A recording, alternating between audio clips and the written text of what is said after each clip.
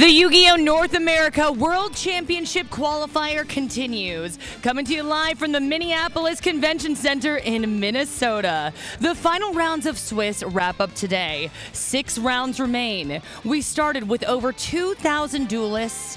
A fraction of that survived, but only 4 will earn a spot at the World Championship in Tokyo. We also will crown a champion for the first ever Genesis Championship and the Dragon Duel Championship.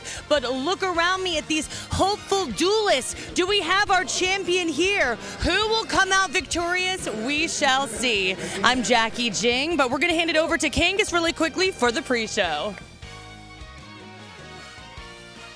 Thanks, Jackie.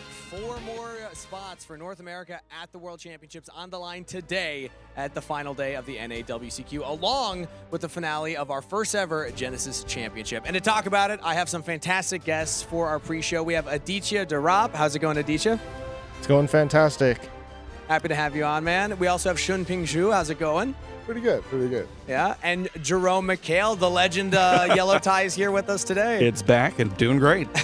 Okay, is it yellow or gold tie? Yeah, I treat it as gold. You treat it as gold. Black okay. and gold. Okay, hopefully there's no offense there. The golden tie is joining us on the desk. We have a lot of fun stuff to talk about today on the final day of the NAWCQ. But first off, I just want to catch up on how your guys' weekend went, because you were both competing. Aditya, you were competing in advanced format, correct? Yeah, I was competing in the advanced format on Saturday, and then on Friday, instead of playing Genesis, I played the World's Qualifying Points playoff. Yep. Mm-hmm. And how'd your weekend go? So for the playoff, I played against Charlie. Fantastic player. We had a really back and forth games 1 and 3. He managed to run away with it, but it was a great experience overall. I love playing in these really high stakes tournament style events. Mm-hmm.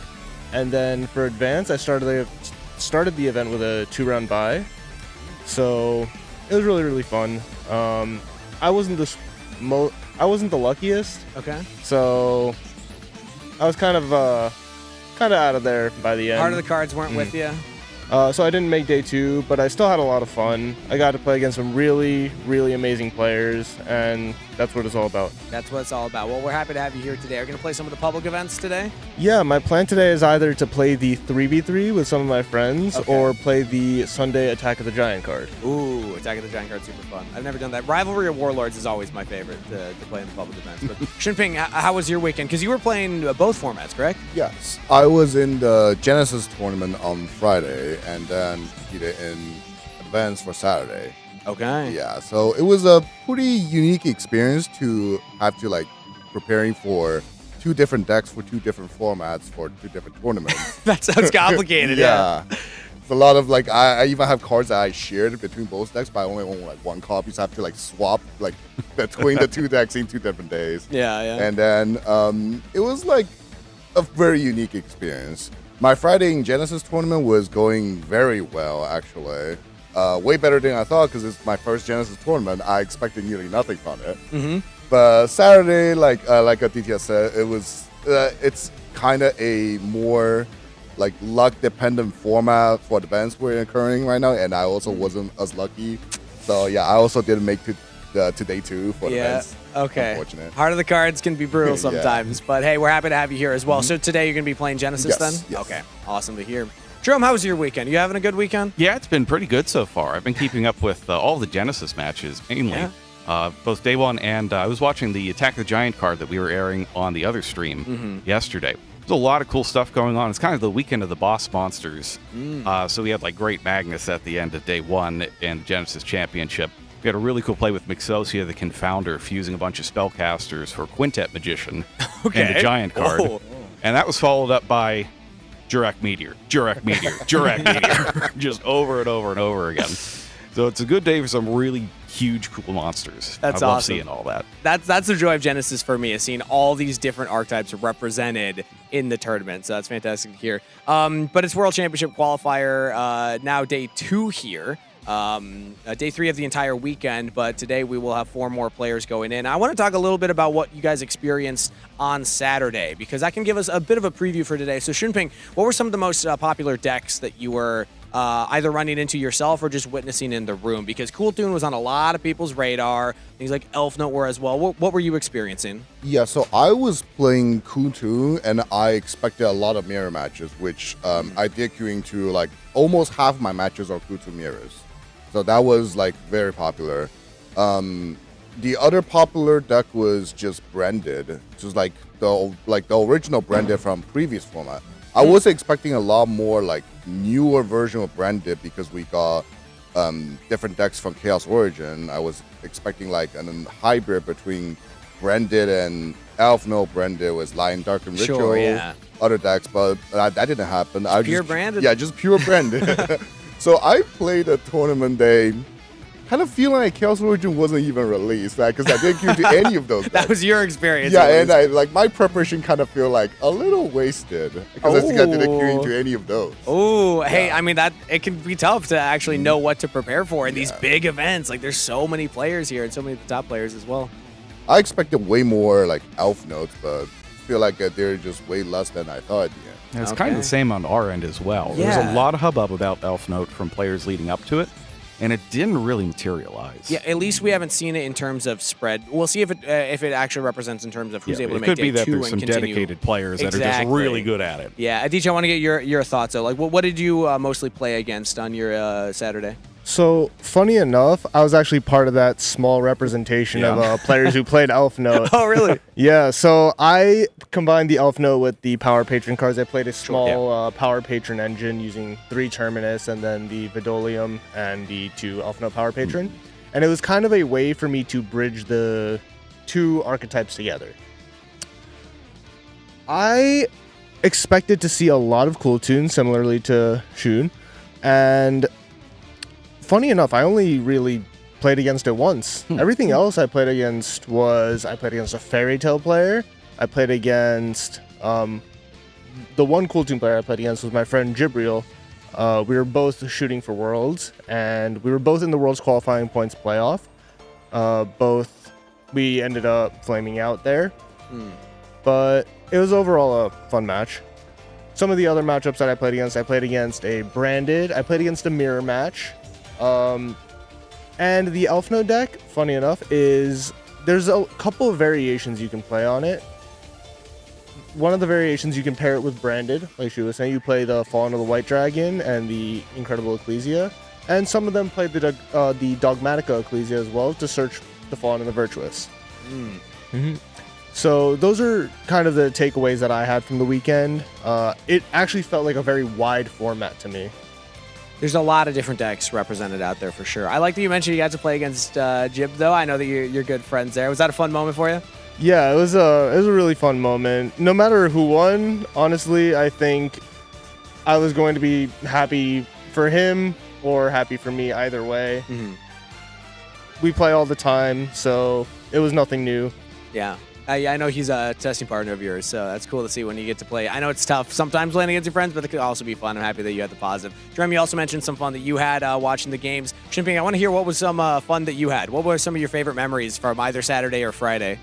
Saturday for the events, it's like regular for me, but I think my highlights for the weekend is actually Friday in the Genesis tournament. Ooh, okay. Yeah, What happened? Friday, round 1, right? It was my first Genesis tournament. I sit down. I immediately got pulled for the stream feature match. Okay. Yes, and then, well, as everyone may know, I love stage time. I usually do better on stage. So I won that very quickly. And then round 2, I got pulled for rhythm feature right after that. Apparently, they just didn't know I was on stream. So Back to back. Yeah, back to back. Like, I started my weekend, my first ever Genesis tournament, which is 2 feature matches back to back. Right? I know my deck may be special. I don't know the format too well to even say that, but I didn't know it was like special enough to get 2 feature matches back to back. Did you have fun with them? Did you enjoy the feature matches? Yeah, I love those. Okay, that's Start cool. 2-0? Oh yeah. Okay. Waiting on 2 feature matches. That's even better. Yeah. That's even better. Perfect. All right, perfect. Well, I want to talk about some of the players that are still in advanced because, again, we have 4 more representatives to be decided for North America going into Worlds. 6 are undefeated still right now, including Ryan Yu. who's actually undefeated right now. Very cool. Other notable players, Luka Kovac. He already qualified through the points playoffs, but he's still doing pretty well. Kamal Crooks, a lot of people have been talking about him. He's still X1, so really cool to see him advance. I want to get each of your quick thoughts before we wrap up here. A player that you're going to be watching on day 2 that you expect to be able to make either a deep push or maybe even get that world spot. So Aditya, who's your player to pick? So if I had to choose one player, I would choose to take it all. Would be Ryan Yu. Ryan He's Yu, a phenomenal player, Master Duel World Champion. Got second at the North American Championship in 2022, I believe. Yeah, and has multiple YCS, high placing YCS finishes. Yeah. So I think it really is his time to take it all home. A lot of people are rooting for Ryan Yu out in the field. I've heard a lot of support for him. Shinping, what about for you? Yeah, so there's still 6 more rounds of Swiss happening, so I feel like it's still hard to decide it. It's not like as easy as like if we were in the old system. So my pick is actually I want to see my good buddy Anthony Xu doing well. Okay. He's I believe 7-2 right now. Like on Friday in the points playoff, like this is his first year grinding for the points playoff. He made it very far into top 4, losing to Mario in the final deciding match, very unfortunately. And I know he's spending a lot more effort, way more effort than me this year. And I hope he's doing well. I hope he actually can get there for the second chance. Okay. Since he was so close for the first one. Yeah, for the first, and that was for the advanced constructor, correct? Yeah, exactly. All right, cool. Well, there we go. We have both of your picks. Thank you so much for being on, Aditya. Thank you so much, Shinping. Thank you so much, Jerome, for coming on and blessing us with the golden tie. That's going to do it for our pre-show for the NAWCQ Day 3. Make sure to stick around, everybody, because the show is about to start. We have 4 more representatives to send for North America to the World Championship Series. Let's figure out who they are. Long ago, the world was ruled by spells and monsters. Your move! Your move! Thousands of years have passed, and the world needs a new champion. Who will be crowned champion? We will know your name.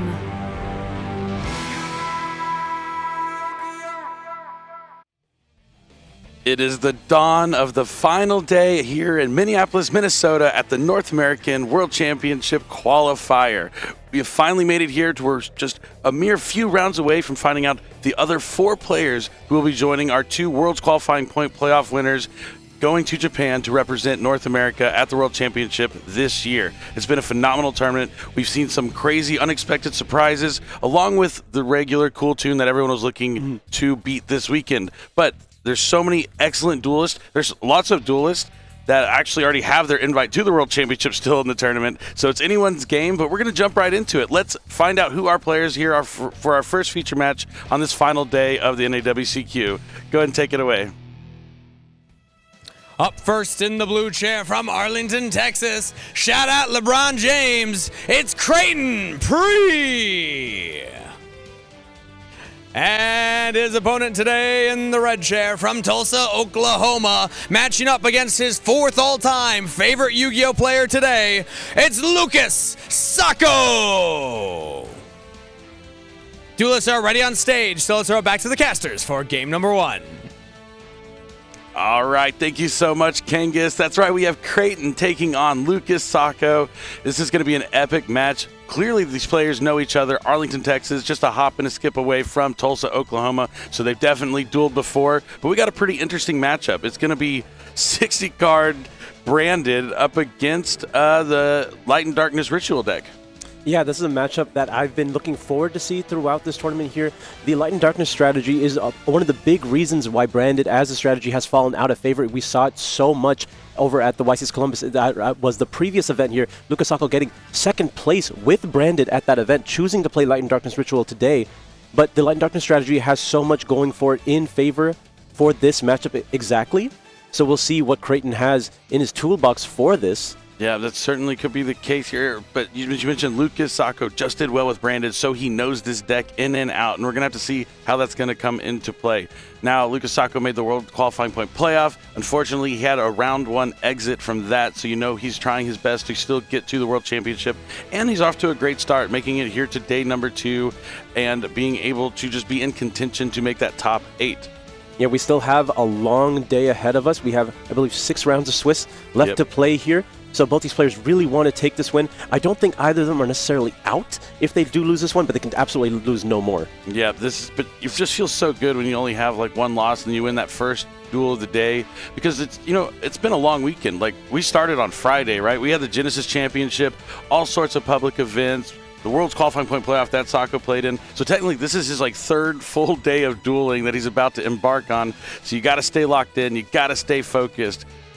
And it's also kind of cool to play like one of your friends on the biggest stage of all with everything on the line. Yeah, when you say that someone is your 4th favorite player, are you taking that as a good thing or a bad thing? There's so many good duelists out there. I got to take that. Number 4? Top 10? Top 10?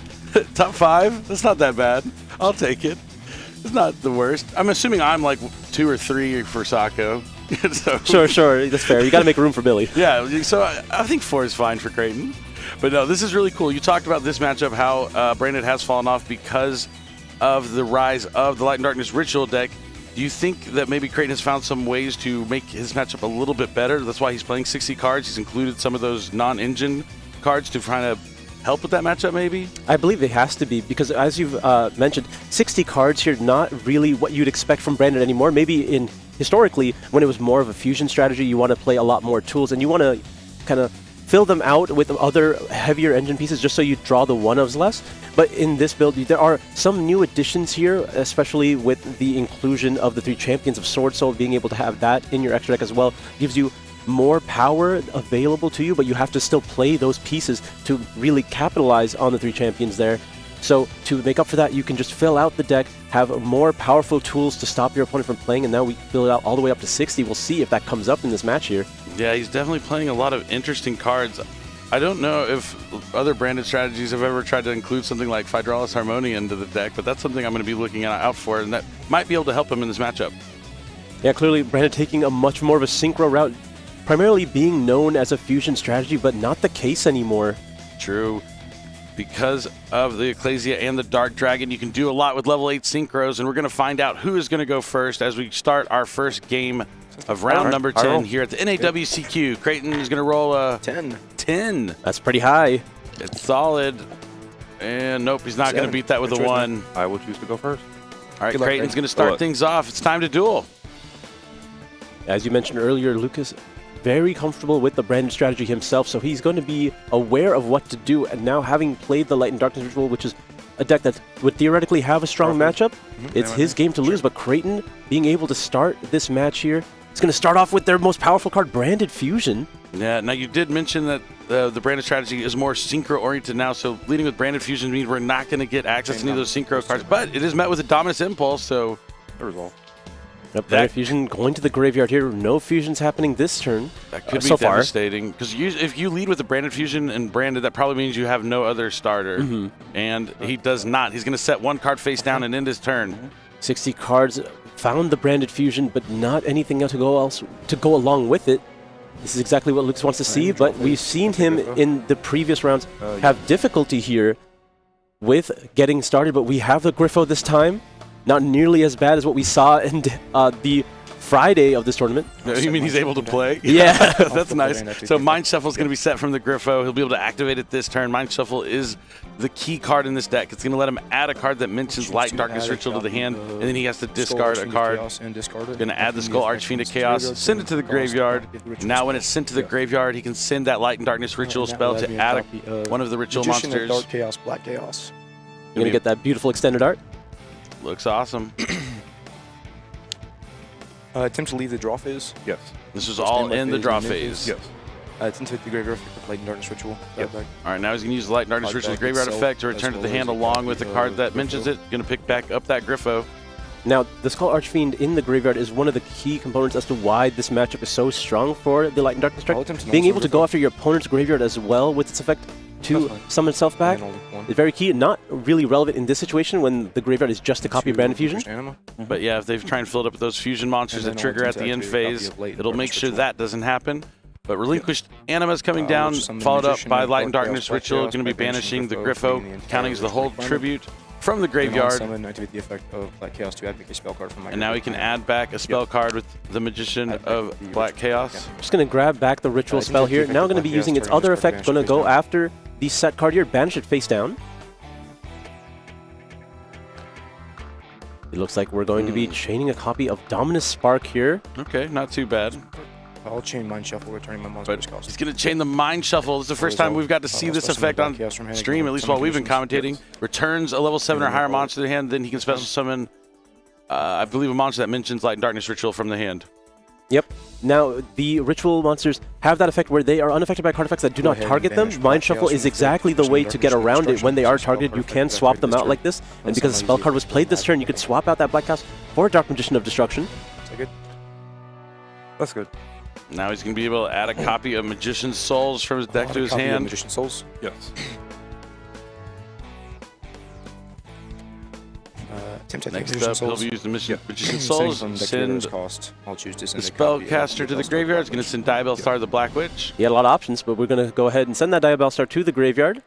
Summon the Magician's Souls to the field. We can swap out that Light and Darkness Ritual that we got back free. Get some more draws out of this. Yeah, Magician's Souls with the Light and Darkness Ritual is so cool because it's just so much free value. You've used it, you add it back to your hand. He got to add it back to his hand again, and now he'll be able to draw a card if he so chooses. But it looks like he's just going to hold it. Yep, no need. We are going to just conduct a Link Summon here. Cross Sheep. And there's Cross Sheep already pointing to a fusion monster. If we summon into that zone, it's going to be able to trigger. Okay. It's early, solid. Yeah, I can tell. And let's see where he's going to put this Skull Archfiend of Chaos. I'd imagine, like you mentioned, he will summon it to a zone that Cross Sheep points to, so he can trigger the effect. It doesn't need to be the fusion. Sorry, the monster summoned to Cross Sheep doesn't have to be a fusion monster. It just has to point to a fusion monster to get the fusion effect here. Exactly. Going to be able to summon the monster from his graveyard here. He left a lot of value in the grave. We're getting that Magician's Souls right back. No. All right, going back into the extra deck. What is our next move? I mean, all Lucas has to do is get to that damage right now. Creighton not really representing anything. Oh. Link away, Magician's Souls. Oh, I apologize. Looks like we had a judge call real fast. I'm sorry, Creighton. Confused of what happened there? I think then. Huh? Were we locked out of summoning Magician's Souls from something? It's early. I think it's early for all of us. We'll get an update on that, what happened. It looks like Lucas is going to continue playing here. Yeah. We're just going to banish the materials here to summon back that Magician of Black Chaos. Still in main phase. Activate Flirtily. Oh, Cross Sheep is an Earth and use Impulse. Oh, okay. It's Yes, way yes, too yeah, early. yeah. It's way too early for Dominus attributes. Good job on that one.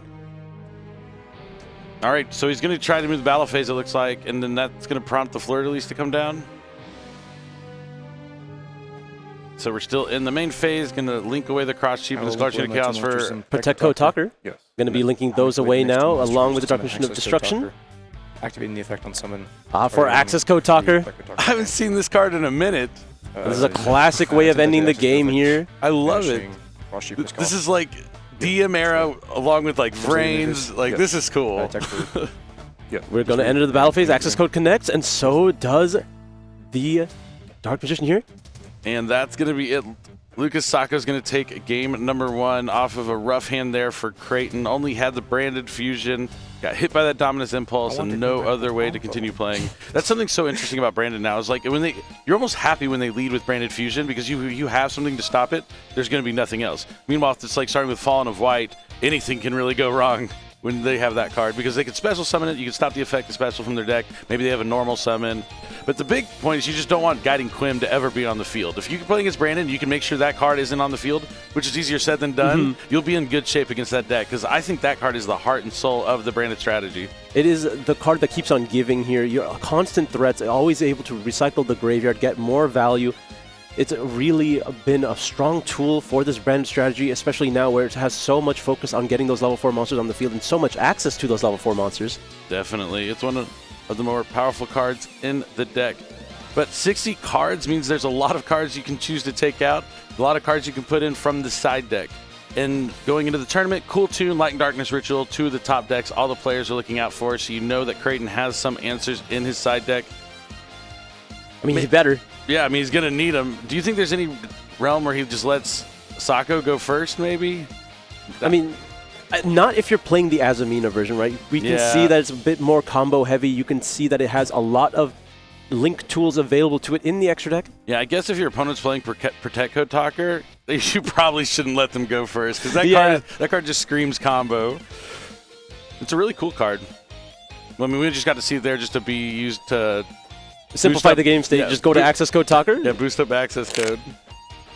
Anytime you can comfortably play Access Code Talker in your strategy, that means they can probably put several bodies onto the field. Not something you typically want to let go first. I lost round 1 to Clown Crew Mitsurugi. We hear the players talking. Creighton lost round 1 to Clown Crew Mitsurugi. I like Clown Crew. The guy proceeded. I mean, losing round 1, being able to hold out, still be here in day number 2. That's the tenacity that we keep seeing from these players here. Yep, you can't give up. You have to keep going. It can feel bad to lose early because then you have so many rounds ahead of you, but you just don't. It's daunting for sure. Yeah, but you have to just think one round at a time. Just take it one round. I have to win the next round. Then I have to win the next round. But don't put too much pressure on yourself. It could be overwhelming, and then you'll get tilted, and we don't want that. It is always a mindset here, but the players are getting shuffled up. I think they're both very comfortable here. Creighton already down a game, but it doesn't seem like it's bothering him too much. Obviously, if he was able to lose round 1 and be in this position, he can take back 2 more games against Lucas. I think so. You see Lucas taking his time to shuffle this 60-card deck. He found 40, and then he had to grab the other half of the pile here. It can be hard to shuffle them like rifle shuffle in your hands, especially with the deck is double sleeved and stuff like that. I remember the first time I played a 60-card deck, fresh sleeves, round 1, poof, I tried to shuffle, exploded everywhere, cards flying. Yeah, I stopped trying after that. It was embarrassing. But that's not neither here nor there. Creighton locked in, looking to the sky, thinking, what can I do? What can I do differently? Can I draw a little bit better? Yes, perhaps I should try that. Can I not draw Fleur-de-Lis, Imperm? But I mean, that's kind of the downside. So we do see him playing 60 cards, but most of those extra cards on top of the 40 are all the generic, disruption kind of cards. Yeah, less focus on having those powerful interruptions or powerful engine pieces, and more so just filling out that space with ways to stop your opponent, which means, you will run into having a critical mass. Yep, and sometimes you'll get those hands where you just have defense and only a little bit of offense, but hopefully Creighton can turn it around here in game number 2, taking on one of the best players of this past year in Lucas Sako. Let's go ahead and jump into it. It's game 2, round 10 of day 2 of the NAWCQ Advanced Tournament. No, that's it? We have to differentiate from Genesis, Advanced. It's actually day 3, so when I say day 2, I got to mention that it's the tournament. There's a lot of details. Yeah, of course. A lot of facts. All right, Creighton draws his hand here, but I think we have our best starter here in the Fallen of White. Fallen of the White Dragon. Fabio's going to send Albion, the branded dragon, to the graveyard, special summon out to the field, and then special summon that Guiding Quim from the Incredible Ecclesia. The Guiding Quim will It'll come happen later. eventually, yeah. We have to get through the Dark Dragon and everything. Okay, does we have an Ash Blossom, an Impulse? We have another copy of Dominus Impulse here. He'll remember the Cross Sheep this time. I was going to say it if you didn't. It's early. There's not many cards that will really be lost with Dominus Impulse in this strategy. Wow, that is wild. Cross Sheep, apparently. I guess the Black Luster Soldier is also Earth. Is it not light? I think it's Earth. Maybe not. The Light and Darkness Ritual strategy? Yeah, it's probably light. We're going to be activating the Deer Servant next. We're going to be met with Ash Blossom. No, it's Earth. I'm right. That's crazy. Yeah. Hey, there's a lot of different BLSs out there. They all have different attributes. So Nadir's Servant was activated next and met by Ash Blossom and Joy Spring. And now a monster effect has been activated, so triple tactic talents coming down for Creighton. That's a strong one. We have see 3 powerful cards in a row. And we're looking at the hand. That's not a good sign for Lucas. I'll chain the effect of Griffo. Oh, but we do have Griffo here. It's a copy of Mind Shuffle from my deck. It doesn't have to be Mind Shuffle. It's a quick play spell or trap card that mentions Light and Darkness Ritual. Yes, it doesn't have to be Mind Shuffle. You It's going to be. You could get the quick plays. Honestly, the quick play spells for this strategy are actually quite strong, but they all have to be used in response to your opponent, which makes them definitely worse than Mind Shuffle. Mind Shuffle gets all your plays going. And then taking a look at the hand, it's another copy of Mind Shuffle, as well as the Ragged Rites here. Yeah, I think I'll hit the spell. Ragged Ritual of Rites. Neither of those cards are really great in the hand that he has, but now he's just... Sako hasn't started his turn yet, right? And the only cards he has is a set Mind Shuffle and Mind Shuffle in hand, which is kind of funny to me. And we're going to have to... like, those cards are going to get shuffled around real soon, though. You're going to get a lot more value from a Skull Archfiend later in this turn, unless Creighton can find a way to deal with the Mind Shuffle. If he can, then the game's going to be wrapped up pretty quickly. Magnamut now being able to go after the Griffo in Sako's graveyard here, able to trigger its effect on the field now. That's fine. All right, this is good for Creighton. It's important to get rid of the Griffo out of the graveyard since we've seen that the Light and Darkness Ritual set can add those cards back later on. It can also be used as the full ritual for the Light and Darkness Ritual, but Mind Shuffle is going to be activated now before Lucas' turn. Well, he's going to have to use it now before he's able to resolve Albion, getting access to the Fallen and the Virtuous. Very heads up. Light and Darkness Ritual. Yep, going to go ahead and just send the Ritual spell to add one of the Ritual monsters here. Choose to add Magician of Dark Chaos, Black Chaos, back to hand. And The Black Chaos Ritual going to the hand here.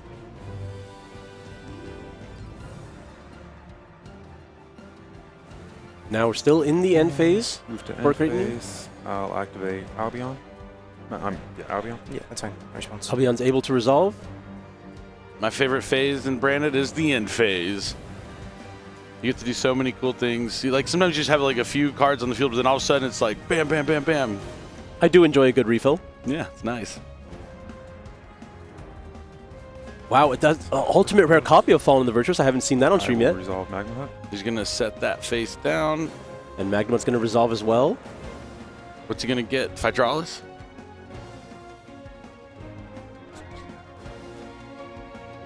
Might want something to check the Skull Archfiend engrave. Oh no, it's going to be another copy of Fallen the White Dragon.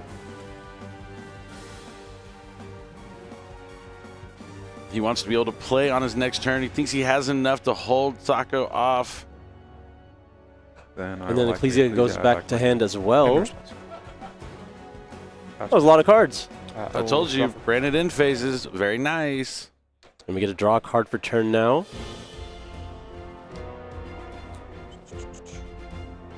All right, Sako thinking about his options. I didn't see what he drew. Yeah, neither did I.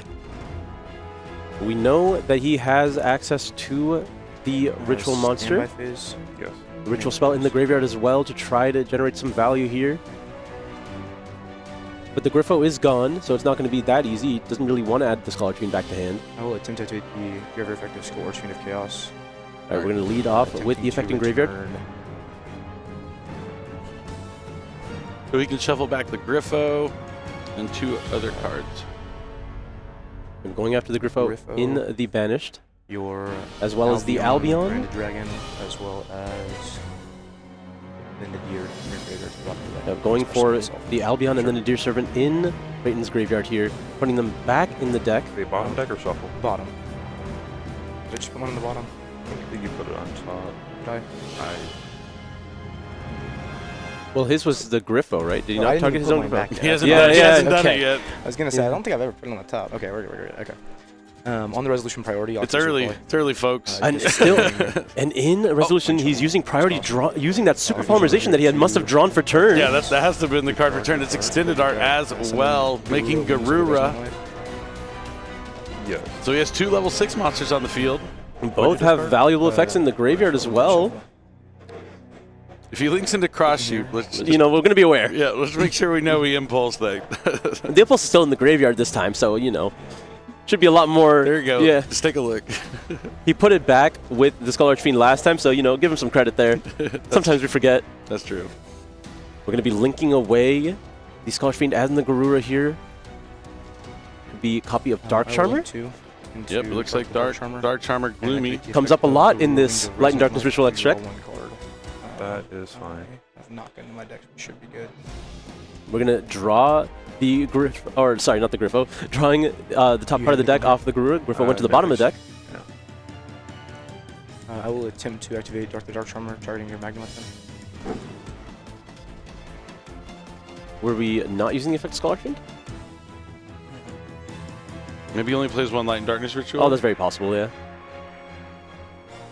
And Dark Charmer is going to be met with the effect of Forbidden Droplet, getting rid of the Ecclesia from the hand that was added back in the end phase. We still know about the Fallen Virtuous set, so it makes it really difficult to use this Mind Shuffle. Creighton not in bad shape. Yeah, still holding on strong here. We know he still has a copy of Fallen of the White in hand as well. Yeah, I mean, he has the Disruption that turns into a starter with the starter in hand, but all by design. This is how he wanted the duel to play out. I will attempt to activate the Graveyard effect of Light and Darkness Ritual, that big itself, as well as that card that mentions it. But this value will be added back to Lucas Sacco's hand. Can add back that Light and Darkness Ritual along with any monster that mentions it. I think at this point, the only option in there is that Skull Archfiend. So not ideal, but we can try to conduct a ritual summon here. Viola and the ritual. I didn't add any cards this turn. I can modify. Yeah, the only... The Black Chaos Ritual is still known in hand, but there was a card drawn off the Garura that is still unknown to both us and Creighton. Any monsters who what is he thinking about? Yeah. Fallen the Virtuous somehow? Some way? No, what? I mean... I was going to special summon the Skull Archfiend? Okay, now that the Ecclesia is back in the graveyard. What? Very interesting here. I'm interested. Yeah, that's fine. Okay. He just wants to remove... Like, he knows there's only one mystery card in Lucas' hand. Maybe he's just really trying to prevent a ritual summon. No, that's a huge misstep. I am foolish. Yeah, yeah. He realized it doesn't target; it just adds them both back. So he's going to add back the Mind Shuffle and Light and Darkness Ritual, and the Fallen of the Virtuous doesn't get to send anything to the graveyard, and he just has a Summon Skull essentially on his side of the field. And now he has the freedom to use the Mind Shuffle because he can no longer under the threat of the Fallen of the Virtuous. Yeah, that was that's brutal. It's early in the day, folks. Virtual monster and activate the effect on some attack. You can add back Super Poly, but I mean the Guru's gone. Choose to add back. I mean, this can get dangerous really quickly. It doesn't have an immediate answer for the ritual anymore. That's a good question. What do I want to add back? I'm thinking on that. Back. All right, Lucas didn't expect to get this far, so has no idea what he's going to do. Just going to grab that Superpolymerization.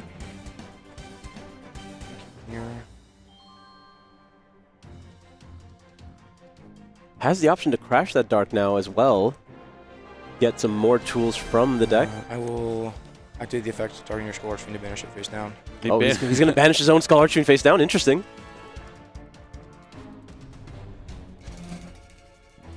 He knows the one card in Creighton hand is the Fallen of the White Dragon. Oh, I see the card that he drew for turn, or not for turn, but off the Garura is a pretty impactful one. The Mind Shuffle to search. Yes. Mind Shuffle now able to use its effect, going to be able to add a monster that mentions Light and Darkness Ritual and then discard a card. See what we grab here.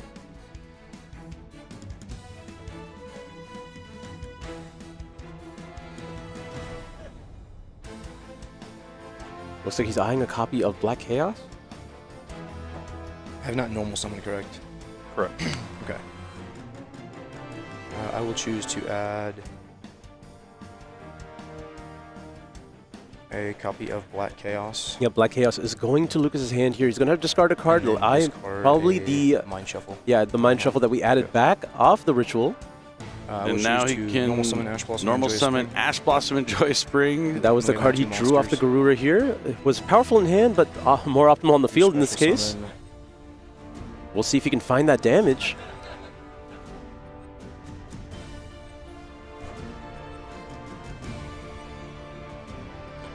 SP Little Knight. SP Little Knight? Okay.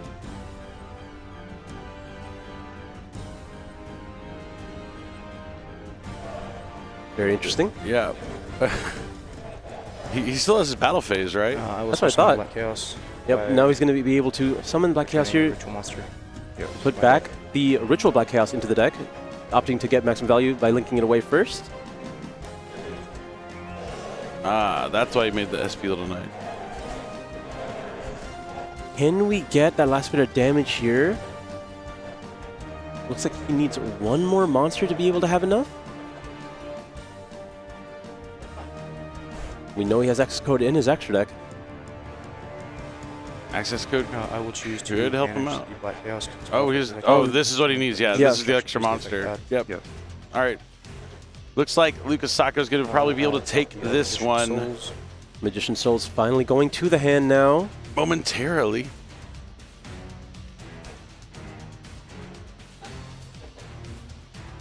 Oh, activate the effect of Magician Souls. I'm pretty sure Creighton's Hero's only Lost. card in hand is that Fallen of the White Dragon. It is indeed. Sends the Diabell side of the graveyard. Spell summons Magician Souls. We just need to start link climbing. Yeah, just making sure he doesn't miss anything. As you mentioned, it is early here for both players. Yeah, it I will is. attempt to activate the effect of Soul Sending Mind Shuffle as cost. All right, we are trying to get all the value we can here, getting rid of the second copy of Mind Shuffle now. I mean, access code was Dark Magician Destruction to 8,000, right? I will Oh, that's what I would assume. I think so. 81 last time I checked. link away Magician Souls. Did we miss a battle Summon phase? a copy of Relinquished Anima. I And don't link know. away Dark and Relinquished I don't think Anima. so. Summon a I think he's copy just of I think he's just Dark taking his time. Yeah. Yep, Protect Code now hits the field here. Now he can just And then I'll link away. link away the SP and the protect code for access code. Yeah. He's just being careful. Doesn't want to make any mistakes. Special Understood. Master Talker, and I'll use the effect to gain 3,000 attack. We see again I'll attempt Yugi to cards resolve along this. with the Vrains cards working together to win the duel here for Lucas Sacco. And after just that slight misstep from Creighton, Lucas Sacco is going to be moving on with 2 losses, but still keeping his hope alive to go to Japan and represent North America at the World Championship. This is one of the most hungriest duelists for a W right now. He has been playing nonstop for the past few years, but he's just kept getting better and better. Plays in the World's Qualifying Point playoff year after year. Just absolutely phenomenal. Just came in second place in the most recent YCS. One, I think, my pick to win it for the whole weekend. And you can see why. He knows what he's doing. He's methodical, logical, and when he's playing a powerful new deck, maybe that's what it's going to take to push him over the edge and get that trophy. Yeah, when you're talking about methodical, you can clearly see his intentions with every play. He is taking his time, even though it was almost certain that the game was over. He wanted to make sure he didn't make any mistakes. He knew all the information, but, it's okay to take your time sometimes when you have that time available. Just as long as you keep a moderate pace, you have to play within pace, but it was fine. You just make sure you don't make any errors, especially at such a critical point in the game. All it takes is one mistake to lose, and the game is yours.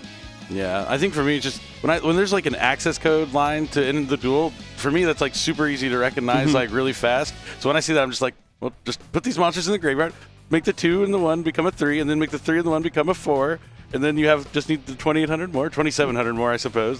So I go really fast in access code, but you got to respect the thinking. Also, your opponent's playing B-Steals. You've seen Dogmatica Fleur-de-Lis.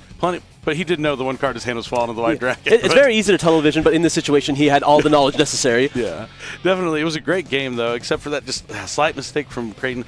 I don't know if he holds the Fallen and the Virtuous. He waits to chain it to the Mind Shuffle. I don't know if that's enough, because if Sacco could do anything with being able to summon the Magician of Black Chaos and then finding a way to disrupt that Fallen of White, he's still in a really commanding position. But in Yu-Gi-Oh, if you have it, you don't want to give your opponent the opportunity to come back if you can do so. I think it was one of those things where you hold it as long as possible. That will just limit what Lucas does. He probably wasn't going to try to push for game there. He would just try to build resources, and then during the end phase, you try to gain as many resources as you can by using the Fallen, putting stuff in the graveyard, trying to play through while he can't really do anything because it's his end phase, and then just try to build again on your following turn. But because you used your interruption, Lucas knows that you have nothing left to do. He can do whatever he wants. And yeah, I was wondering also, maybe he could have got like a B-Steal Magnum bit to I was looking at his deck. I don't think there's another copy. Yeah, so he didn't even have that option available to him. I think if Druid's Form existed, he would have gone for it. Yeah, because it would have been really good in that position. But yeah, also just speaking to the power of the Light and Darkness Ritual deck, when we saw Sacco on the World Qualifying Point playoff, he drew horrid. He had double Mind Shuffle every game, but now he was able to show what his deck can really do, and he's moving on with 2 losses. But let's go ahead and hear from Lucas Sacco, our winner of our Round 10 feature match. Go ahead and throw it to the stage.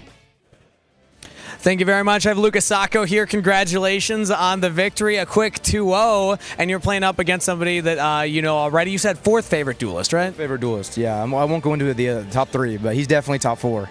And you guys have played before, so was it fun playing a friend up on stage? Yeah, it's always fun dueling. That's why we play the game, right? It's fun dueling. I don't think anyone would do this if they didn't like the game. And so it's always fun to play a friend. Agreed. It's fun.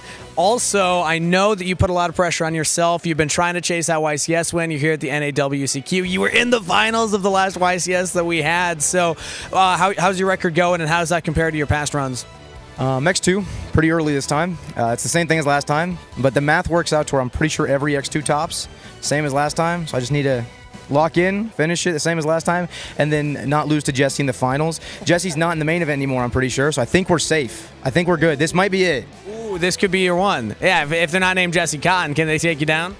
I guess we'll find out. All right, cool. Well, I heard that you normally are pretty animated. You know, you have the emote that you would always do, or something like this. You have a new one. Okay, there we go. The debut of the new NAWCQ emote. Congratulations on the feature match win. I didn't even have to set you up for that. You were just ready for it. Yeah, the most cringe thing I've ever done in my entire life. I lost a bet, and so there it is. Oh, so this wasn't even your choice?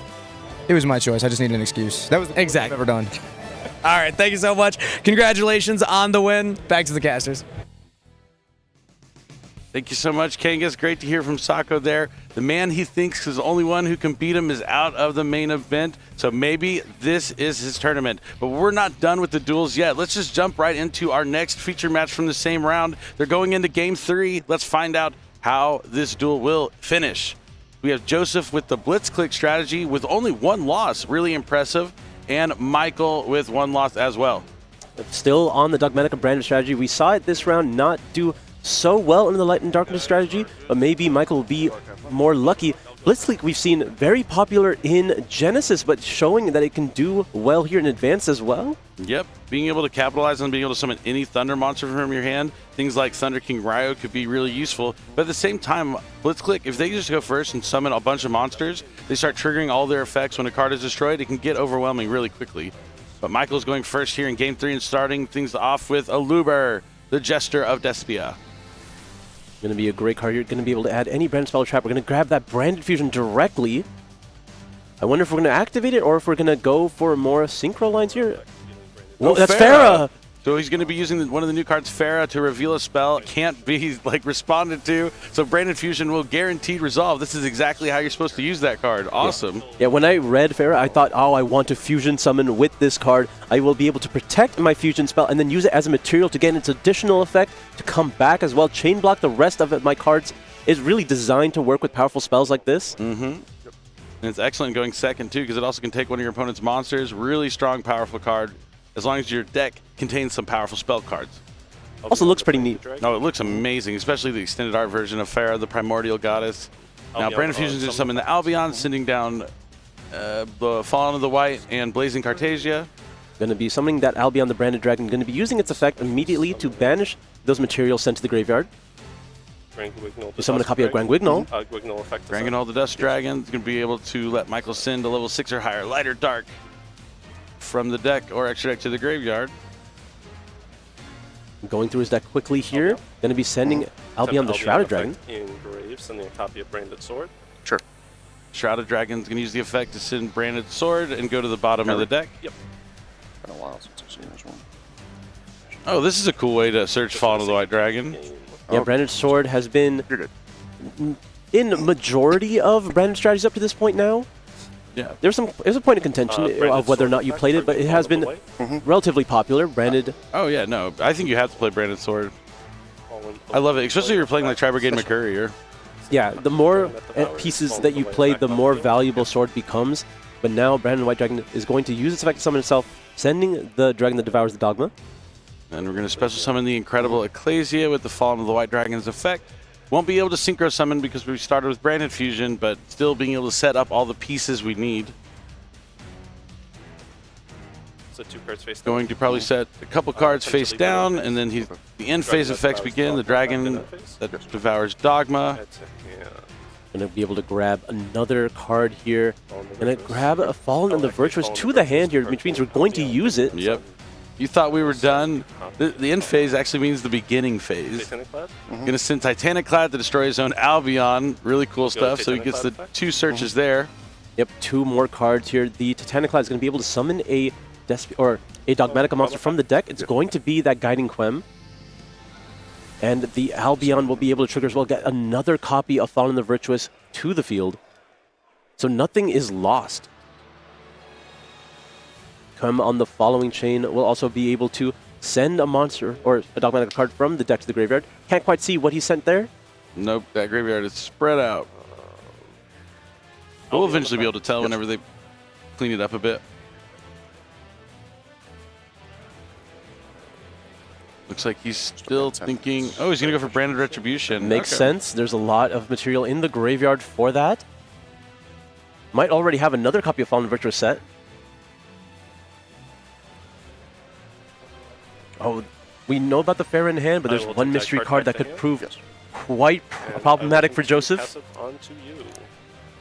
All right, Blitzclick, not bad at going second. They special summon the hand, taking out cards on the field along the way. So if there's any deck that can win going second, it might be Joseph with his Blitzclicks. Branded.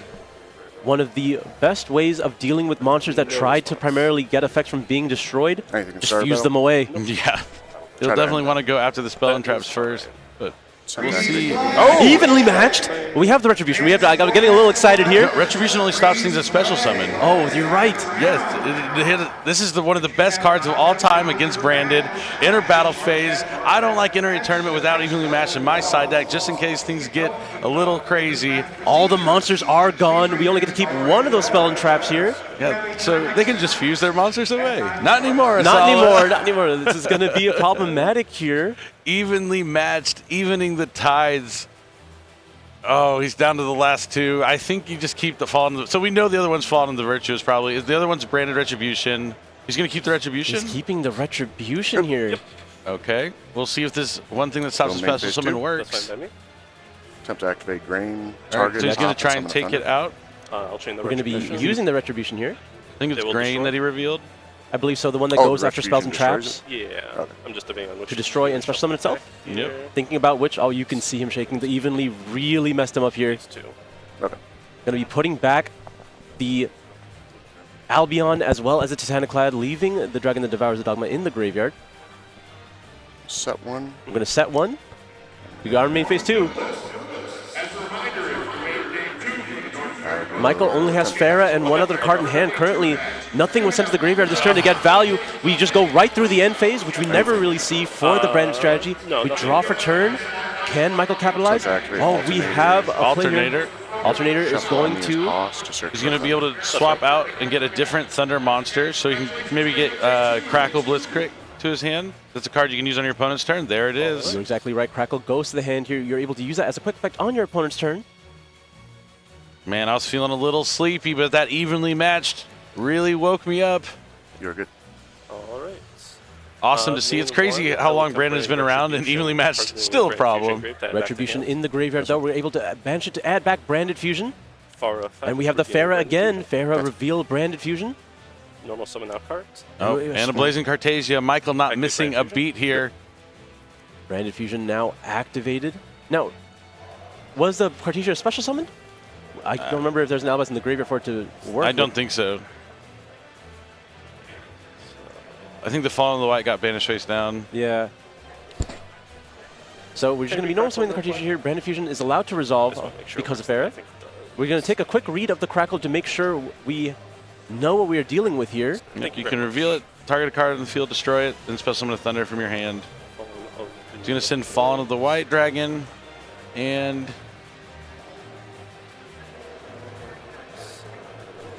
we'll see what other card we're going to go for. Likely trying to get Albion on the field here.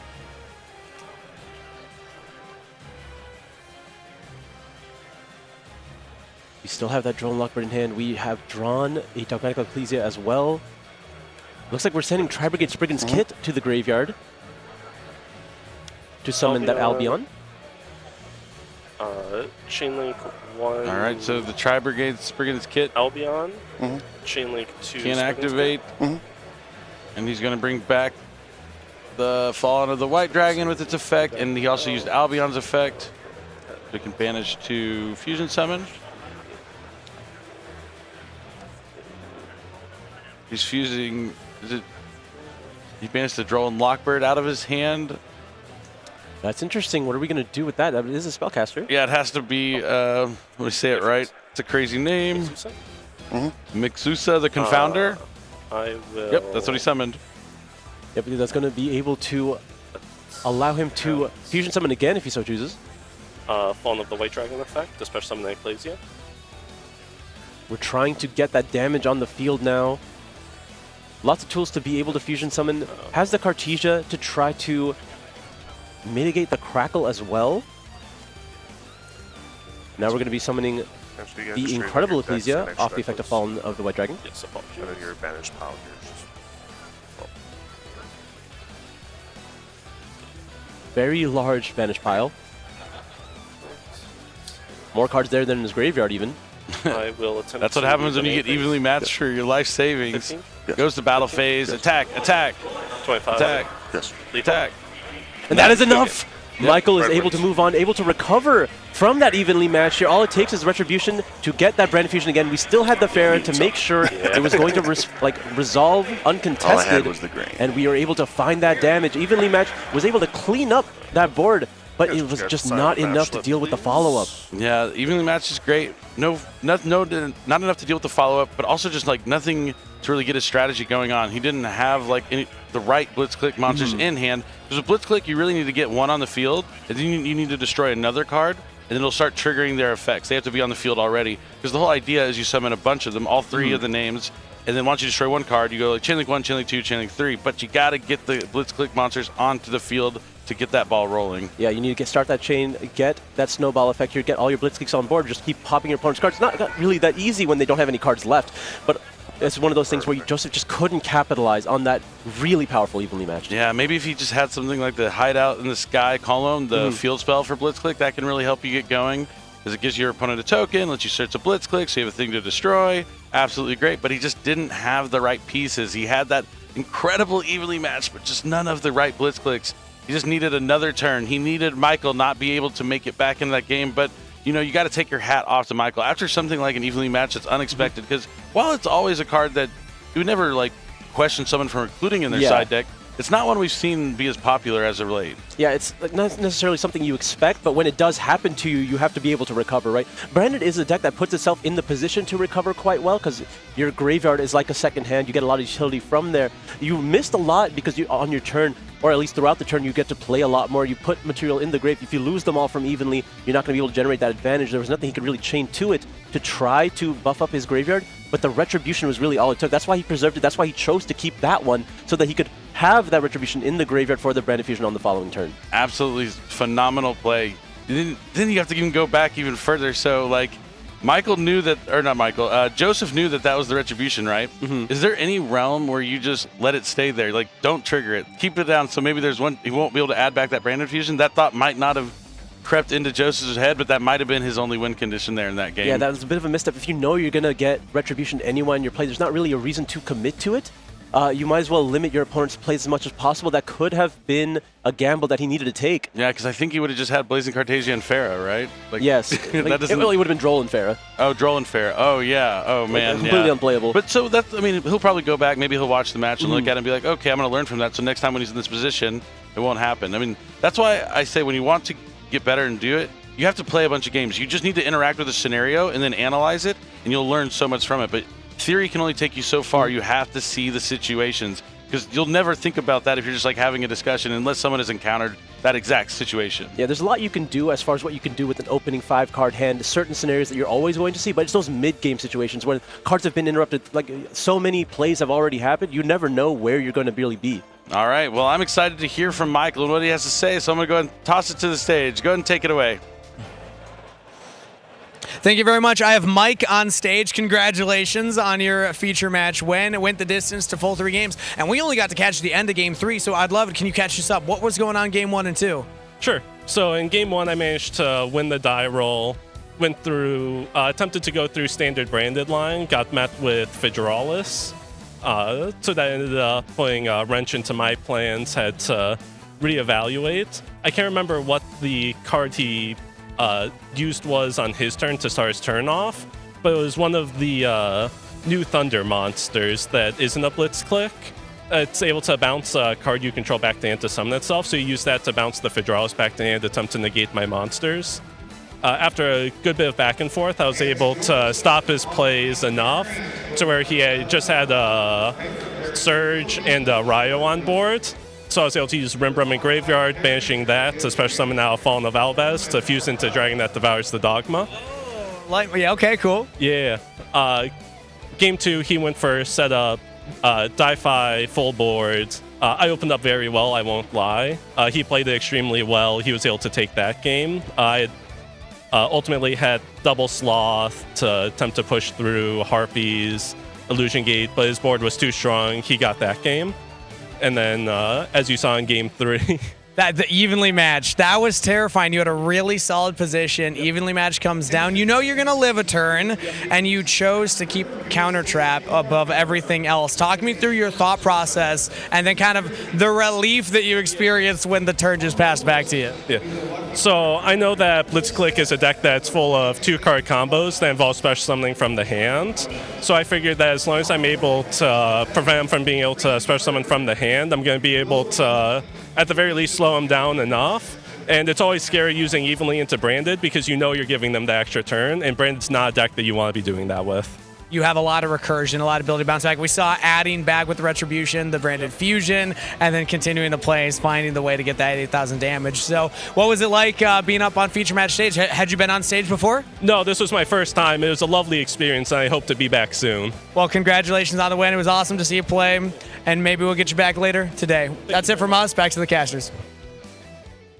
So awesome to hear from Michael. He sounded like he really enjoyed that match. I love hearing dueling stories because that's what you're at a tournament. How was your round? Love hearing the what happened because you can learn from it as well. So it's always good to listen to the duelists. It's been an exciting weekend, and we still have more to come. But it's not just the NAWCQ where we're qualifying for the World Championship. We also have the first ever inaugural Genesis Championship that's been going on. It started on Friday, and now it's concluding today. So we have 2 tournaments, 2 championships. We're going to have 2 winners at the end of this weekend.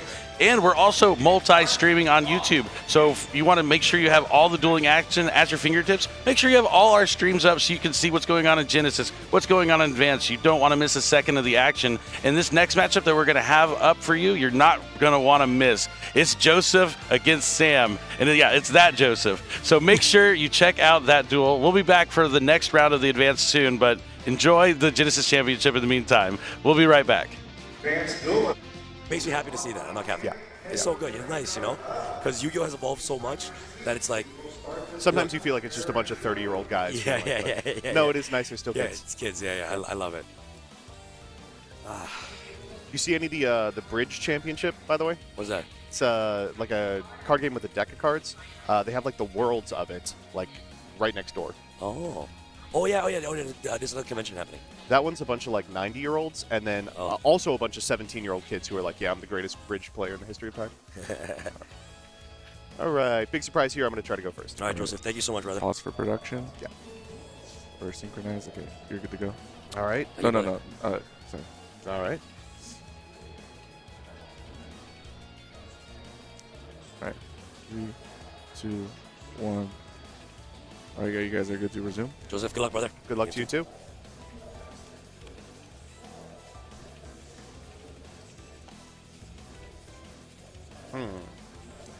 All right. Stand by me. Yep. We're going to start with Empire of Endymion. Yep. We will grab Magistus Madame Vare to my hand. I'm just kidding.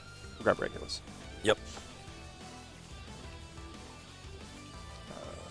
Followed up with a Fairy Tale Ball. Yep.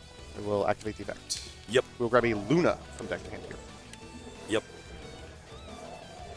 All right.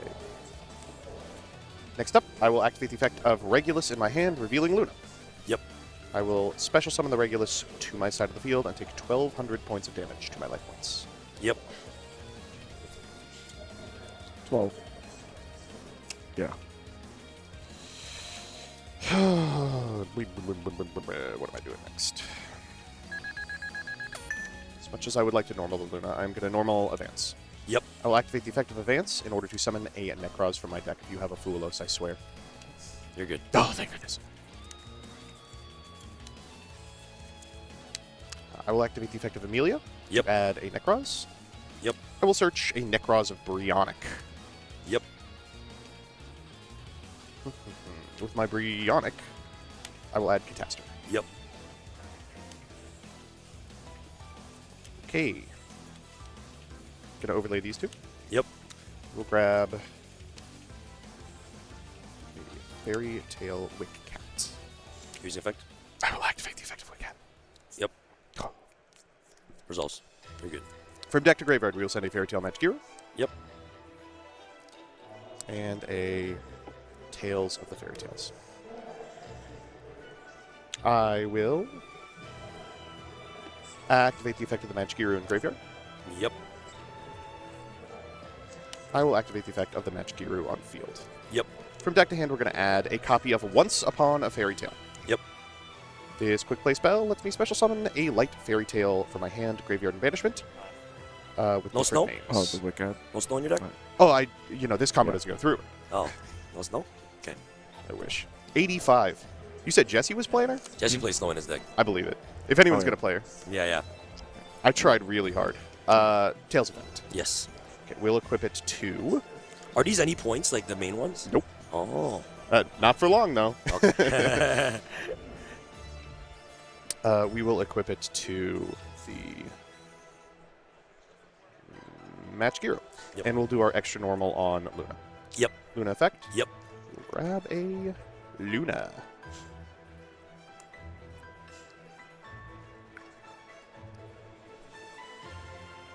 Okay, I will activate the effect of Tales of the Fairy Tales. Yep. We will fuse the Wicket and the Luna. Yep. Into a very powerful card. Teller of Fairy Tales. Yep. Next, I will go Necroz of Catastor. Yep. We'll bring back our good pal, Amelia. Yep. I will overlay Amelia and Regulus and Magic Hero. Amaterasu? What is that? I'm Spellcaster locked. Oh, it's Spellcaster locked. Oh. For Alchemic Magician. Married? Yeah.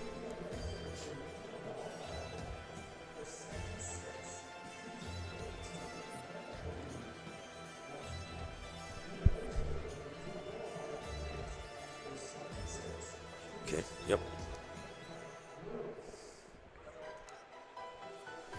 I'm going to set a card. Yep. I will proceed to the end phase and activate Alchemic. Yep. We'll set Super Poly. Big surprise. And then just a minor thing, we did apply the penalty for the Wicket for last game. No problem. That's a UC minor? A P minor. Gotcha. Yeah. I will discard Once Upon. Oh, you have to discard a card? Yeah. Once Upon effect is set. How does it set? This one is, if it's sent anywhere from the field to the graveyard or banishment, it can set itself. And then I can't activate it unless I control a Fairy Tale. Sure. I will set it here. There you go. And you are up. Draw? Yeah. Any draw phase? No. Do I have truth? All right.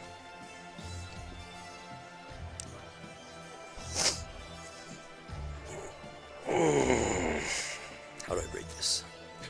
This is a stretch before you go. All right. Have the Winged Dragon rock. Okay. Stand by main. Yeah. All right. First, Joseph, I'll activate Sacred Beast Thunderclap. Use this effect. Place 2 more, then place a field spell by revealing a card. I'm so scared of the field spell. That's fine.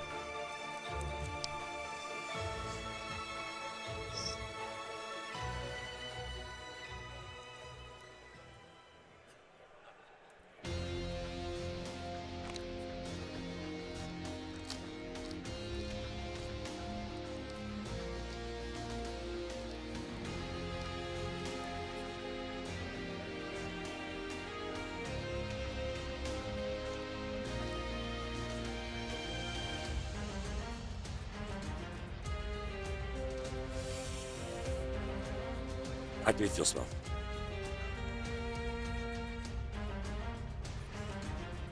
This is irrespective of the effect, right? Yeah, no. This is just me activating field spell. Because it needs. Yeah. I'm not using this effect to place.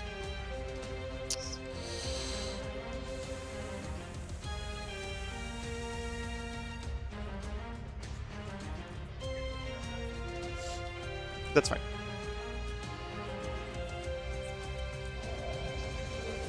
Effect field spell.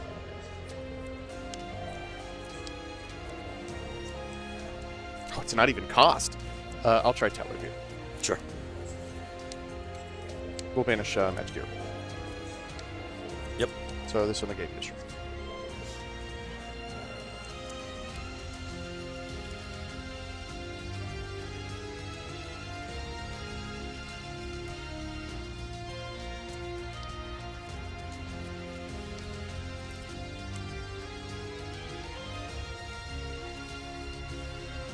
Gravio.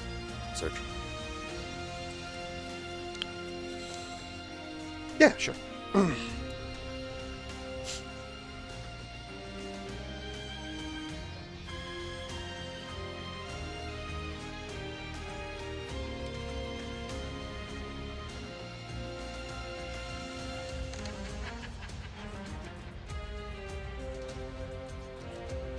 Uriah search. Do you mind? Trap. The trap, yeah. Yeah.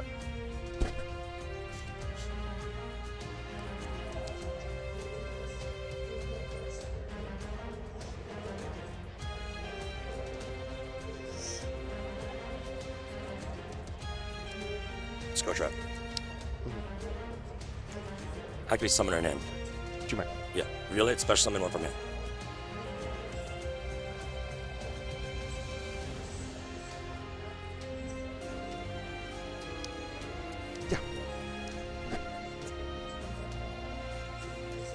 Discard a card. Summon. Priority on effect. You're using the quick effect priority here? Yes. What is your target? It's no problem. How dare you force my superpower? This card is so powerful. Yeah, I mean, I'll use it. You can't respond to it. Oh, what the heck? Since when? I don't even get a chance to use the Fairy Tale Ball trigger here? No. This seems odd to me. So, you summon this. I have a trigger available. You respond with the quick effect, and then what? This boxes out both the trigger and this? Yeah, so, whoa. I'm turn player, right? Yeah. So, I'll trigger this on something. I'll call priority because it's quick effect. Oh, no, well, it triggers first. Okay, and then okay, the so, options. okay. Yeah, so we'll reverse it to the... Okay, But so, it doesn't change anything, Yeah, right? yeah. You can just respond with the quick effect, Yeah. so... My powerful super ball. The greatest card in my deck.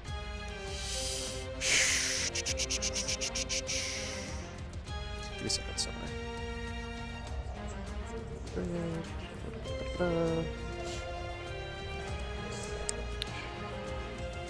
Others. These cards are so good. They did a great job with them. That's fine. Yep.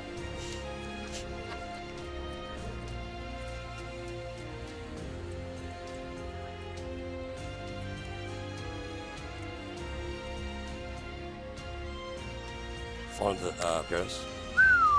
Yep.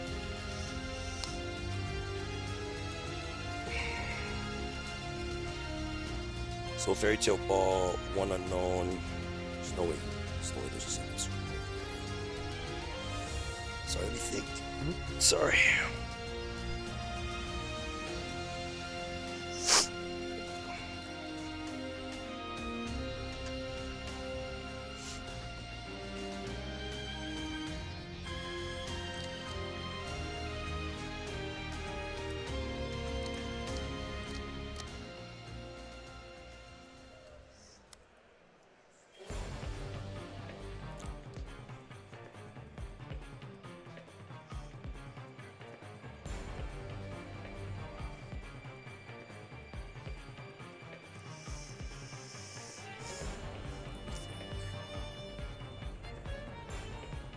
There's no effects in grave, right? Wicked. There's Wicked, right? Yeah. And the fairy tale still has summon from hand, deck, or grave. Is that how it works? Mm-hmm.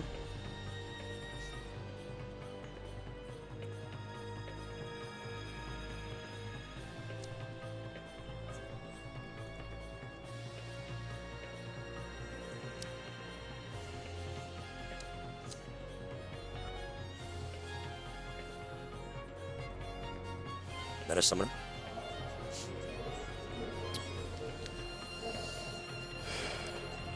That's fine.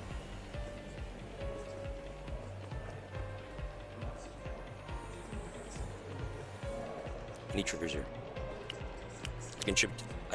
No, it's this is not affected by. Yeah, I know. I have to read this card 15 times. I'll go ball. So it becomes Friends of Fairies. Yeah.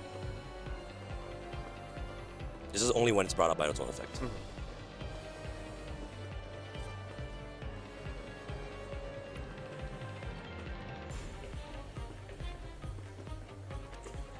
No. Perfect. The spirit of Peeps lives on in my heart. Shout out to Peeps. All face down cards your opponent controls to the graveyard. No. I've got 2 here. Well, I'll respond. I'll go Cosmic, target the Fallen Paradise. I will go once upon. He'll take 1,000. Sure. Go to 58 here. Yep.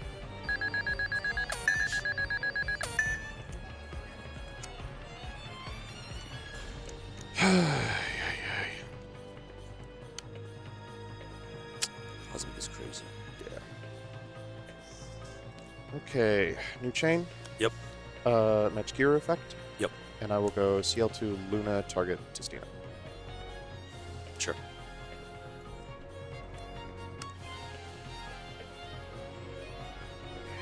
I will grab a Fairy Tale Ball.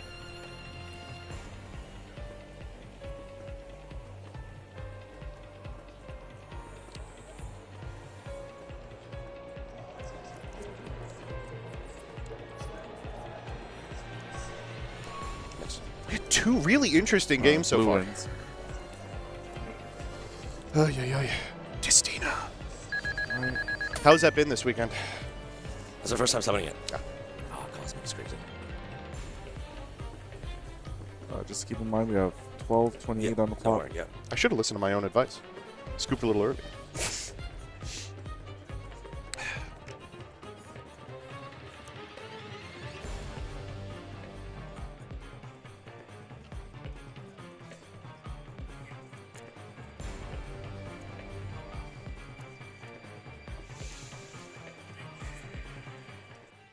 And welcome back to the advanced format side of our NAWCQ weekend. Don't worry, if you wanted to watch the rest of that match, it's still featured live on our YouTube channel. There's actually a tri-stream going on right now. You can switch to the Genesis stuff.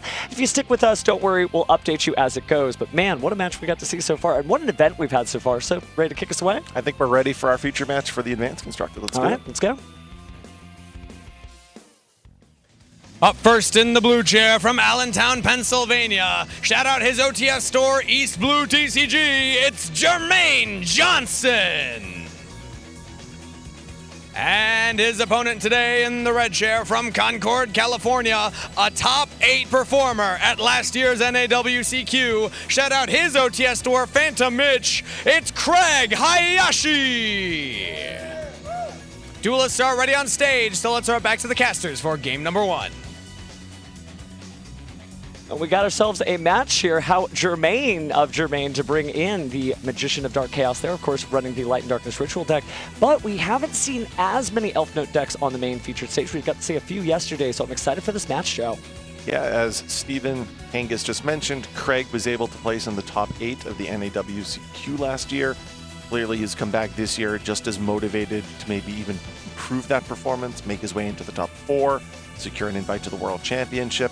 And he, as many duelists have this weekend, have elected to bring Elf Notes. Now, we may not have featured Elf Notes as much in the feature match area this weekend as you might have anticipated, but I am telling you, looking at the top tables, there are quite a few Elf Note decks still in contention. As a matter of fact, there were a few that were undefeated at the end of day 1. So I don't think you should discredit the fact that we haven't shown as many Elf Notes. It is up there and has done really well. Not only here, looking at some of the results of the WCQs around the world, I've actually seen Elf Notes performing well.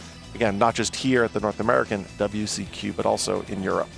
And Elf Note, the reason why the deck feels so difficult to deal with if you never actually played against it, although I think a lot of duelists did in the last Master Duel World Championship qualifiers, is that it just kind of surprises you, right? You think you finally are able to deal with something and, you know, Regina just sort of drops out of the hand at a moment's notice. But it also has a really good sort of progressive ramping. You know, once you get your Elf Note Welcome Home or you've got your Elf Note Rhapsodia in Madness, it's surprising how these little card effects turn out to be so huge and so impactful. And between Tinny and Fortuna's ability to sort of disrupt the opponent, I think this is going to be a great match. And I believe those effects conveniently target, so it is well situated against the Ritual of Light and Darkness deck.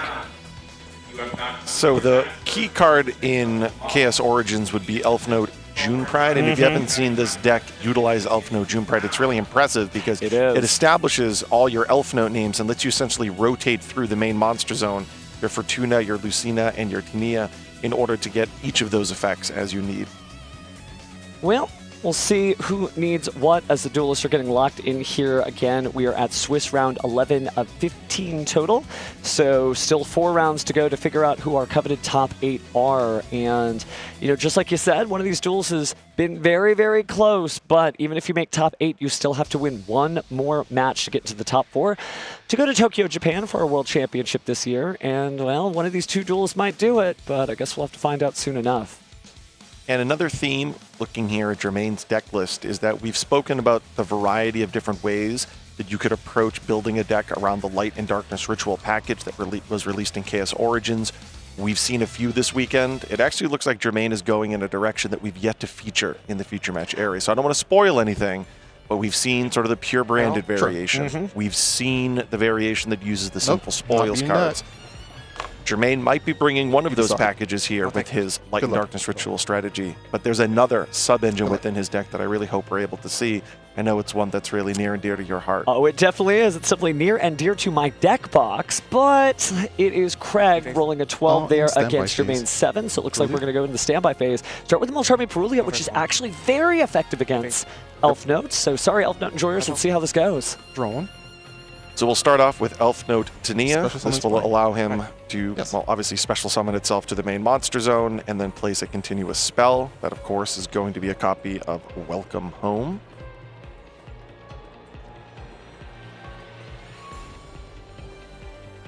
Elf Note Welcome Home, obviously. Sure.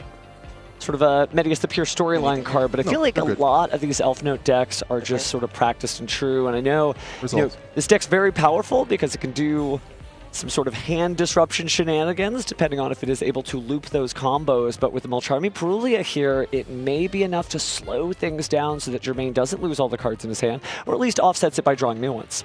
So, of course, he uses the Welcome Home. He sends a Mulcharmy, but certainly going first, not an ideal draw. He's able then to special summon out the Elf Note Power Patron, modulate the level of the monster in the main monster zone by 3, and then conduct a Synchro Summon. He's going to now go into Elf Note Serifrath, and that will now allow him to resolve the effect of his Power Patron. Taking a look in the deck there, trying to figure out which card we're going to grab out. You can add any card, so you know, the decision here is now that his main monster zone is empty, is he going to add a monster that he can special summon? Unfortunately, though, as you mentioned, he is under Perulia, so some of those combo practice lines that he might have anticipated heading into the weekend are going to be stymied by the fact that each of those summons from his hand to the main monster zone are going to accumulate cards for Jermaine. The good news is, as we know from the combos involving Elf Note June Pride, there is the ability to sort of do all of this on the opponent's turn, so I'm curious to know if we are going to wait or if we're just going to pile on. Now, obviously, it is Perulia, it's not for Wallows, so you don't have to worry about as many draws, but you still may want to slow things down. Taking a quick look there at Jermaine's hands, it does look like he does have the Ritual Light and Darkness, a couple of other key cards, but none of the sort of powerhouses like Grifo. You didn't see one. So now, of course, he was able to bring back the Power Patron from the graveyard, conduct the Synchro Summon of Crystal Wind Synchro Dragon. If you're familiar with the Elf Note strategy, it's very common to establish that early in your line of play. Then he's going to follow that up by continually special summoning from his hand. He's going to use that Regina, send back to the graveyard, or send to the graveyard for the first time that Welcome Home. And now it would allow him to special summon out from the deck.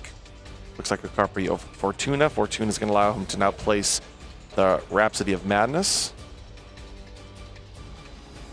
I'll use the front. Yes.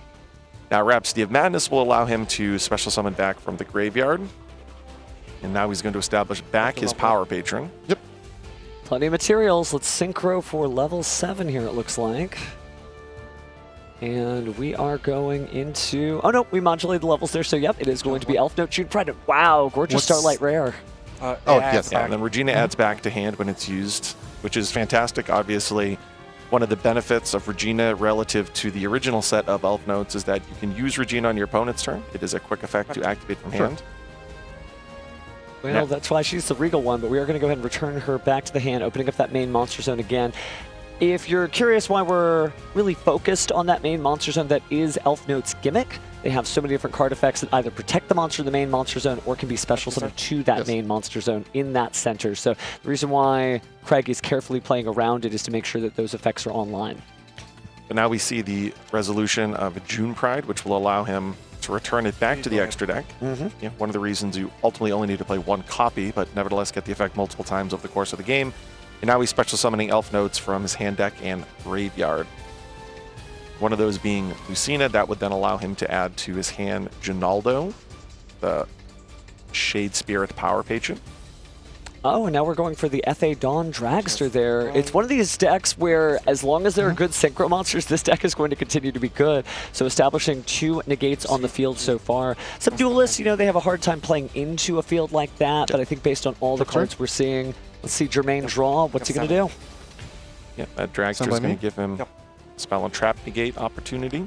It's already got the Mind Shuffle in his hand. Typically, most duelists run 2 so they can resolve effects to either set it or place it on the field. But I do see a Soul Resonator in the hand. It might be time for the Master of Faster to kick things off. So you spoke about that a little bit yesterday. What is the synergy of the Resonator cards with the Ritual of Light and Darkness cards? So what's really interesting is you wouldn't think there's any synergy until you start to really peer closely. So let's take a look at Soul Resonator, for instance. Soul Resonator, when it's normal summoned, you're going to be able to add from your deck to your hand a level 4 lower fiend monster. Well, Grifo happens to be a level 4 lower fiend monster, and that means you can go ahead and discard that to set a Mind Shuffle on the field and keep on going from there. And that's neat because that's not the only way to search Grifo. If you end up synchro summoning instead because you added Bone Archfiend, who's also a level 4 lower fiend to your hand, then you could go ahead and synchro summon to either make like the Crimson Blade Dragon to search out Black Chaos, or you could make the Crimson King to search out Crimson Call, to search out anything, including your favorite Grifo, because that is a level 4 lower fiend and you do have a synchro. But we're going to take the shortcut here. We're just going to discard Grifo and try to set the Mind Shuffle right now into the field. We'll say one thing that happened at the end of Craig's turn that's worth pointing out is he activated the Ginaldo, which might seem a little bit out of place. He really didn't get any inherent value on his turn.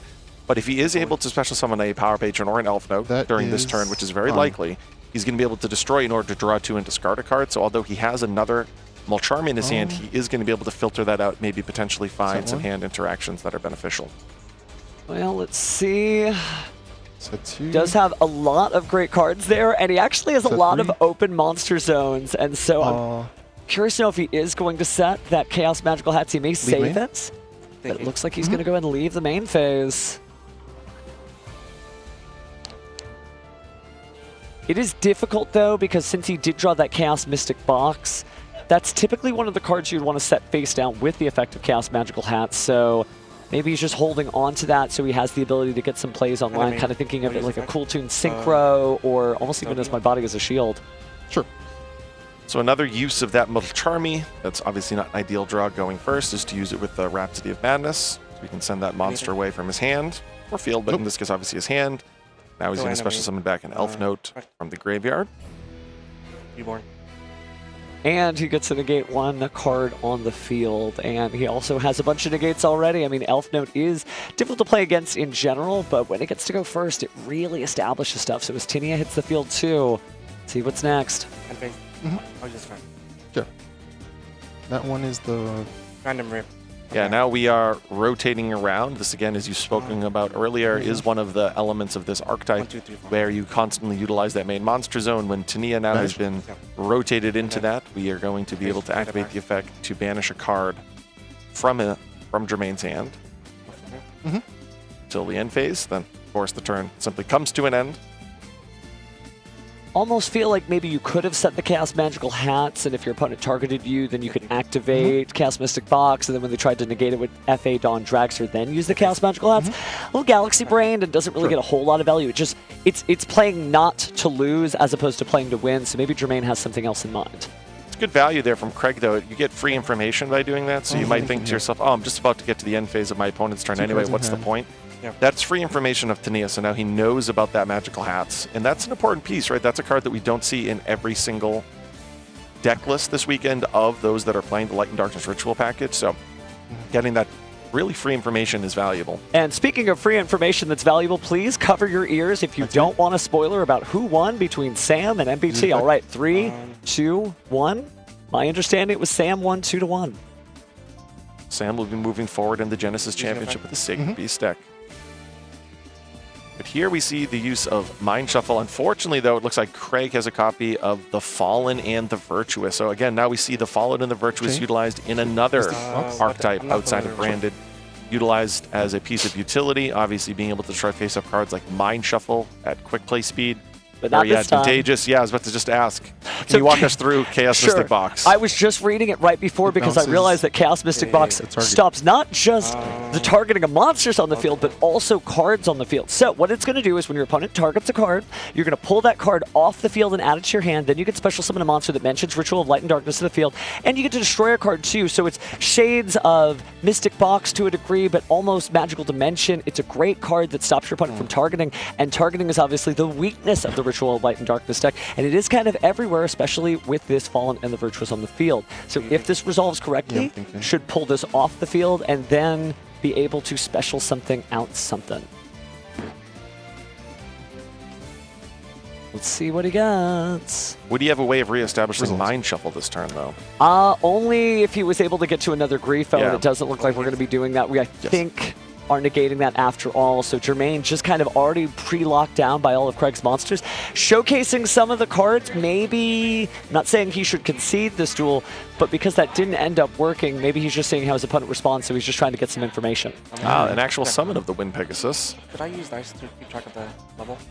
And this is a card we've typically seen this weekend and over the course of the last month or two, combined with Adralus Harmonium. Here we actually see the Wind Pegasus at Ignister special summon to the field through a natural, true Synchro Summon. Well, speaking of Synchros, we've got plenty on the field there with that open main monster zone, but I don't think that's a big issue for Craig, considering the only thing staring him down is one trap card on the field and a Soul Resident in attack mode. I'll use the 5. It doesn't target. Interesting ask on the does it target. What is our last face down card? Looks like we're going to Super Polymerization, actually. Discarding a ritual. Yeah, that's a valuable discard in theory if his engine was online. Unfortunately, based on his opening turn, it's not as online as you'd want. Well, technically, he can use the Ritual of Light and Darkness to bring back the Grifo if he lives to see another turn, but he has got to get to that other turn, and all we're seeing is a Muddy Mud Dragon. This Mud Dragon of the Swamp is not going to be very much more defense.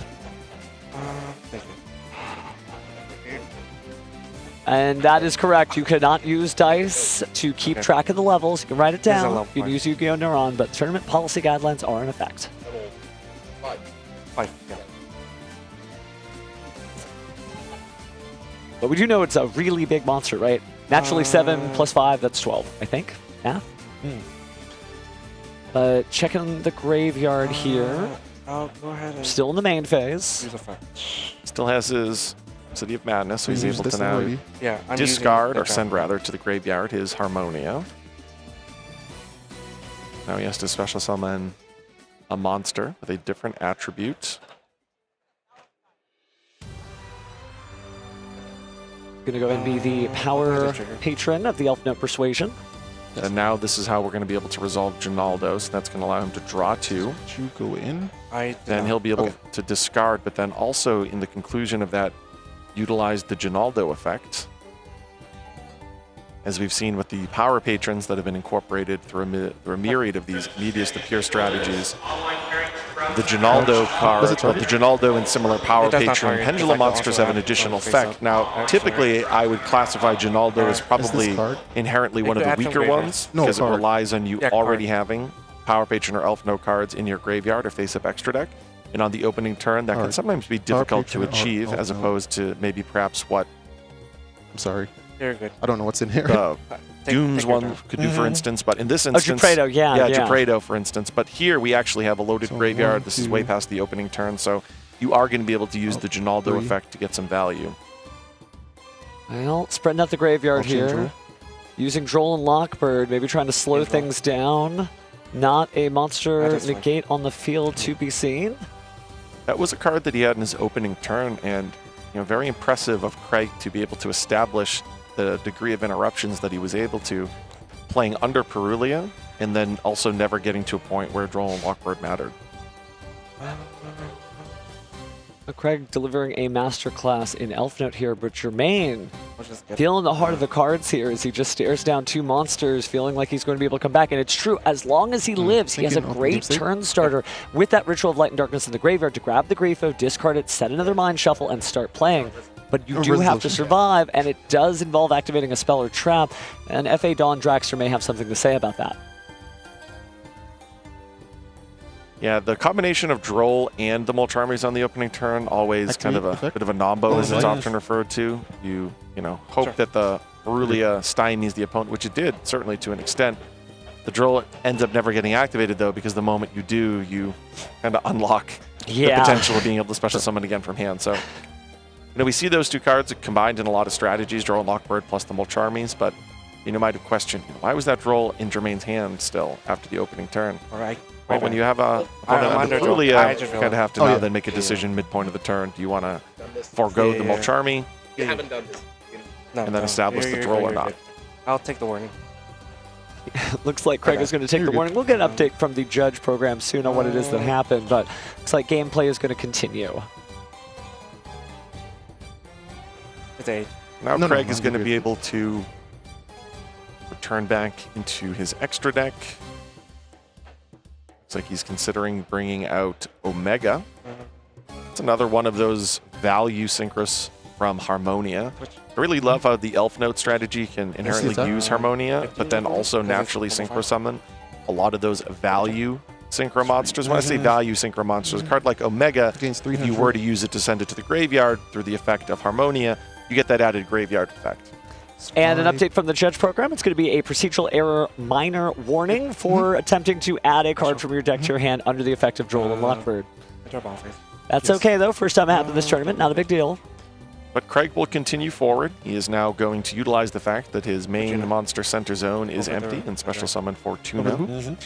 Now, most Elf Note players are only utilizing one continuous trap, so there's no additional effect there from Fortuna. Fortuna would allow him to place that continuous trap if it was still in his deck, circumventing Droll and Lockbird, but of course the Rhapsody of Madness has been on the field since the opening turn. 17. Now we're going to utilize the fact that Regina is a quick effect. You got it. And that's going to establish another monster in the battle phase, and that will be enough for Jermaine to concede here our first game. Certainly got a lot of free information, as we talked about. Even if you are in a losing position in a duel, you still technically can find some things out. Now, that was at the cost, technically, of about 17 minutes of this duel, so we'll see if that has an impact on things later.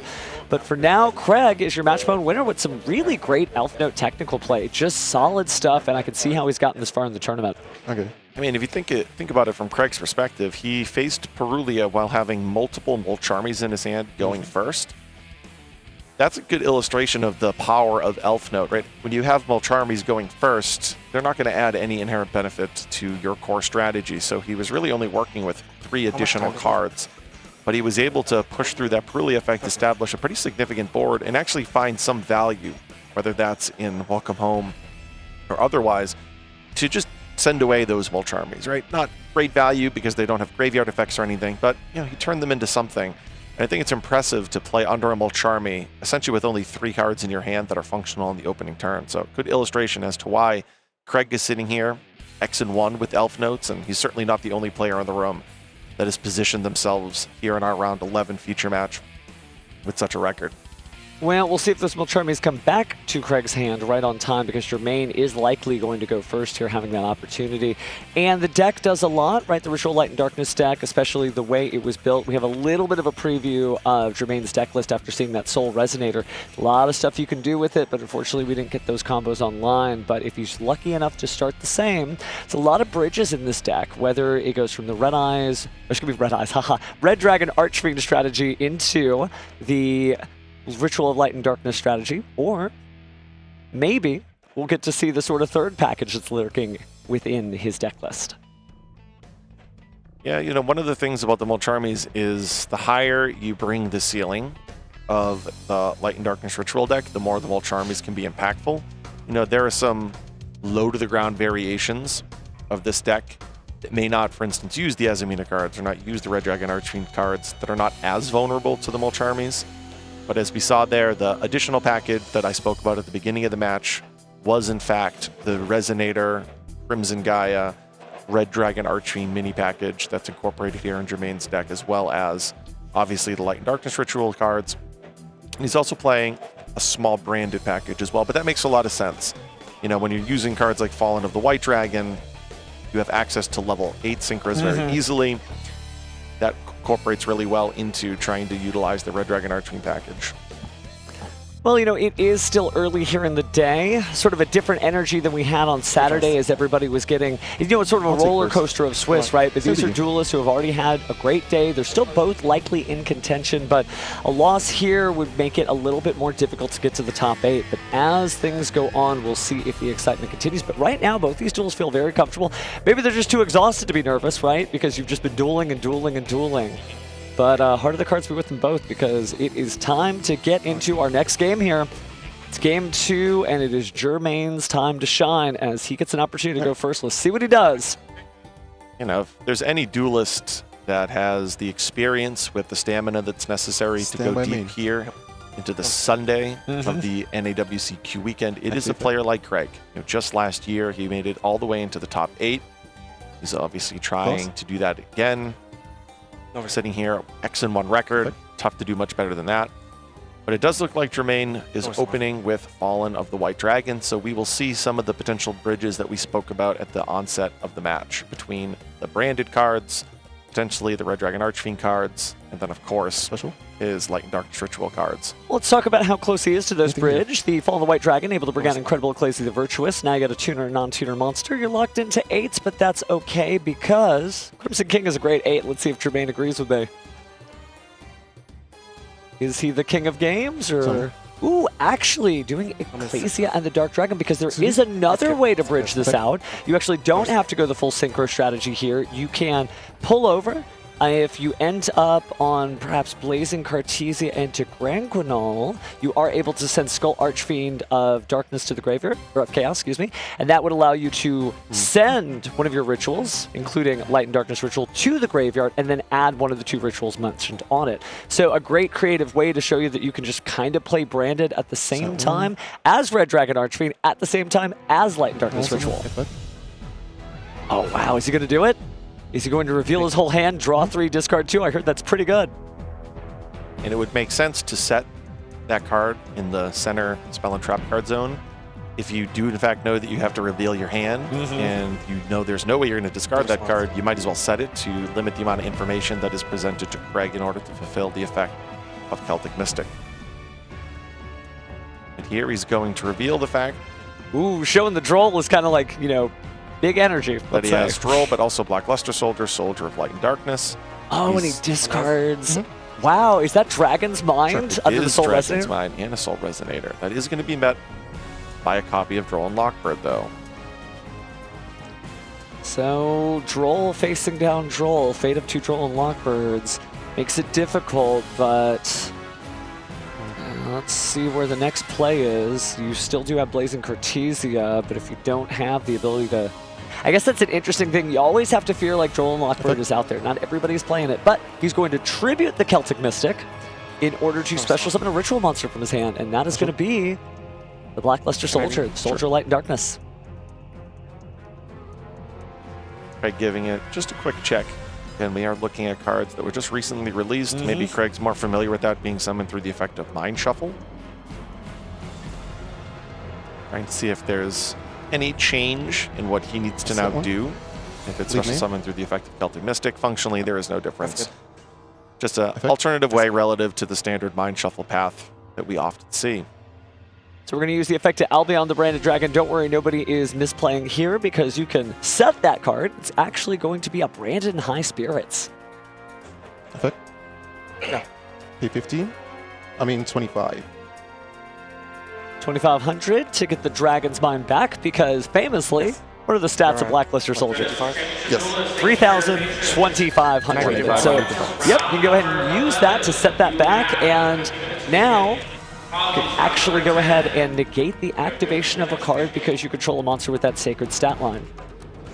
Then, of course, as we are well familiar with when we watch branded-based strategies, the end phase, probably the best phase of the entire turn.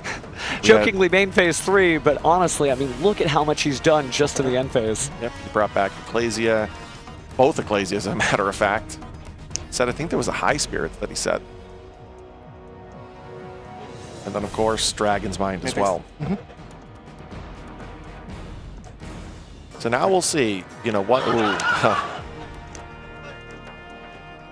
That's one way of prompting Jermaine to act. The singleton copy of Harpy's Feather Duster. I mean, must be nice, but if I remember correctly, Harpy's was facing Blackluster Soldier in the anime, but it does force the Dragon's Mind out there. Didn't see that in that episode, but Craig's My Valentine. Let's see how he's able to clap back with his arsenal of elf notes, right? It is a fun strategy. Maybe My Valentine would use it in another world, but let's just focus on what we got for now. Blaze of Cartese's effect activates. Is that the copy in the like it's the collection of old video games? Oh, the early days collection. Early days collection. It might be. I think it is because it's got the gold lettering, so I think that is a quarter century secret rare. But now we're going to bring out the Branguinol, and this is just what we were talking about earlier. Thank you. Maybe sending the Skull Archfiend Chaos to the graveyard. It's really cool that this deck is a triangle. Everyone thinks of a bridge as just like one card to another. No, these three archetypes work very well together. The three strategies literally grab each of each other's cards. You can throw Mitsurugi and make this 60 cards, but I do not think that's where Jermaine is on as he cycles through his deck. We're going to send the Skull Archfiend Chaos to the graveyard. And then send the Ritual Light and Darkness. Even if this effect does not resolve, you still have that Ritual in the graveyard, but we're going to call by the grave. Oof. Greg's drawing all of the singletons. Now here's an activation. He has an Ecclesia, perfect. Of the Fallen and the Virtuous. It was very plausible to have that card because of the fact that he set branded in High Spirits during the end phase. And so now we are seeing the Chaos Magical Hats, and there are just enough monster stones open. This is actually kind of a hard card to play in the scapegoat sense, because you do need to be able to place all three face down on the field, and their names are changed to the Chaos Magical Hats. Can I activate this? We're going to Ash Blossom, but no, you cannot, because it doesn't actually special summon from the deck. It's kind of special summoning not a monster from the deck, but just spells and traps. And that was enough to get Craig to concede. I think he knows that he has an advantage going first, so he just lets Jermaine have this one. He is not going to mess with those hats. So Jermaine, bringing it back. And maybe the Duelist Kingdom will be his as he strives to become the king of games, closer and closer to a world championship representation. Yeah, so that Branguinol eventually bridges into Mind Shuffle. It's just going to happen sometimes on the opponent's turn, but it does ultimately establish the same conclusion as if we were to see some of the other variations that bridge between the differing packages. Well, Craig really drew everything, but I guess he decided that he wasn't going to try a little harder after all, because, man, it's a lot to get through the resolution of Chaos Magical Hats, because as we talked about, I didn't see a Chaos Mystic box there, so you could have set that, and when it's destroyed, you get to summon another Ritual monster from your hand or deck, so that was a lot, but now Craig gets a chance to side deck and go first. We saw what happened to Jermaine the first game, so we got ourselves a good match, but if you're cheering for Jermaine, it better not look like game one. You know, one of the biggest tests for a deck that's trying to be more combo-oriented is how does it perform going second. I don't necessarily think that one game is a direct testament of everything about Elf Notes, but it is an illustration there that, you know, Jermaine played for all intents and purposes, the baseline of what his strategy is trying to do, and it was sufficient enough. But that does mean, though, here in Game 3, Craig is going to have the advantage. He won our first game of the match and did so with 2 Mulcharmies in his hand. Well, now, obviously, going here into Game 3 with the knowledge that he's going to elect to go first, can take it out. His deck will be oriented in such a way to maximize going first. We won't see any Mulcharmies. Instead, we'll see those replaced potentially with cards. Solemn Warning's been a popular card this weekend. Solemn Judgment's been a popular card for quite a while, basically the equivalent of what Dragon's Mind is trying to accomplish. So we'll see here if he can take advantage of the fact that in this third pivotal game and of our round 11 feature match, if he'll be able to craft his deck in such a way where instead of seeing those Mulcharmies, he's seeing effective non-engine. And round 11 is a good reminder because we're going all the way to Swiss round 15. This is a marathon, not a sprint. Every duelist who can hear my voice, everybody in the chat, it's going to be a long day. Make sure to hydrate. Make sure to take care of yourself because if you're watching, going the long distance we are going, it'll be hours and hours of Yu-Gi-Oh! But looks like we're just going to pile shuffle to get ready here. And still plenty of time left on the clock. Both of these duelists on Droll and Lockbird, both of them able to shut each other down, and both of them getting Droll and Lockbird pretty regularly, despite the fact that, it is only at 2 right now. So we'll see if maybe that card shows back up. Maybe Mulcharmy is the deciding factor here, or it's just a straight duel of engine versus engine. We already saw Craig able to navigate through a single copy of Brulia, so I think he's well versed in what needs to happen when facing that. Duelists are ready, locked in, played another game of cards.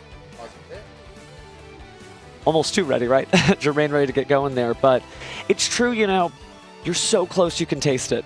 Sometimes it can be hard to imagine, right? You're just looking at a table full of cards, but speaking of looking at a table full of cards, we're going to Game 3 here.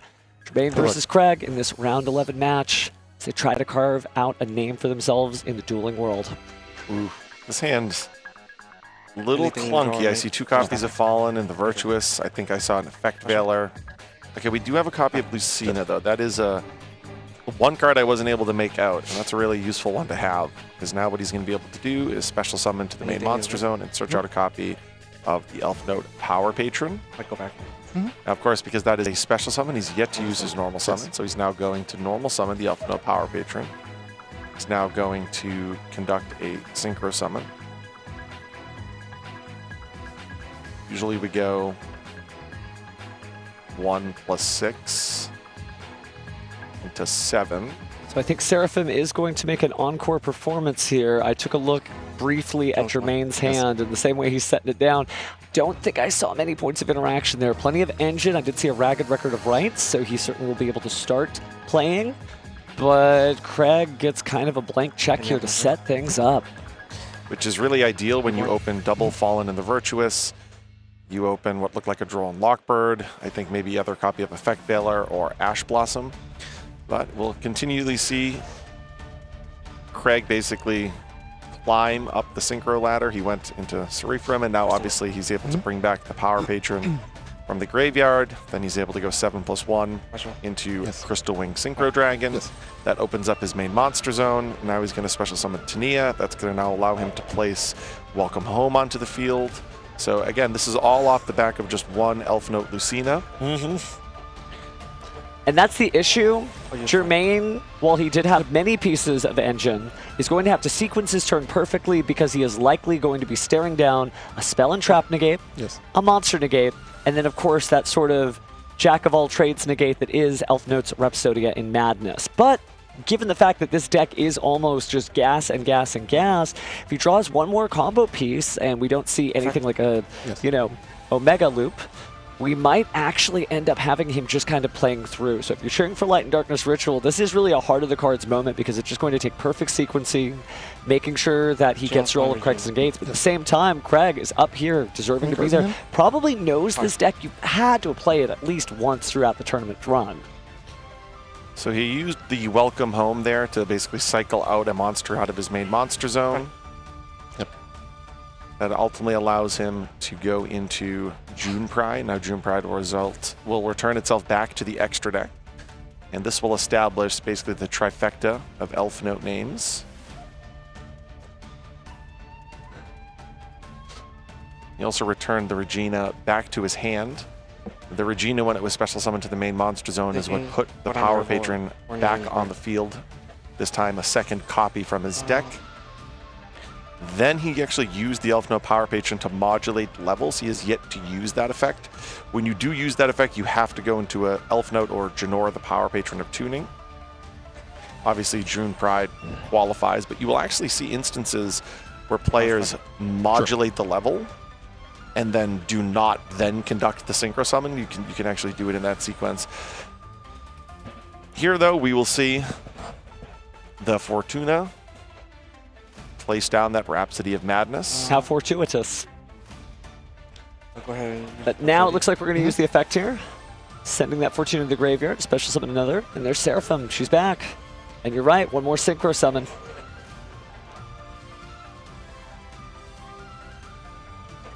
Oh, here it comes.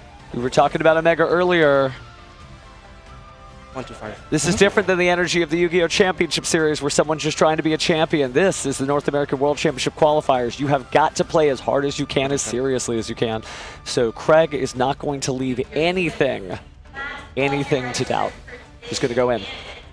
And then again, you have to also consider that Tania can very easily resolve on Jermaine's turn. Now that also would be more of a temporary rip, but it is something that is plausible here, which means Jermaine might only be playing with 4 cards to his access. Yes. Well, let's see what he drops down. Going to start with the Mulcharmy. So clearly the 6th card that he drew. Because you definitely would have played that Mulcharmy sooner, that's for sure. But at least, you know, in this matchup, that is actually a very valid and real play. Speaking of valid real plays, here's a Kaiju. Stomping down, goodbye, and in the middle monster zone. Yeah, I was just about to say that is especially valuable to put a monster there in the main monster zone. Okay. Now, of course, he can still use his Rhapsody of Madness to clear that out if he needs, because he can not only send from hand, but also field, so it's not absolute end of the world. He'll just need an Elf Note with a different attribute in his graveyard. Special summon? Okay. It's kind of funny that that is the most well-protected Kaiju the game has ever seen, given that the continuous effects there are applying to monsters in the middle monster zone. But we are going to see the Ash Blossom and Joyous Spring there on the Incredible Ecclesia the Virtuous. Beautiful ultimate rare Ash Blossom. Now we'll do Branded Fusion. Well, we know there won't be a second Ash. This might be forced to resolve. We know Craig has a copy of the Fallen and the Virtuous set.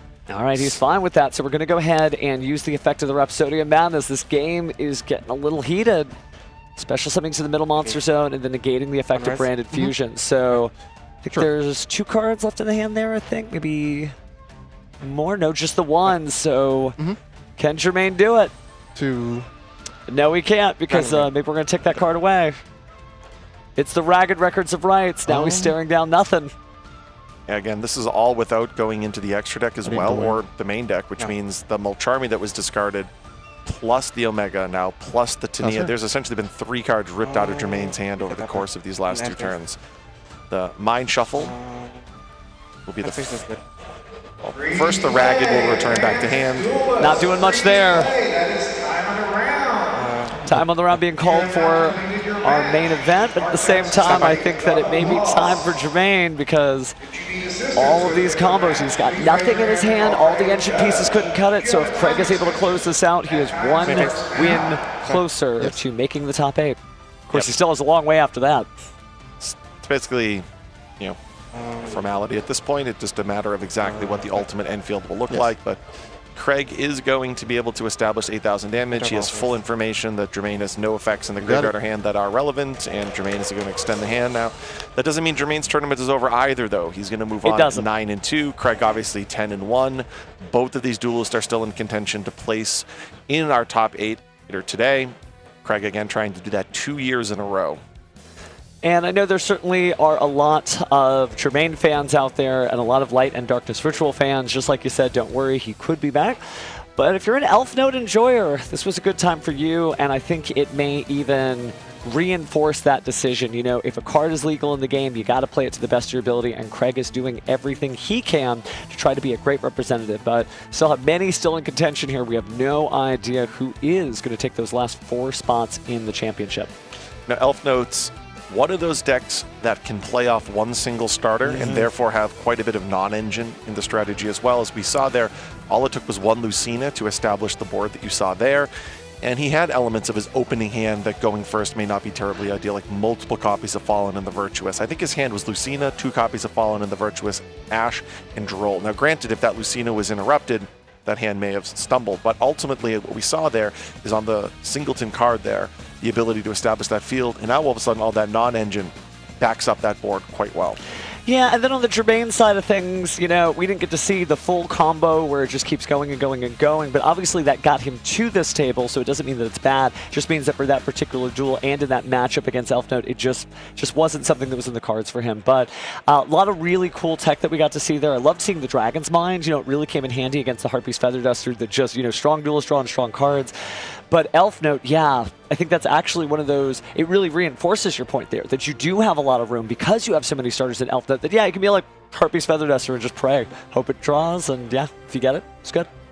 And I commented on how I love the fact that decks that incorporate Harmonia can not only just use utility extra deck monsters, but use them in their actual natural way. We saw their Omega being used in order to rip a card out of Germain's hand. The Tania, part of the engine, can do that.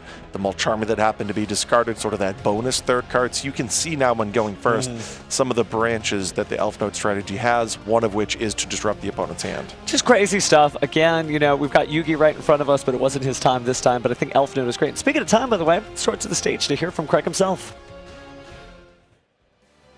Thank you very much. I have Craig here. Congratulations on your feature match victory. It went the distance all 3 games, but you were able to take it with Elf Note. And that's a deck that has been performing pretty well in some duelist hands, but didn't see as much population spread that we expected. Why do you think that is, and what made you want to play it? I think people just assume that KT is the best deck. I think Elf Note has a reputation of being not that good going second, I would say. In that case, I guess a KT is better. But I think going second for any deck, it's kind of rough if you don't see the right amount of non-engine. So I just want to maximize my chance of going first. Fair enough. Yeah, KT being Cool Tune, of course. The deck that's very populated here. I want to go back to last year because you went top 8 NAWCQ. You're on a good roll right now with only 1 match lost, correct? Correct. All right. Do you feel any different this year compared to last year? What are the differences? What are the similarities so far? I guess this would be my first WCQ under the new tournament structure. So it's definitely, I feel more pressure right now than like last year because I think like less rounds last year means like they play out top cut like from top 64. So I think that in that sense is a little bit easier last year. But I'll definitely try my best. So you feel like there's more pressure right now? It's a little harder to get into that top 8? Yes. Well, hey, are there any shout-outs you want to give for people either here at the venue or back home that are cheering for you, rooting for you, making it back into top 8? I guess first off, shout out to my local card shop, Phantomage Gaming. Seems like you got a couple of those folks right here. Yeah. I want to give a shout out to Tyler for being my main testing partner. And shout out to Ruben for also teaching me how to play the deck. Got the whole squad right there cheering you on. Congratulations again on your feature match win. Best of luck throughout the tournament. Back to the casters. So Craig really wanting to avenge his prior top 8 finish, but really feeling the pressure because top 8 is the only step of top cut now, which is just straight to top 8. So hopefully he can make it if you're cheering for him. He seems like a really good representative, like material, if that makes sense. Yeah, I know the sort of the mental side of reaching the top 64 bracket where there's that sigh of relief. you could very easily be eliminated there right there in top 64, and then your tournament comes to an end. But I definitely understand there's just something about knowing that you have to make it all the way to top 8 that he's definitely articulated as a unique element of this year's experience relative to his NAWCQ run last year. Now, mathematically, you're actually playing about the same amount of rounds, and there's Swiss rounds too, so technically you could go all the way in the distance in prior years and then lose in the top 64. Here, you would play a round that'd be equivalent in the order of where top 64 was, lose, and still make top 8. But speaking of top 8, let's see who our next contenders are. We got a bonus feature match, and we're going to cast this one. You guys are actually going to be live. Oh, and we do have some good duelists. We've got Georgie on Power Patron Archmage, something he used at YCS Columbus, and Zohara is going to be on the Yummy Light and Darkness Ritual combination. Interesting. I think Georgie actually placed in the top 8. Yeah, very impressive gameplay at that time, and back for more. He's a really combo-centric duelist. He also did, I want to say, the Triple D deck over at a previous YCS on a featured match. So every time I see him, he's playing something that usually takes about 20 to 30 steps, but it's cool to see somebody who's very comfortable in that space. And Zohair obviously playing 2 great decks. Let's see if they taste great together. Sorry, Yummy Jokes. Oh, that's good. Sorry. Just getting rid of the Skull Archfiend of Chaos off the Dia Bellstar. You not only get to set off the Dia Bellstar, but you get to go ahead and send. There was a slow play warning on this tournament, just as a heads up, so there's actually about 10-ish minutes. We'll add that to the clock when it hits 0. So now we can see, we never saw this exact interaction in the sense of having the Dia Bellstar with the Skull Archfiend. But if you were curious after having watched this strategy over the course of the weekend, what are some of the other synergies between the Sinful Spoils package and the Light and Darkness Ritual package? Talk about a good discard. Oh, or a good send. It's incredible. Also, what you can do differently in this version of the deck is you do have level 6 or higher Dark Spellcasters on the field after you activate a spell card. So not only do you get to play all those cool Retro Yugi cards, but you get to play Retro Yami cards with the Dark Magician of Destruction. So now we see, is that Nightmare Hands? Oh, it is. Oh, weird. Okay. So, not the only duelist playing an interesting kit. It's a foolish for an illusion. This is a 50-card strategy now that we just received the deck list. So it's one, as you can see there, is incorporating Yummy just based on the title of his deck type. But he's gone all the way to 50 cards. Well, summoning Illusion Monster, or setting an Illusion Monster is interesting, but do we actually do it? Interesting. Is this Fleeting Phantom Master? It is. It's going to be a new Illusion Monster out of Chaos Origins. So definitely using every piece of the Millennium Puzzle with his deck here. I'm curious to see where he's going with it. He is playing under Fuwalos, so he is going to be somewhat limited in terms of how much he'll be special summoning from the extra deck. I'm curious what this illusion package, though, has provided. We'll talk about the Mask Master. If it battles a monster, neither can be destroyed by battle. Oh, it's an illusion. Cool. Ha. But if this card is normal or special summon, you can send a Fiend, Illusion, or Spellcaster monster from the deck to the grave, and you can make the card's type become the same. That becoming a Spellcaster could be important because you could use it for Dark Magician Destruction. But if it was sent to the graveyard, you can also banish a spell from your graveyard or special summon the card back. So a lot of value. We're already seeing it on the field there, kind of a card that you don't see every day. That's why I went through the full class there on the text. But let's see what he does as he adds the Grifo back to the hand using the effect of Light and Darkness Ritual. Also, Grifo famously level 1 too, so you could use that as just a summon to get your Yummy combo going. Okay, this is interesting. And that's functionally just another starter then, Nightmare Hands. Yes, it is. It is. Also cool to see Nightmare Magician on it too. Always had big Yami Yugi vibes, and now we're seeing big Yummy Yugi? Is that a thing? No, don't worry, chat. I'm sorry.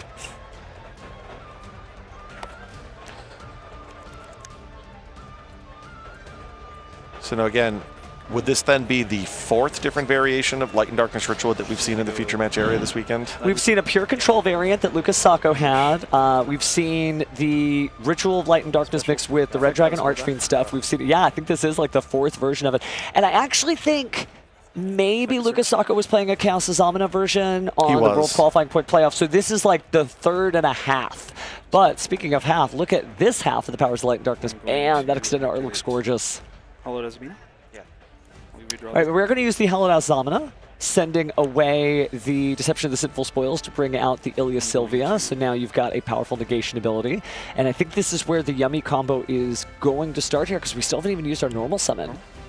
And that's only the first summon this turn that the Fuwalos has granted Georgie, so There's a lot of monsters on the field. Only one has come from the extra deck. Of course, it does look like there'll be at least a second with the Anima hitting the board. And, you know, that's totally fine for Georgia. He wants to accumulate as many resources as possible to fight through what, you know, maybe a partially watered-down Yummy board, just given the fact that we're playing under Fuwalos. But then, of course, the active Mind Shuffle and the full power of the Light and Darkness Ritual package. I feel like, at least on the matches that we have casted, you know, most duelists have been very competent at disrupting the Mind Shuffle, so we haven't gotten to see Mind Shuffle really disrupt somebody else at its full potential, but maybe this duel will be it. 6 minutes and 20 seconds, I believe. Yep, and let's clean up everything up. So Mind Shuffle, right side of This should be... Yes. Good to draw. Anything to draw face? Well, we got dark monsters on the field, we got light monsters on the field, we got earth monsters on the field. Seen a lot of interesting changes yesterday with the Reaper Dawkus in the Fiendsmith package is interesting, but I wonder what we are going to do with that fleeting Phantom Maskmaster, given that it's an Earth monster. I do think Georgie's turn has begun. It looks like we're resolving Mind Shuffle in the draw phase. Yeah, it does look like Georgie's now going to try to fight through, and it looks like he's going to have to try to fight through, obviously, Blackluster Soldier in hand. He's going to have to fight through a little bit of the Yummy engine. And currently the Mind Shuffle is protected by the effect of the Magician of Dark Chaos, Black Chaos. But of course, in the middle monster zone, the center monster zone, there is an Ilya Sylvia, so he has a hard negation effect as well. Well, speaking of negation effects, it looks like we're going to activate the new-ish, I want to say, you know, it was a Blazing Dominion, Archmage Power Patron there, which if your opponent responds to an Archmage card, you can negate it and then destroy that card, and that would trigger even more combos. Then he's going to use the summoning condition for the Archmage Non-Finito there. Yep, now generally going first, one of the benefits of this is that you can actually search out the counterspell. In this situation, though, I actually think he may have drawn the Archmage counterspell. So I'm curious. He may have actually discarded it, as a matter of fact. It's hard to tell based on the glare there. But I think I figured out what Zohara's on then. He's just maybe using that as an additional high-level monster, because that's a really easy high-level monster to get out that can change its type if you need it. And if you do have a fusion effect, you could make Dark Magician Destruction of there because, of course, while it isn't a dark, it is a spellcaster, but... Oh, it was a copy of Awakening. I see. So Awakening's... okay. Not Recapture. But now he's got protection. I mean, it's really going for Zohara like completely in the sense that the Blackluster Soldier is protecting the monster side. Magician of Dark Chaos, Black Chaos is protecting the spell and trap side. You got the Ilya Sylvia for just effects. And even if you clear out all that, you still get a monster that can't be destroyed by battle. Just incredible stuff here, and a good showcase of what this deck does when it goes first. It is game 3. Only 48 seconds, but remember there's going to be a 3-minute time extension for a slow play warning earlier that we did not get to see. Which means that Georgie really has to try to outright win the game this turn. Yeah, this is the turn. You want to go battle? I'll go battle. Sure. I'll attack. Looks like attacking over 24? Yeah. Yummy makes sense. Then I'll go still in battle, effect of Awakening, target. Well, I mean, it's going to be hard too because you got to be able to target and you still have the Mind Shuffle. The problem is with 3 minutes and 13 seconds left on the clock, that's difficult. Just a removal-based battle phase is just not sufficient enough. We really are going to need to see something quite impressive here. Now, I guess one alternate pathway is that if his board is so overwhelming by the end of the turn that there might be a concession based on the time, but I don't really envision that happening. So the fact that there's only now under 3 minutes remaining on the clock, I just don't see a path forward. And the clock may say 0, but the judges have their own independent clock on the table, so time will be called when time will be called. But Georgie just trying to do something. Technically, the winner of this duel still in contention for the top 8, but the one who does not win, unlikely to make that coveted spot. Still going to be a top, but maybe not a top that gets you to Worlds. Here comes the Archmage Power Patron, though. Yep, we just saw the activation of Pendulum Treasure. Honestly, one I think is one of the coolest cards in the Power Patron Pendulum-based strategies. He's now going to follow that up with an activation of the prohibited Power Patron Portal Terminus. He's now going to send down from his deck to the graveyard a Power Patron, or, yeah, could be the extra deck as well. He's going to add Medius the Pure to hand. He's going to normal summon Medius the Pure. That's going to put Trapredo on the field. Now he's going to conduct a fusion summon. That's going to be Victorious. Yep, Archmage Deactress there is going to go ahead, and it does have on-field negation effects when you control 3 or more different monster types, but I don't know if Deactress is going to be able to make it. Only 2 minutes and 14 seconds left on the clock here. We're activating the Archmage Vandalism Assault here to add a Medius the Pure from the deck to the hand. We haven't special summoned it. And we could also normal summon with that additional normal summon off of the Archmage field spell, but Georgie, it's only 2 minutes on the clock, Georgie boy.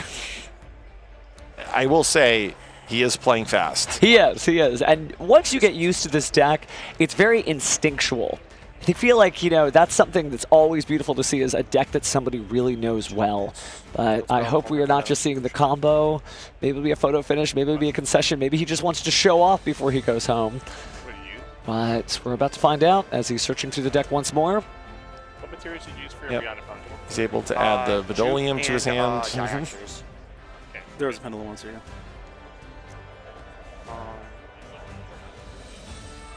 With that Beyond the Pendulum.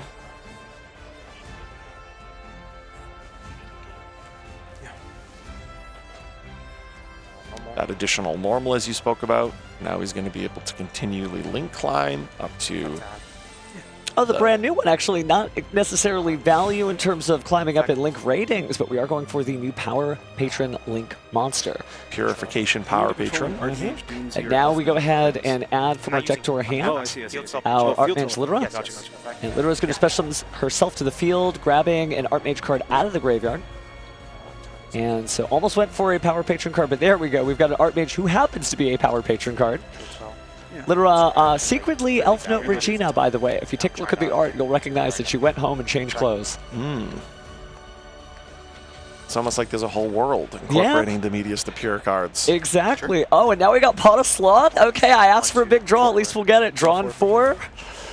Let's see if he shuffles back. Maybe there's something I don't know. With 18 seconds left on the clock, we see a handful of cards. Let's put some back. I guess I'll slow down because it's Pot of Sloth. And unfortunately, there's only 8 seconds left. Yeah, I wouldn't recommend slowing down with 8 seconds left. Yep, because while the timer on the screen may not match, That's time, guys. the time is going to be out soon. Georgie sighs, and I think that may be it. So go ahead and sign out. Yes. There's the sign, the shaking of the head. Looks like that's going to be it. Unfortunately, both of these decks can survive, but as you see the clock in front of the judge, it is flashing 0, so a double loss time expired. These duelists were in contention. Now both of them are just playing for statistics in the sense of Georgie a little upset there.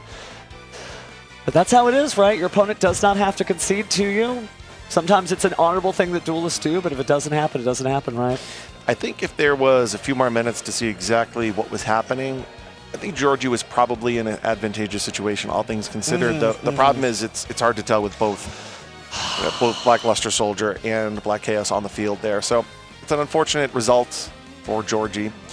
Yeah, it's very different energy. I say this about the NAWCQ because good morning, duelists. If you're just joining us, welcome to one of the biggest tournaments of the year.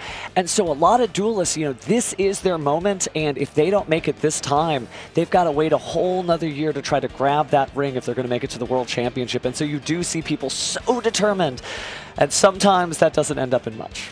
Yeah, I always remember, this is a tournament that can really make or break how you feel about the year. You can have a really successful year, good finishes at YCSs, but if your NAWCQ or your WCQ, dependent on where you are around the world, doesn't go well, it can really, put a bad taste in your mouth. And you have to wait again, like you just mentioned, Hoya. I always remember signing the slip of the match in the Swiss rounds that, okay, this is the one that's really knocking me out of contention, and having that feeling of, there it goes. I don't have 3 weeks to just go out to a YCS and redeem myself. This really is the feeling that this opportunity to go to Worlds, in which you only get so many opportunities to do so, has really come to an end. It's really important. You'll see duelists frustrated sometimes on stream, but that just means they care. That means they really are in it, just like you said.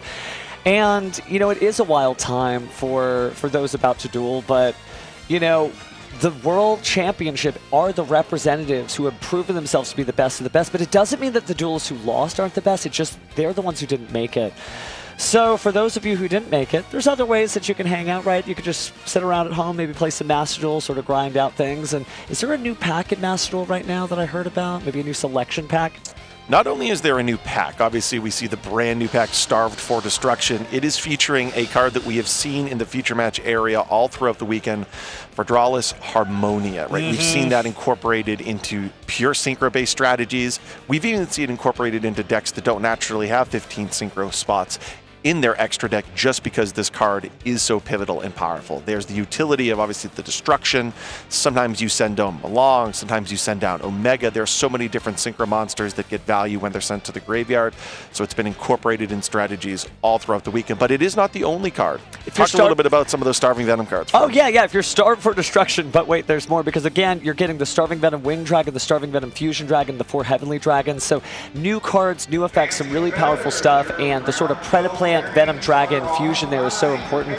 But there's a lot of really good stuff, you know, as we were getting to the tournament, every time we go back to the room, you catch me and I'm just watching more content. Speaking of watching more content, when are we going to take a break before we get to our next Swiss round?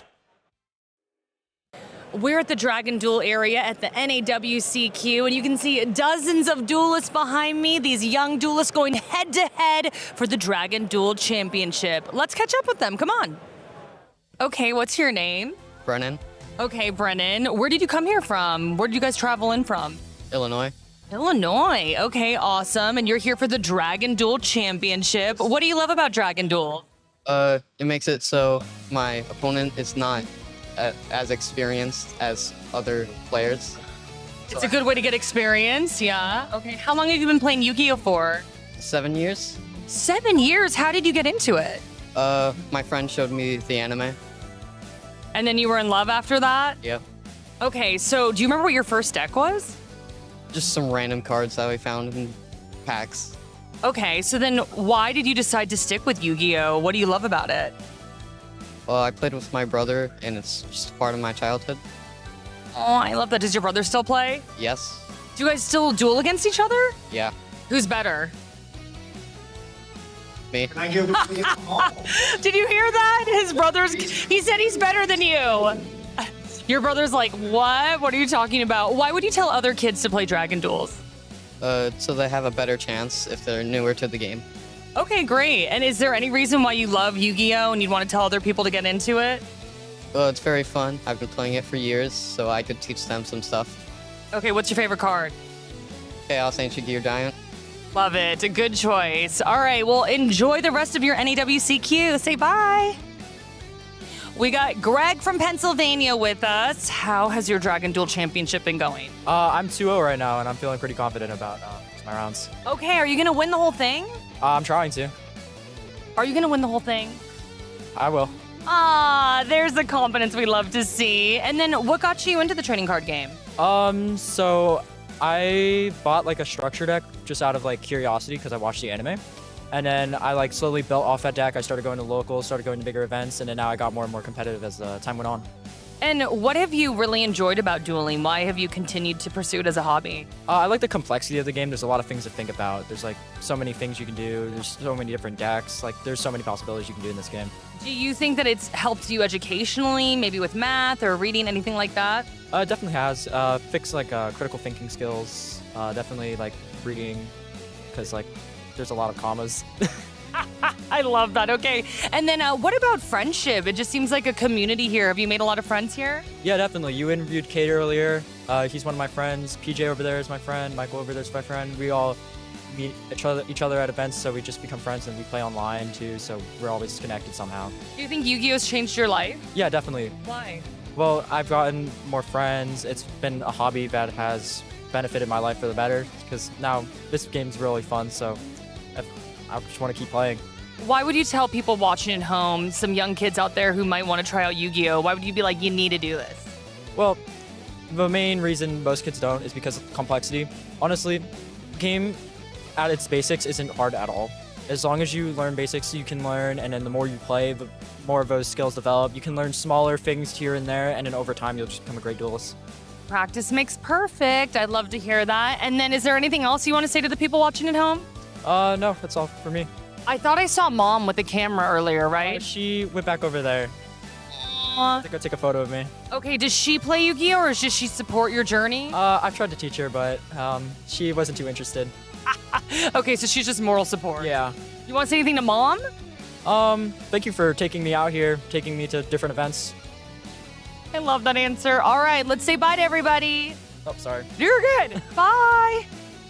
We got Cade here from Raleigh, North Carolina. You're playing in the Dragon Duel Championship. How have you been doing? I'm 1-1 right now. Feel like I'm playing pretty good.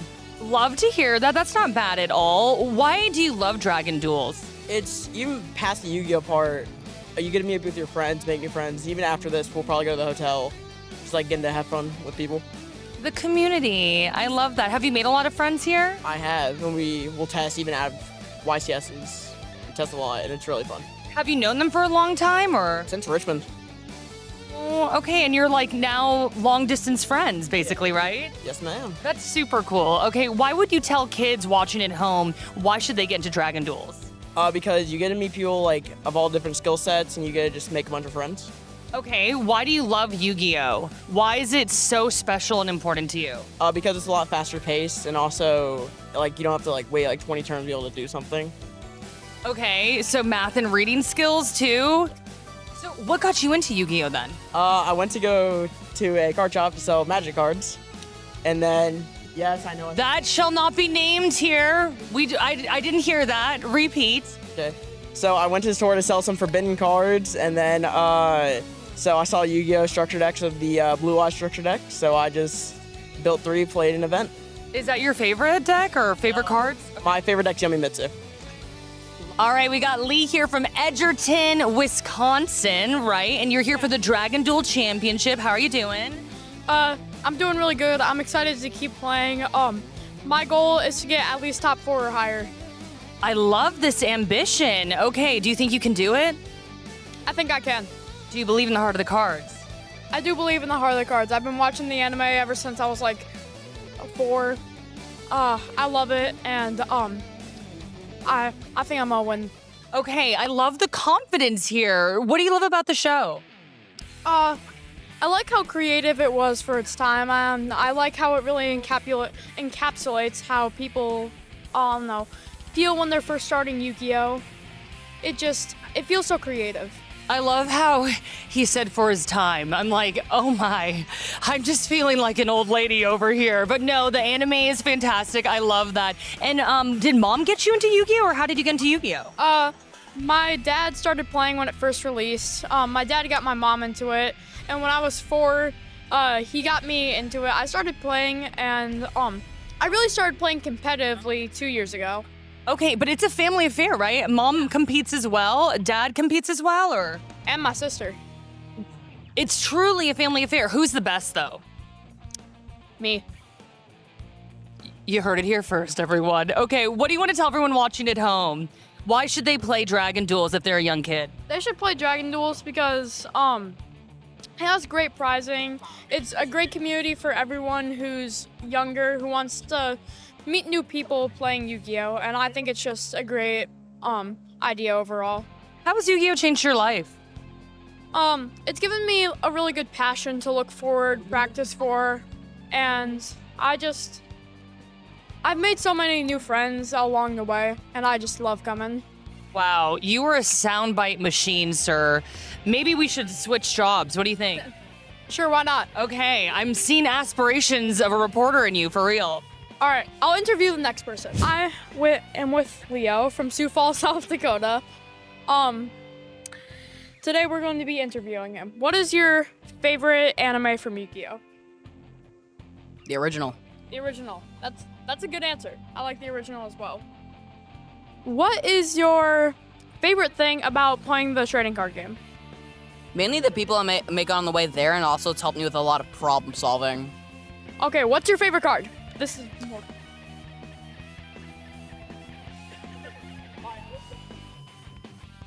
Karibo. Karibo? All right, what do you like about Karibo? He's just adorable, and I love him. That's very true. We're going to talk to the Konami team. We need to get him a job. It's happening. It's happening. Perfect. You were great. Thank you. Thank you. We got Oliver from South Dakota here. Are you taking part in the Dragon Duels? Yeah. How do you do? I've lost 2 games, but I'm feeling confident for this next one. I love that. You believe in the heart of the cards. Yeah. 100%. We love to hear it. Okay, what do you love about Yu-Gi-Oh? Well, my dad started playing it when he was a kid, and when I came of the age where I could like read and understand the cards, he taught me. And this is my first tournament ever. What do you feel being at your first tournament ever? I feel kind of nervous, and I feel confident for this next one. Definitely. Okay, a mix of emotions. That's normal. And have you made a lot of friends here? What do you like about the Dragon Duels community-wise? All the people are friendly here. Everyone's just awesome. Why would you tell kids watching at home why they should take part in Dragon Duels? Because Dragon Duels are just like normal duels, but you play dragons, and I think it's good to do.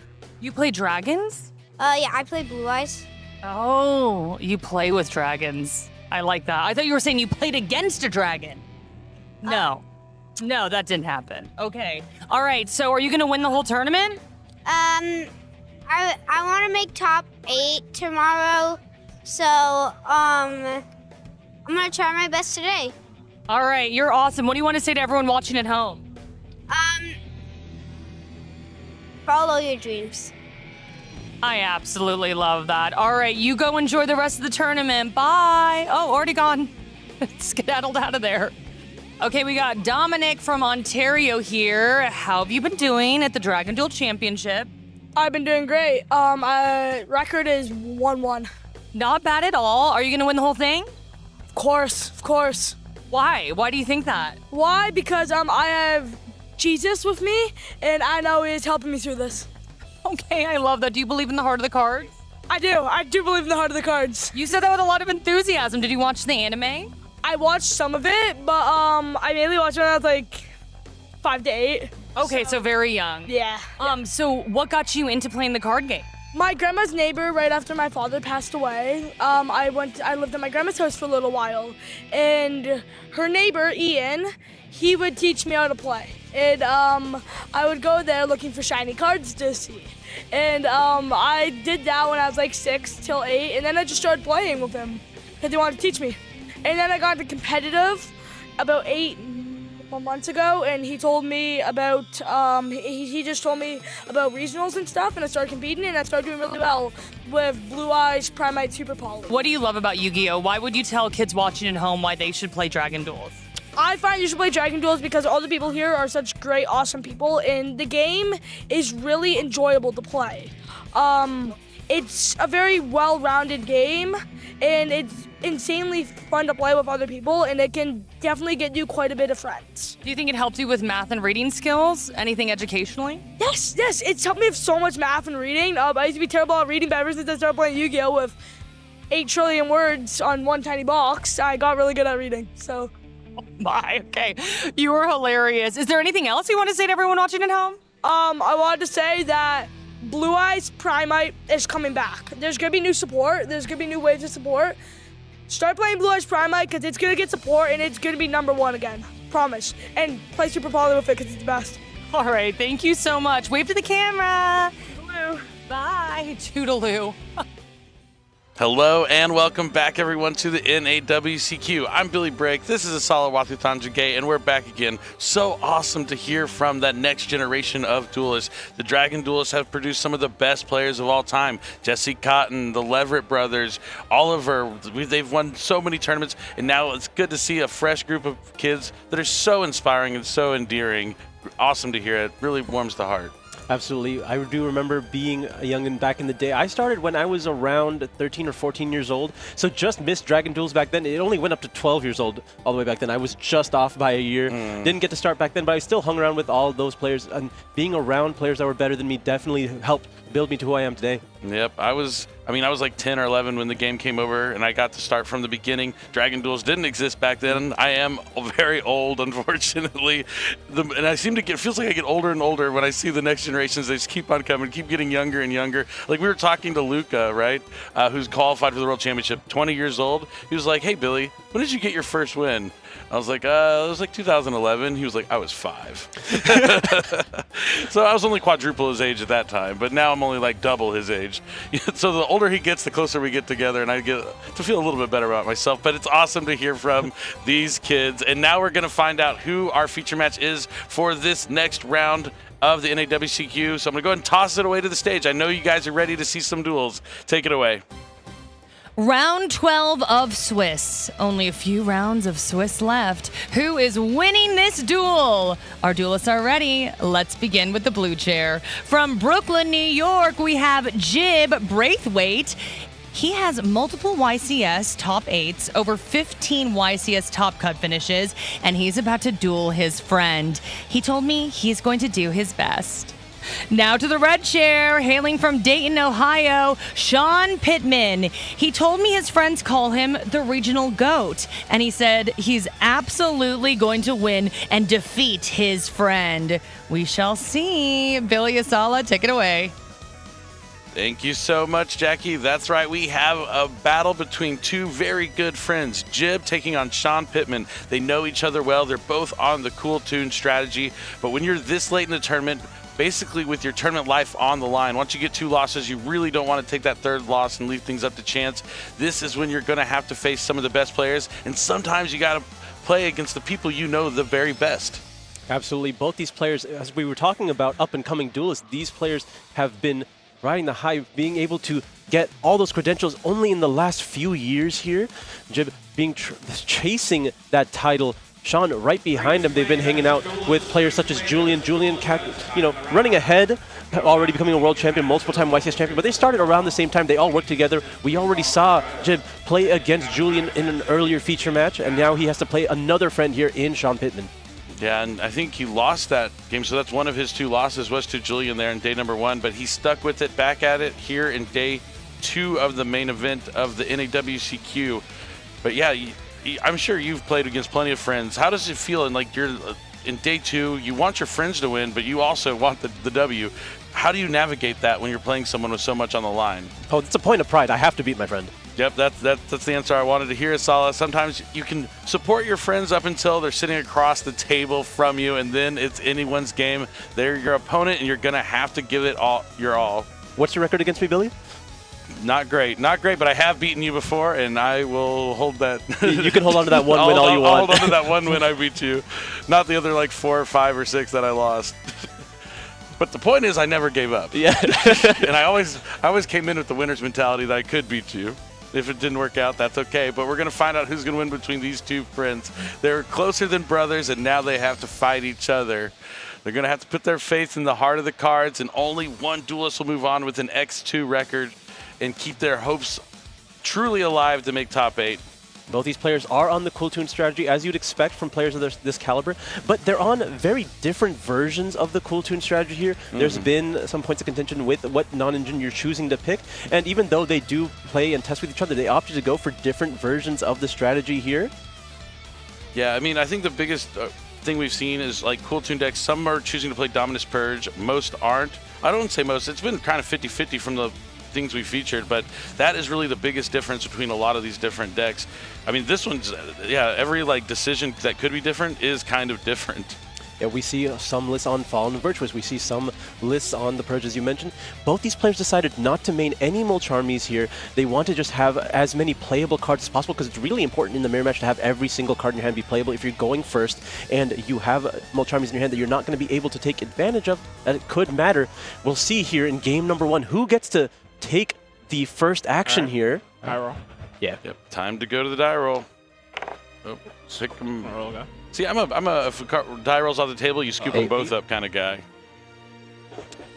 You gave him the option to keep his 5 there, but we have a 7. All right, it's time to duel. Looks like Sean will be able to go first.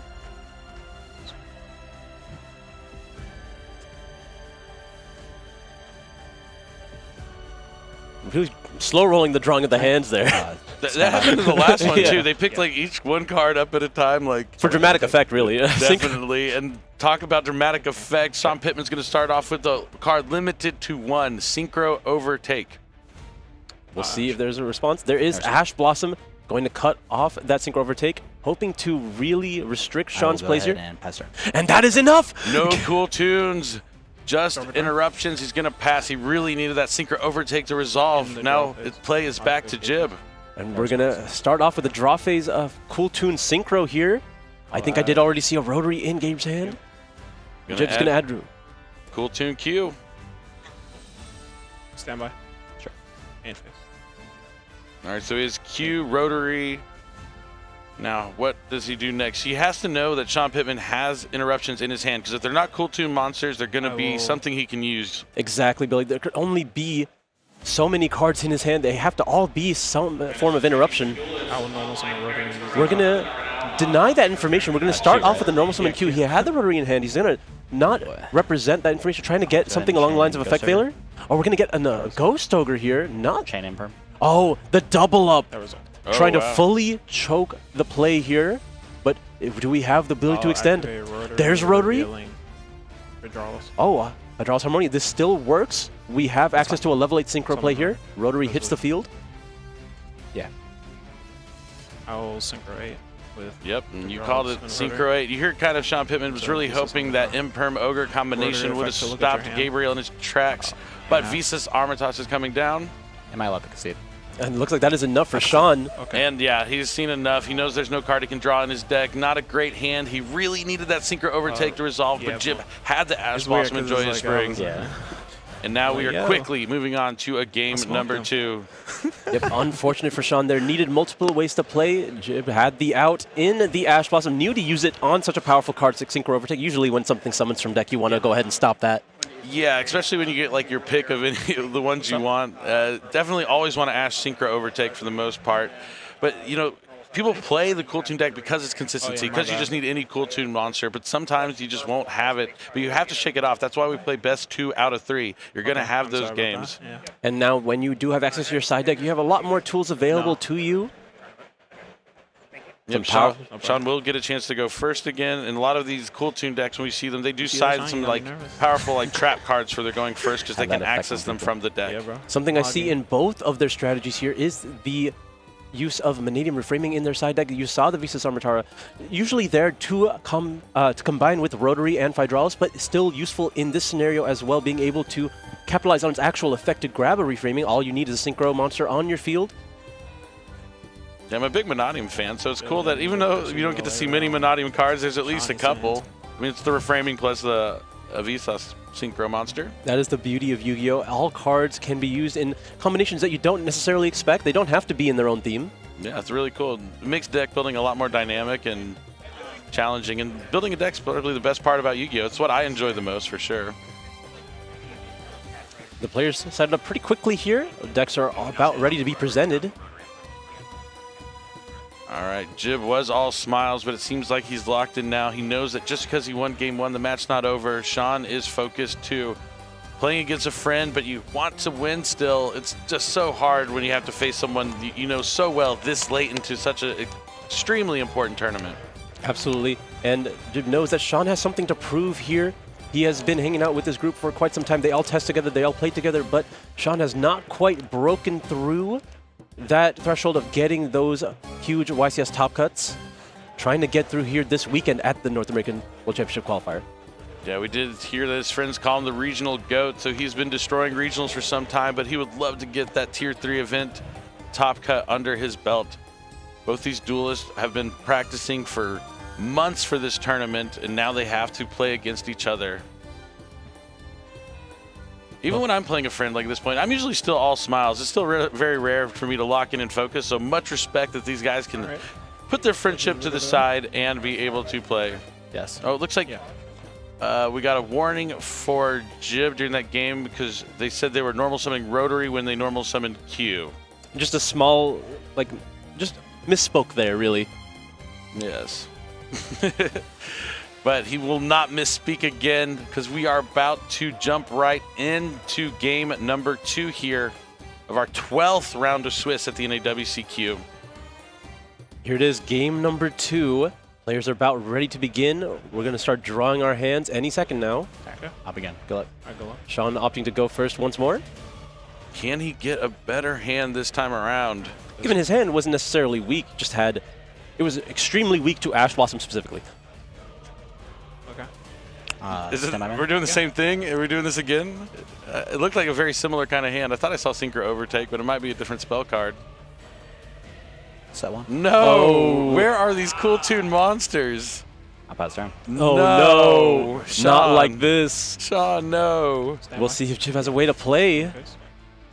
We talk about this being the most consistent deck in the game, but sometimes it just doesn't work. We're starting off the same for Jib as well. We're going to normal summon Q.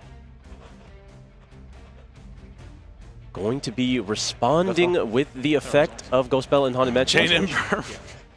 Well, there's a double down. It's not. But we're gonna Fallen Virtuous is still similar. Like, use my interaction, use my set card to make sure. This is the exact same situation almost. Yeah, it is. Just different cards, but with the same result. And now, if is you there a refuse rotary? Okay. No, we're going to pass back again. All right, not absolute devastation. Yeah. Sean Pittman has a chance to get back into us. The Albion will let him get a Fallen Virtuous, but Jim decides to Ash Blossom it.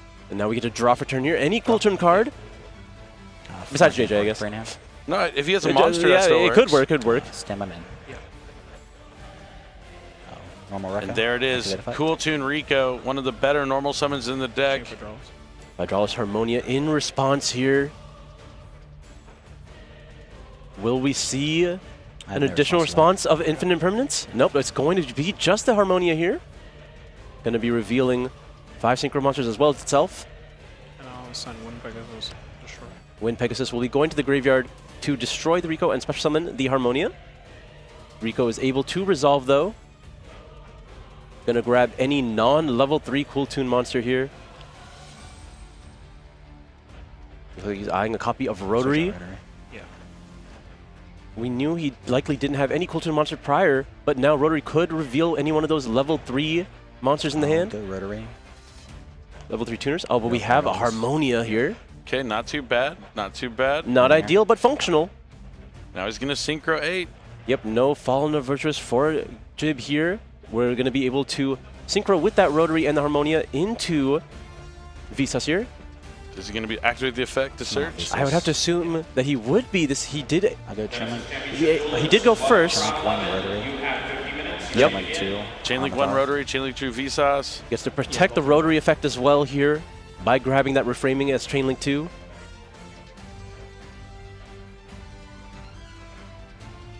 There it is, Monadium reframing. He's going to look at the hand. It's another Harmonia and Ghost Bell. Now Jib is the one who's out of any sort of cards to really advance his strategy. We'll see what he opts to grab with this Rotary here. It doesn't have to do too much, just has to deny the top card in Jib's deck right now.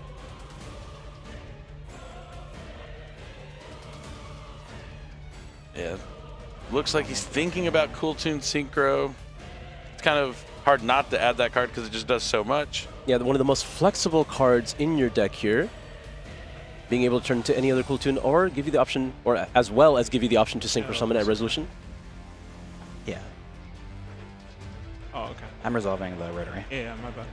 I didn't see you guys. All right, a couple of cards added to Sean Pittman's hand.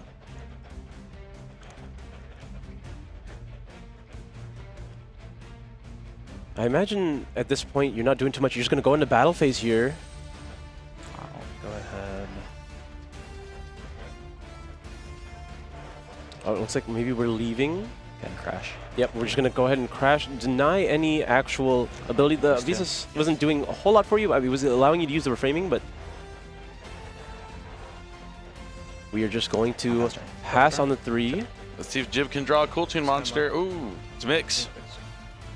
Not the best one, but it's functional. Oh, it's Q. Oh, that's much better. Much better. All right, you sacrifice your reframing here by getting...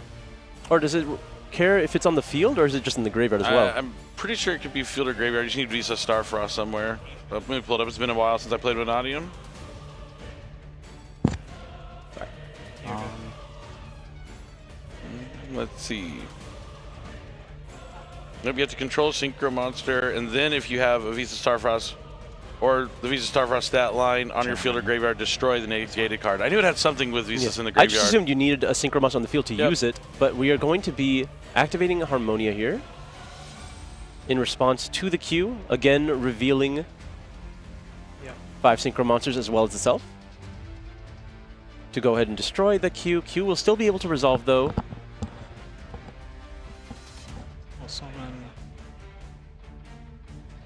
Now both these duels have a copy of Wind Pegasus Adagnister in their graveyard. That'll be able to disrupt something a little bit later on when card leaves the field. Mix is going to be summoned off the effective Q. Chainlink 1 Mix.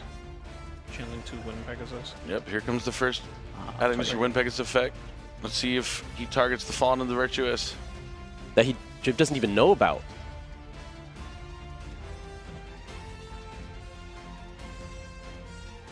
Alright, so he targets the spell trap closest to the deck.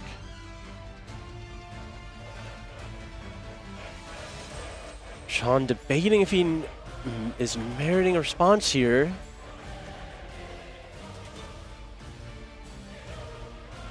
Sean knows the remaining cards in hand are Ghost Bell and another Hydraulis Harmonia for Jib. The only unknown is that set here. We're going to chain the Fallen and the Virtuous. Chaining Fallen and Virtuous. Yeah, chaining Virtuous. We're going to send a copy of Ecclesia to go after the Mix. Mix still able to resolve though. Keep the engine going. It looks like we're eyeing a copy of Rotary, which does work with that Ghost Bell in the hand. Sure. Yep, Sean's gonna need. We know he has Cool Tune Synchro set, right? Yep. So he could Cool Tune Synchro for clip, I guess, special clip. What? I didn't say anything. Okay. Rotary Not sure what there was an issue was, but Rotary is going to reveal that Ghost Bell, I mentioned, to get an additional normal summon. Going to be summoning the Rotary there. Whereas it's fine. No response from Sean.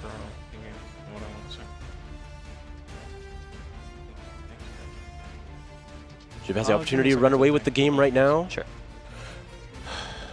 So that's our KTS reframing. Yep, we know the sets are the Vanadium Reframing as well as the Cool Tune Synchro for Sean. What can you do with Cool Tune Synchro in this position? Nothing. Add a Cool Tune for next turn. There might not be one. I mean, I guess you could get clip, summon clip, and try and survive with another monster on the field, potentially. Sure. Go into Trackmaker. Chainlink 1 Trackmaker to search, Chainlink 2 Rotary to put a guard to the bottom of the deck. All right, Rotary. Oh, Sean doesn't have a hand. That is true. Rotary, because there is no card in hand for Sean, not able to use the look at hand and search effect. I'm going to take a second to think because I have to think of my next play.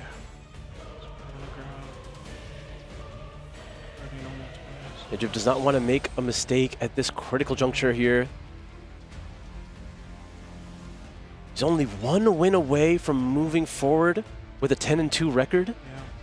I'll spin Yeah, away one being X2 with only 3 rounds to go would be nice for either one of these players. So you put back the Adagnister Pegasus. Yep, the Wind Pegasus could prove useful in this turn. He also had the option to go after the Ecclesia, but probably not going to be doing anything defensively for him right now. So we're just going to try to move forward here. We've already used Q, we've already used Mix. So he's going to swap out the Trackmaker for a Rico, I'd imagine. Yep. There it is. And then Rico looks like he might be adding back from the graveyard. Yep, we're just going to go ahead and grab a Mix so you can now Synchro Summon using the Rico and the Mix in hand. Going to be able to pick apart the field that Sean has put up. Yep, the Rico, since it was sent to the graveyard for a Synchro Summon, will destroy Spell and Trap, and the Mix will take out the Harmonia. Now that the Wind Pegasus is gone, we're not going to be able to use that as a form of defense. We hit the Reframing, and the Harmonia goes to the graveyard. Yeah. Attack for 3k. Okay. Attacks for 3,000. Its attack is doubled since Sean has a tuner in his graveyard. We're going to just be passing back with that. Has some play potential for the following turn, but Sean still has that Cool Tune Synchro. Yeah. Oh, sorry. during... Looks like end phase is clear. We're going to be drawing for turn right now. Anything with priority in draw phase? No. All right, in draw phase, it looks like Jib is going to be immediately using the Effector Remix here. Wants to get access to these tuner monsters. And we know he has a Ghost Spell he could add back to his hand.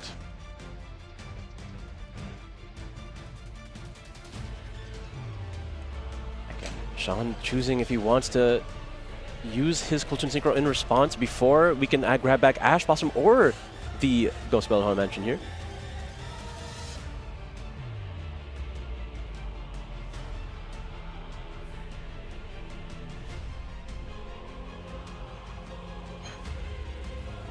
Sean does have some effects in the graveyard still to try and force out more of Jib's cards before he makes his actual push. Trying to contemplate what his turn is going to look like because he has the information on Jib's hand.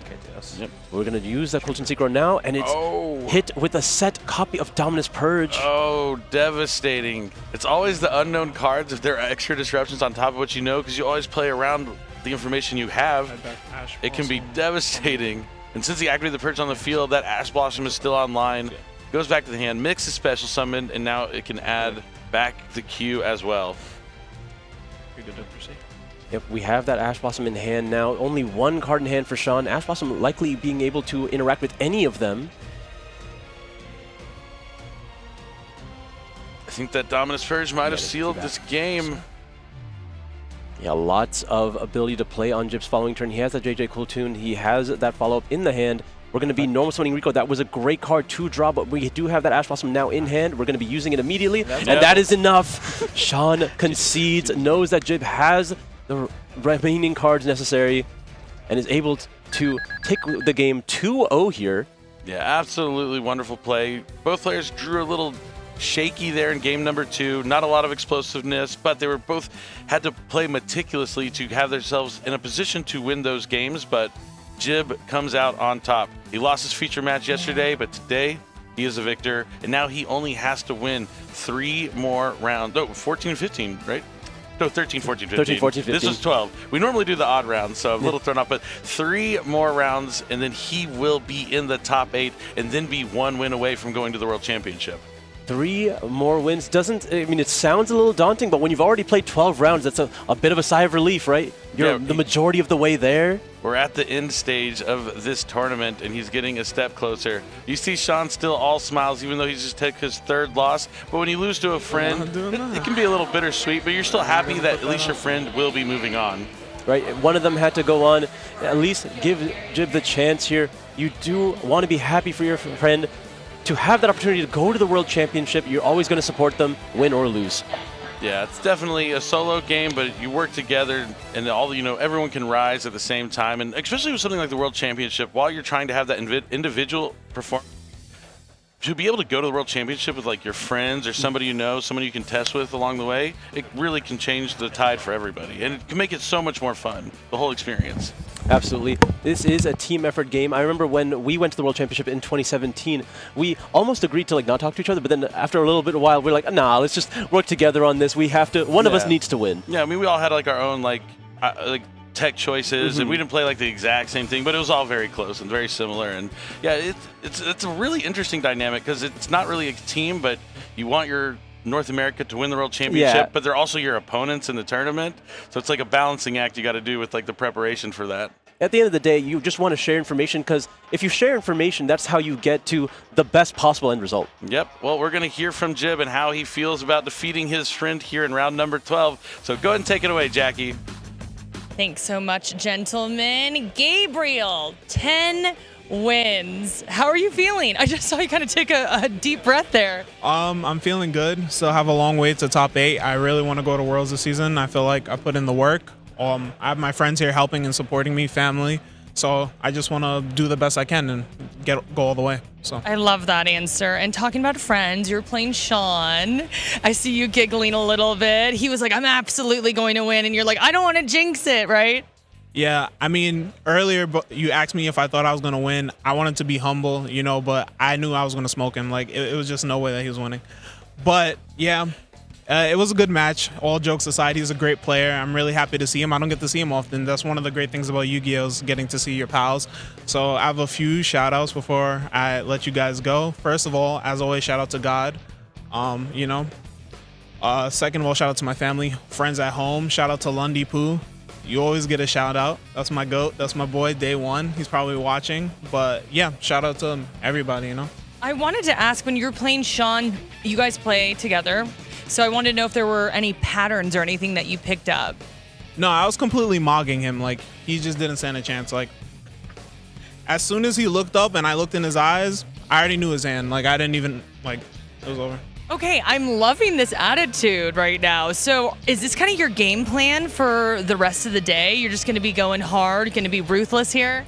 Nah, I'm definitely just putting on for the stream. But, like, it was it was a good match. I had fun. Okay, great. Is there anything you want to say to everyone watching at home? I hope you guys like Rotary looking at your opponent's hand. Shout out to Mindscan with the Toon cards. We're going to have a lot of fun next season. All right, Gabriel, thank you so much. You're going to send it to our casters. We are going to have a lot of fun next season. I am looking forward to the Toon cards whenever we get our hands on those. But yeah, shout out to Jib. That was a good match. Love the confidence. I mean, that's kind of the thing when you're playing your friends. The trash talk is a lot of fun. It's all in good sport and good good favor. No actual bad feelings, so don't like take it too seriously. But yeah, we're ready for our bonus match. We're going to jump into another match that's going on here in round number 12. It's going to be Cool Tune up against Blitzclick. Blitzclick, I think, overperforming for a lot of people. It's kind of not on anyone's radar, but it's in contention here in day number 2 to make it to the top 8. Yeah, there are multiple Blitzclicks in contention here. We are midway into game number 2. It looks like it is the Cool Tune player's turn here. Daniel has the Trackmaker on the field as well as a copy of... Target Remix. Remix? Is that Remix? Okay. Yeah. Looks like he's going to activate...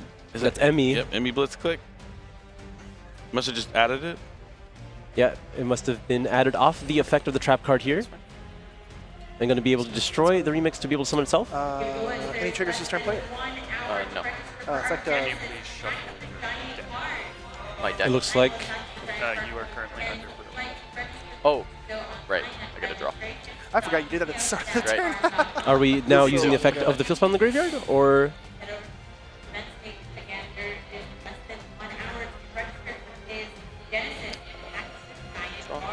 Oh, we are drawing a card here. Ending turn. Chain like 1 breakaway, chain No? 2 There might have been a Perulia in this turn. It's very possible. We can't see the entire graveyard here. Yep, and then the breakaway as well as the field spell get to go to back to hand here because the card was destroyed.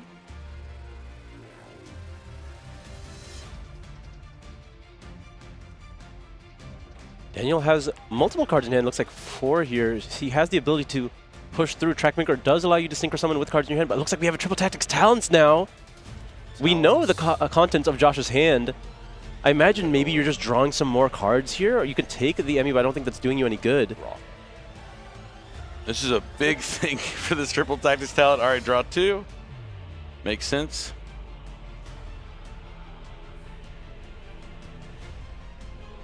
Now having a full hand again for Daniel. Daniel also already up game 1. If he's able to close out this game right now, he could move on as well with a 10-2 record. We're going to be using the Trackmaker as well as Mix in the hand. Yep, so level 6 Synchro, Loudness War, more than likely.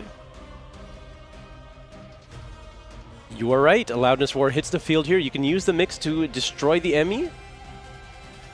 Does that sound ideal? I don't see why you would not. I mean, you can use the Trackmaker as well. Can I read the... I think I don't think, yeah, I think that's less ideal. No, I don't want to put the Blitzclick monsters back into the hand. Daniel confirming the effects of Breakaway here. That is one of the benefits of Blitzclick. Again, a newer strategy under the radar here. Your opponents are not always going to be familiar with your cards, but it's always important to read them when they are available. I'll just go effective Trackmaker. Doesn't target. All right, it looks like Trackmaker is going to go after the trap card here. Alternator? Alternator, yes, thank you. So leave main. Okay. End phase. Yep. And that is the pass. Yeah, sounds like it. Pass with just a loudness war? Okay, not the greatest, but... I mean, it looks like those are some powerful interruptions in his hand. Alrighty. Draw for a turn. And that is not a very helpful card for Josh to draw right now. I cannot target this, or I can only target this? Only target. Only target that. 4 cards in here. That is terrifying. Let's see how Josh chooses to navigate this, knowing that he has to play against a full hand here against Cool Tune, but I'm sure he's playing against several Cool Tunes up to this point. Likely has a strategy for this position. It has been non-stop riveting action since we jumped into this game. The hideout in the Sky Colombe is going to be activated next. Attempt effective hideout. And it's going to be met with Ash Blossom from Daniel. Oh, that's huge. The big thing with Blitzclick is they need to have multiple monsters to really get things going, and if you can stop them from getting to the important monsters and getting them on the field, you can really slow the deck down.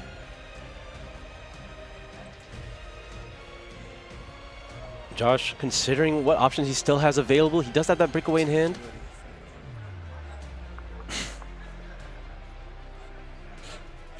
Looks like he's thinking about activating it. Not much else he can do. Nope, maybe not. Maybe yes. Yeah, there it is. All right, putting it down. Hideaway now finally activated. Decides to activate the Blitz, the one card he can activate in his hand to return back the Blitzclick, but now the Loudness War can activate its effect. And if there is something like a Rotary in the graveyard, Daniel can start finding Cool Tune monsters. I'll chain Loudness Now War. we finally get to take a look at the graveyard here. Oh, there was a Pearly, a good call, but no Rotary, so he won't be able to do that. Does he have a Track Maker? He could use Track. Oh, there's really nothing to return. Nothing to really destroy. This isn't the strongest of Loudness Wars. Was there at least a Rico in there? No, I guess he could take out the field spell. Yep. Yeah, trying to check if it does something when it's destroyed. Not necessarily, but it does have an effect to add itself back.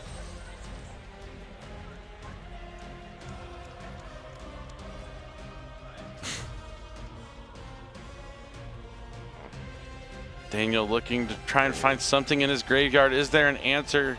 It's just mix or Rico.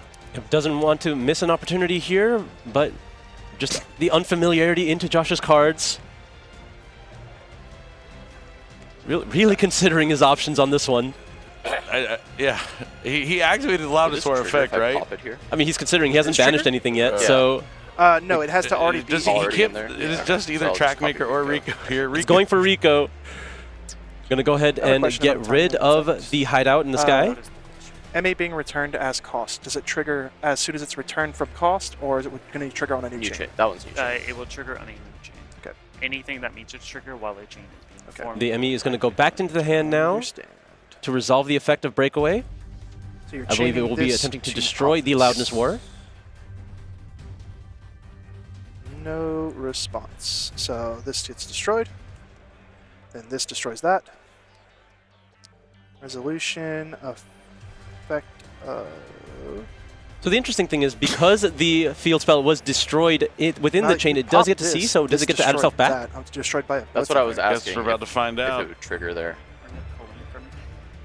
Cool. Yeah. Judge? Sorry?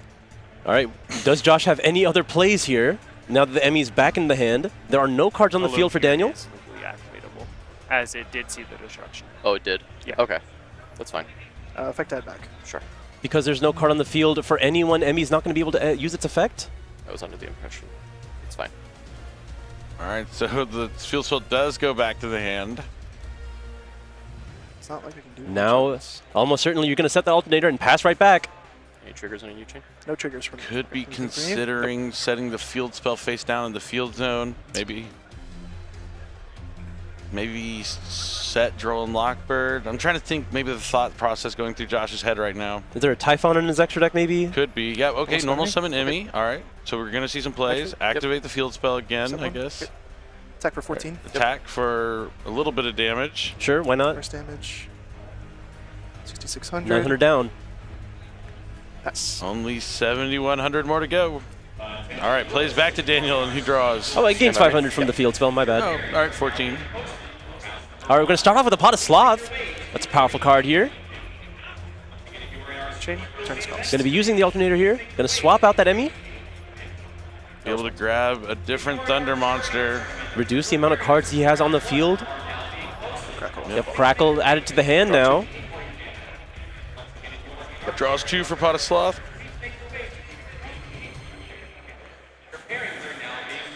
For those that might be unfamiliar, Crackle in the hand during your opponent's turn. When your opponent activates a monster effect on the field, similar to Harmonia, you can reveal this card in your hand, destroy that monster, and you do summon a Thunder monster from your hand. Does lock you into summoning only effect monsters from your hand that turn? Like exclusively from the hand. Mm-hmm. On the field. Okay. It's pretty cool because you can like use it, destroy a card, and then you can summon Thunder King Ryo. You doesn't have to summon itself, just any Thunder. In response to a monster effect on field. Big fan of Thunder King Ryo. I love the new art. Yeah, that was one of my favorite cards back in the day. Don't really want to see it against me now. Arguably stronger now than it was when it was played more. Almost certainly. Which is crazy. I'd be terrified. And that's why maybe we see Blitzkrieg doing well this weekend. But the draw in Lockbird after the Pot of Sloth. Sure.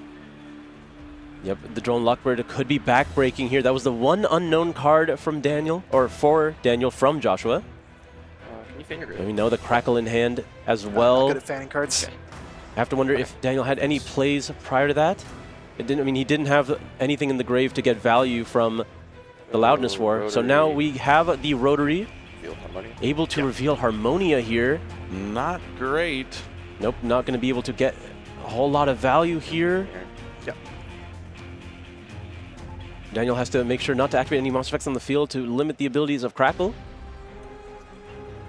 We're going to just be synchroing away with the Rotary and the Harmonia. Interesting. Because he can't add anything, so...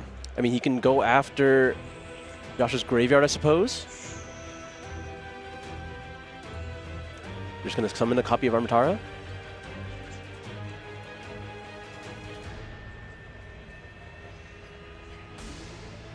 But where do we go from here? Let me give this a read while you continue. Yeah. Daniel's seen so many cards within the last 2 turns, but hasn't really been able to make a worthwhile push. You're giving Josh a lot of opportunity to take this game back and force a game number 3. Okay. I don't think it... Yeah, really giving that Vsauce a hard read, just in case it has a hidden ability that might come into play here. No, it looks like Daniel's just going to go ahead and concede here. He doesn't have any opportunity to do a play, and will want to just maximize the amount of time that he has going into game number 3 here, where he does get to start. Interesting. But, you know, heads up, knowing that time is a factor. Even though that game wasn't, like, over, he knows that he might lose, as you said, Asala. He wants to have a chance in game number 3, and now we are going to have a game 3. Yeah, sometimes you really want to make sure you don't waste any more time than you already have. You want to just capitalize on being able to have the ideal game start, game number 3. There was an opportunity to potentially win that game, but you know that Josh has his resources available to him. Alternator's still there. You're able to cycle through his resources. He's a lot more set up than Daniel was. So being able to move on to game 3 with your side deck, being able to go first here. Only one more game for these duelists. Yeah, this is a tough one. Like, Blitzkrieg is really good at going second. It is solid at going first if it can, like, summon all its monsters. And this isn't just regular Blitzkrieg, it's Ryzeal Blitzkrieg, but very small Ryzeal package, so he definitely has some tools for going first. So I can imagine Daniel probably won't want to risk it and try and, like, catch his opponent off guard and swap up who's going first or second on him. Because especially when you're playing Cool Tune, it's hard not to choose to go first. Absolutely. Even if you're playing against, like, a deck like Sky Striker or Blitzkrieg. And the thing is, if you're going to choose to go second post side against something, you want it to be a strategy where you're extremely familiar. It did not seem like Daniel was familiar at all with these Blitzkrieg cards. He was, you know, giving things a good read and wanting to make sure he didn't miss anything. That is not something that you want to allow to go first because you don't really know what they're going to do to you. Or yeah, where to interact, what the best part is. Yeah, that's a good point to make for sure. But both these duelists have 2 losses and will have a good chance to make it if they win the next 3 after this. Yep. 2 losses is about the record you want to be. You can't really allow any more than that. There's a chance for a 3rd loss to squeak into that top 8 cutoff, but 2 losses is the comfortable area to be in. Looks like the players have shuffled their decks here. All about ready to start game number 3.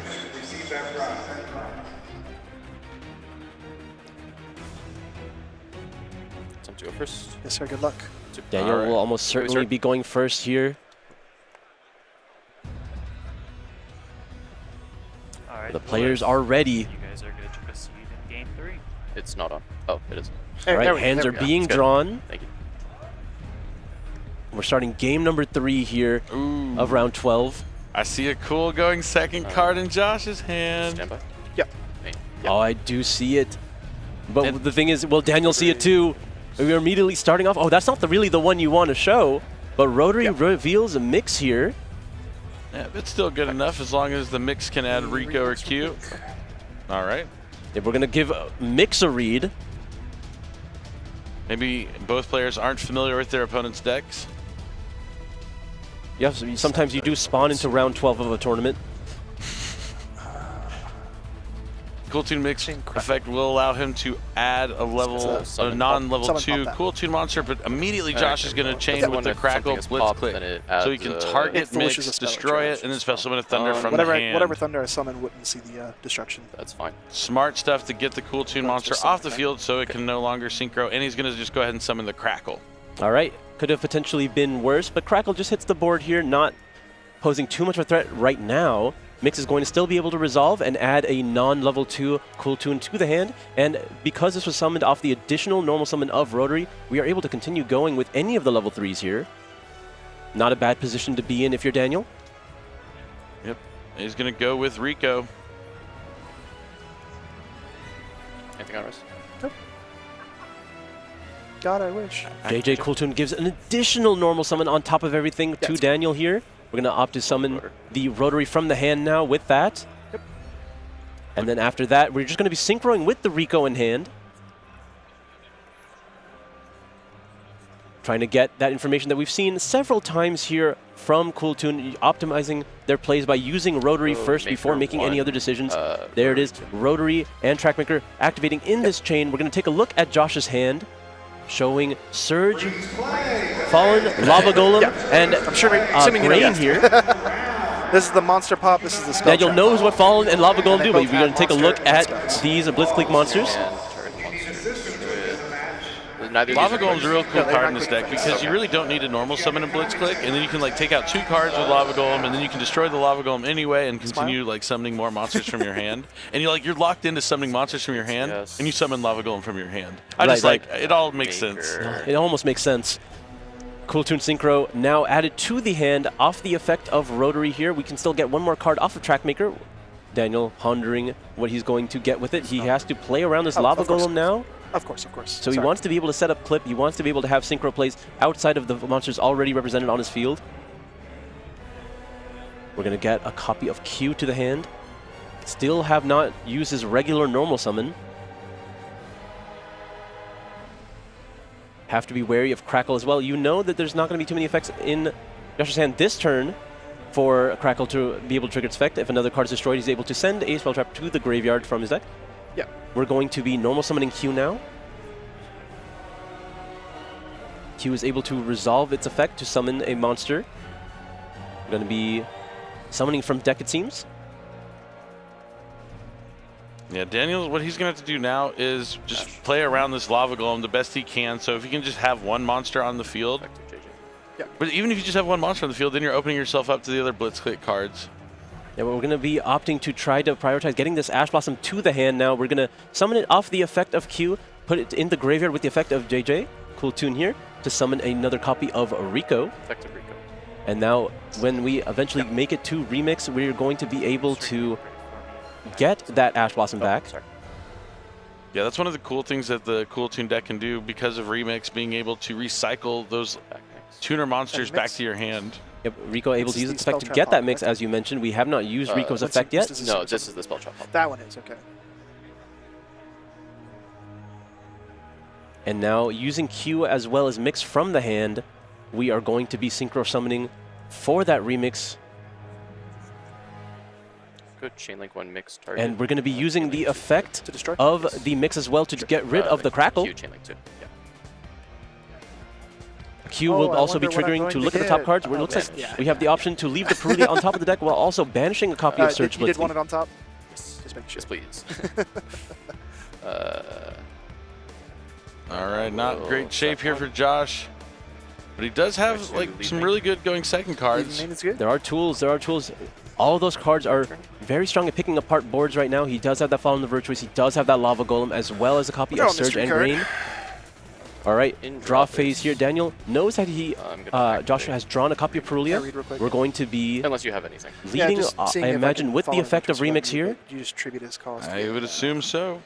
Yeah, that's fine. No He wants to get that Ash Blossom back to the hand. He also doesn't want it to get Lava Golems. Ash in hand. Yep, gonna add Ash to the hand, then he can special summon a tuner to the field. And if he wants, he could just really wants to make sure he doesn't make a mistake at this point in the tournament. Looks like we're gonna summon another copy of Rico here. Rico effect to add. Add. Add? Yep. Sure. I mean, you might as well chain Perulia here so he can't add clip. Clip But is darn no Perulia chain. Yeah, we're going to get that clip as you mentioned. We'll see if Josh will activate the Perulia this turn, and there it is. Now he can chain the clip if he wants, but... I mean, he wants to represent the Lava Golem, perhaps? Go Like stand by just main? forcing it out now. Let me do some reading real quick. Josh can start his turn by using the Lava Golem. He can use Grain to go ahead and force out the Cool Tune Synchro as well. Making sure both the Ricos don't do anything different from each other. Right, right. They look like they're different rarities, so they might do something different. Could be, yeah. I mean, Josh doesn't seem very familiar with the Cool Tune cards, so maybe he Lava Golem doesn't know over that the track maker and one of the Ricos. Okay. they're We're the going to same be card. Lava Golem using the Rico as well as the Trackmaker on the field, opting to put it in that zone directly under the extra monster zone. The Anima Zone. Definitely, there are level 1 monsters in Josh's deck here, namely Emmy here. But usually are restricted from going into monsters that aren't from the hand. Yeah, but it's a good habit to have for whenever you're playing a deck. It could come up, right? Yeah. We'll go effect. Will we be following up with that Grain? Grain? These players. Yep, Grain forcing out the Cool Tune Synchro here. Yeah. Is able to reveal itself and target a spell trap to destroy it and summon itself. Or, well, summon a... Thunder. Yes, they all summon a Thunder from the hand. Usually ends up being themselves. Yeah. Or a jump scare Thunder King Ryo. Yeah. Their effects summon a Thunder from the hand and then lock you into summoning effect monsters from the hand. We're going to chain the Cool Tune Synchro in response to the effect of Grain, which will merit a Fall on the Virtuous in response as well, targeting the Rico that's remaining on the field. So he won't be able to synchro summon right away after he adds because he won't have anything to synchro with on the field. Smart stuff holding that Fall on the Virtuous. Yep, Josh is picking apart Daniel's board here. Really showing the power of Blitzkrieg and its ability to go second into these fields. It looks like we're going to be chaining Clip here, going to give Josh a draw. And there was another Molcharmi here in Fualos. We're going to be synchro summoning. RS? Yep, RS hits the board now. Fallen no longer able to destroy anything. Grain will be able to summon itself now. And we're going to be able to resolve the Cool Tune Synchro, adding a copy of Q to the hand. Good to go. Yep. So he has Q, Clip. Banish a tuner, target basic card. Well, the Clip is used. Oh, he just used the Clip. That's right. So just Q is the only card we know now. Yep, Josh has all the information available except for... I'm sorry, I forgot Daniel had a full hand after that. Target a monster, pop it, special summon. And now we're going to be using Surge. Yep, that'll be able to destroy a monster, special summon the field. I'll chain RS. Yeah. We're going to be using the effect of RS in Chain to go ahead and just negate the Grain. So he won't be able to search. Nothing in the yard to activate off that. Now, if Josh can destroy another card, he'll be able to search any Blitzkrieg monster with Surge. I'll be in effect. Unfortunately, the other card in his hand is that Fualos that he drew off the Perulia. Do set. Oh, it is set or add. We're going to be using Ash Blossom. Yeah, it's good. on the end phase effect of Albion. And Daniel is going to get another turn here. Well, he's going to take 1,000 points of damage in the standby phase from this lava golem. Oh no! Anything? Nope. Still a large monster facing down Josh's lonely Blitzkrieg monsters. Daniel does not know that the card in Josh's hand is not a threat. If they so see we'll a have to pop, be they wary ads. of it, but has to also be wary of the clock here. He wants to end this game immediately. Q normal summon now. Going to be able to summon a monster from deck or graveyard. It looks like we're eyeing that track maker. What? Q can do a lot. It can't summon the spell cards, though. Okay, looks like we're summoning RS. Not bad. Not bad at all. Giving him some insurance for his plays. We are then going to synchro with the... Oh, no, we're going to use Rotary Effect in hand to reveal the Harmonia, giving an additional normal summon on the Rotary here. Rotary is going to... Well, I assume we're synchroing with something from the hand here.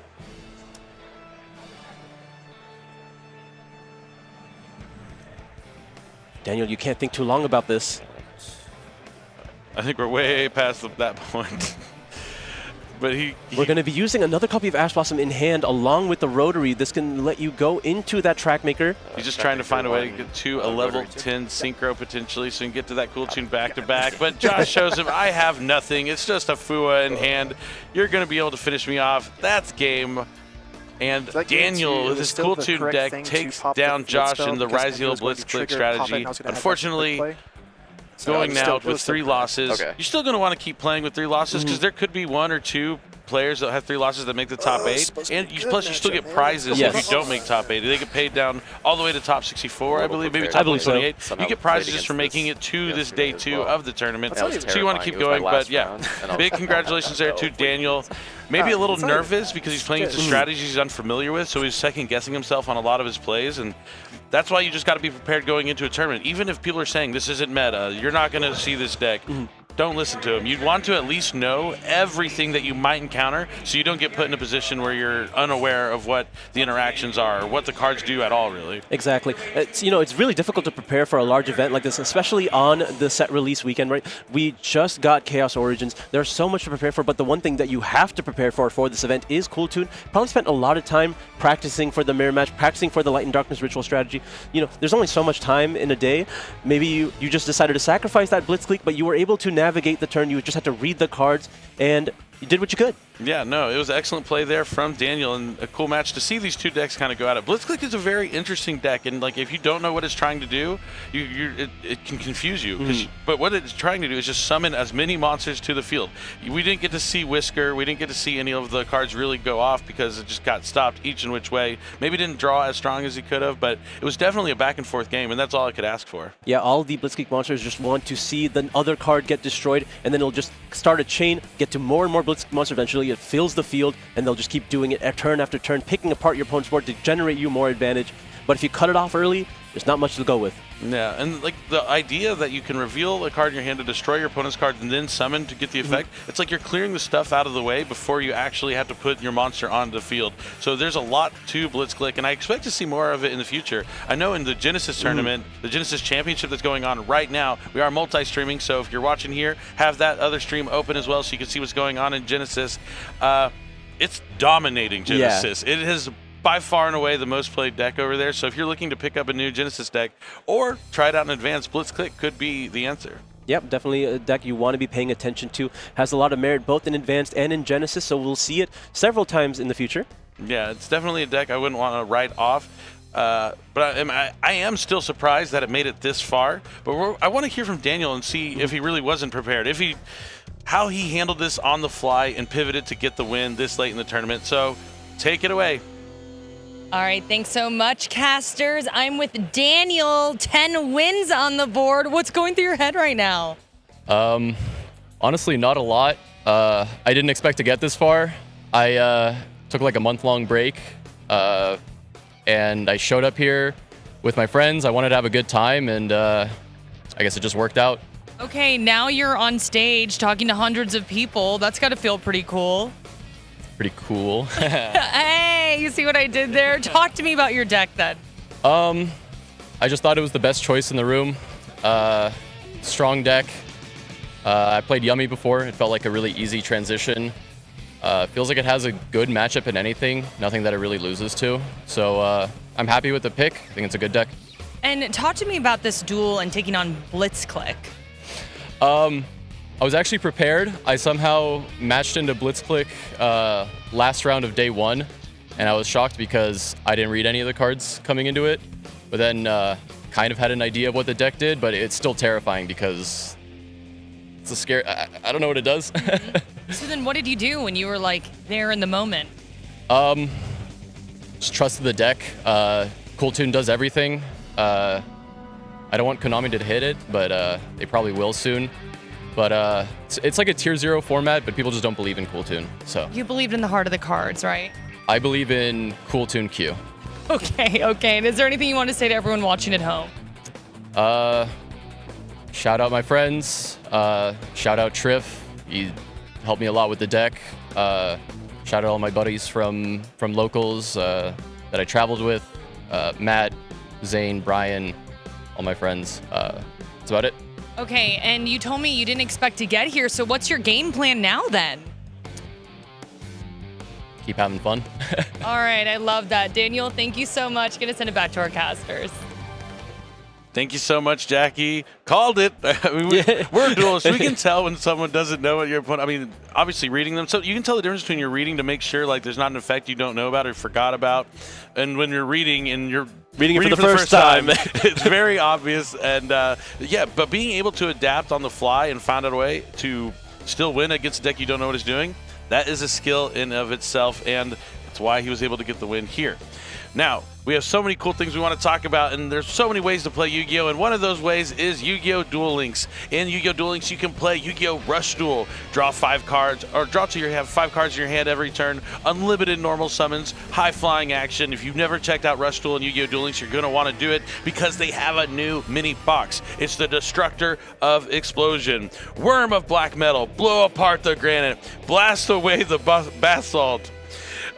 There's going to be key cards in this pack like Destructor Worm, Bakumut, Sky Savior Watch, Star of Beginning, and Innocent Fadral. Lots of cool Rush Duel cards with really cool artworks. I'm jealous of a lot of the artworks on Rush Duel cards, especially when they get some from like the TCG. I saw like a Summoner Monk and a Rescue Cat that I really want to get my hands on. There's some new chibis coming out that I'm very excited for. I'm definitely going to get my hands on them. Yep, but we still have more rounds to play before we find out who's going to the World Championship in Japan. Stay tuned. Don't go anywhere. There's more dueling action to come.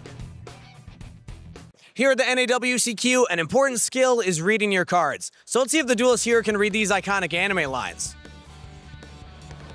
Guys, it's time to duel! It's time to duel! It's time to duel! It's time to duel! I believe in the heart of the cards. I believe in the heart of the cards. I believe in the heart of the cards.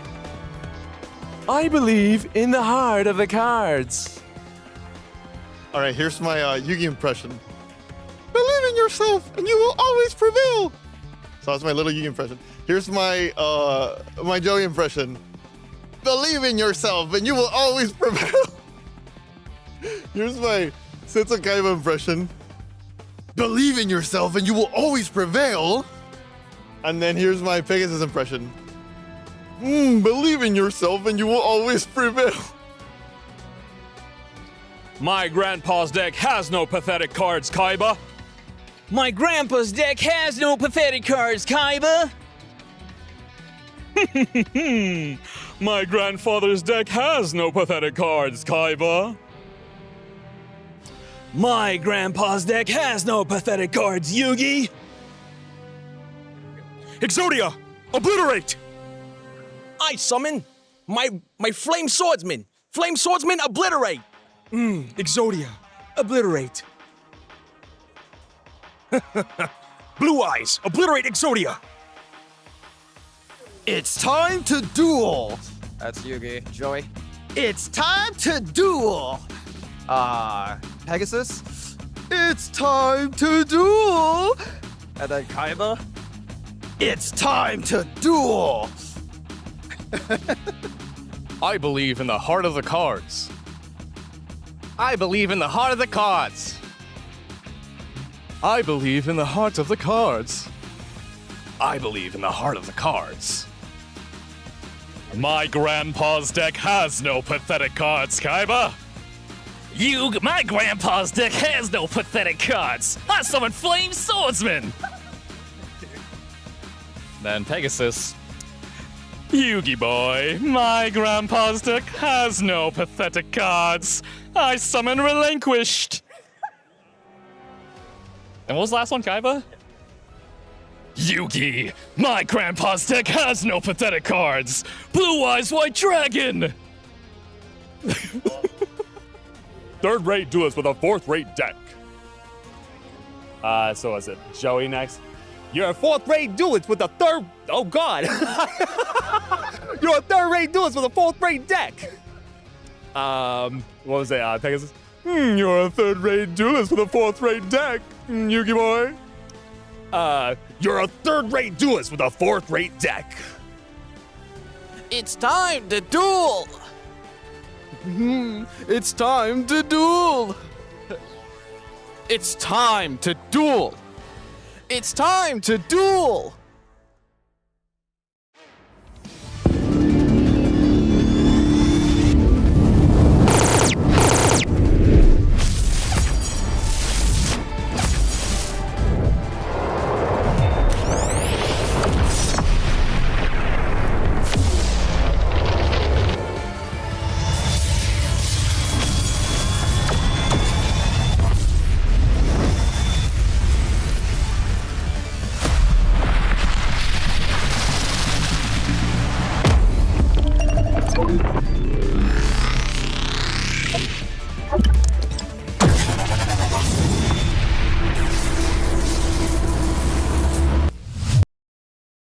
What's up, everybody? Kangas here at the NAWCQ. I brought some cards. Let's see if the duelists here can guess them before you. All right, I got Brandon. 60 seconds. Guess the card before chat. Go.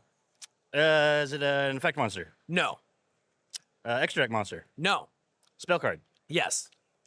Quick play? Yes. Is it archetype specific? No. No. Good question, though. Is it board breaker? No. No. Thinking. Fallen into Virtuous? No. I feel like that could be considered a board breaker, right? Yeah, I guess. Does it target? Yes. Does. You made me check, though. I need to check. Let's see, it targets. 20 seconds. It targets. Does it target back row? No. Monster specifically? Yes. Ooh. Well, that's a tough one. Think about where it would target the monster. Extra deck zone? No. 5 seconds.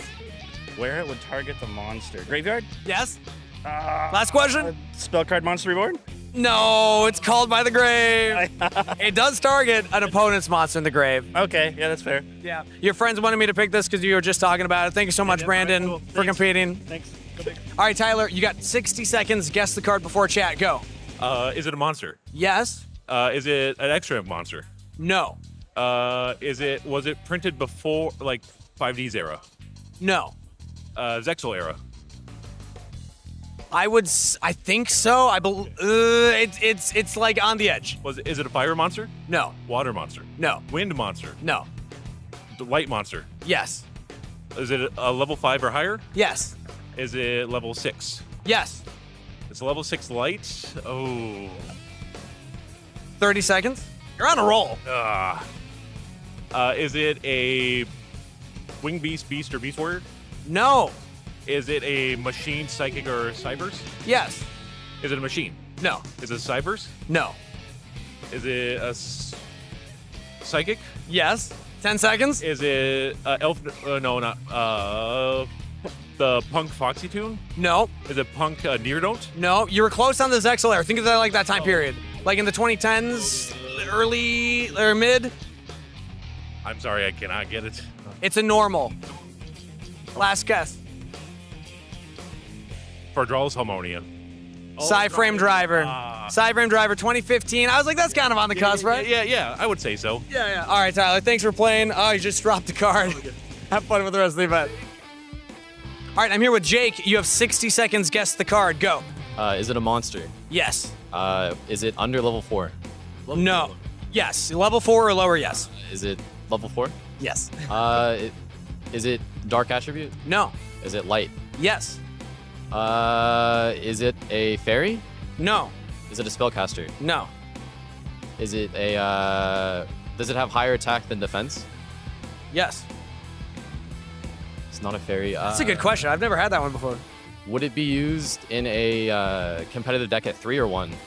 I guess is it limited? Was it limited? Yes or no? So was it limited? I don't believe so, no. A light monster. But if you asked, would it be used at 3, I would argue yes. Is it like a spirit monster? No. Is it, oh man, is it a warrior? No. Oh my gosh. Does this effect activate when it's normal summoned? No. When it's special summoned? No. Oh my gosh, I completely missed. I don't know. 2 more questions, go. Is it, I can't think of one. No. 2 more questions, let me see. Really good ones. It's a level 4 light. What type of effect would it have? What do you mean? Think of it like type of effects that are on the field. Pop something? No. Well, actually, I guess technically. Oh my gosh, I don't know. Is it? No, it's not a warrior. It has a lingering effect. That's my hint for you. Is it effect failure? No, it is Thunder King Ryo. Level 4 Thunder. Yeah. The Blitzclick, I should have known. It's in Blitzclick. It's an older card. Technically, it destroys. Does that count? Does that count? It negates and destroys? I would say no. Okay, fair. Well, thanks for playing. That was fun. All right, I'm here with Anna. You have 60 seconds. Guess the card. Go. Okay. Is it a trap? Yes. Is it Dominus? Is it a Dominus Yes, it's a Dominus card. Dominus Spark. No. Impulse. No. Do you want to take your time on this next one? Because I feel like you're about to get it. Dominus Purge? It's Dominus Purge. How did you just know immediately that's what you're going to go for? I mean, if it's a trap, there's going to be, that's either Dominus or Impulse or Imperm.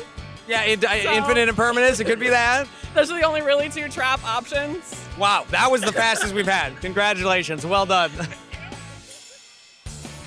Okay. All right, I got Michael. You have 60 seconds. Guess the card before chat. Go. Is it a monster? Yes. Is it an effect monster? Yes. Is it level 5 or higher? No. So it is level 4 or lower? Yes. Is it level 4? No. Is it level 3? No. Is it level 2? Yes. Is it a Melfi? Yes, it's a Melfi. Melfi Rabbies? What? How did you know? Did you see this? No, I did not. I'm thinking of relevant cards. It's very relevant in Genesis format It is Genesis, right now. yeah. And I was just thinking, what's level 2s? I was going to ask Melfi. If it was a no, the next question, is it a Sprite? Ooh, that's a good one, too. And then if that was a no, we'll see where it goes from there. Well, you got it very fast, and you were very confident. He was like, I know every card. I've judged. I can do this. Not every card, but I have done way too much weird deck building and looked up way too many obscure cards to make decks work. Yeah, fair enough. Well, Melfi Rabby, look at how cute this is. Congratulations, Michael. Thank you very much. Thank you.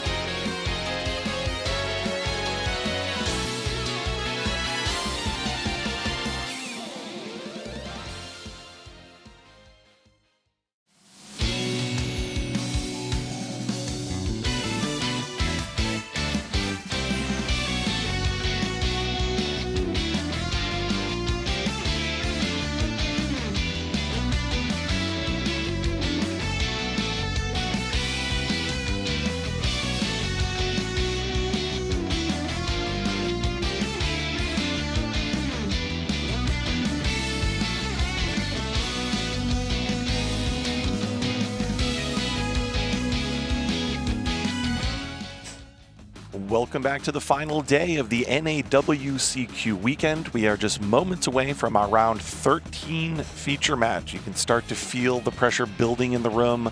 The top 8 is just a few rounds away. Ordinarily, in yesteryear, this is where we would have been having our top 64 and whittling down to 32, 16, etc. till we get to that top 8. We talked about it before, but it actually does kind of feel better in Swiss because if you've had this undefeated run, now would be a great time for you to get knocked out by your opponent, but under the new rules of just being a top 8, those extra rounds of Swiss actually give you a little bit more buffer. But that doesn't mean that it's getting any easier to get to the World Championship. And man, the competition's been so serious. Again, this is not a YCS. This is the duel of these duelist lives. I think it was Craig earlier in the aftermath of his feature match victory in our feature match area earlier this afternoon. He said just that the format, just the nature of the tournament structure, as he referred to it as, it adds this different element. And you know, as the years progress from this point forward, if we stick to the same element where we cut to top 8, it'll become something that these duelists are more familiar. But this is the first year of the NAWCQ in which we have to push through 15 rounds of Swiss before a cut to a top 8. Yeah, I mean, that is the one thing that's consistent about Yu-Gi-Oh! Is that it's always changing, right, from time to time, format to format, rule set to rule set. But good duelists always find a way, right? And we have been starting to see like what the competition is starting to break down into. But speaking of competition, let's take a look at our community highlight players here and see how they're doing. Doing well, by the way, right? Yeah, we have a few of these duelists still in contention. For instance, Charlie, still tracking towards another trip to the World Championship. He's sitting there at a 10-2 record. Kamal is still in contention at 9-3. It is possible for some players that finish ultimately 12-3 to find their way into the top 8. So it's not over yet for Kamal. Same is then true there for Ruben, our former world champion. And then we've got Michael Thomas there with the 6-4 record, so it looks like he dropped out of the tournament. But Ryan Yu, 12-0, undefeated with that Sky Striker deck we saw yesterday. And it'd be interesting if both Charlie Futch and Ryan Yu go back to the World Championship together again, because that was their first World Championship as Dragon Duelists. So again, just like we were saying, the rules change, the format changed, but good duelists do make it back to the top. Again, 12 wins is really the least amount that you could consider possible for making it into the top 8. There may be 1 or 2 players that fall in that 12-3 bracket that actually do get those 7 and 8 slots. Ryan Yu, though, at 12-0, I don't want to say he's a guaranteed shoe-in now, but it is conceivable that his tiebreakers are so strong because he's 12-0 that he could conceivably lose these next 3 rounds. Don't want to guarantee that. I don't want to give him extra confidence, but 12-0, you couldn't have a better start. I said it earlier yesterday when we watched him in the feature match area. There's almost no one on earth that would want to watch just pilot Sky Striker more than Ryan Yu, and we may have that opportunity at some point later this weekend, sitting there at 12-0, positioned very well for a top 8. I think that's eating a slice of humble pie for me to a degree, because, you know, we were talking about what decks do we expect to see in the top 8. Neither of us had Sky Striker, but you know what? When Ryan Yu shows up, well, that's what it is. But my goodness, what a championship we've had so far. With that being said, though, I think we're ready to jump into our round 13 feature match and see what we have for you this round. Round 13 of Swiss. A few rounds left, everybody. Let's get into this duel, and we begin with the blue chair from Saratoga, California, Daniel Israelevsky. His first time dueling on stage was right before this, and he's made top 8 at a couple regionals. He's also applying to med school.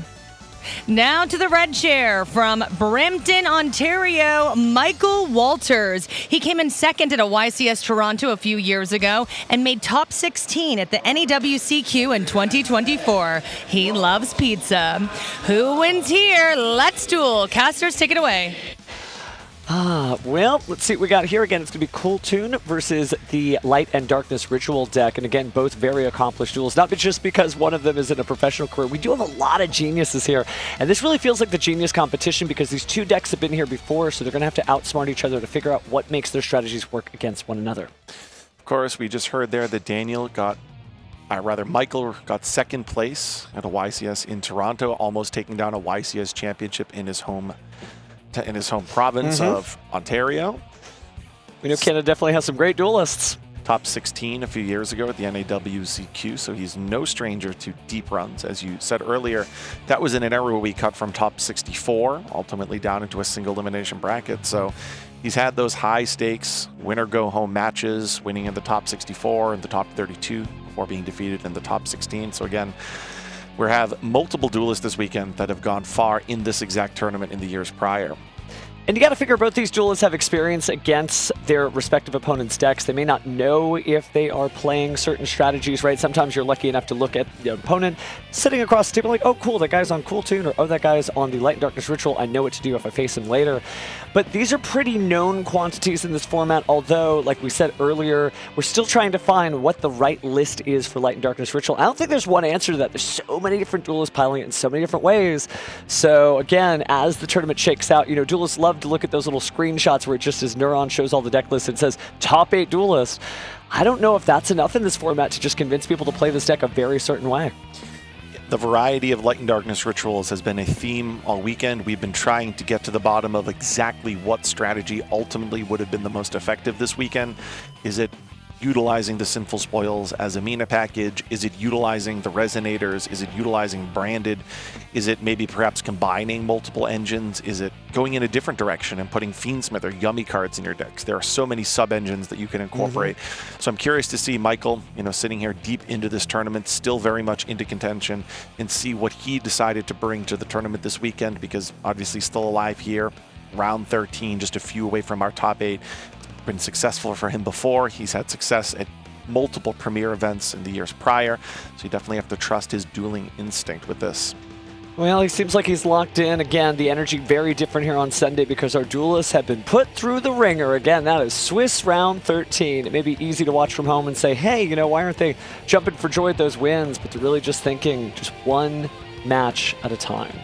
And luckily, speaking about this match, both the decks very well pivoted to go against one another. The extra deck rips certainly don't hurt as bad on the Light Darkness Ritual side, but the targeting effects of the Cool Tune monsters will put a dampener on the game plan. So obviously, Cool Tune was in a good position before in prior formats, but in this format, well, maybe it'll shake out. But let's see as we enter Game 1 of this Swiss round.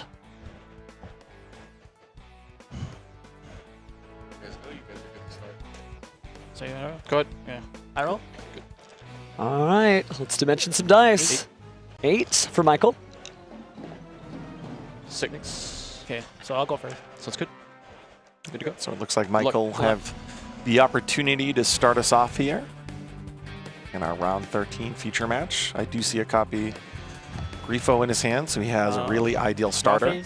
And it, you know, opens it up by asking anything in draw phase. That's a clear indication that he's going to utilize the quick effect. As we said early in day 1, Grifo is in fact a quick effect that does allow you to activate it in your draw phase. And in doing so, establish Mind Shuffle on the field. Now, the benefit in doing this is it allows you now to search out a copy of Skull Archfiend and resolve all of your searching effects protected from Droll and Lockbird. This is all still, again, in the draw phase. And Droll and Lockbird certainly is out there. Some duelists have very strong opinions about the card. Well, it's like, it's not really doing anything. It's just slowing your opponent down. But we have seen that a slowed down opponent absolutely can lose in a single turn or so. But we are going to send the Skull Archfiend to cast to the graveyard off the discard of Mind Shuffle. That'll send the ritual to the graveyard. The ritual spell is Light and Darkness Ritual. So let's grab one of the two. Looks like it'll be Magician of Dark Chaos, Black Chaos. And again, that makes a lot of sense to prioritize that. It will allow us to recur a spell from the graveyard this turn. Yep. And now, as we enter here into main phase 1, it is now going to be revealed to the viewers at home that Michael has elected to incorporate the Fallen of the White Dragon package in his deck this weekend. We've seen this in the feature match area before, allowing him to access level 8 Synchro monsters that synergize quite effectively with the Light and Darkness Ritual strategy. Also, potentially utilize Fusion Summoning with Granganol, another way that you can bridge if you don't already have access to the Ritual package. Well, speaking of packages here, unfortunately, as we show off all these Synchro monsters, the Vidralis Harmonia is going to be able to destroy the Mind Shuffle. And I think that is like the quote-unquote juiciest target here on the field, even though it doesn't target to destroy. But the idea is that if that happens, you know, you really are going to have to work to reestablish Mind Shuffle. Of course, you could try to use the Light Darkness Ritual, put the Grifo back into your hand, but unfortunately that means that, you know, you're not really getting the full value of using the Ritual to go ahead and tribute the Grifo to make it, but there's a couple of different ways to play this out. Let's see how Michael does it. He starts off with the Incredible Ecclesia the Virtuous, and let's see if he's going to end up trying to special summon something. A little mental calculus. We do see that Harmonia destroy the Fallen of the White Dragon. Now, of course, the benefit for Michael is he already has Albion in the graveyard, already has a Clays on the field, so that's a very beneficial trade in terms of overall card economy. Obviously, Daniel does get to send down the Ignister, but I don't think Michael necessarily minds that trade. Ooh, but a Ghost Spell. That's a pretty good trade right there. That's 1 card for 2 because you really were about to get Pot of Greed level advantage there. Not so, Daniel stopping it. Archfiend. So we're going to try to use the Archfiend. I think it's a great way to get rid of the Wind, adding Mr. Pegasus. You have to get rid of at least... Targets. Oh, he's getting rid of the Grifo. I think that'll be okay because he'll be able to use Archfiend on the field in order to utilize his Mind Shuffle, right? That's one of the great synergies of the Skull Archfiend within his strategy. But Mind Shuffle requires you to return a level 7 or higher monster. And unfortunately, Skull Archfiend cast. He's good, but he's only level 6 good. Anything here? Don't worry, these cards are brand new too. And this is the first major tournament we've gotten to cast. But speaking of casting, looks like we are fishing for our next card effect here. Michael gonna decide. End phase. Oh, we're just gonna end phase. Sure. So Albion to set. It's still not too bad. The Federal Harmonia preferring the Fall of the White Dragon may backfire later. Obviously, you slowed the combos down, but Mind Shuffle is a very powerful card.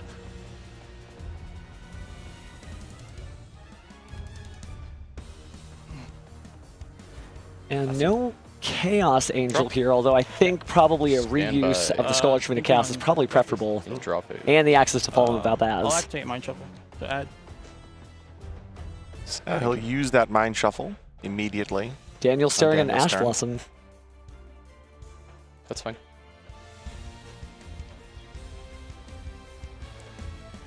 So Daniel is just fine with that. We're going to go ahead and add something. Looks like, yeah, we're going to go ahead and add and discard. Yeah, a little bit of a shortcut there, but now we'll send another copy of the ritual. And now we are kind of completing the loop here with our Blackluster Soldier. Soldier Light and Darkness added to the hand.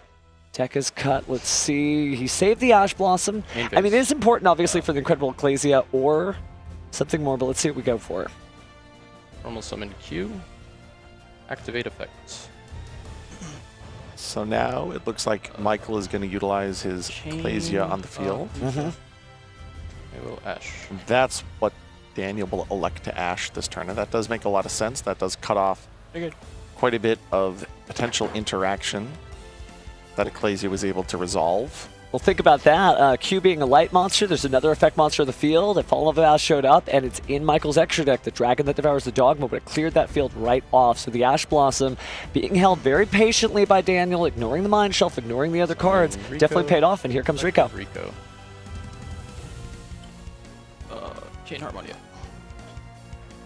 One good Harmonia deserves another.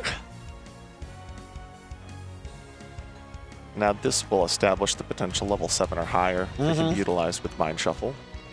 Cost. So good in this deck, whether it's Nibiru, Harmonia, we saw the Fleeting Mask earlier. Level 7 monsters are very powerful in this deck. It is important to fulfill the cost and reveal those 5.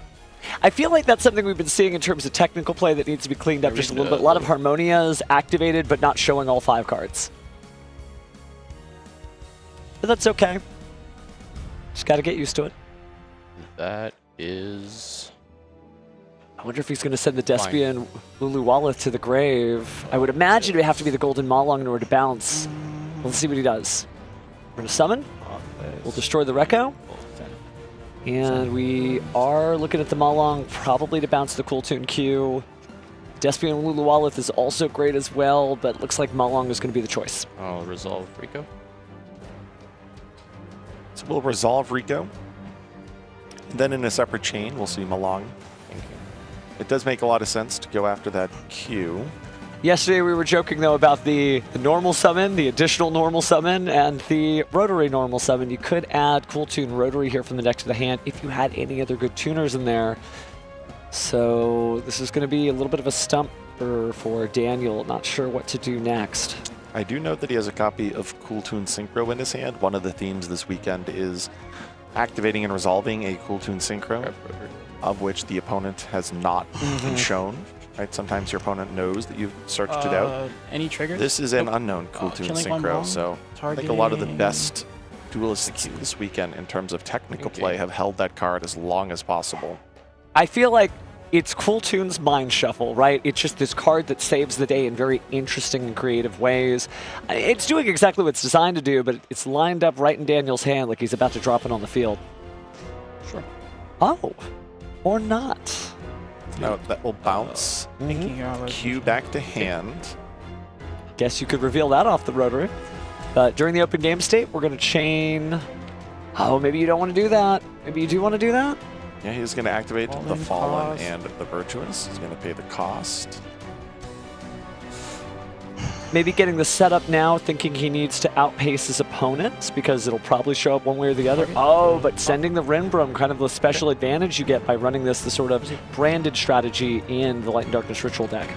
That will combine with the Fallen of the Albaz in his deck to establish another form of interaction. But now this Rotary can combine with the Q that was added back. That will prompt Michael to utilize his Mind Shuffle. All right, Mind Shuffle. Sure. Let's see what he gets. Oh, perfect timing on the Blacklister Soldier, special summon and able to banish the Cool Tune Rotary. So, well, Cool Tune Synchro here now. It's Daniel's last effort. So here's that Cool Tune Synchro met with an Ash Blossom from Michael. Looks like Michael has just crafted exactly how to navigate through each of these Cool Tune pushes expertly. And unfortunately for those rooting for Daniel at home, this might be exactly that, the point of which he will concede our first duel. So Michael, the winner of that, just expertly handled. And, you know, I think we are seeing more of these branded Light and Darkness Ritual decks at the top tables. There's all sorts of ways to run this deck, but it's just very interesting how he is getting his game on. Yeah, right. Fallen and the Virtuous, I think, undeniably is one of the most powerful cards, especially a card that you can access at 3 copies in terms of its just utility, card advantage, how it lines up well against Mind Shuffle, how it lines up well against destroying tuners, clearing them off the field before they can be combined with tuners in hand against Cool Tune specifically. And the fact that you can slot in the Fallen and the Virtuous in a strategy that already inherently has synergy with the branded package itself makes a lot of sense. You know, sometimes you see the Fallen and the Virtuous played even in Cool Tune, and now all of a sudden you're sacrificing extra deck space for Albions when you're already trying to put cards in your extra deck to combine with Harmonia. So then you have to start making concessions here or there. Well, you're playing the really powerful Fallen and the Virtuous package in a strategy that's using Fallen of the White Dragon and, of course, Fallen of Albaz. So it makes a lot of sense to see the combination of the Light and Darkness Ritual package with the branded package.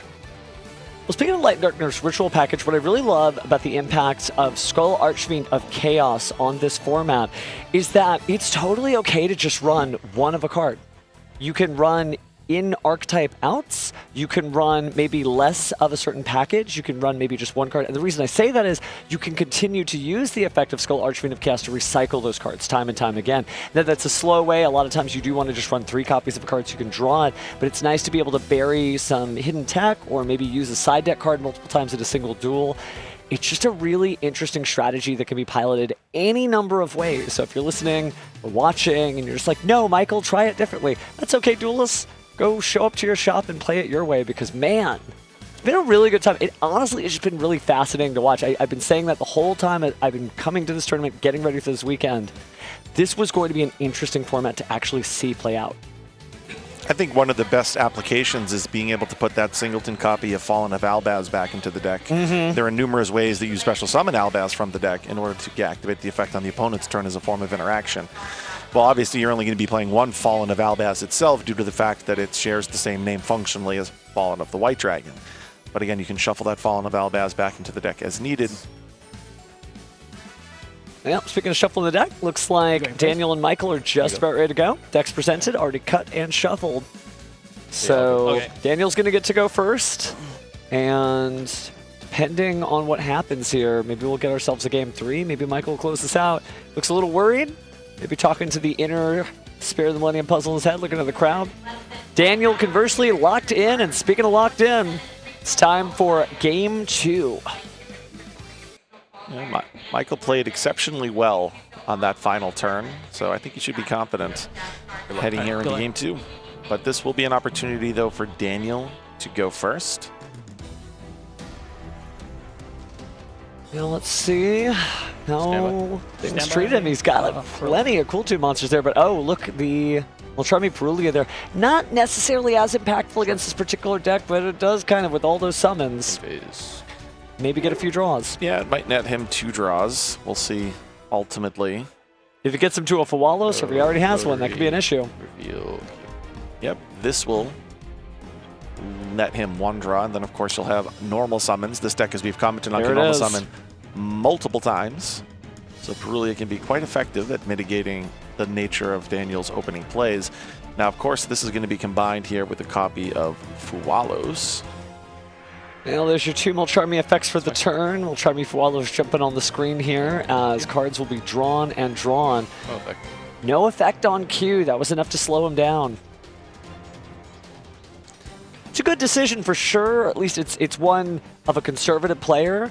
And we've talked about this all weekend. Do you just completely stop right here, or do you push just a little further? I think it makes sense to establish Trackmaker, which it looks like Daniel agrees with. He's going to combine the rotary that we knew we had with that Q on field. This is, you know, one of the ways that you get access to knowledge of the hand and, of course, the top of the deck. I will go... A lot of value, a lot of information. Yeah, this is a reasonable trade because it's only going to net 1 draw. And this is a double search plus knowledge. So definitely when you're playing against both Fuwalos and Perulia, you at least go this far. Because this, of course, will net him a Cool Toon Synchro, which is, as we've seen all weekend, arguably the best form of interaction that he'll have on Michael's opening turn. Oh, wow, what a hand. The Super Polymerization obviously is interesting, but the 2 copies of Black Chaos, it's not bad, it's not great, it's also pretty great when you think about it. You can go discard, put Mind Shuffle face up on the field, and then use the Ragged Records of Right. So there's definitely some gas in the tank for Michael, but if you're unfamiliar with this deck, maybe Daniel doesn't know it, maybe he hasn't played against it as often, maybe he doesn't know what he's looking at right now. I think if you've made it this far into the tournaments, the round 13 feature match, you have to have played against Light and Darkness, at least to some extent. It is arguably, I think, the 2nd most common deck at the top tables at this point in the tournament. Definitely making a name for himself, but it looks like we're going to add the Cool Toon Synchro all the same. Top 2. And let's see what the top 2 are. Grifo and Super Polymerization. We might be breaking some boards. Let's see what happens. Yeah, that's a lot of Super Polymerizations. The Grifo is also redundant, though, relative to the Black Chaos.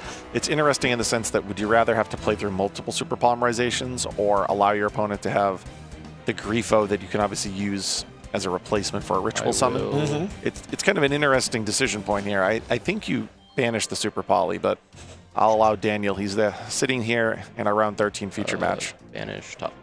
So we're going to banish the Grifo. It might come back via Skull Archfiend Chaos we were just talking about, but I guess locking him into the Super Poly is where he wants to be. He might think he's got an answer for the Mind Shuffle from the Black Chaos, so maybe that's of no note at all. And then maybe he considers, I could just play around Super Poly. I have to do it anyway. If I'm playing around 1, it's the same functionally as playing around 2. And getting rid of Grifo may potentially stymie Michael's ceiling on his turn. So I will trust Daniel's judgment on this one. But here he's going to follow up with JJ Cool Toon.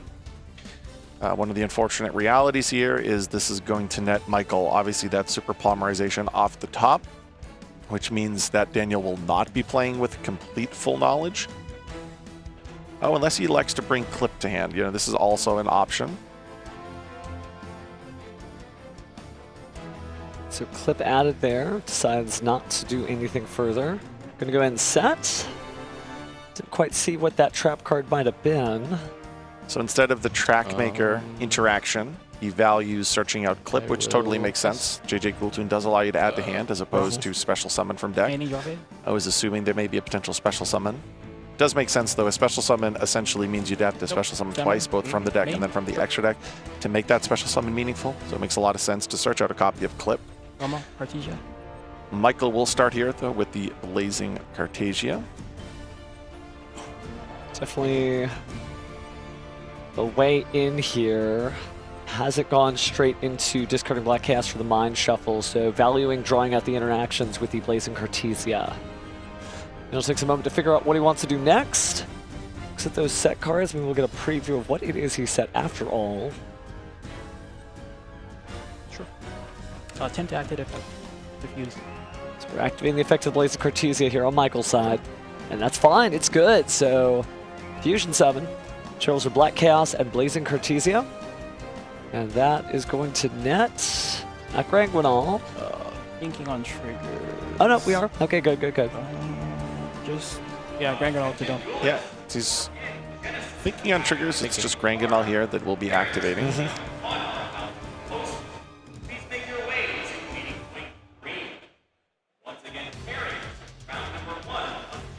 Daniel takes a long pause here. Takes another look at those cards, just wondering what's behind door number 1 or 2. We know he has a copy of Cool Toon Synchro. He actually has 2 copies of Cool Toon Synchro set. I think it might have been an Infinite Permanence, the trap card in the middle, but looks like we're activating the Cool Toon Synchro. We obviously know he has Clip in his hand as well.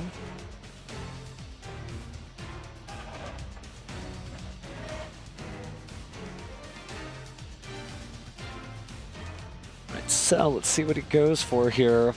So this is Michael's main phase. But since you have the clip in hand, obviously you're lining up your shot in this sense, as it looks like we're going to add, I believe, a Cool Toon mix. Yep, from the deck to the hand. That one is monster pop, right? Mm-hmm. Okay. Yeah, mix is the one that destroys monsters. Easy way of remembering that is that mix starts with the letter M, and so does the word monster. It's great to have little simple mnemonics when trying to learn whether it's new cards or cards that have been around for a little while.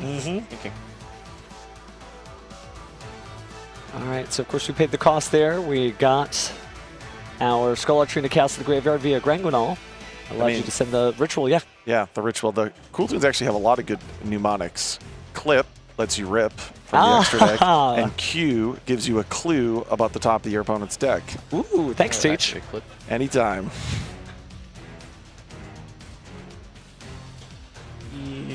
Yes, that's good. No response.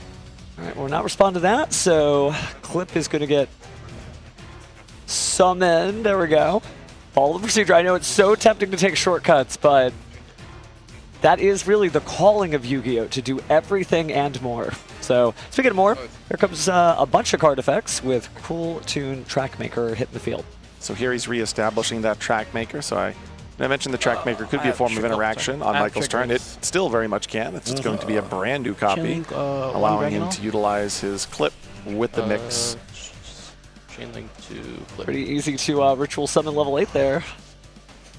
So it looks like Michael is going to use the on-field effect of Granguinal to banish it, so therefore there'll be nothing on the field for Mix to successfully target and destroy. Clip, though, will rip from the extra deck, and it looks like he hit a copy of, wow, the Black Dragon. Now, it can come back with the Skull Artrina Chaos, but that still kind of hurts that you're losing those interactions so early. And that you don't really have that ceiling for this turn anymore unless you pull yourself back out. But we're bringing out Despian, Lulu, Lilith. Monster leaves the extra deck, of course. You can power up your monsters by 500 and then negate a card, I believe. But more importantly for this deck, it does allow you to get out those spellcasters with the same attack as defense. And famously, of course, Incredible Ecclesia meets up, but so does Pharaoh the Primordial Goddess and a number of other things that work in this strategy. I'm gonna go. So now it looks like in the open game state, or in response to the summon, we'll utilize Cool Toon Synchro. So that is the second copy of Cool Toon Synchro.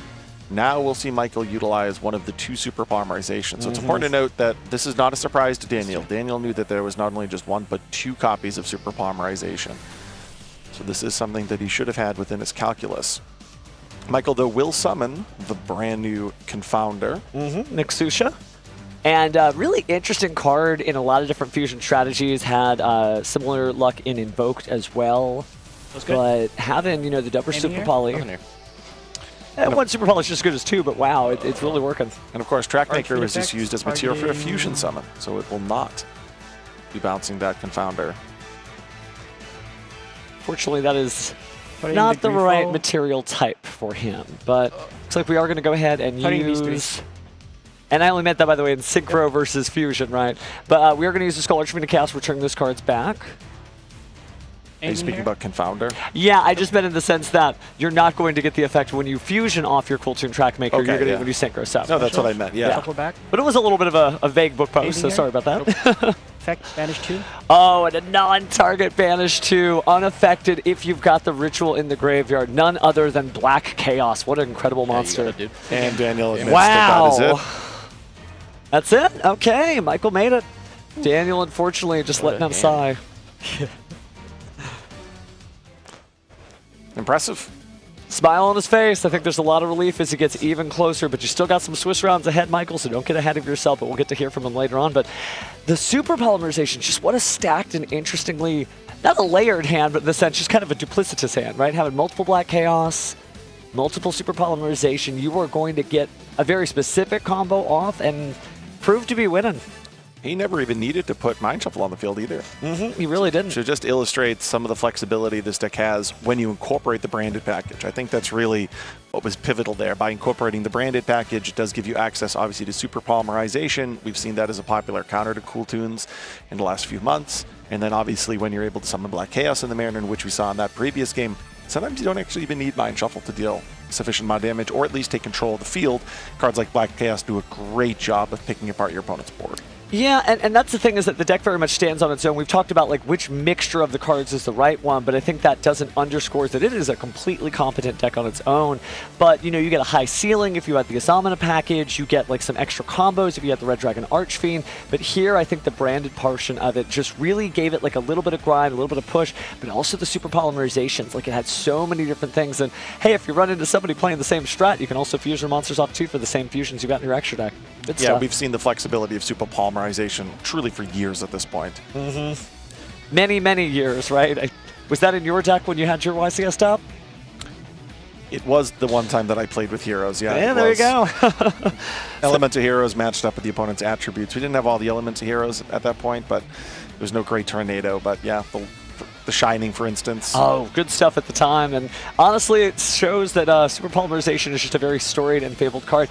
Gives you some great going second opportunities, some good going first, and even during the battle phase, combining your own monsters, it's just a really great card. As they're piling through the table, I did get to see some other stuff there. I won't spoil any surprise because the tournament's still in contention there, but Michael's got some interesting stuff we didn't get to see. So I guess, oh yeah, there it is. Well, I will be quiet. But man, cool cards, cool cards. And as you know, this tournament progresses, we're getting closer and closer to the top 8. Maybe you have the answer in terms of exactly how the Light and Darkness ritual strategy should be constructed. I'm starting to feel like maybe it is the branded variation as opposed to the Azamina variation that's going to ultimately rise to the top and slot at least one duelist into the top 8. I think at this point we're pretty confident we'll see at least one, if not more. No, it makes sense. We saw how far into a tournament branded can go and how far into a dual branded can go at the YCS Columbus Finals, where we basically had two very different branded decks, but it was kind of a branded mirror match at times, and it gives you a lot of just like a length into your duel and survivability. When you combine that with how much of a flex you have with all of the Light Darkness ritual cards, you really get like this perfect circle. Not to make a joke about another deck out there, but it's really impressive stuff. Like, I'm just loving watching this. I think branded has historically always been a deck that, if piloted to its max potential, just nets so much card advantage, follow-up, interactions. It's just one of those decks that inherently, if you can just squeeze every ounce of value from each of those cards that are within the archetype, whether that's obviously Fallen in the Virtuous, Shrouded Dragon. Earlier than that, in different iterations, there were cards like, you know, Branded in Red and Guardian Chimera that come to mind when the deck really was first popularized quite a few years ago. I think it's just one of those decks that's always historically really benefited players that understand how to pilot it. And speaking of our pilot, let's actually hear about Michael in that previous feature match. That's right. Michael is with me. 11 wins. I see the smile on your face. How does it feel to get that win? I felt really good. It was just like, I just got lucky. I feel like I got lucky with some of my draws, and I had the right cards to play. And my opponent, he conceded early just to make it, make the time go faster. And great person. And today's just been a fabulous day for me, for now. For now. Okay, I love that little period there. I mean, the day is not over yet. The pressure is still on. So what's going through your head right now? There's still more rounds to play, and I'm hoping not to lose any more rounds from now till top cut probably, and hoping to win one of those nice beautiful mats and to make it to Japan. What are you telling yourself right now? Like, what's the game plan? don't focus on top cut yet. Just focus on the matches ahead of me first. So focus on like what I'm gonna play, and don't worry about like try not to get pressured by anything, right? Like don't worry about all the matchups. If I play this, what am I gonna do? If I play that, what am I gonna do? Right? Just play. Just play. Don't overthink it. Okay, I love that. Is there anything you want to say to those watching at home? Shout out to my testing group. Shout out to all the people I came with to the event. Shout out to some of my locals, people at locals. Shout out to everybody. Shout out to everybody. All right, thanks so much, Michael. Back to our casters.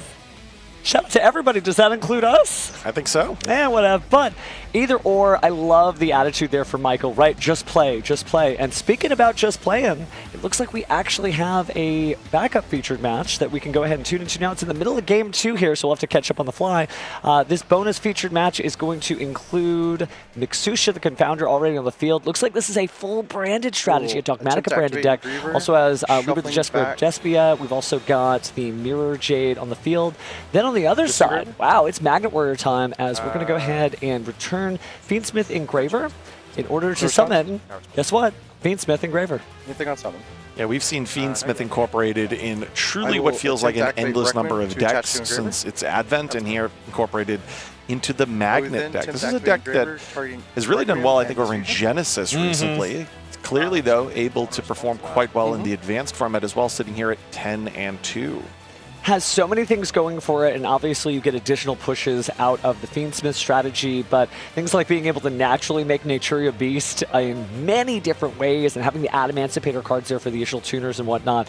It's a really cool deck, and now we see that pretty well set up here with the, effect of the field, but looks like we're actually going to activate that Super Polymerization. And, oh no, actually, vanishing here. Does Engraver still send Requiem if the target is gone? Oh, I see where we're going. Got ourselves a Proskenion. Yeah, trying to understand the complexion of the game when you just jump right into it here. Okay. Can you put that on top for me, please? Quick read of... Thank you, Judge. Man, what a graveyard we have, by the way. So this duel is very well in progress. I don't know if he was reading Requiem or showing his opponent Requiem, or in this case just putting it into his graveyard, which Thomas just happened to hold. Despina Proskenion certainly a very dedicated choice here, right? You don't see it in every list in the extra deck unless you're really going for that. But the extra damage may help here, but he's got it in defense mode for now, so he's just trying to hide out. Thomas not trying to give up a game to James. I think historically it's just been one of the real ideal super polymerization targets. Well, James kind of slowing things down here, trying to figure out where to go next. Takes a look at what appeared to be a trap card down there, but since we're quote-unquote post-side, not sure what he included. 1, 2, 3, 4. It's even. But so it looks like he has now 2 copies of Sigma Minus. I think I almost saw that trap card. It might have been a Solemn Accusation or Solemn Judgment. I know I saw a grumpy old man on it, so one of the two.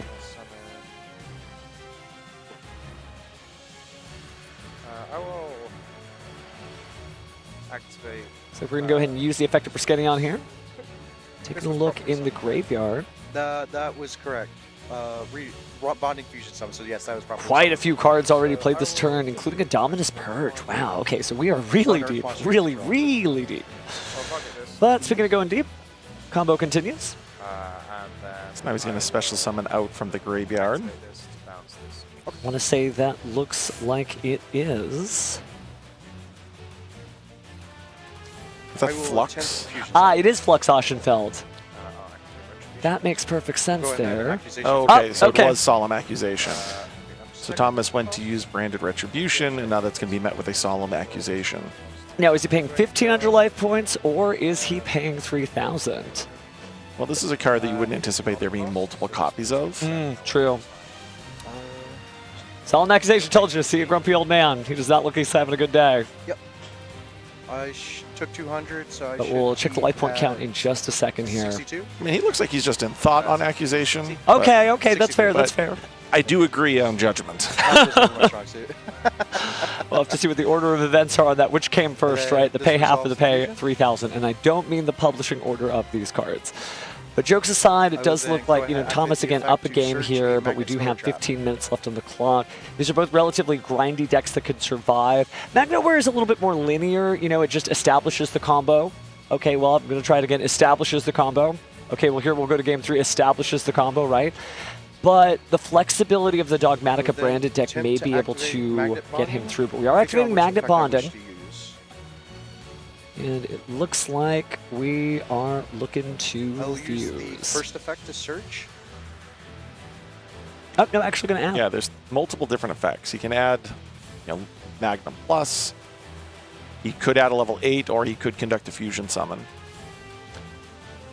I love the cards where, multiple bullet effects, but you can activate multiple copies in the same turn. Just choose a different bulleted effect each time. Wow, we are post-side. I saw an anti-spell fragrance in the deck. Lots of interesting stuff there. So James definitely prepared, and that makes me think definitely chose to go first. I know we weren't here for it, but when you're down a game and you got those traps in the main, probably went first. But speaking of going, let's get the Magnet Warrior Epsilon there. Epsilon effect to dump for cost. Now he's going to activate Epsilon. It's going to allow him to send a level 4 lower Magnet Warrior to the graveyard. Goodbye our Beta Electromagnet Warrior. And I mean, you could probably correct me if I'm wrong, but Magnet Warriors, we are looking at basically another variation of a Yugi game strategy here this weekend. Yeah.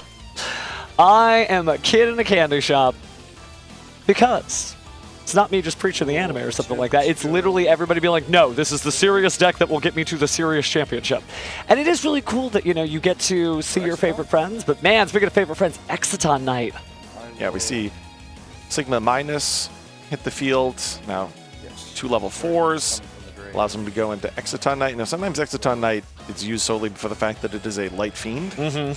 It does have a relevant effect in some circumstances. I'd have to get a better sense of the total number of cards accessible to these players to say if it matters here, but it may just be one of the ways to clear 2 level 4s off the field, because, yeah, it looks like he's using these 2 now for Synchro Material. Sorry, Link Material. Looking at the IP Mascarena this time. And then consolidating even further here for the Fiendsmith sequence. You don't often see that in the main monster zone. Sometimes it's called trap zone, but we are going to use the effects. So attempt to fuse. We're going to go ahead and resolve here. Recycling the Exciton Knight. So the materials are Fiendsmith Engraver, Lacquer with the Crimson Tears, and Exciton Knight. That is a Fiendsmith Desiree. Yeah, that's a good way of getting that extra light fiend into the graveyard. So now Desiree will combine with the IP. Oh, he's playing a really heavy Fiendsmith package. Yeah, and it makes sense too, because when you find your moment to make that big swing, man, the Agnum Day is so good with the power bonus and the piercing battle damage. But it looks like we're going to get rid of that for now with the Fiendsmith's Desiree effects. And similarly, we're going to go ahead and get rid of the Despion Proscenium. Take a quick check of the graveyard. They have ourselves a match. It'd be wonderful to watch from the beginning. James is attacking. If you're familiar with the Fiendsmiths. Anything in the grave that can help? I see the Renbrum. We're going to go ahead and activate the effect here. Does it target your so we Fallen of the White Dragon as Fallen of As, so your choices I would attempt to activate Among Day. Of that, but it looks like we may be activating the Agnum Day effect immediately. Get a special summon the Desiree back, who hasn't used its negation effect yet.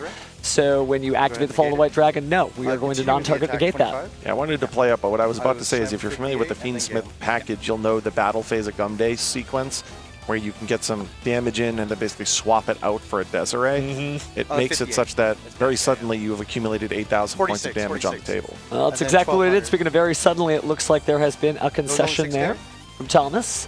So I believe that James is going to be the winner of this game. So 18? I think maybe we need to rewind just a little bit. No, okay, they're just illustrating to the judge. Here's the math. Here's what's going on. Here's the attacks. And then What do we do here? Band plays on, not sure of the discussion here. I haven't added anything to my hand yet. We've already packed up our cards. Tournament policy guidelines say that when a player concedes, you can't undo that. Give us. But our judges are here and at the ready. Looks like play has paused. So yeah, I'm not sure there's a practical way of returning back to the game state that we were in. You kind of can. I mean, we kind of know all the cards. It might be a little cumbersome there, but if you can rewind against it, you can. But that depends on whether or not somebody said, I concede.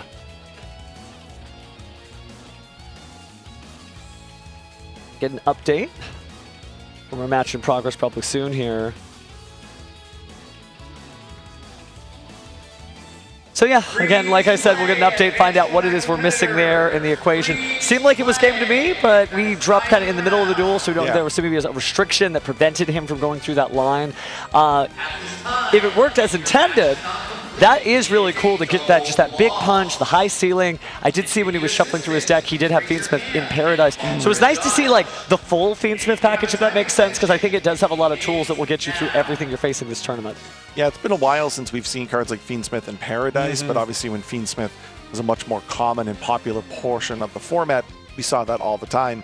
I think ultimately the DD Wave King Caesar being insulation against, I mean, Nibiru is not the most popular card in the world right now, but potentially cards like that can make it so that your Magnet Warrior package and combo is insulated in terms at least of that. And it is a rock. And it is a rock, right? That might potentially be one of the points here where it being a rock, you can actually search it in your combo. There are some variations where you can actually search it, but the point is that I think sometimes when you have these high ceiling combo-oriented strategies, the Fiendsmith package can slot in really well because it can potentially insulate your combo. Maybe that's the synergy here. I'm not as familiar with the Fiendsmith Magnet Warrior deck as maybe just a Magnet Warrior. I've seen Magnet Warriors quite a few times in itself in isolation. What you can do differently, and what I feel like Fiendsmith adds to pretty much any deck it's in, as long as there's not like some other light fiend portion of it, is I feel like it checks all of the things your opponent can do, right? You start summoning cards from the graveyard, you start searching out cards from the deck, you start to summon you multiple times, and by the time your opponent, well, they actually have to make a choice. They either get exhausted by how many card effects you've used, or they exhaust themselves by trying to stop all of the card effects. And so then, after you've done all that, then you can start doing what your primary engine is. And so if that's Magnet Warriors, all of a sudden, your opponent has less things to interact with, or they've let you get some sort of setup. Now I can play my Magnet Warriors. So I don't think he's running something like Dark Calling and trying to combine Rocks and Fiends for Evil Hero Dark Gaia, but it does seem like these two decks strategically work very well together. I think historically the Fiendsmith engine, it does present a threat. And now the thing about the threat of the actual Fiendsmith cards themselves is, yes, they can inherently on their own deal 8,000 damage, establish enough control. It doesn't happen all that often, but it is conceivably possible. So when you do begin utilizing your Fiendsmith package, your opponent is incentivized in many cases to deal with it. Maybe something like an Ash Blossom, for instance, because inherently one of the other problems is if you allow a Fiendsmith player to begin to amass resources, there's the follow-up. You're probably familiar with the recycling of Lacrima every single turn, using Requiem over and over. That was something that we saw quite commonly a few years ago. So there is that concern that if you're going to ultimately play a long game where you've exhausted some hand interactions to stymie the Fiendsmith player, the fact that the player was able to amass some resources and doing so can make it so that that deck does a good job in the grind game. So now all of a sudden you have a combo-oriented strategy that can play well in the grind game. So it looks like we may have an update on what's going on, but we'll let you know as soon as we receive that. But it's just in.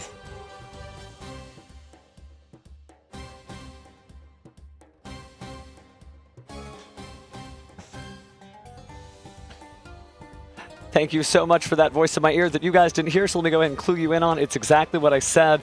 Apparently, he wasn't able to go ahead and declare in that way that amount of damage. It wasn't the full amount of damage, but once you go ahead and pile up your cards, the tournament policy guidelines does say that that's it. Once you concede, it's a concession. So for those of you in the chat that picked that, you are absolutely correct. So it does mean that concession is a real concession, regardless of whether or not the opponent was really able to win or not. So be very careful. Verify that before you say, I lose. So always important to look at the life totals, but that does mean ultimately that we'll be able to jump into Game 3 because that was Game 2. And now we're here, so we get to see it from the start too. It looked like two very cool decks there, and I think these duels will be very careful there.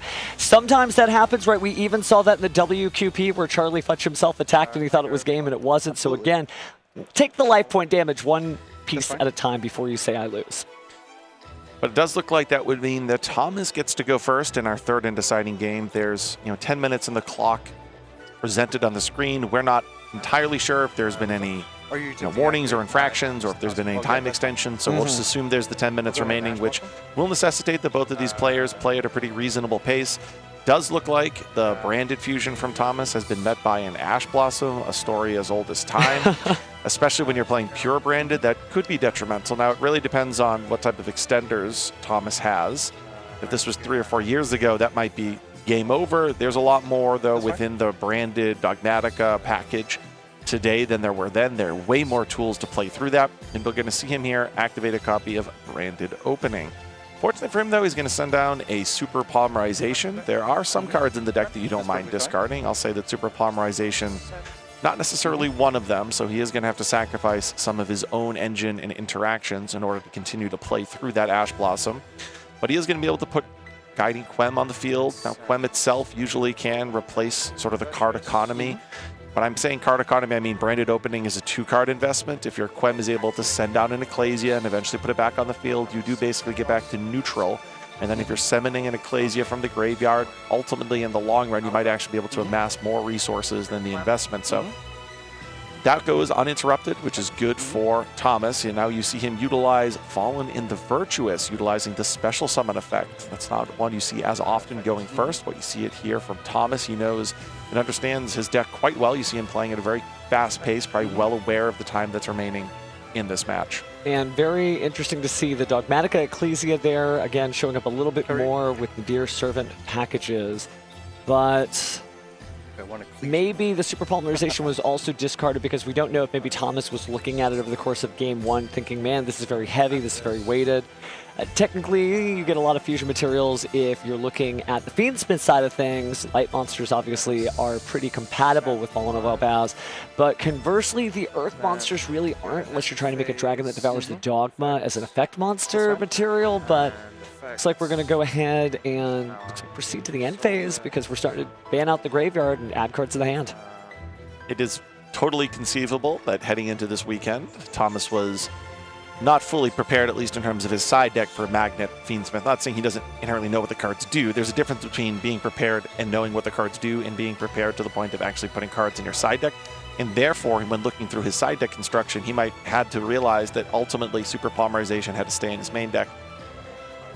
With that being said, though, we are now in the end phase, which we have jokingly called main phase 3 throughout the weekend, and really for the last several events for Branded, because we're going to have multiple effects. The Ecclesia is going to bounce back the hand because Albion was sent to the graveyard this turn. And we're going to have Albion set, looks like 8 Branded in High Spirits. Might potentially give off the read to James that there's a Fallen of the Virtuous set there, furthest to the left under the Guiding Quem, but we'll allow things to play out and see exactly what that is, though there is a possibility it gets banished face down. Yeah, if you are checking the hand like we are for James, that's definitely an evenly matches the center card. And we're in the battle phase, so in the battle phase, looks like we're going to go ahead and activate as many cards as we can before it reaches the end of the battle phase. First of which will be a copy of Branded in High Spirits. He'll be sending that Ecclesia from his hand down, a Grand Ganol from his extra deck to the graveyard. This is one of the ways that he can limit the damage of that evenly matched and get at least some value, right? He's going to be able to add Cartesia to his hand, establish the Grand Ganol in the graveyard. Into battle? Okay, now we're down to 4. Here comes the evenly matched. Now the Fallen and Virtuous is going to be activated. This is going to allow him also now to send down a fusion monster like Rinbrim that establishes a future piece of interaction. He's going to destroy his Fallen of the White Dragon. Now he's going to banish face down his Ecclesia, and now he has Guiding Quem. Quem now is going to be able to activate because a monster was sent from the fusion deck, or rather, a fusion monster was sent from the extra deck. Ooh, that's some Yu-Gi-Oh history. Yeah, I'm in 2003 over here. A extra deck monster was sent, happened to be a fusion that now allows him to put Ecclesia on the field. So now he is threatening the Ecclesia effect. Just a great way to basically dodge the sort of subtractive value that Evenly Matched provides, but now we're really getting to the combos here. And, oh, there's the Droll and Lockbird on adding the Fiendsmith. subtract from the deck to the hand. So this is really going to be difficult because this deck doesn't just rely on that. It does send cards to the graveyard too, as it's doing now in order to summon this Magnet Warrior. But I mean, you really want to add cards to the hand. I mean, think about it. This is an Adamancipator, Magnet Warrior, Fiendsmith deck. Dueling Luckbird actually hurts quite a bit. Yeah, this is probably the best single card in his entire deck. The Conduction Warrior, Linear Magnet, plus, minus. Sometimes people think about the effect of something like Circular being powerful. How about a double Circular for 2 Magnet Warriors from your deck to the graveyard in order to special summon it? So certainly Magnet Warriors have faced Dueling Luckbirds before, so let's see how James handles this. A little stuff, but not completely. But now it's time for a Fusion Summon. We've got our Despian Proskinian back on the field, really leaning on that card that not every duelist chooses, but I can see why. Now it's time for Synchro, Link Summon. What are we doing? It's going to be a Fusion, actually. It's going to be a Flux Ashenfeld back on the field. That's supposed to Sigma minus, affect the dump. And now that brings back the Sigma minus. The Sigma minus is now going to allow him to send a level 8 Magna Warrior to the graveyard. I would then proceed to activate. It's almost like James is saying, what Dueling Luckbird? First I was worried, but should have believed. A Magnet Warrior of this caliber is ready for anything. So we see the Flux Quick effect, the returning of an Earth monster, and a card on Thomas's side of the field. Now we see that Fallen of Albaz combining with that Flux in order to establish Mirror Jade. I will say, you know, sometimes you talk to players who pilot decks like Brandon and they say, yeah, evenly matched, it's all right, but I'll figure it out. And I think here Thomas has really illustrated that in the battle phase, he was able to navigate through his Fallen and the Virtuous, his Branded High Spirits, and the access to the cards that he had to navigate such that he was able to still establish something to do in main phase 2. I mean, so far we've seen multiple points of interaction through that evenly matched. He's established Mirror Jade. He's used Fallen of Albaz. Certainly a great saw the read. Ecclesia. It's a great read for him to just sort of pack things up. I mean, it's pretty obvious when your opponent goes second, they say end of battle phase, right? As you try to proceed to that they're going to evenly match you. Sometimes people bluff in that way, but I think Thomas took him at his word. And you're right. I mean, look at the position. You wouldn't even know that an evenly matched happened. And as we approach the end phase here, look at all these effects. I always think of Branded as almost like a role-playing game, right? Where you get to this sort of phase where all of the players working together to get all the different effects off, getting ready for that next turn in this turn-based game. Whenever you activate a card. Wow, I mean, getting ready. That's like the entire Branded kit. And Telusian will allow him to destroy a monster because Thomas activated an effect. Or when Thomas activates an effect. Yes. He also will be able to tribute off to summon 2 banished Magnet Sigma monsters specifically. Again, we're still doing this all in the end phase, even synchro summoning. It's not a quick effect, okay. It's a trigger effect. Okay. I will then go ahead and activate Telusian. 3 Champions of Sword Soul. Really, really neat card that's done a lot of things for a lot of different decks. But here it's just kind of doing the job effectively, right? Yeah, it allows him to add a level 4/8 spellcaster that has this attack that equals defense. Now, in some cases, that could be Witness of the Ancients, if we're looking at an Angelic deck, or it could obviously be something within that Branded Ecclesia 1500 stat line. So, and new to Chaos Origins, I think I see it, but he's not choosing it. Could be Pharaoh the Primordial Goddess. Who I think is 2800, 2800. But Blazing Cartesia, another eligible target for that, hitting the field. And the 3 Champions also has a negation and potential destruction effect as well. So it's a card that has really, I'd say, revolutionized the Branded strategy, but it has really added, I mean, the Branded strategy probably didn't need yet another branch to go on, but another really powerful branch to consider and another inclusion in the extra deck. Here, though, we see Thomas continue on knowing full well that there's only 30 seconds remaining here in the match.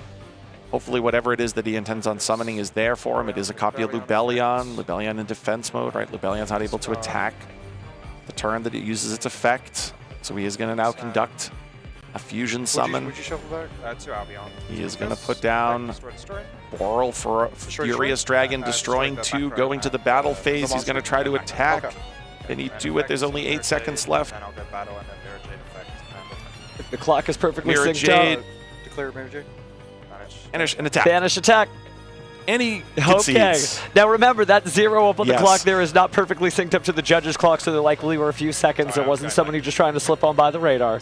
But good work. Wow, to see the branded deck in that level of play, that level of speed, what evenly matched, right? I mean, able to get all those resources back, and the 3 champions of the Sword Soul, you know, I know exactly why so many brand enthusiasts were so excited to see it, because we didn't know when we were going to have it added, and now it's here, and look at what it gets done. So again, Swiss round 13, Thomas is your winner. He is that much closer to making top 8. Unfortunately for James, that means he is going to move forward with an X3 record, I believe. So the Magnet Warrior fans out there, this may not necessarily be the event where we see one placed into the top 8, but you never know. There will be probably at least 1 or 2 X3s that do in fact make it into the top 8. But it's been a great tournament so far for James. Very impressive to pilot Magnet Warriors this far into day 2. Well, for those who don't make it, there's obviously a long road ahead of them to the 2027 World Championship, but it's starting to... We're starting to see the crystallization of the Chaos Origins format, because effectively, you know, the Chaos Origins regionals are coming up, and like people still who are watching, who are playing here at this event, they've got to figure out what they're going to continue to do forward. Magnet Warrior honestly seem really good. It's a scary deck. If it's, you know, it's one of the many decks that if it goes uninterrupted can establish, as you mentioned, Naturia Beast earlier, can establish a board that's, you know, for all intents and purposes, very difficult, if not sometimes impossible to break through. So it's definitely one of those strategies. It's certainly under the radar as well. I think once you sit down and learn what the cards do, and you realize, oh, Circular has always been a pretty powerful card. It's been forbidden at some points in time. And then you read a card that is basically a double Circular, and you say, well, how can't this be the best deck? It really can be eye-opening once you sit down and actually learn the Magnet Warrior cards. But for all intents and purposes, putting aside the Magnet Warriors probably for the remainder of the weekend, Branded, though, a deck that we see here, performing well, still out there, Branded, Cool Tune, obviously Light and Darkness Ritual. But these are some of the decks that really, in Elf Notes, I think, are really the 4 decks that are rising to the top right now. Yeah, there's certainly a lot of Blitzclick tournaments or players in the tournament that we saw earlier, but most of that action seems to be happening in Genesis right now. But I think there's still some gas left in the tank as we figure out the Chaos Origins format. But just interesting to see that Branded, which seemed to be almost missing the entire weekend, was really, really good. But speaking of really, really good, why don't we throw it to hear about our really, really good duelist? All right, Tom, down to the wire. I was getting a little bit nervous. What are you feeling right now? Relieved? Yeah, I was very nervous. I often get a bit shaky when there's time near, because you kind of like, you need to go really fast. So I had a lot more stuff than him. I probably had 100 ways to win the game, and luckily I got there at the end. Okay, when it was all done and you knew you got that victory, what were you thinking? I was very happy. I was a little flustered after the second game because I thought I was kind of in a winning position, and then I lost it. And I also made a little mistake where I packed up my cards because my opponent said that he had attacked for 8,000 damage, and I believed him because it looked like a lot of damage.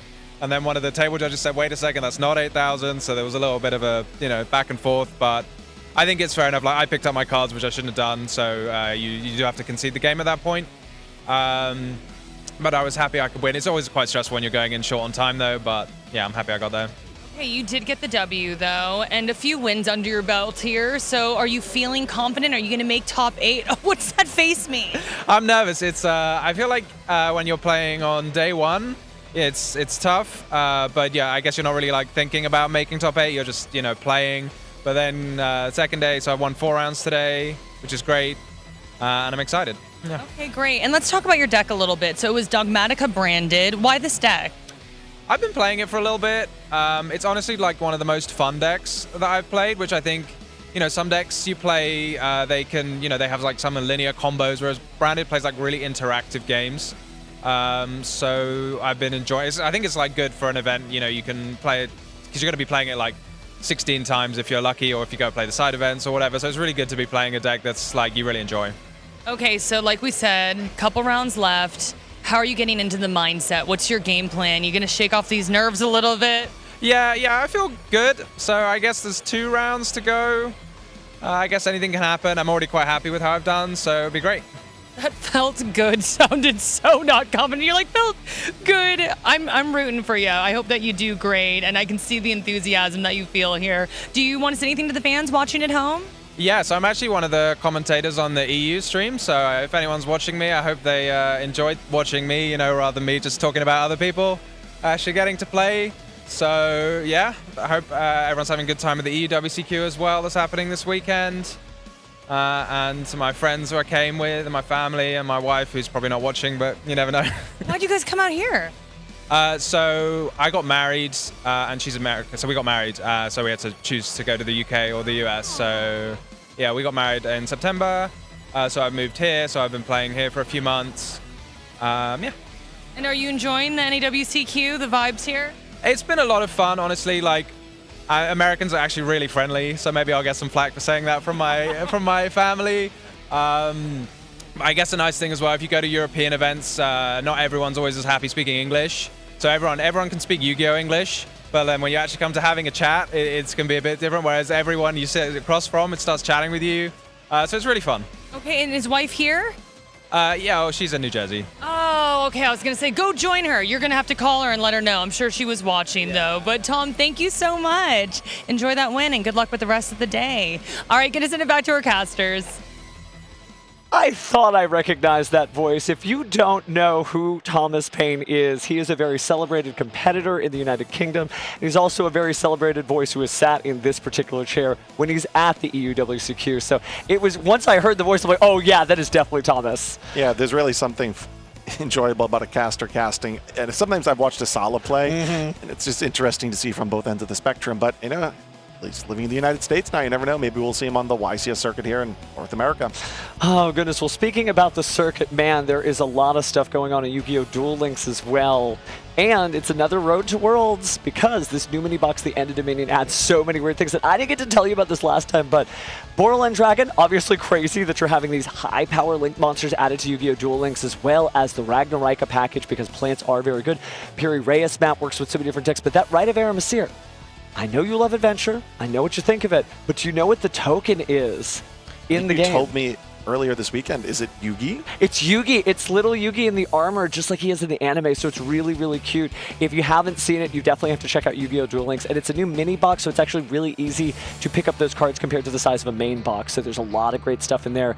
So yeah, definitely some really, really neat stuff for the Rocket decks, the Ragnarika decks, a lot of ways to play some of your favorite decks. Some people think of it as just anime Yu-Gi-Oh!, especially when you hear my voice. It's not that, it's really pocket Yu-Gi-Oh! It's got all these different strategies, and those are the newest ones. Get support. Yeah, really impressive. I remember when Dueling first came out, the thought of now Boral and Dragon hitting the field. It's evolved quite a bit. Yeah, a little bit. And it's certainly really neat to see all these different paths, right? Just like Thomas was saying earlier, we all speak Yu-Gi-Oh!, right? Regardless of what version of the English language you speak or no English at all. It's just so great that when you sit across the table from somebody, even if you can't communicate with them, once those cards start hitting the table, you know. And my wife actually says it all the time, that if she hears me speaking about Yu-Gi-Oh!, that it feels like a different language. Yeah, it does. So think about it like this in like a pictographic language sense. When you see like Pot of Greed, you hear in your mind, draw two cards, because, you know, you speak English, but other people hear in whatever language they're speaking, and that's really like, we don't have a lot of that on this planet. Where like you look to something and everybody like almost telepathically knows exactly what's going on. But regardless of whether you're watching streams in foreign languages or maybe somebody's watching this stream and doesn't understand what I'm saying because I talk so fast anyway, once the cards are on the table, you know what's going on. Good I've stuff. actually been asked before, just by people who don't necessarily play TCGs but know that I do this, how do you know who's winning? It's like, that's a complicated question.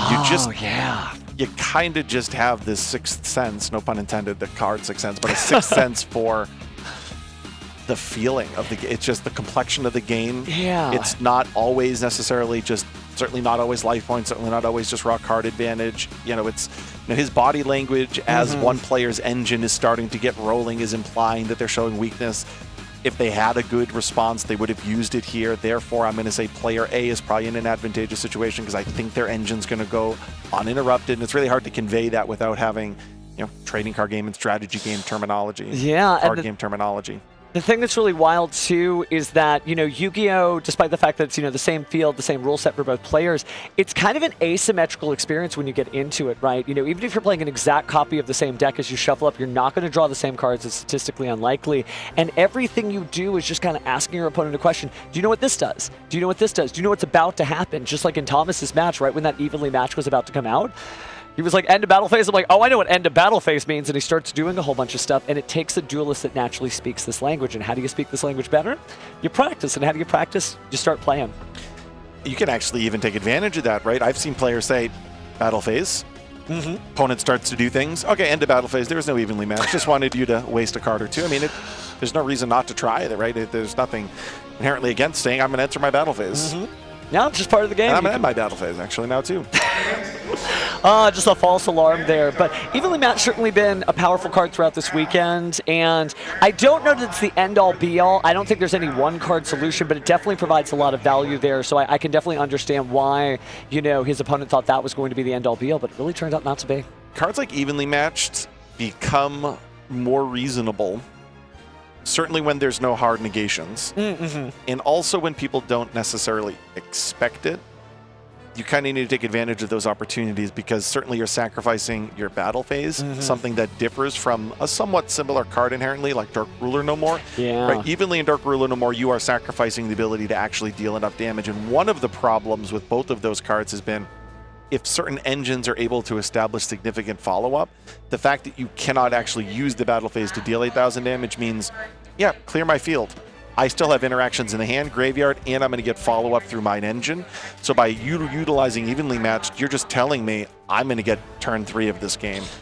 And that actually can inherently just be advantageous in and of itself. So evenly matched, some of the reasons why it's sort of fallen out of popularity is as certain engines are able to establish so much follow-up, yeah, clear my field, I'll banish it face down. It'll all be back next turn anyway. Yeah, Thomas is an extremely nice guy, but to a degree, his card said, you should have finished me when you had the chance. And unfortunately, sometimes that's all you can do is just try to push the game forward and try to move it on. But all of a sudden, surprise, surprise, the duel is over before you know it, and right in the nick of time there. So interesting as the field shakes out. I mean, he even spoke about it there in the interview. Now, when time gets close to the end there, you do have to start playing faster. And if you want to allocate 35 seconds for a decision, sometimes it's better to allocate 8 seconds because in doing so, you actually have a chance to win the match. Yeah. One element there, though, is when his opponent did do the enter a battle phase, he started to play, you start relatively quickly. Sometimes enter battle phase, you have someone go, oh, even, I wasn't even thinking evenly, I'm not prepared for it, what do I do? That wasn't the case. Thomas was like, no problem. Ran in high spirits, I'm going to get some value here. I'm going to go Fallen Valdez, make sure my Fallen White Dragon goes to the graveyard. No problem there. Absolutely, I know I'm going to banish this. Leave Quem. Quem's actually going to now use its effect because Fallen of the Virtuous was used. No problem. Proceed. I've got 3 interruptions for main phase 2. Yeah, exactly. And he's had some very deep runs into WCQs. But speaking of deep runs, we've had a pretty deep run ourselves. So why don't we go and throw it to a break, and we'll be right back after this. Hello, everybody. I am walking around the convention center. It is absolutely packed here. The atmosphere, it is electric. All these hopeful duelists thinking they will win it all at the NAWCQ. Let's catch up with some of them. Come on. I'm with Austin from Pennsylvania. And are you enjoying the NAWCQ? I got sacked in the main event, but side events seem fun. Okay, wait, you're not in the main event or you are? I've already dropped. I have not had a good time. What happened? I misplayed a little and then got Lava Golem. I'm playing Elf Node and they put a Lava Golem in the center monster zone. Okay, but you're still having fun, right? Yeah, it's a great time. Okay, I saw you hanging out with your friends. What do you love about these events? It's seeing everybody in the same event. You used to have a bunch of people they're like cities away, and then seeing everyone together is the best. Okay, and what do you love about Yu-Gi-Oh? It's very interactive. It doesn't play like any other card game, so you can just there's a lot more nuance and things that could happen. There's no a faster pace. Why would you tell people to come to events like this or to get into Yu-Gi-Oh? There's just so much more than your local scene. There's to win a match, regional qualifiers, just a bunch of, you see just so many cool things. Stuff you just can't see with a smaller local. Okay, so what are you doing for the rest of the weekend? Giant card looks like fun. Maybe the 3v3.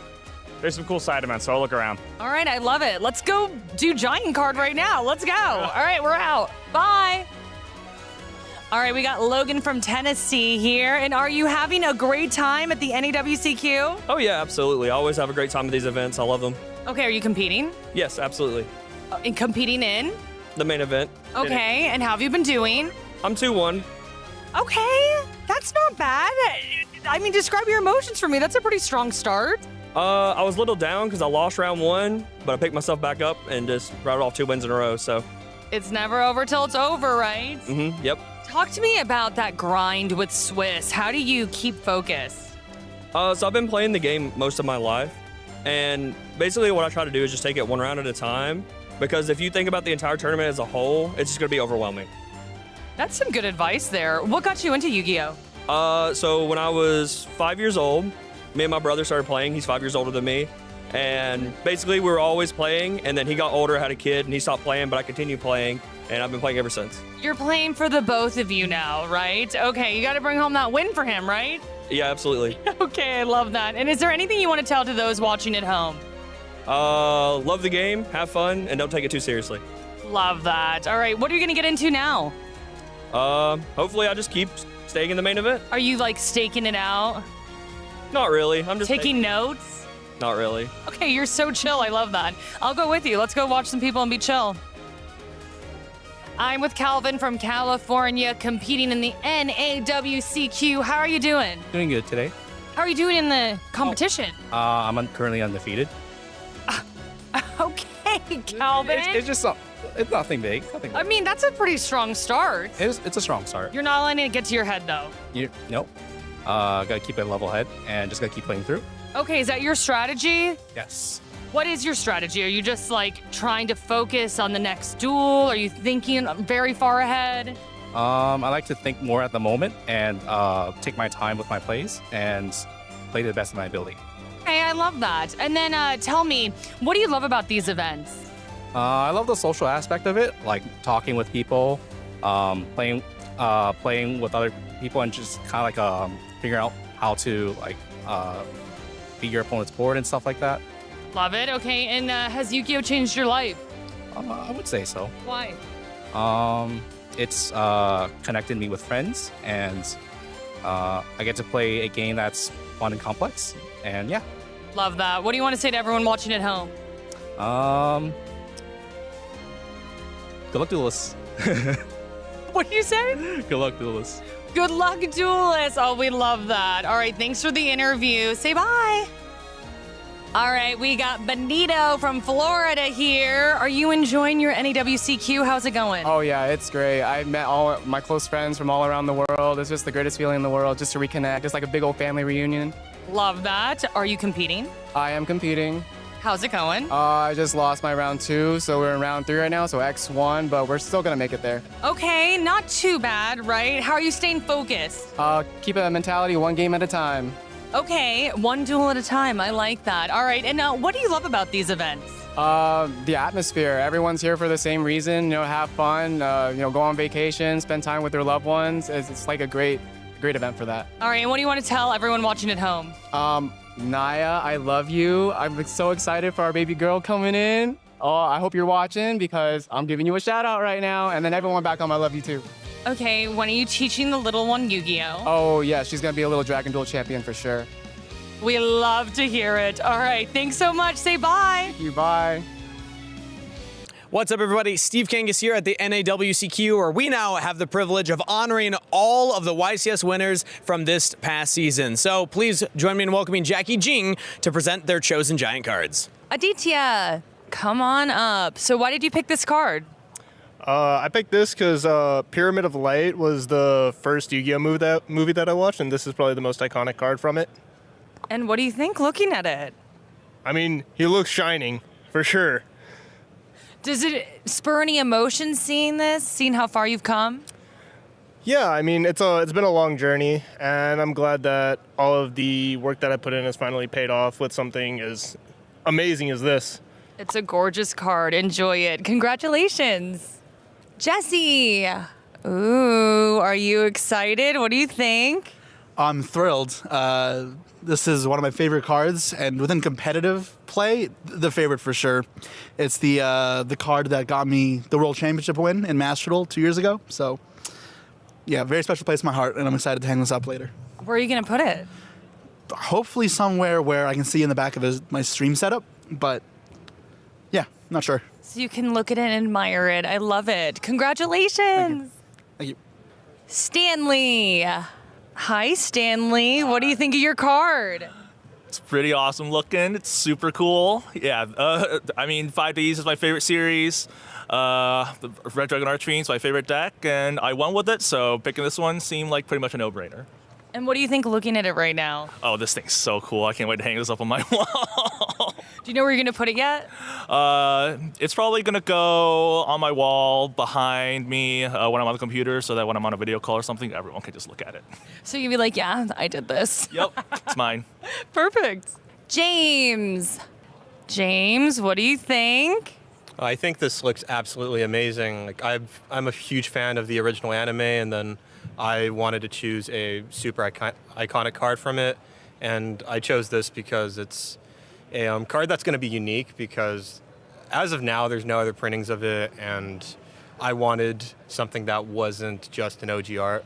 Dark Magician Girl, we'd love to see it. Triff, what do you think? Ugh, classic, love it. I absolutely love it. Blue Eyes is the main Yu-Gi-Oh card of all of the anime. It's the main character's Yu-Gi-Oh card. Who's Yugi? It's always been about Kaiba. And it's the absolute #1 greatest Yu-Gi-Oh card to ever exist in the game. That's why I love it. And it's not so bad because it's also bald like myself and Kangas. So that's why I love this card very much. It's my favorite card ever. Okay, also, since that was such a great answer, we're gonna give you 2. Wow. What do you think? Awesome. Just kidding. You already knew this was coming, but what do you think of this one? You know, this is awesome. It's like a mini Blue Eyes or like a mini Kangas. Big fan of this one as well. It's like a baby version. Blue Eyes is the main one, like the OG, and then this is like the newer version. And I'm gonna win a few more of these next year, so I'm excited. Where are you gonna put them? Honestly, I don't think I'll have space because there's gonna be so many. So what I'm planning to do is actually be the first to have a giant card deck, and I'm gonna shuffle them. Konami, we need sleeves next for these, please. Thank you. Wow, congratulations. Thanks so much. Thank you. Julian, Exodia, what do you think? Yeah, I'm super excited. I picked this card because it was kind of the figurehead for the Worlds that I won, which was also in France, my home country. Shout out France. We're going to win the World Cup. So, you know. Okay, noted. And also, you got 2 giant cards. Here's the other one. Yeah, you know, activate, engage, draw some cards. That's, yeah, that's all it is. And why this one? Because Ray's overrated, so we went with Rose. Okay, locking that answer in. Congratulations on your 2 cards. Thank you. Kamal. All right. Why did you pick this beautiful card? I chose a black goat last because it's a representation of myself, to be honest. Okay, I love that. And you know what? You're so awesome. You get 2 cards. Look behind you here. What do you think of this one? This one is basically from my childhood when I first started playing competitively. This is like one of the most impactful cards of the game. I can tell how much this game means to you. Do you want to talk about that a little bit? Yeah, it's one thing I always grew up playing with my brother. It made me closer to him. Made a lot of friends through the game, so. I can tell. It means so much. Well, congratulations. You got 2 cards. Yay. And that'll do it for our award ceremony for our giant card winners. Each one of these duelists taking a YCS, if not a couple, this past season. And who knows, maybe one of them will even represent our region at the World Championship right around the corner. But with that being said, it's time to get back to the NAWCQ to see the competitors.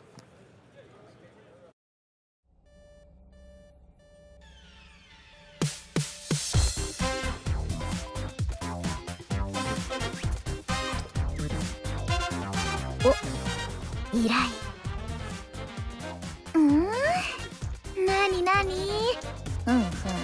トラバルのデータちゃんはこのビルの中ね。オッケ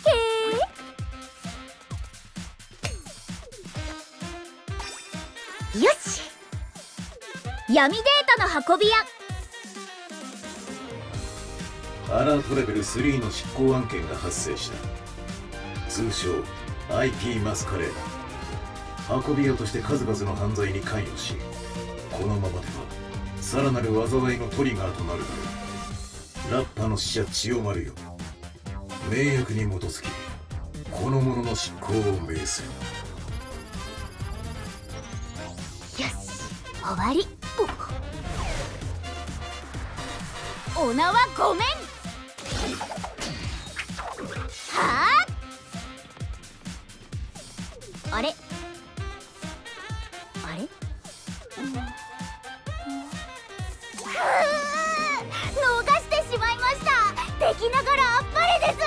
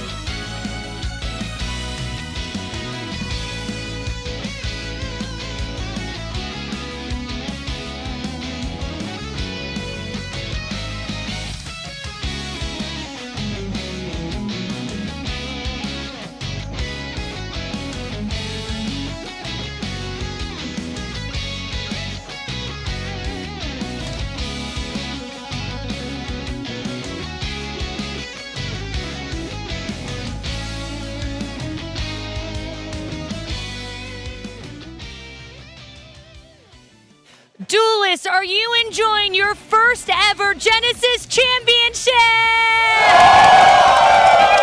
Who will be our first ever Genesis Champion? You can hear them. They're excited. Are y'all excited? I can't hear you. Do you want to know who the top 8 is? All right, you heard them. Head Judge Manny, take it away.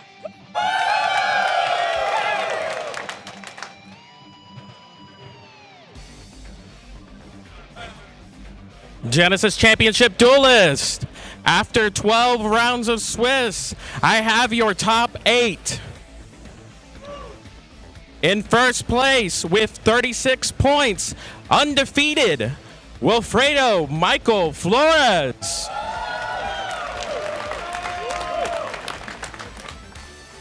In second place with 33 points, Jared Daniel Centimore.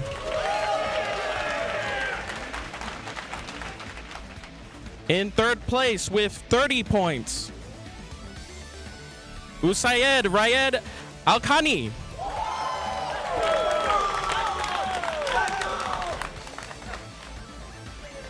In fourth place with 30 points, Anthony Joseph Ruperto.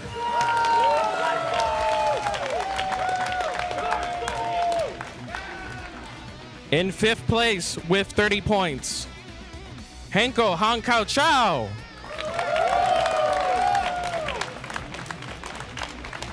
In sixth place with 30 points, Tan Duck Pham.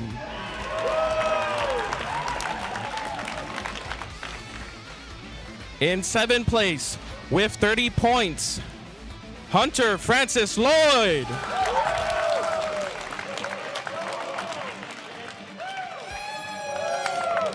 And in eighth place with 30 points, Xavier LeBlanc.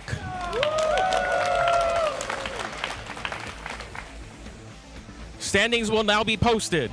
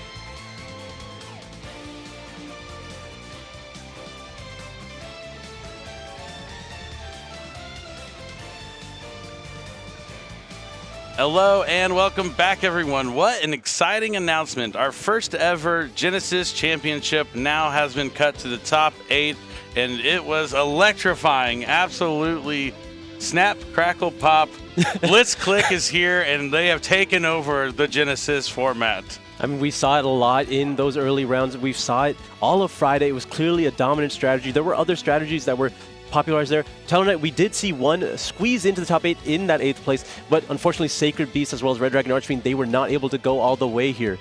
Yeah, I was really pulling for Team Sam and his Sacred Beast deck. I'm a big fan of those cards. It's one of my favorite episodes from GX is that battle with Kagamaru. Have you noticed what I said? Uriah! If you've ever watched it, go back and watch it and listen to the way Kagamaru inside the tube says the Sacred Beast names. It's incredible. But yeah, it would have been nice to see that deck in there, but Blitzclick seems to be the deck to beat in Genesis. How do you beat it?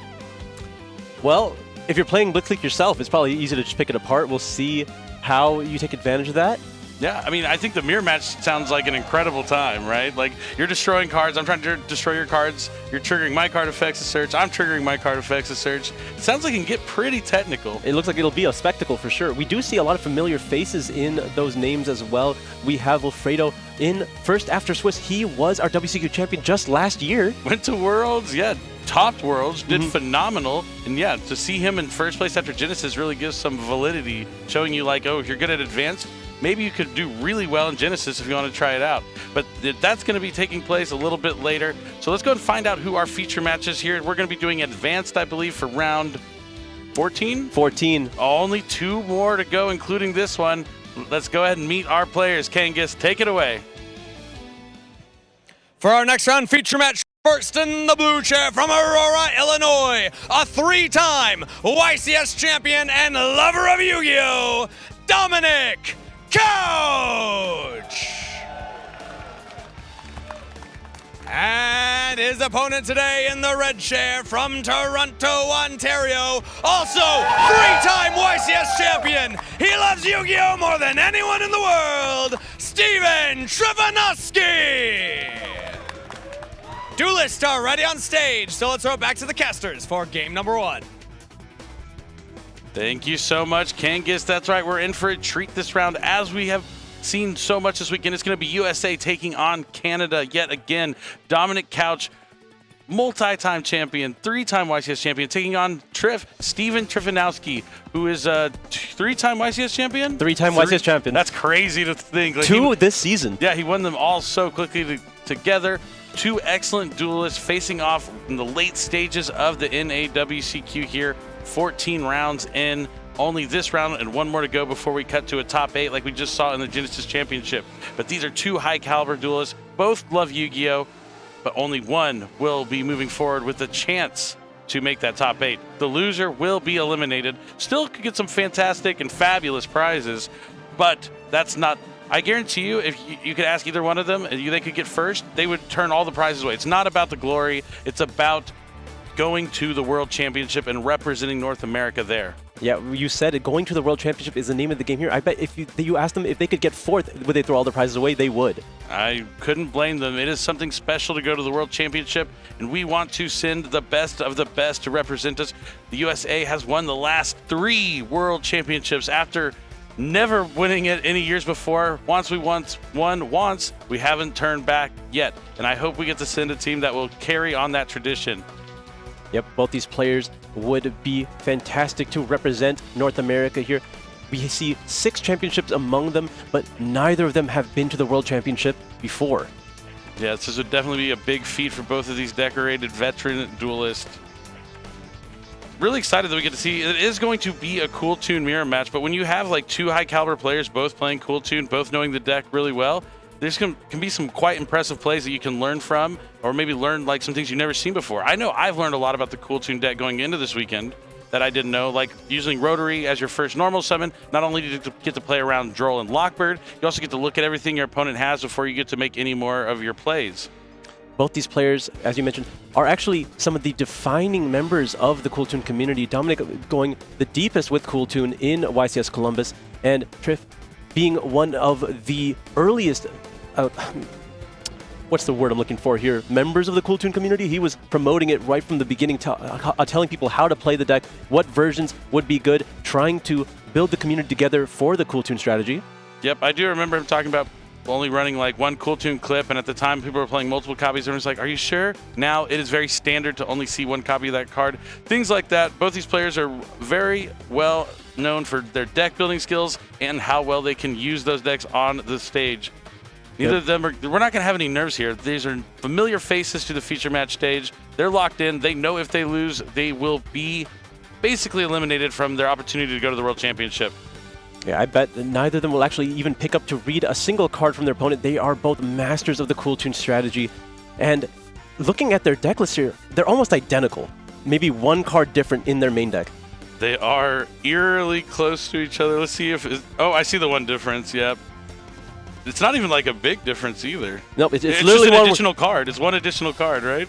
One's playing 41, the other's playing 40. Well, there's a few differences. Either way, they're very close, and this is game number 1. It's time to duel. Round 14, WCQ Minneapolis. Let's do it. Here comes the die roll. It's going to be a 9 and a 3 from Triff here. Dom is going first. Dom fresh off a top 4 with Cool Toon. He actually did the best of all the Cool Toon players at the last YCS, correct? Yes. Yes, and he's trying to make that magic happen again here at the NAWCQ. I do enjoy that Steven chooses to say, yeah, I'm going second, as if it was his choice. He always wants to be in control. Now let's see what we start off with. It looks like it's going to be a Cool Toon Q. Powerful start here. Not necessarily the most ideal start, but if it's allowed to resolve, will get Dom where he needs to go. This does give a lot of information to Steven here. We know that there's almost certainly not a rotary in Dominic's hand, but that might be the bluff that Dom is trying to show to Triff here. I don't know if there's any mind games going on right now. I mean, if you're playing against Steven Trifanowski, you never count out the mind games. I would have never said that a year ago. Hey, he's done phenomenal this past year. He's put in the time and the work, and now he's going to respond with Hydraulis Harmonia to this Cool Toon Q, trying to special summon a tuner from the deck. So he'll be able to reveal 5 Synchros and the Hydraulis. It'll destroy the Q, and then he'll send one of those Synchro monsters to the graveyard, so he'll be able to deal with whatever the Q summons. If Steven has something to pair with this Harmonia here to completely cut off the effect of Q, it could be a huge problem for Dominic, but it looks like we're going to be resolving the effect of Harmonia now, revealing those Synchro monsters, as you mentioned. All right. It's going to be Malong and Attic Nister, the Wind Pegasus Attic Nister. And then some Cool Toon Synchro monsters, then deciding which one of these he actually wants to send to the graveyard. I assume it's going to be the Pegasus. Yep. Looks like it's going to be the Pegasus. The Hydraulis takes down Q. Q effect resolves to special summon a tuner from the deck. 4.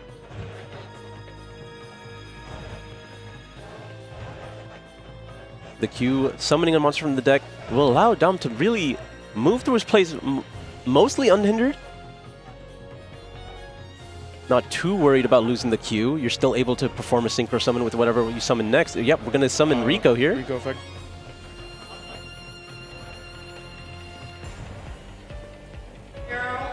Steven considering if he has an answer.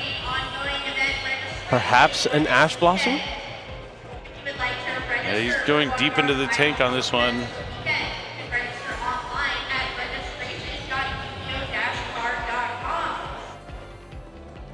Looks like there's going to be a response. It is a copy of Ghostbell and Haunted Mansion, because Rico is able to get a card from the deck or graveyard here. We're able to stop that cold.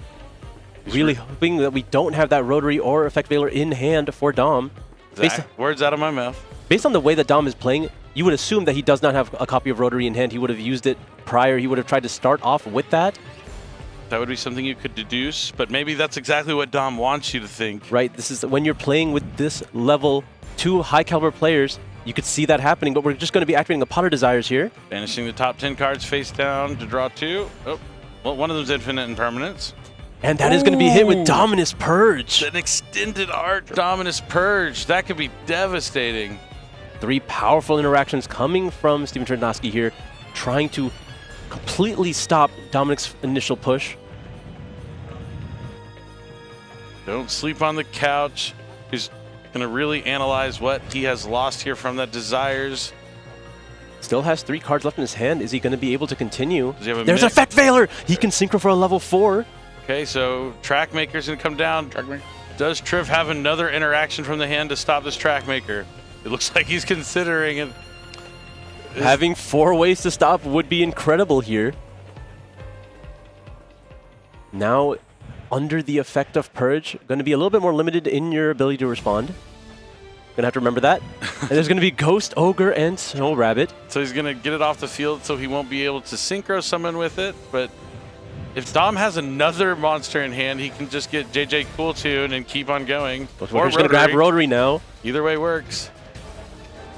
Does he have another Cool Tune monster? Every step of the way, Dom has had his interaction stopped, but we are still pushing through.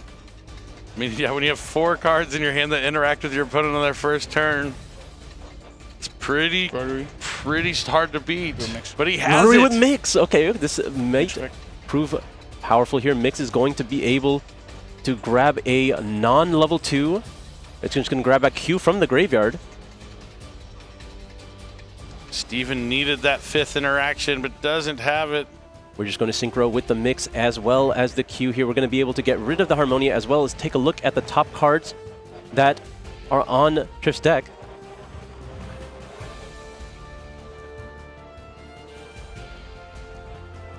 Chain links.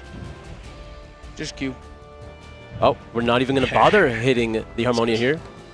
Just Q. He wants the Harmonia on the field. Oh, there's the 1 copy of Clip. Banish Clip, leave Harmonia on top, maybe? Xavier LeBlanc, please make your way to the VIP area. Xavier LeBlanc, please make your way to the VIP area. Just my 49 trap deck, it seems. I mean, yeah, it seems like it. I think if Triff doesn't have a Cool Tune monster in his hand, he knows that Harmonia gets put on top, he's in trouble. Dom really taking time to consider. He's mapping out not only what he's going to end on this turn, but the entirety of his plays on the following turn.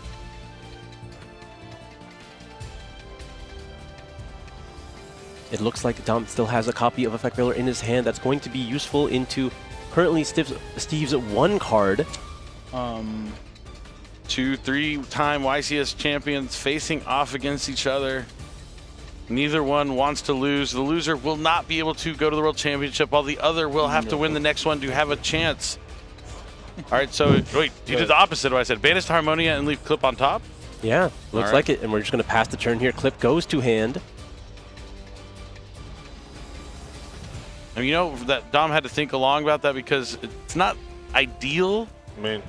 But he had to decide if that was the right choice. Yeah, clearly the Harmonia is going to be a problem for him. Oh, but the last card is Pot of Desires. The last card is Pot of Desires. Does Dom have the Ash Blossom? Oh, yes, classic Dom. I hear the G's. Ultimate remix. And he's going to chain the remix. In response to the Pot of Desires here, we'll see what he's able to grab back. Yep, remix is allowed to resolve. What are we going to summon back?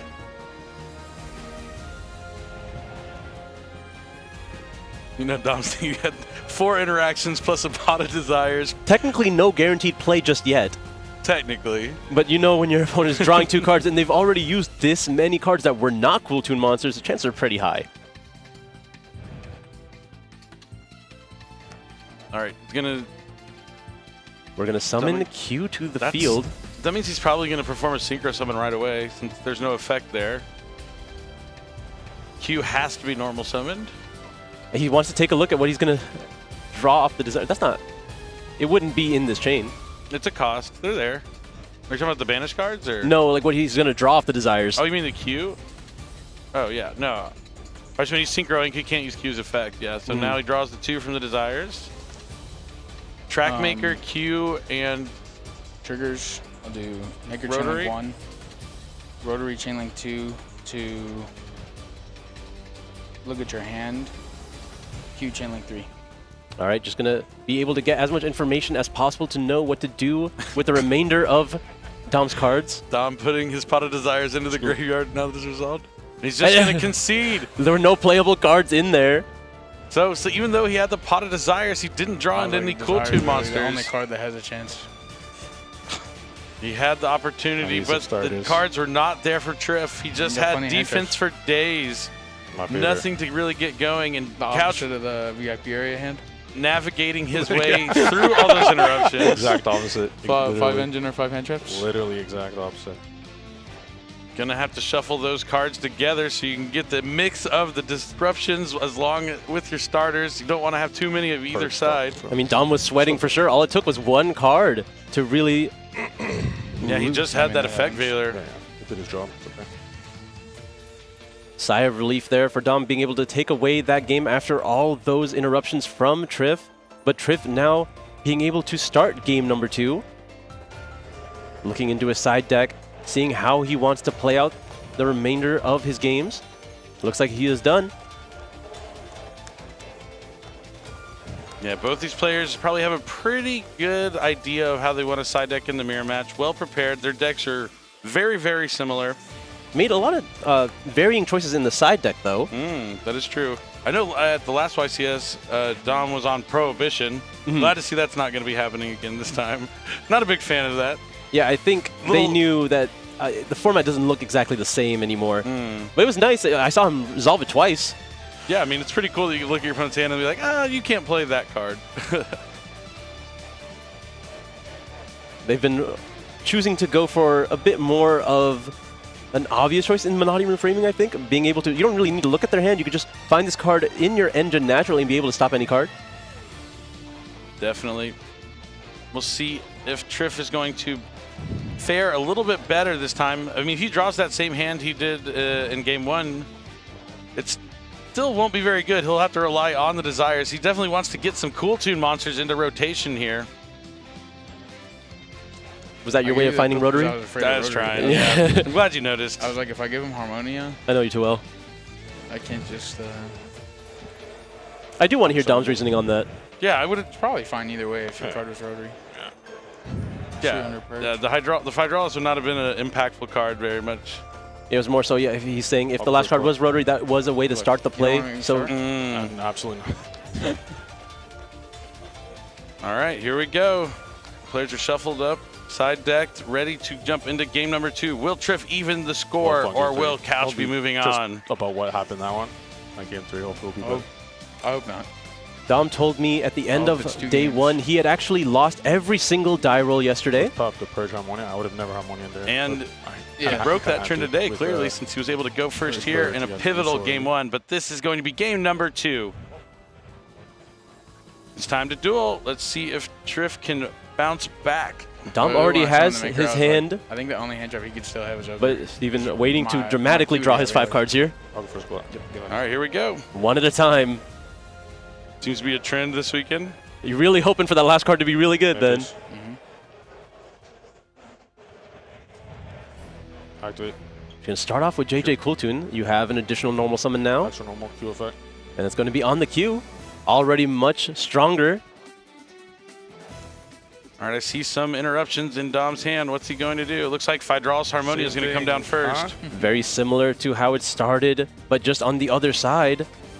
Going to be revealing several synchros here. 2 track makers, Wind Pegasus Adagnister, Malong, and Packbit. Oh, we're using Packbit here. That means I assume that you're going to be sending that. And Chain Imperm, it's the Wombo combo.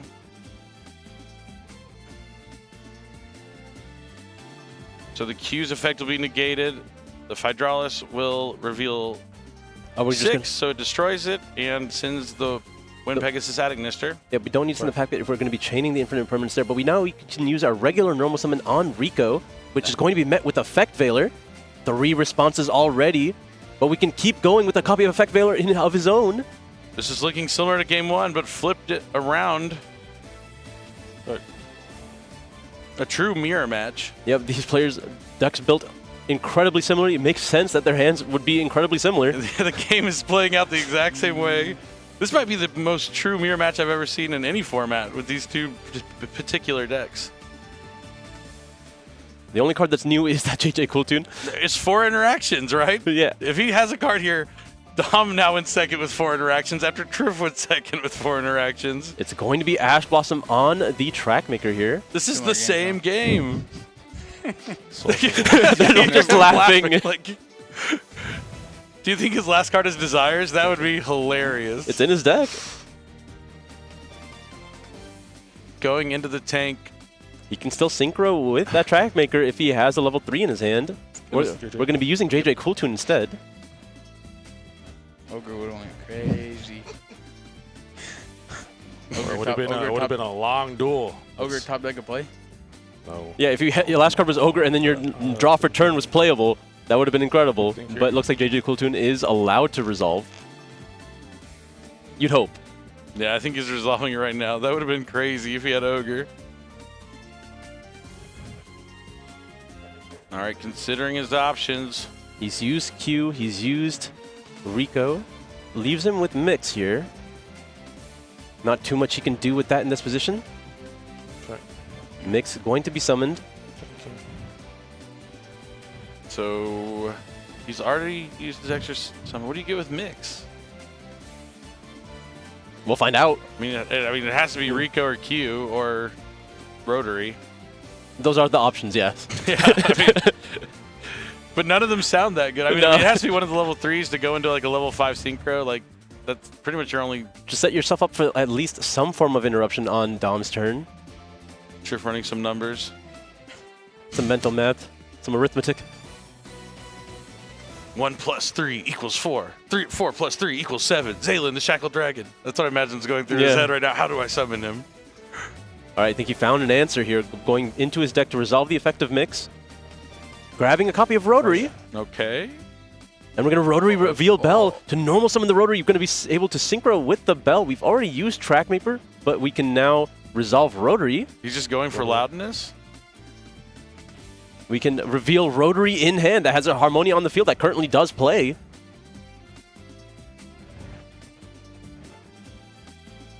Are we searching for Rotary? Yeah, we are. Oh, but he knows the card? Or No, he revealed a Rotary in hand oh, he for revealed. Dom. Oh, I missed that. Yeah. Okay. Cooltoon Synchro added to hand off the effect of Rotary. And we're going to be activating it. Yep. Grabbing another Q, going to be synchroing with the Mix. Going to get that information on the top of Dom's deck. Remix his field. Now I believe this Mix will want to get rid of that Harmonia. Yeah, no reason not to. He knows the card in hand is Rotary. Come on, deck. Yeah, 2 crazy cards. That's staying on top. Nope. Oh, yeah, it does not matter. Pack him up, Dom. Yeah. The right play here would be to concede more than likely, but we'll see if he tries to stick it out. One moment. Sure. Yeah, might as well think it through. Both of these cards have to be probably the worst ones that could be on top of Yeah. the deck. Like, Suppose you could just leave him the Perulia. I mean, he'll have no cards. Maybe not. yeah. Unfortunate there for Dom. No hope on top. I'll give you Perulia top deck. All right, we're going to leave the Perulia on the top, banish the Infinite Impermanence. Did we activate Mix? I don't think so. Maybe I would have, but maybe not.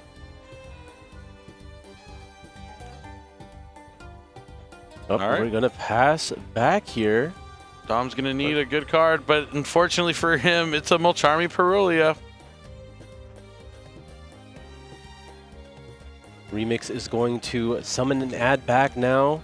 Dom does play some good cards in his extra deck that could get him out of the situation. I know there's a card that he used yesterday to win some games that he probably would not have won otherwise. I think Travis considering that as well. He is just trying to put himself in the best position for follow-up here. We're going to put Rico on the field and grab Mix to hand to synchro with the Trackmaker on the field. And he's going to synchro summon for Cooltoon Loudness War. Chainlink 1, Chainlink 2 to pop. Yep, Rico Chainlink 1, Chainlink 2 Mix to go ahead and get rid of the Harmonia. No reason to use Trackmaker, because, I mean, there's no value there. Funny enough, I think this Perulia is actually going to come in clutch for Dom. Yeah. He just has to normal summon it.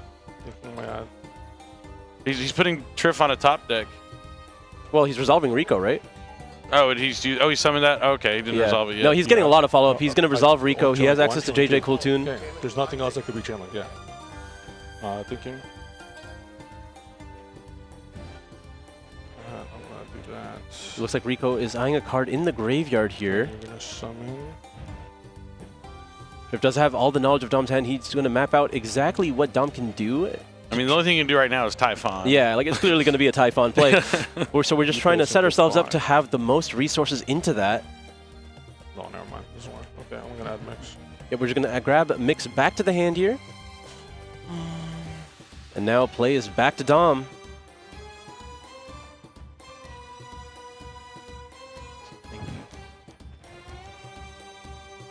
Not going to be able to get any value out of this Loudness War. Depending. Yeah, I mean, even if he doesn't, it's still going to be doomed because of that Mix in hand. Dom's not going to have any way to stop it. And Mix plus the JJ Cooltoon on the field is just going to be too much. Dom's going to try. Yep, Dom will never give up. That's what it takes to be a winner. And he's done it 3 times, but so has his opponent. All right, we are able to resolve now that Mix has destroyed a card. I forgot about the Wind Agnister here from the Harmonia. So did I. You can't ever count Dom out. It's going to go after the JJ Cooltoon. But this does allow an opportunity for Loudness War. Loudness War is going to banish Rotary here. The search. Yep, going to be able to look at his hand again. Yeah, just take a peek. Dom's like, you know what these are. You've seen them before. Another copy of Cooltoon Synchro to the hand. Yeah, if Dom comes out of I was about to say, there's no way, absolutely nothing he can do. The Typhon may be able to clear the Loudness War and the Rico, but the follow-up is going to be way too strong with Mix and Cooltoon Synchro. Play through 4 hand traps. Yeah. He's so proud of himself. He's always so proud of himself, like, oh, I played through 4 interactions. Like, I show you how it's done. Yeah. Given he messed it up the first time. I was going to say, but Dom did that to him in the first game, so it's like he's complimenting his opponent here.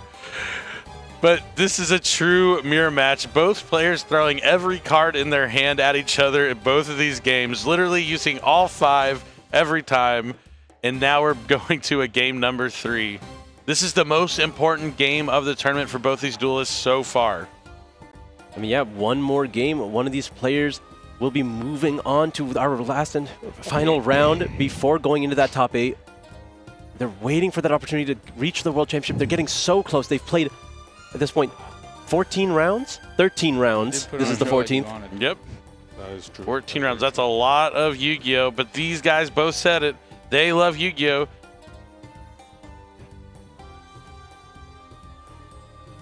Stoic right now, just getting those last side cards in. Dom knows he's going second. He looks like he has had a game plan this entire time. So now into shuffling his deck. But Trev, knowing he's going first, he's might be changing up his strategy. If you're thinking this long on your side deck, you have to wonder, are you still going first? Almost certainly you are.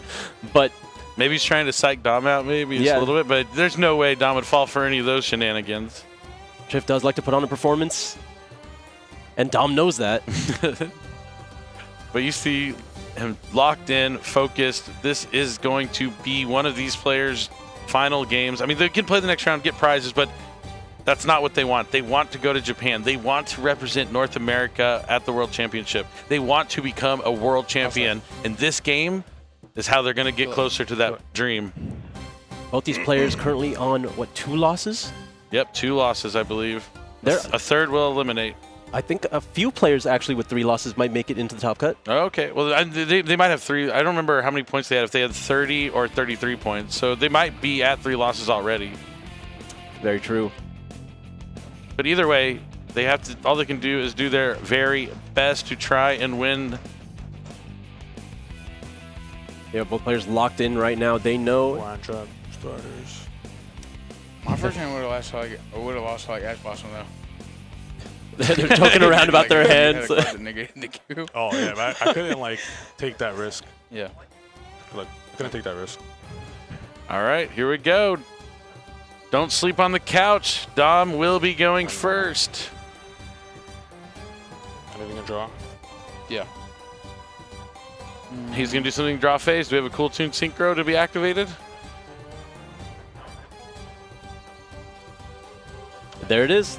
Super cool. That's going to let Dom add a Cool Tune monster unless Steven decides to start using those interactions from the hand right away. It's going to be allowed to resolve. We haven't seen this match yet, but this has been a play that we've seen all throughout the tournament. We're just going to be trying to prioritize getting to Rotary and being able to lead with it so we have all the information possible before extending our plays further.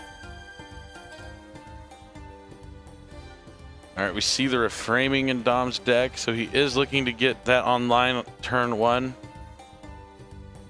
Yes, as we can see now, both these players are on 3 losses. They are fighting for their tournament lives right now.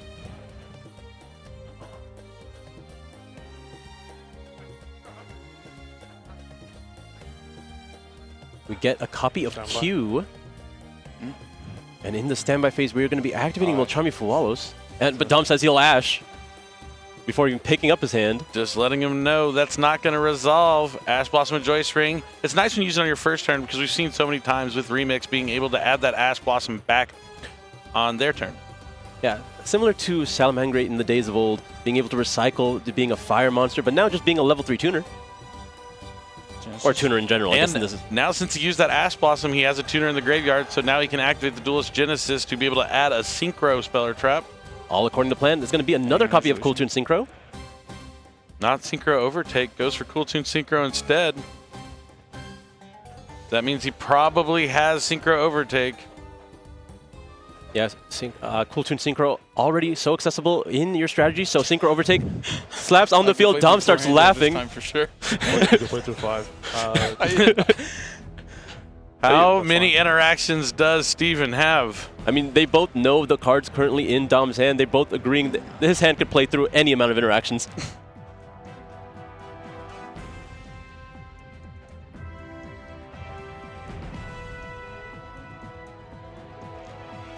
We're going to be revealing RS here to go ahead and summon Rico from the deck.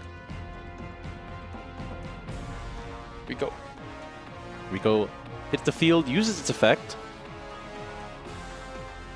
Looks like it's allowed to resolve. All right, things are looking pretty good here for Dom, but maybe it's not so bad for Steven, because like if you're using all those interactions and they have ways to keep on playing and you just end starting with like low cards in hand, it's really hard to come back. But if he has some of those value cards in hand, powerful spells, maybe he'll be able to push through whatever whatever field he decides to make. Well, we're going to find out really soon. Rotary is about to resolve. We're going to synchro away the Rico and Rotary. This is a classic. Probably fine. What are the chain links? Rotary, Rotary Chain Link 1, Maker Chain Link 2. No response. Now let's take a peek at what Triff is working with. This is where the dual puzzles of the Cool Tune Mirror really come in hand. If Steven's hand is full engine, then Dom has to figure out how to stop every single piece. That certainly is going to be the case. He's going to think really hard about what he wants for this track maker. He was eyeing a JJ Cool Tune here, but he might want another, perhaps Cool Tune Synchro? Now, he already has one Cool Tune Synchro.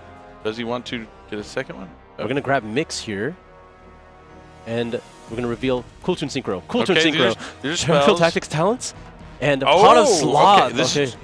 This is what I'm talking about. I mean, there is potential here for sure. This is exactly the kind of hand he needs because the talent checks pretty much anything Dom's going to do on his turn. I mean, during the main phase. The Cool Tune Synchro is going to protect his Pot of Sloth from Zaylin potentially. Because he goes Pot of Sloth, Dom needs to change something to turn Zaylin online, and then you chain Cool Tune Synchro, and you can no longer go after that Pot of Sloth. All right, well, when you look at a hand of 4 spell cards like that, and you know that you have access to Vanadium Reframing in your extra deck? Oh, I forgot about that. That could really turn the tides in Dom's favor. Dom has the freedom to play out this turn however he wants. There are no interruptions in Steven's hand.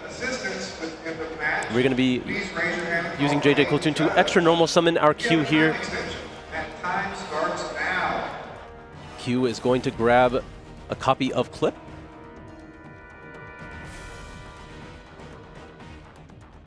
All right, gonna synchro the Q and the Clip away.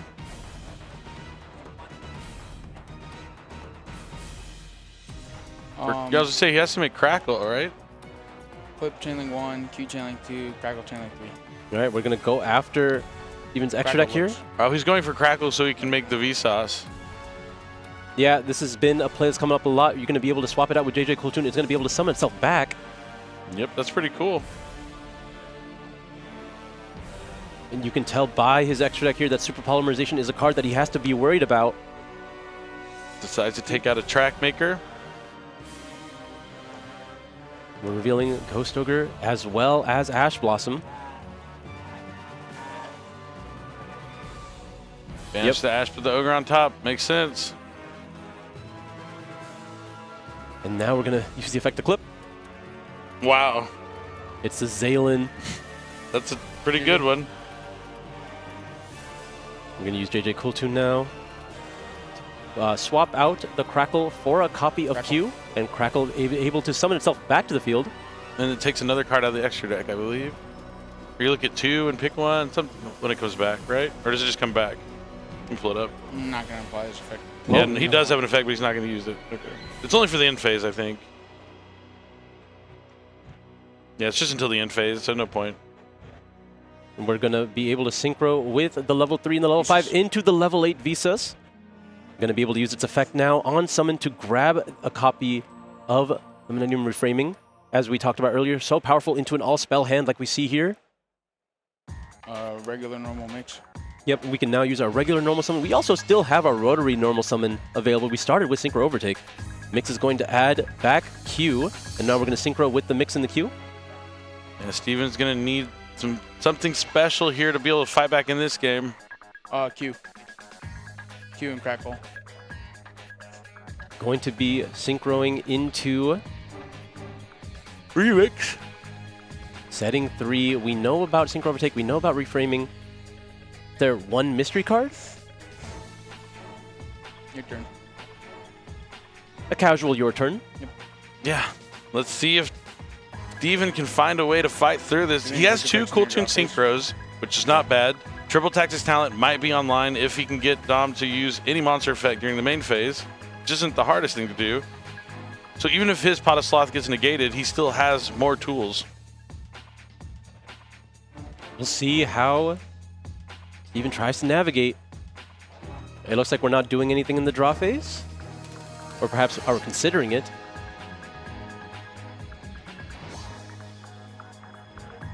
Have to be wary of that Ghost Ogre from the top of the deck as well. We're going to be using the effect of Remix immediately here in the draw phase. Get access to that Ash Blossom that we know is in the graveyard. Triff thinking about chaining Cooltoon Synchro here.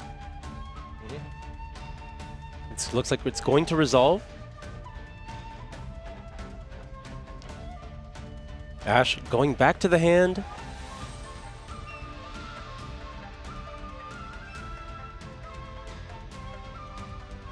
Dom does not want to make a mistake here. He knows all the information. He just has to be able to get through this turn. Rico hits the field. Rico activates this effect on the field. Yep, Ash Blossom back in the hand. Rico's going to be able to get Clip.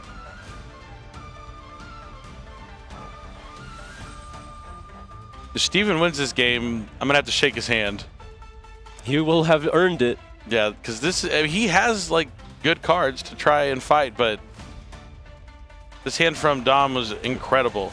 Steven's hand has the ability to win this game, but it entirely relies on Dom making a mistake, and I wouldn't count on Dom making a mistake. Nope, there's a reason he's a 3-time YCS champion. All right, we're going to lead off with Cooltoon Synchro. Trying to add a Cooltoon monster from the deck to the hand. We are now... I imagine we are in the main phase now. Yeah, for sure. Well, it says draw phase still, but I feel like Triff wants to go to the main phase. Yeah, because the Triple Tactics Talents, you want to be using these cards that could merit a response in the main phase just to turn on that Triple Tactics Talents.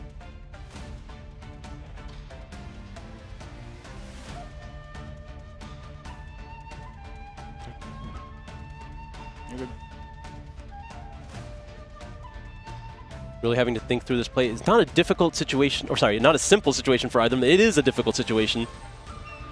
Both players really have to think through what both players' options are. Very much an our turn kind of game. I mean, definitely, and this is like a true mirror match. Both players playing almost identical deck list. Go ahead and add Cool Tune Q. So yeah, we are in the main phase. Cool Tune Q is going to be normal summoned.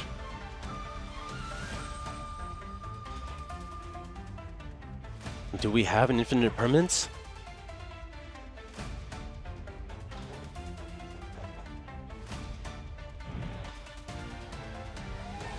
Thinking hard about this one. Like I said, this is the most important game for these duelists so far in this tournament. It is infinite impermanence. I can see it. That's huge. That is one of the best responses possible here. It's a non-monster effect interruption. And then we're going to chain Cool Tune Synchro. I think we chain Reframing. What about oh, he has Ash Blossom for the Pot of Sloth. And then it would be Talents. And then you could draw 2 from Talents. Yeah. I mean, or we just use the Ash Blossom here and then try to get to RS. Ash. All right, he does Ash the Cool Tune Synchro. It stops the search, and it'll make sure that the Q stays on the board. The Q is still on the board here. Yeah, the Q's still there. That was the whole point of that. Right. Q's on the field. There you go. Cool Tune Synchro. Cool Tune Synchro. Now we are going to force our way into an RS to be able to check the remainder of Steven's hand. You have to be able to deal with the slot that you had, and you have to be able to deal with the Triple Tactics Talents. The Ghost Ogre shouldn't be too much of a concern. No, I don't think so. He still has Reframing, right? He does. Yeah. There's the mix. Going to be synchroing with the Rico and the mix here into RS. Going to be able to destroy the Q. He put it in the graveyard because he knew it was going there. Oh, this is bad. It's over. I mean, RS is one stop. Reframing can stop the other. There's the Triple Tactics Talents, where you're trying to take here. That is going to force out RS. Negate the Triple Tactics Talent. He has Reframing for the next card, too. RS. Yep, there is RS being used, banishing the mix to stop the talents, and then on the last card here, we get the Reframing, and that is enough. And Couch takes down Steven. Those 3 sick games. Right there, absolutely phenomenal from 2 top-tier duelists. 2 3-time YCS champions taking on each other at the biggest stage of them all at the NAWCQ. Couch with the 3 losses. Not the best position he wants to be in, but he's putting himself at the opportunity to make that top 8. He's going to have to win the next one and then hope his tiebreakers are strong enough to get him into that top 8. Yeah, when you look at a tournament this long, you think 3 losses, that's a lot, right? But there's actually very few tables with even anything less. Yep, at the end of it, we probably won't have an undefeated. There hasn't been an undefeated for 2 rounds. Yeah, see, it's already been a couple of rounds with no undefeated. So 3 losses, yeah, seems like a lot, but when you're like 13-3, yeah, that's a pretty impressive record. But yeah, we're going to have to see if that's going to be enough, if he will be able to win the next round and move on. I know it would mean the world to Dom if he went to the World Championship. Triff, his season has come to an end here. He had an incredible year, but it's going to be time to look forward to next year if he wants to make it to the World Championship, because his run is over. If he's going to still play out that last round, of course he's going to collect prizing here. Still plenty to collect, but obviously the World Championship is what these players want. Yep, and unfortunately for him, going to come up just short. But he loves Yu-Gi-Oh! More than anyone, he says, so we know he'll be back at it again, trying to get back. But what an incredible matchup. 2 players playing the same exact decks. I mean, a couple cards different, but the play from these high-caliber players was incredible. Like, knowing when to interact, how to interact. Like, every little decision matters. You make one small mistake, it can put yourself in a losing position. But that hand from Dom in Game 3, the Duelist Genesis, the Ash Blossom to stop the Fualos, that turns on your Duelist Genesis. You already have Synchro Overtake, so you can get Cool Tune Synchro. He just had everything he possibly needed. He had the Imperm on top of that. You have the bonus hidden interactions like that. It's tough to come back in the mirror match. And, I mean, Triff tried. Yeah. He did a good job. The game 3 was absolutely a hard counter there. But when you look at that game, if you put that game into a simulator and you just got everything in a replay, it would seem like it goes through really quickly, the plays were obvious. But if you saw how the players thought about every single action, because they had to, every single action could force a different reaction from your opponent. It was really methodical. Every decision mattered. Both players were considering the entirety of their opponent's next turn before even making a single move, and then clearly that is what happens here in the Cool Toon Mirror. Yeah, I really really appreciate mirror matches of high caliber players too, because you just see little interactions, little thoughts, things that you might not have ever noticed. But when you see two players who have put the time in, hours and hours of playtesting, you can kind of just like, oh, I'm just going to learn everything from you. Like, I know you know what you're doing, and then it's just so much easier than trying to do it on your own. You should always watch the players and trying to see, like, okay, what is he doing that I'm not doing? What is he doing differently? Why did he do that? And trying to figure out that puzzle and box, and then you get to learn. But we're going to learn about how Couch felt about that match. So I'm going to go ahead and toss it to our host so we can hear from our winner, Dom. Don't sleep on the couch. Go ahead and take it away. Thank you very much. I have Dominic Couch here joining us on stage. Congratulations on your feature match victory. Hard fought 3-game series. I want to get into your head because a mirror match is difficult anytime, but Cool Toon especially. What moments stick out to you from that match? So biggest one for me, well, there's two like from my side.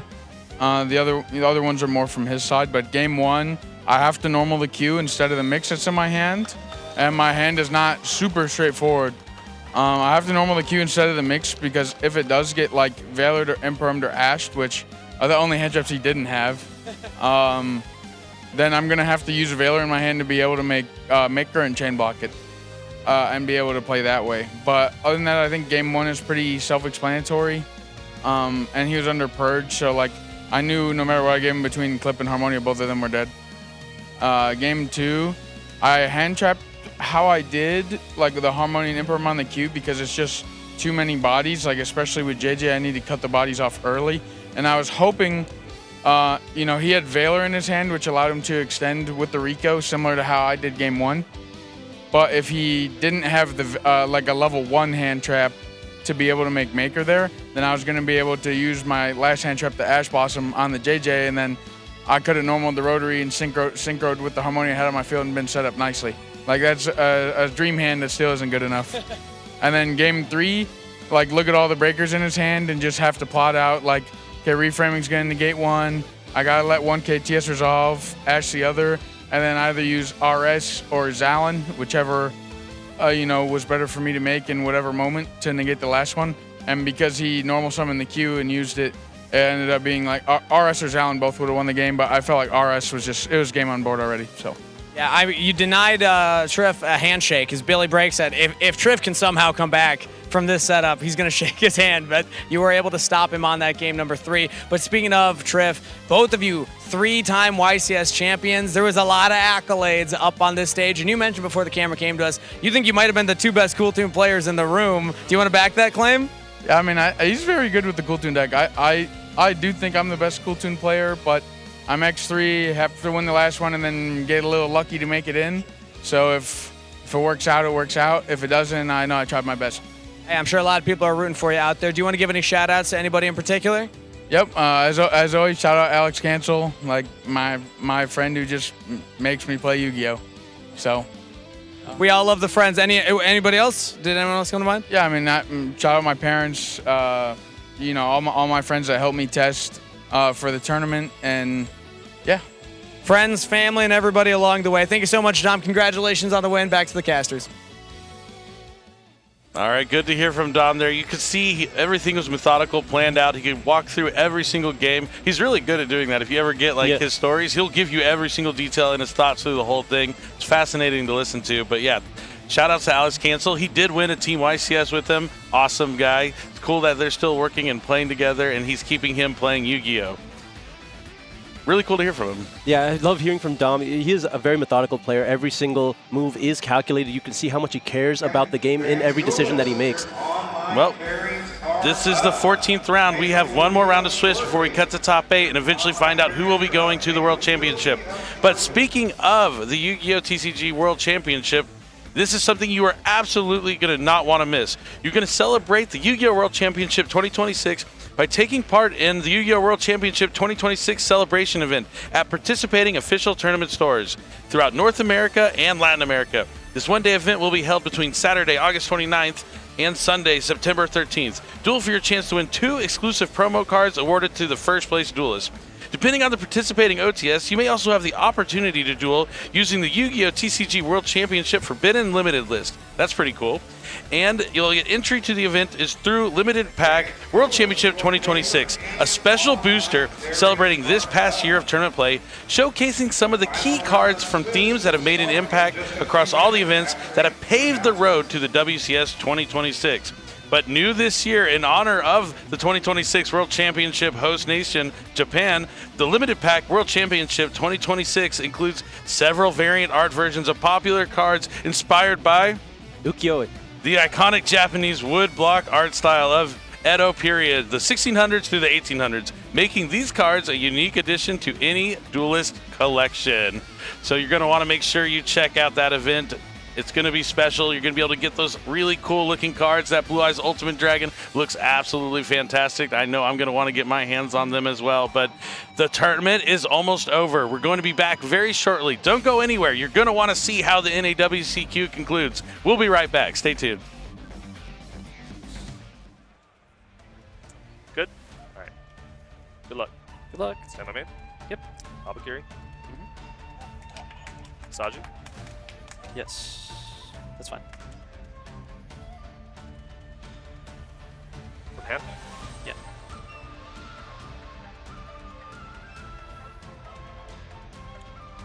Chain link 1, Kusanagi, target ritual, chain link 2, Aramasa. No response.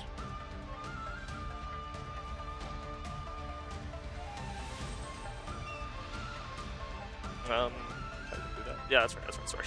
Yeah, you can do that. What am I saying? Ritual from deck?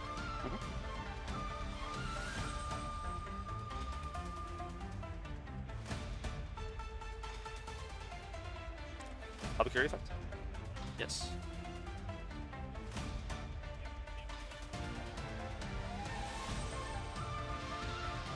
Mirror? Yeah. Futsu?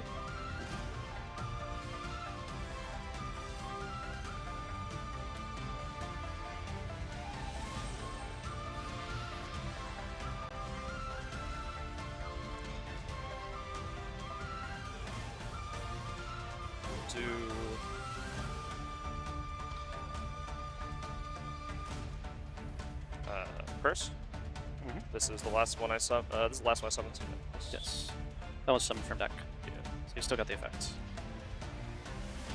And we will add Aramasa. Ping 800 or no? Yep. Okay, cool. Summon the Aramasa. Murakumo, chain 1, mirror, chain 2. Good? Yeah.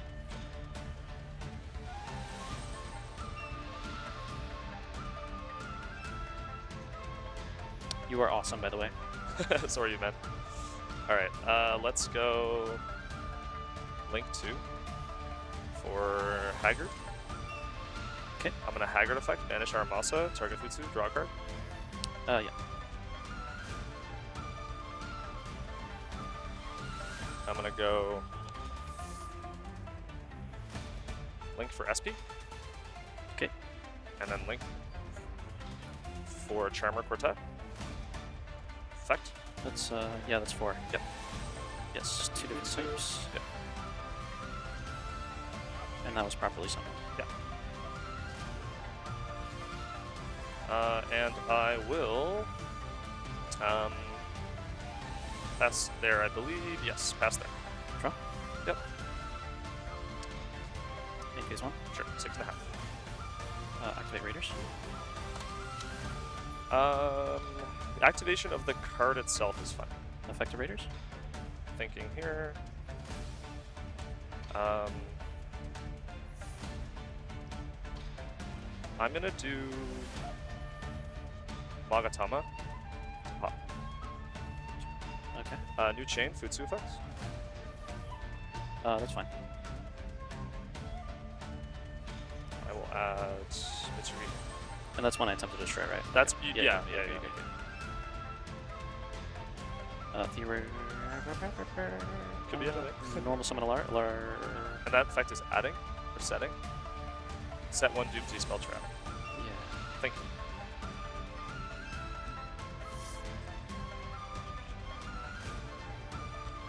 No response.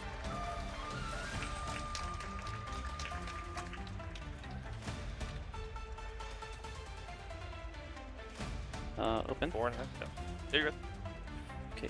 Theorialize pass lull. There we Yeah, it's going to summon minis from hand or deck, and then you can't respond to the summon minis. The chain. Just that chain up there, yes. 3 in hand. Yeah. Let's go. That is effect. That's fine. So from hand. Minis effects. That's fine.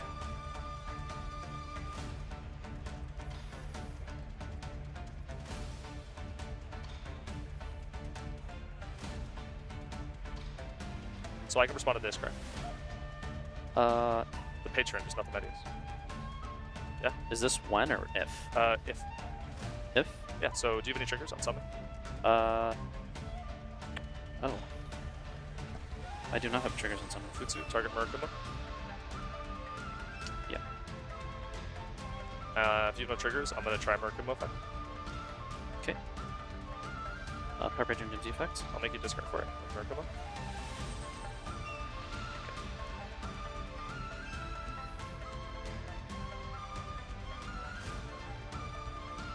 4 minutes.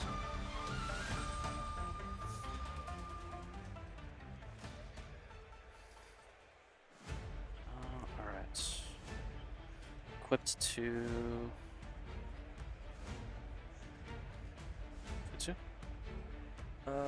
It's not going to do anything on equip. Chain SP, targeting Quartet Futsu. Oh, okay. Good? Yeah. Activate change. That'll destroy, right? And if this destroys, has no effects? Yes. And you've normaled, right? Have normal. Yeah, it's fine.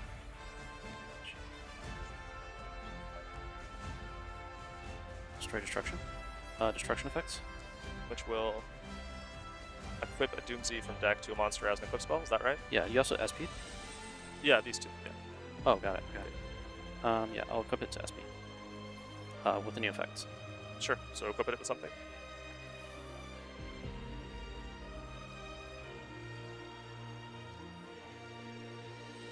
Okay, so it's equipped. Yeah. Target? Purification.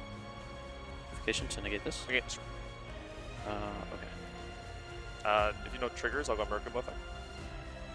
Murkuma effect. To summon back. Oh, because you tripped it. Yeah. Yeah, that's fine.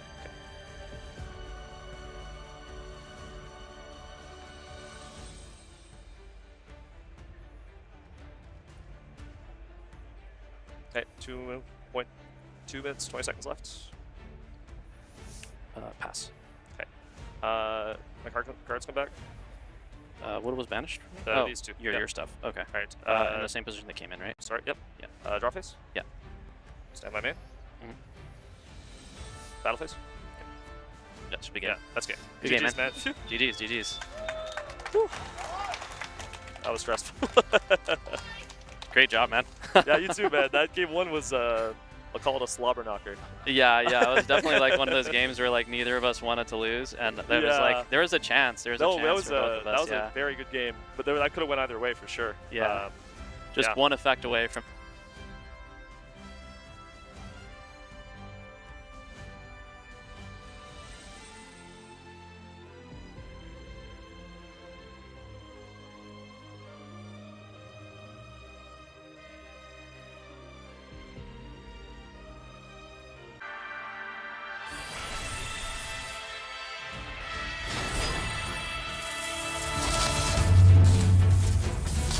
Game on, world.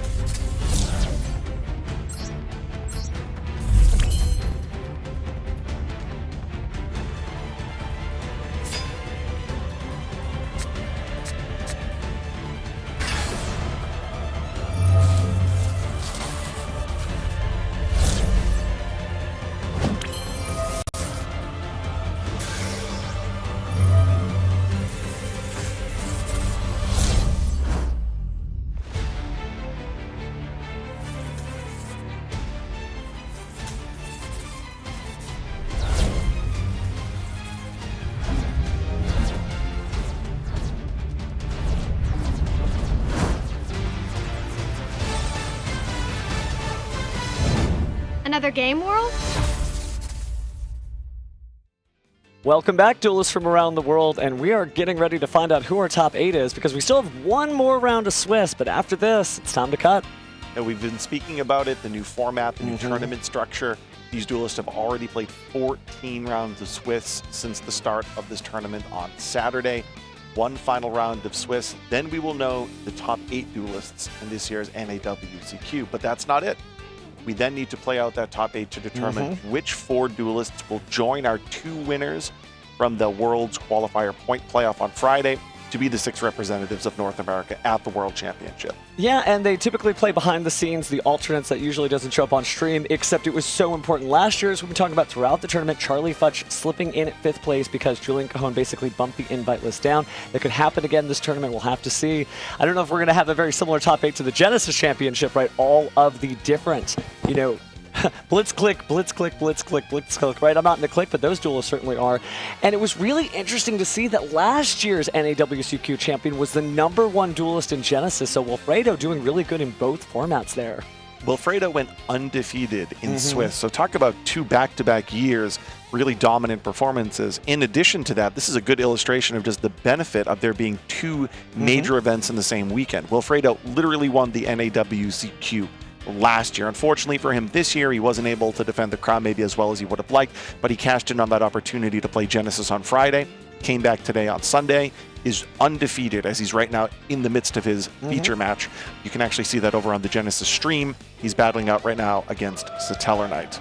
Yeah, remember, if you were at home and you got 2 monitors, maybe you can just Alt-Tab and put different screens out. You literally can watch multiple Yu-Gi-Oh! Streams. It's just Yu-Gi-Oh! Around the world this weekend as the European World Championship qualifiers are going on. Oceania's WCQ is also going on, I believe. I think it may have wrapped, but there's so much Yu-Gi-Oh! As we kind of figure out the final entrants, the final competitors for the World Championship. Yeah, I heard the EU tournament just came to a close, I think, within the last hour. Oh, okay, gotcha. It was won by Cooltude. Another interesting element, though, of that tournament is I'm sorry, I don't have the name off the top of my head, but the player they piloted, Invoke, in their point playoff, ended up placing top 8 again. I think Danilo was his name. So Invoked ended up in the top 8 of the EU WCQ after having earned a slot on Friday as well. So Invoked is trying to do, we have yet to see in the future match area, dominant over there in Europe this weekend. Well, it shows you that there's no one right way to the World Championship, but you know, as we close this out, if Oceania is already done and so is Europe, I think we're the last stop on the trail. So we're about to find out exactly what the World Championship is going to look like. But don't worry, there's still a lot of dueling action left in this tournament. So, man, just good stuff, good stuff. That said, you know, there's also a lot of people who are competing in the, you know, qualifiers for next year. So we're already having people start their road to Worlds basically 1 year in advance for 2027. Yeah, it'll be here before you know it as well. Gosh. So, with that in mind, what has been the moral of the story for the format? You know, I know we've gone through all of the Swiss stuff, and as the Swiss cuts to the top cut, you'll be like, well, these are the top 8 decks, but that's only a small sample size of all the 2,000 plus duelists we're here. Were there any lessons that you learned, any card effects that you're like, no, this is what's up? Well, I think we are starting to see that the answer, at least in the feature match area, to the variation of the Light and Darkness Ritual deck may be the one that incorporates the branded package. I haven't seen as much success out of the Azamina package. Now, that's not to say we haven't featured every single round that deck in the feature match area. I don't know every single deck list at each of those top tables. We only get to see deck lists when they're brought to us. So there could be an Azamina variation with the Sinful Spoils somewhere out there that's still in contention. But I think the feature match area and what we've seen thus far has illustrated that the branded variation may be the sufficient package. Additionally to that, I mean, Cooltude was the deck I think a lot of players anticipated going into the weekend. It has really fulfilled all expectations. Past that point, branded actually surprised me a little bit. I was expecting branded to filter out of the format as well. I thought the format might be a little bit more high ceiling with decks like Power Patron and Elf Note, and I thought that might push branded out to the side, but we've been proven wrong over the course of this weekend as well. But with that being said, I think they're ready at the feature match area, so let's send it on down and find out what we're featuring in round 15. Up first in the blue chair from Philadelphia, Pennsylvania. He wants to shout out his family for supporting him. The Mech Knight archetype and Simo, it's Shannon Baxter! And his opponent today in the red chair from Wisconsin shouts out to his girlfriend of 9 years, Shirley Yu, and all his boys in the Sharks. Give it up for Kazuma Yamamoto! Duelists are already on stage, so let's throw it back to the casters for game number 1. All right, well, we got ourselves a match. Shannon on Invoked, and a little bit of Radiant Typhoon in there as well, but Kazuma is going to be playing Elf Note, so we saw how powerful Elf Note could be, but you said it yourself, man. Alistair is doing a lot of work, punched somebody's ticket to the World Championship over in Europe. Let's see if it could do the same here in America. Yeah, Shannon's incorporating, going to speak about that Invoked package. Primarily Invoked, we will see some small Radiant Typhoon cards. Obviously, a single copy of Mystical Space Typhoon would make sense. But Radiant Typhoon Vision, this has been a theme of many decks, whether it's Malice, even potentially branded. Now we see here Invoked. If your deck naturally within your engine has quick plays, makes a lot of sense to incorporate copies of Radiant Typhoon Vision. Now, why would an Alistair deck, you might ask, all of a sudden want to incorporate that card? Well, if you look at Chaos Origins, you have the brand new Invocation Sword, a quick play. That's a brand new piece that will allow you to fusion summon using monsters you control, of course. But if you're going into an Invoked Fusion Monster, which is the name of the game in Invoked Strategies, you can return monsters that are in the banishment to the graveyard in order to conduct that fusion summon, basically the inverse of actual Invocation itself. But it is a quick play, so that adds another piece to the puzzle in terms of upping that quick play count. Then you have to take into consideration Called by the Grave, Forbidden Droplet type cards, maybe potentially Super Polymerization. So next thing you know, you're upwards of 10 different quick plays. And a card like Radiant Typhoon Vision makes a whole lot of sense to ensure that you have the high consistency that's necessary in a deck like this. Well, it's nice to see Alistair doing work, and speaking of doing work, the crowd seems like they are all worked up and ready to see this duel, but it's important to note that I think a lot of duelists were worried about the specter that is hyper-invoked Aeon, and you're right, with that huge quick play engine, the deck is so consistent and likely to be able to rifle through the extra deck of the opponent. But speaking of consistent, Kazuma on that incredible Elf Note deck that we saw earlier, obviously every duelist pilots things differently, but it'll be interesting to see, these are two strategies I haven't seen go against each other because this format is so relatively new, but we know that the deck is so powerful on Shannon's side, and we know that Kazuma has something so consistent. We saw it pop off earlier here on the featured match stage, so once we get into it, I have no predictions here. I'm just here to watch some good dueling.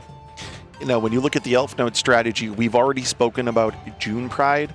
I think one of the breakout strategies going back to YCS Columbus were the ways in which the new Power Patrons were incorporated into decks, whether that was in pure Power Patron, piloted by the likes of Jeff Jones, or piloted within other medias, the pure archetypes, like for instance Archmage. When we look here at the Elf Note strategy and we look at which medias the pure decks have risen to the top of the field this weekend, I think it's actually Elf Note's turn to really take the spotlight, right? We saw Dooms in the feature match area, but I haven't seen it as much at the top tables. We looked at Archmage in the feature match area, but when I look at the top tables, I don't see it as much. You can go right down the list. Elf Note, on the other hand, there are multiple Elf Note decks still in contention. Why am I commenting on the Power Patrons? Well, now this is a strategy that's going to be able to use Fidolium, Ginaldo, Terminus within the strategy, and of course, Medius the Pure itself. So each of the Medius the Pure lore decks seemingly has had an opportunity to be in the spotlight, whether that's pure Power Patrons, Dooms, Archmage has already won a YCS. Could this be the weekend of Elf Note? I saw it did quite well over in the EU as well. Well, it would be about time for those Elf Note enjoyers to be able to celebrate, right? Very powerful in Master Duel, but obviously Elf Note June Pride giving a different sort of power that we're seeing now, and very consistent deck. Regina, such a powerful starter, but also able to kind of disrupt things by jumping monsters off the field and so on and so forth. But speaking of so on, this is the last round of Swiss, so it's game 1 on round 15. Yeah, the ability of Regina to not only be a part of your opening play, but the ability to bounce back so that on the opponent's turn you can use it as a quick effect. So it essentially serves as an extender on your starter on your turn, but also an interruption. It hits all 3 of the parts of card design that you often look for. Well, speaking of looking for, we are re-rolling the dice here. Kazuma gets a 5. Let's see what Shannon's got. And that's not a 4. Well, he gets a 5. He gets 2 5s. So I will start us off. So if you're curious at home, maybe not as familiar with Invoked, we haven't seen it a whole lot here this weekend, at least in the future match area. We'll be able to see what it looks like for Shannon here to go first. That is good. I see a copy of Vision. Summon Alistair effect. Oh, Jesus. I'm reading? Yeah, go for it. He is excited. It is a Sunday. Scary time for me. And this is the alternate art. Just normal summon Alistair. I will chain effect Veiler. Okay, so we're going to effect veil it. This is 2026, right? Yeah, this is a throwback. The classic. I'm going to normal summon Alistair and buy a copy of Effect Veiler. It do be like that, Shannon says. Talking about do be like that, he does have a copy of Vision in hand, but it doesn't actually look like he has any of those quick plays. I mentioned, half a dozen quick plays that he could potentially have in his deck, and unfortunately, it looks like he's looking at a hand with potentially some Mulch Armies. Oh, is he going to? He's going to. It's like the blind Allure of Darkness all over again, or does he want to set it? I mean, this is potentially a trip to the World Championship here. He's looking quickly in the extra deck. Does he have anything? He's reading specifically All Mirage. The reason why I think he's doing that is I believe he has a copy of Fualos in his hand, so he's seeing if he can clear his field down to 0. All Mirage theoretically has the ability to clear itself off the field, but not if there's anything. Oh, wow. Wild. Crowd worked up for the set pass. Yesterday's gameplay? Yeah, I know. Alistair met by Effect Veiler. None of the new cards, none of the, for instance, Alistair, the Reminiscent, that could have served there as an extender. And that will now allow Kazuma to start off with Terminus. Terminus activated. It's going to be met with the Ash Blossom and Joyous Spring. Something old, something new. So I see an Infinite Impermanence. Kazuma's hand. He's going to use that main Monster Zone, though, and special summon out Lucina. That is a lot. When we saw Elf Note in the feature match area earlier this weekend, we saw what one single Lucina could do. You have 2 in hand? 2 in hand, yeah. Thank you. I feel like Lucina, it really runs away with the duel, right, when it shows up. You think of it as just one card, but just more and more and more advantage pops up. Even though it's a very linear combo in the sense that one card tags to another, you will see very quickly if Shannon isn't able to stop this how much advantage that Kazuma can gain. Yeah, I believe it was Craig who was in our feature match area earlier with Elf Note, who made it to the top 8 of last year's NAWCQ, who with just one Lucina was able to pair that with 4 non-engine to establish quite a formidable field. Now, one of the things that's different here, though, is in that duel he was going first. Here, he is going, we see our Elf Note player going second, so by doing so, there's the prioritization of going into Dragster to establish that spell or trap negation, especially seeing an opponent with only one face-down spell or trap card. I don't know that Kazuma has the read that it's just a Radiant Typhoon Vision. I feel like he'd be more likely to have some sort of more powerful trap card, but either or, it seems like we're having unmitigated play. I wonder if we will still see Radiant Typhoon Visions go ahead and draw 2 there, but I just want to see what's on the top of the deck to know if maybe he should have gone in or not. Well, with Dragster there, it seems improbable. Yeah. Well, now it does. Oh yeah, you probably should have activated that earlier if that was just to see. Just to see. I mean, there's a world where you just activate it going back to the opening turn. But nevertheless, we see here Tania was able to place the Welcome Home. The Welcome Home is then basically able to trade away that Tania in order to summon Regina out from the deck. Now, in doing so, that then special summons Fortuna. Fortuna is then what places Rhapsody of Madness on the field. And now we're trading that out for a Power Patron. That will now allow him to access his extra deck and conduct another Synchro Summon now that he's reestablished a tuner on the field. Effect increase level? Possibility that it's all one out right here, at least for this first game. So let's perform a Synchro Summon, and the monster is going to be, wow, another very shiny Elf Note June Bride. Yeah, when you hear your opponent elect to modulate the level with Power Patron Elf Note, or Elf Note Power Patron, you should anticipate seeing June Pride. Now, June Pride will allow Zuma to special summon from multiple places. Such an incredible card. From hand. Okay. Yeah, one from hand, one from grave, one from deck. Yeah, that one there came from the hand. That was the first one that hit the field, the Lucina. The Tania is going to come from the graveyard, and I will complete the trifecta by allowing him to summon from the deck. Now, if you're not familiar, the level 6 Elf Notes can cycle themselves out on the opponent's turn, taking differing opportunities to be in the main monster zone that's directly there in the center. And have a variety of different effects, whether that's bouncing monsters, ripping cards out of the hand, or impacting the spell and trap cards. Here, though, instead of going for another one of the level 6 names, he's electing to put another tuner on the field, going back into an Elf Note Power Patron. So I think we're going to banish there. I'll move mine over here. Still hanging in there. Maybe. Oh, yeah, okay, I got you. Sorry about that. Wanting to activate the Radiant Typhoon Vision. I just want to know what's on top of the deck. But in the meantime, it looks like we are going to play a Synchro Summon there. Yeah, I'll take it. 25. You're right that leaving out Elf Note Fortuna does mean you have another tuner monster. While we do see the 2 Elf Note Power Patrons, their effects can be used multiple times. You can still tune them off. Shannon just check Yeah, the I don't text usually of do that Terminus. either. Terminus Yeah. does have a clause that if it were to have resolved, yes, I've dealt you would with that. only be able to attack with Power Patron. So just verifying that that effect doesn't still apply when it's met with Ash Blossom. Let's see. It's been taking a second to main 2. figure out, but we're just going to main phase 2 after dropping Shen down to 3,100 life points. Now we'll Synchro Summon again, establishing a really powerful board. Looks like he will live to play another turn, but Shannon has his work cut out for him. That Dawn Dragster already ready to stop the next spell or trap. Yeah, he's checked that face down, so we know that there's that negation. And unfortunately for Shannon, he may also have to face some combination of additional Synchro monsters like Crystal Wind Synchro Dragon. It's going to be rough.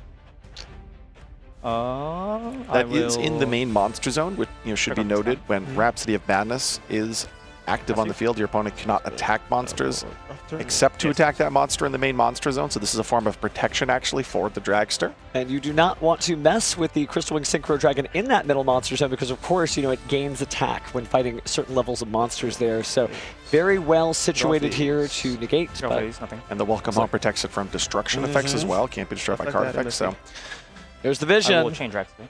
So Dragster's done. And he is going to negate the vision, even though that was just 2, and I say just, but to add Mystical Space Typhoon to hand.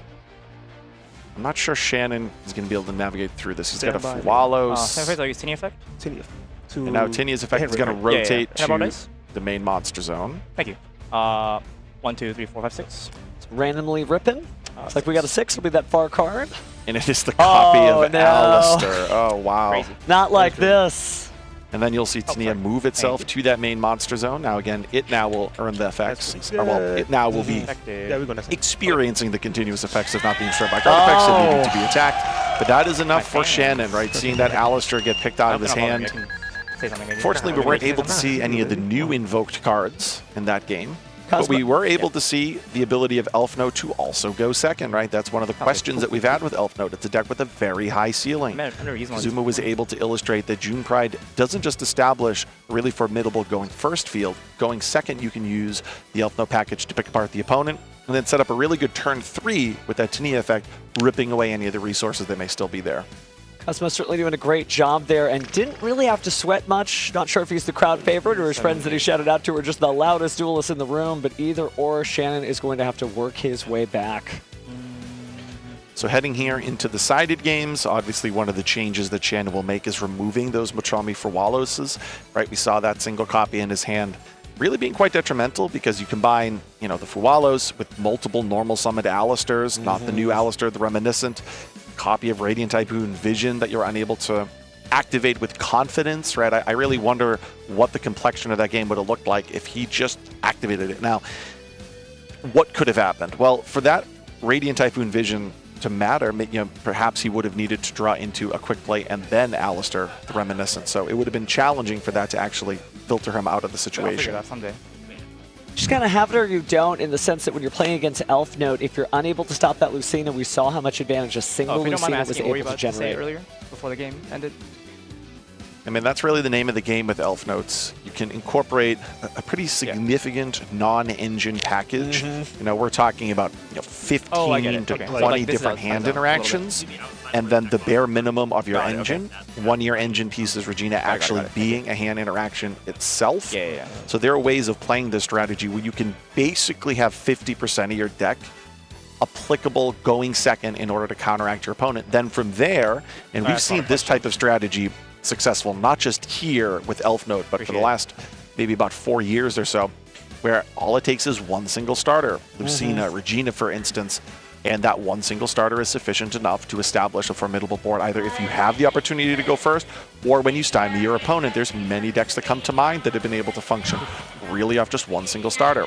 Adignisters were able to do that for a period of time. Mathmech was able to do that for a period of time. So we've seen this as a tried and tested strategy. Lots of non-engine, very powerful one-card starters, the combination of both to match made in heaven. You know, it may cause some groans, but actually to a degree it also reminds me of Tenpai as well. When you think about the fact that it's a deck, it does something very different than Tenpai, but in terms of the deck building philosophy, you're really just trying to have just enough cards to get started, and everything else is slow my opponent down so I can get to the card that starts it all. Now, conversely, though, we know exactly what Shannon's gameplay is like, at least in terms of what he was able to do, normal summon Alistair, but all of those new spell cards that we've seen, and all those great new fusion cards that came out in Chaos Origins, we didn't get a chance to actually see him in this duel, but it should theoretically give Shannon the ability to just shut his opponent down, but it just didn't see any of them, so he really needed more starters, more spells, not necessarily the pieces of interaction, so it's always been kind of difficult when you're building an Alistair-based deck. There's more cards now, so it could be a very pure build. But back in the day, I mean, you had to mix it with something because there just weren't enough cards to play. But we'll see if there is a change here. Shannon gets a chance to go first. Yeah, the Invoke deck that comes to mind more recently was the Invoke Shaddoll Destiny Hero-based strategy. That one was obviously quite popular, but these duelists have finished side decking. They're shuffled up. The hands have been drawn. They're just getting the okay to start. I really hope we are able to see a little bit more from Shannon in terms of the invoked cards, whether that's Hyper-Invoked Aeon, Invoked Oceanus. I mean, there's a few different pieces there in the extra deck that are brand new. There's some cards that help you sort of build up resources. Invoked Bay Baron, and obviously Invoked Sarath. So many differing pieces as you construct your fusion summons, so I'm really hoping to see a little bit more, whether it's of the new fusion cards or the new fusions themselves, so we can really showcase the Invoke strategy. Well, I think we're about to do just that. Not a bad hand at all. Some interesting choices here, but it looks like we're going to do a special summon. That is awesome. Radiant Typhoon time, so actually get to search the deck. Hey, man, I'm just trying to survive these Pokemon streets. I got you, man. I got you. You are good. Love the energy of these two duelists. I mean, it's a long grind. So their Eldum now will allow him to special summon out a copy of Swen. So you do note that in the deck type, it notes Radiant Typhoon invoked. So there is a small Radiant Typhoon package. So he is incorporating these wind monsters in his deck. And, you know, having a variety of attributes can be beneficial. That's fine. Sarath, for instance, can work with an Alistair monster and a wind monster. Unfortunately, though, here, Shannon has been met by a copy of Fuwalos. So now the question is, can he establish enough interaction and not summon too many times from the extra deck? We're going for the Magical Meltdown here. Allows us to get access to Alistair the Invoked the old-fashioned way. And that's exactly what Shannon's going to do. He also has a protection now, very similar to that of Branded Lost. But we see Alistair the Invoker come down. That will be met with Ash Blossom. Just never going to get access to that card, or... It does look like Shannon has one of the new cards from Chaos Origins, though. It looks like he's holding a copy of Sacred Spirit Sword Awa. So this has 3 different effects, and it looks like the one that he's going to do is the first one written on the card, which is to special summon Awa's Divine Spirit of the Law from his deck or graveyard. That's the one that he's choosing to do. Alternatively, maybe in another game state, he might take an Alistair monster and send it to the graveyard or banish it. Or alternatively, look at 3 random face-down cards in the opponent's extra deck and banish one of them. But here he's using this. This is one of the reasons why Invoked has seen a rise in popularity, and obviously we spoke about its success over in the EU this weekend. Sacred Spirit Sword Awas increases this deck's consistency because it can serve as a starter. Why, might you ask? Well, now he's combined that with, as the card states, Awas Divine Spirit of the Law. You can banish it from the hand or the field, and obviously here it's been placed on the field, special summon through Spirit Sword, and he can banish it from the field in order to add an Alistair monster from the deck to the hand. Then he can conduct an additional normal summon. So in that previous game where we saw one normal summon shut down and just simply end a turn, in theory, Invoke now has the tools to play through an interruption on a normal summon. Since I use effect on board, I can gain an additional normal summon of said Alistair monster. So we are going to go ahead and banish it to gain the additional normal summon of an Alistair-based monster. And now there's multiples of those. It's not just Alistair the Invoker himself. Doesn't seem like we're going to stop that. So Shannon reaches deep into the deck here to grab the next monster in the Alistair puzzle. Still kind of thinking back and forth though between the two of those. Yeah, I'll go ahead and add Alistair. Yeah, he will certainly be searching out a brand new Alistair the Reminiscent. Now, additional normal summon. again, he's going to conduct an additional normal summon, but this would be a card that he could, if he needed to, special summon as well. Well, he has been trying to fusion summon this entire duel. Maybe we'll finally get to see him do it now. So it's a little bit of an interesting method of fueling the invocation package here when it is normal or special. Then, of course, in this situation, it's normal or flip face up, which could theoretically happen. He's actually going to banish an invoke monster from his extra deck. That's going to allow him to add the old classic invocation or a spell that mentions it. Well, talking about new spells that mention invocation, here is that quick play, as we commented on at the onset of this match. Invocation Sword. I really love Invocation Sword so much because it just does something very different. It almost feels like Alistair has cracked the code to alchemy as he uses different ways to fusion summon. Yep, as we said earlier, he's actually going to be able to return cards from banishment to the graveyard, as as material. So you might say, what's the benefit of banishing that Invoke Raiden? Well, in order to fuel the banished pile, Invoke Alistair the Reminiscent can actually do so in searching out that sword. And I think, the Invoked Raijin is such a really good monster to be using this format because when you special summon at the right time, you actually could use it to maybe stuff your opponent's combos involving Radiant Typhoon, perhaps by, not Radiant Typhoon, Killer Tune, in order to go ahead and flip those monsters face down to prevent any synchro summons. So it's one of those things where you want to make sure that you've got multiple outs to different things in the format. It also targets, which is really huge too. So interesting. I see how he got this far in the tournament. Say it again? Very cool. And now we finally get to see Radiant Typhoon Vision. No. You're good. Okay. Here he adds 2 fresh cards. Looks like a copy of the original Invocation and a copy of the original Invocation.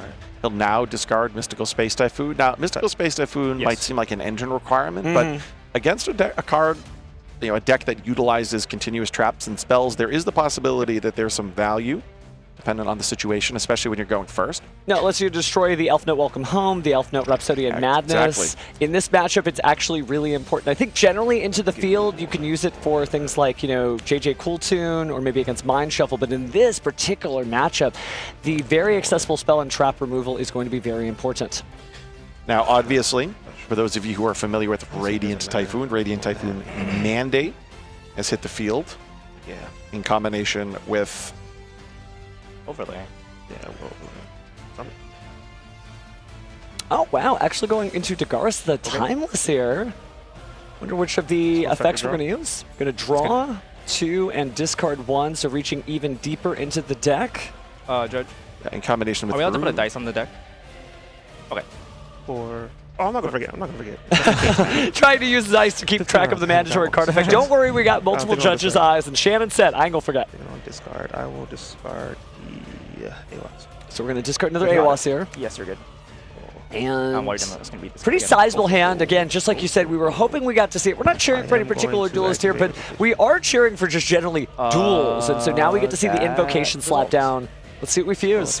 Yeah, this has been a good illustration of exactly what the Invoke deck is trying to accomplish. And in addition to that, we have Mandate on the field. So we might be able to see what Radiant Typhoon was doing, perhaps say a few months ago, in combination with this. So this is an interesting take on the strategy, but he is going to go into another one of the new, or this actually might be the first new fusion monster of the match. This is Surat. So this is the one that I commented on earlier, can work well with wind monsters, but otherwise it would take an Alistair monster and a fire or a wind.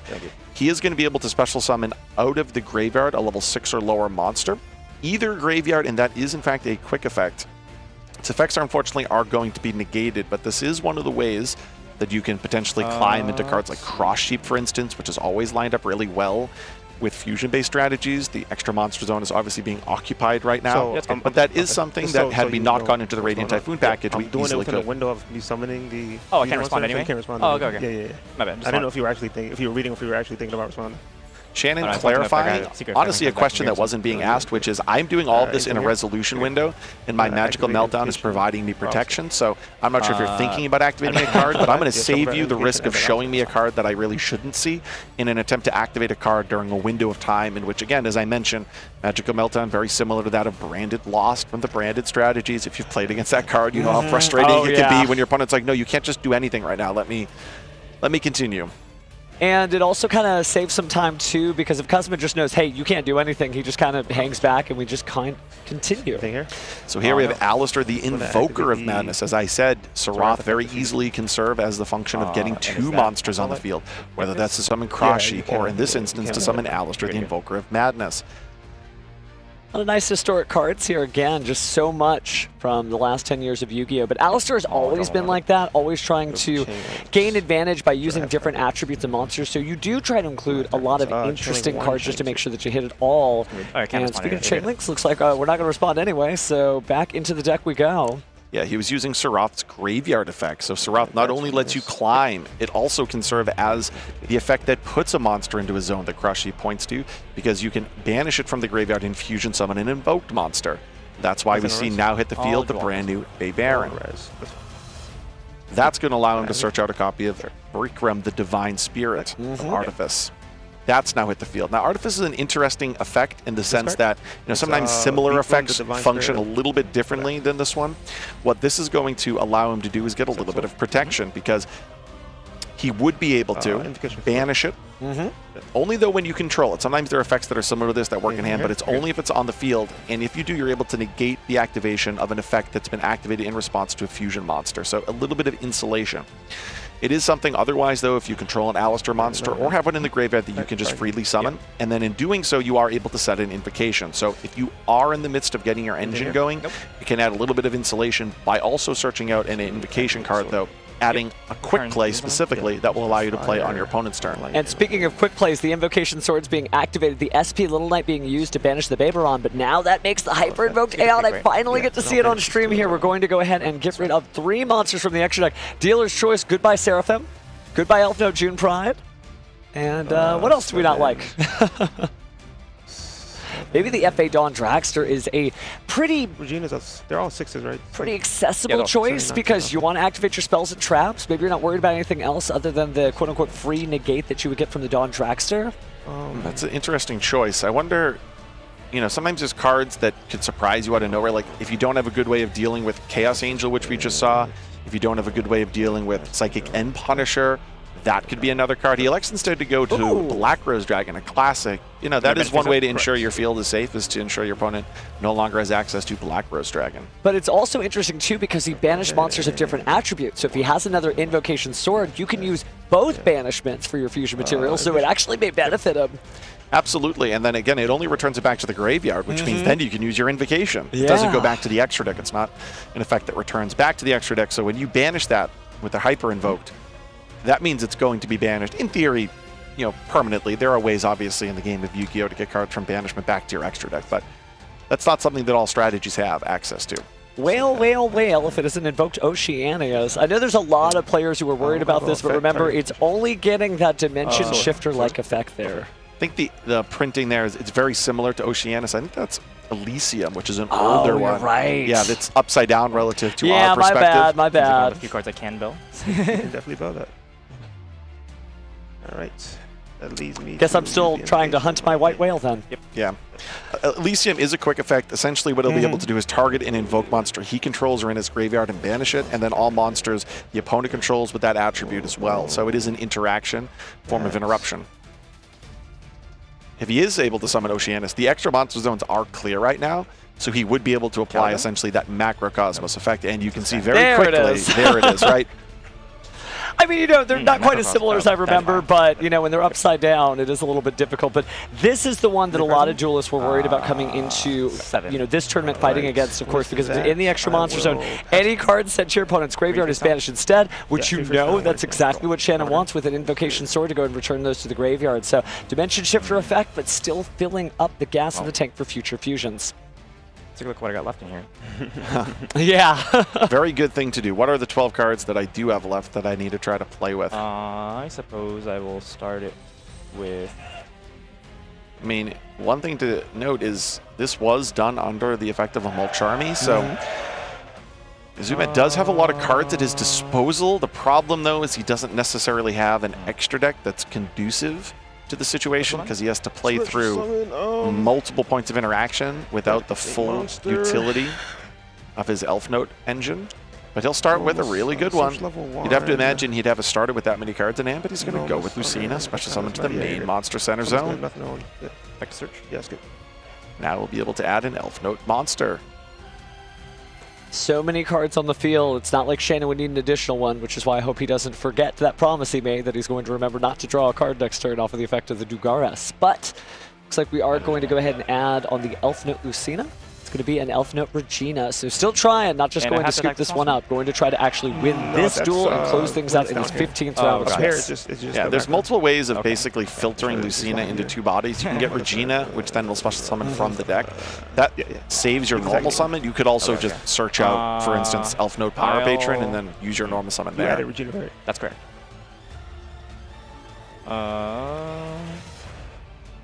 So second, it looks like he actually has. And does that banish cards on my field or your cards? Your cards too. Just your with the Elysium. What do you mean? Let me see. Yeah, go for it. Just quickly checking Elysium. What the question I think was if you were to use that effect, does it banish all monsters on the field or just all monsters I control? And unfortunately, the answer is that it's only going to be the Elf Note and accompanying monsters. It's not a complete board wipe. It's a Regeki, then a Dark Hole. Cosma considering his options. That's it. Okay, Shannon back on the board here. 1-1. We got a real match. Cosma will get a chance to go first next duel, but Shannon's smiling. He kept his promise, right? He didn't draw. I know, right? I was somewhat disappointed after game 1 because we were talking up how Invoked earned a world invitation in the point playoff over in Europe this weekend. That same Duelist then brought it all the way to the top 8. How could that be? After the first game, you might be questioning that. That's how it is. 3 extra reps, the reminiscent effect of that of Macro Cosmos established on the field. He had Invocation Sword Set, Elysium on the field, SP Little Knight, Mandate. I mean, that board was very formidable. And even if that board was played through, right? Even if there was the ability to navigate through that board, you don't have your extra deck as intended. And it was the opponent that got to specifically select 3 cards. Shannon picked the 3 best cards in the extra deck. I point that out because even if what's established on the field can be counteracted, there are cards that can be taken out of the extra deck that make it so that actually winning the duel becomes incredibly, incredibly challenging. So I think Shannon, multiple areas there by which he established advantage with the ability to really showcase these new invoked cards. Well, this is going to be an interesting duel because we basically got to see what each of these duelists is able to do unmitigated. But that's what the side deck's for. So there's a version of this, whereas Shannon, just politely making horse noises to himself, trying to figure out which cards he should include, is able to completely stop Cosma. Or at the same time, maybe Cosma has the key to the top 8 here with his Elf Note strategy, but we've gotten to see both decks dominate each other. We really haven't seen them just go into a slugfest where each is being able to get their combos off. And if you have an eagle eye, you might have noticed that Shannon is siding out a whole lot of Radiant Typhoon cards. There was a moment in that duel where Shannon went into Varun. Yes. And I paused for a second because I looked over his extra deck and it wasn't incorporated in his extra deck. Well, you can see he's actually siding that to go into a much more robust Radiant Typhoon package. You actually saw him sleeve out and sleeve back in an extra deck monster. So it is interesting. That Radiant Typhoon component of Shannon's deck, obviously he has the vision in the main deck. We've seen that. We spoke about it in game 1. That high Radiant Typhoon count with Eldom that we saw as the opening play for Shannon is actually something that he's incorporating in his side deck, probably to make it so that he has an even more solidified going first strategy inside the games. Here, though, those are almost assuredly going to be the cards that he sides out, and into his deck will likely come cards like the Mulcharmies or Droll Lockbird, maybe Dimension Shifter if he feels like that lines up well in this matchup. But it's an interesting deck building decision, having an entirely unique engine in your side deck. Well, I mean, we used to do the old smoke screen of changing the deck strategy basically by shuffling everything in. Effectively, he did that the honest way, literally by changing it one by one. But it shows you if you're going to get to the World Championship, you still got to get through the World Championship qualifier. But many interesting decks can do it. And I think what's so fascinating about watching the Alistair gameplay is it's so it doesn't look like any other deck, right? I'm fusing by returning banished cards back to the graveyard. I'm basically doing alchemy as Alistair is known. You cannot be an imposter when he's around, as we've seen recently from the Yu-Gi-Oh! Card Game Chronicles anime. But I think Shannon may be the real deal, man. I think Shannon may be him. So we'll see, but Kazuma obviously very strong. Equally up here, both of these duelists, X and 3, both of them still technically in contention. Both of them could still make the coveted top 8 spot. I feel like they're using. I really like the vision inclusion in this deck. Any deck that can justify vision already has a leg up, in my opinion. Sky Striker is probably the most popular example of that right now. Unfortunately, in Game 1, it wasn't exactly the greatest thing for Shannon, but we got to see in that game more specifically how not only just, of course, vision, but the entire Radiant Typhoon package can allow him to establish the wind attribute as necessary and build up. I've seen some like nasty top deck. Honestly, insulate his board in ways that are probably unanticipated. I haven't really seen a lot of invoked Radiant Typhoon. I've seen invoked for sure. I've seen invoked maybe potentially utilizing more obviously fusion-based strategies. Shadal's, for instance, got recent support. Draco Tail's been around for a while. Typhoon, though, Radiant Typhoon, fusion monsters. Oh, sorry. I like it. I like it. Me too. And let's get loud here because it is Game 3 of the last round of Swiss. One of these duels may make it. So let's do it. You two in the chat, start telling us who you think's going to win. Now the crowd quiets down as we get into it. Stand by main. So I see in terms of interaction that Shannon has a copy of Ash Blossom. So Kazuma starts with a welcome home. Use effect, send for cost. And now he's going to send for cost Harmonia. I think this instantly gets met with Ash Blossom. Love the magic show. Shannon just flipping that over. So now it's on Kazuma. Does he have? He does not. He does not have an Elf Node Extender. Pass turn. Shannon. I've been here before. Hadn't even looked at his hand for a bit, so now he's got his 4 cards. Time to draw the 6 technically, but fit with his hand. Oh, and wow, it's Magical Meltdown. As you can anticipate, you'd assume Welcome Home is not the best starter. Very easily met by Ash Blossom, a sign of weakness. Having to send away a Harmonia to very costly. That could have provided some form of interaction here on Shannon's turn.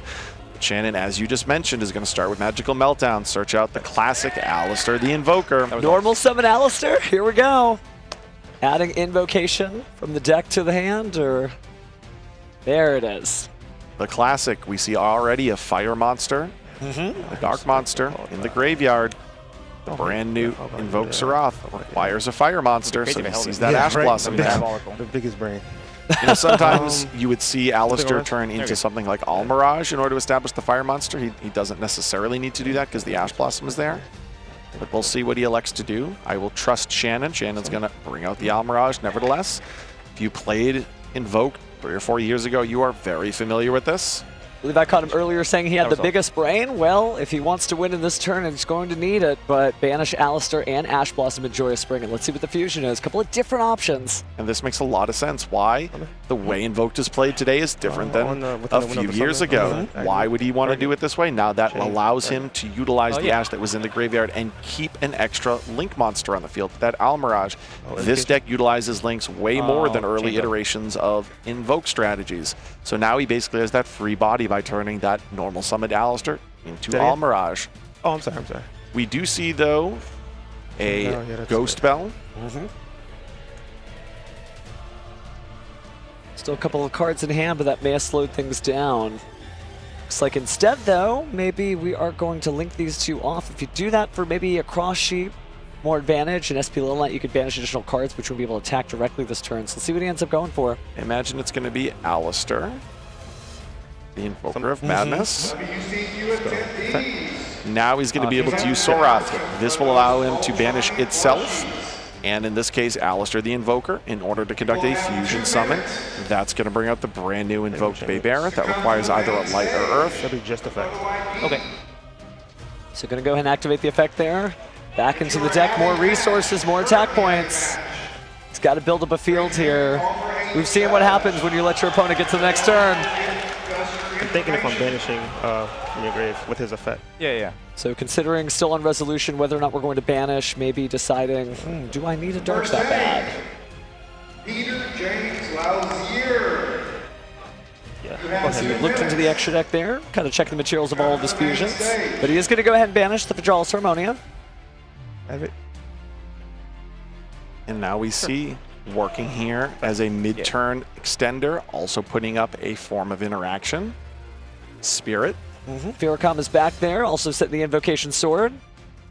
May have to get one more turn to Kazuma before you close it out, but at least he's trying to ensure that he's got future follow-up. Yeah, unfortunately, this isn't one of those situations where you can flip up the sword. One of the downsides of it being a quick play, of course, is that when it is set, it's not something you can activate this turn. Okay with that. You do, viewing it as an interaction on the opponent's turn, being a quick play, it has that benefit. It's interesting.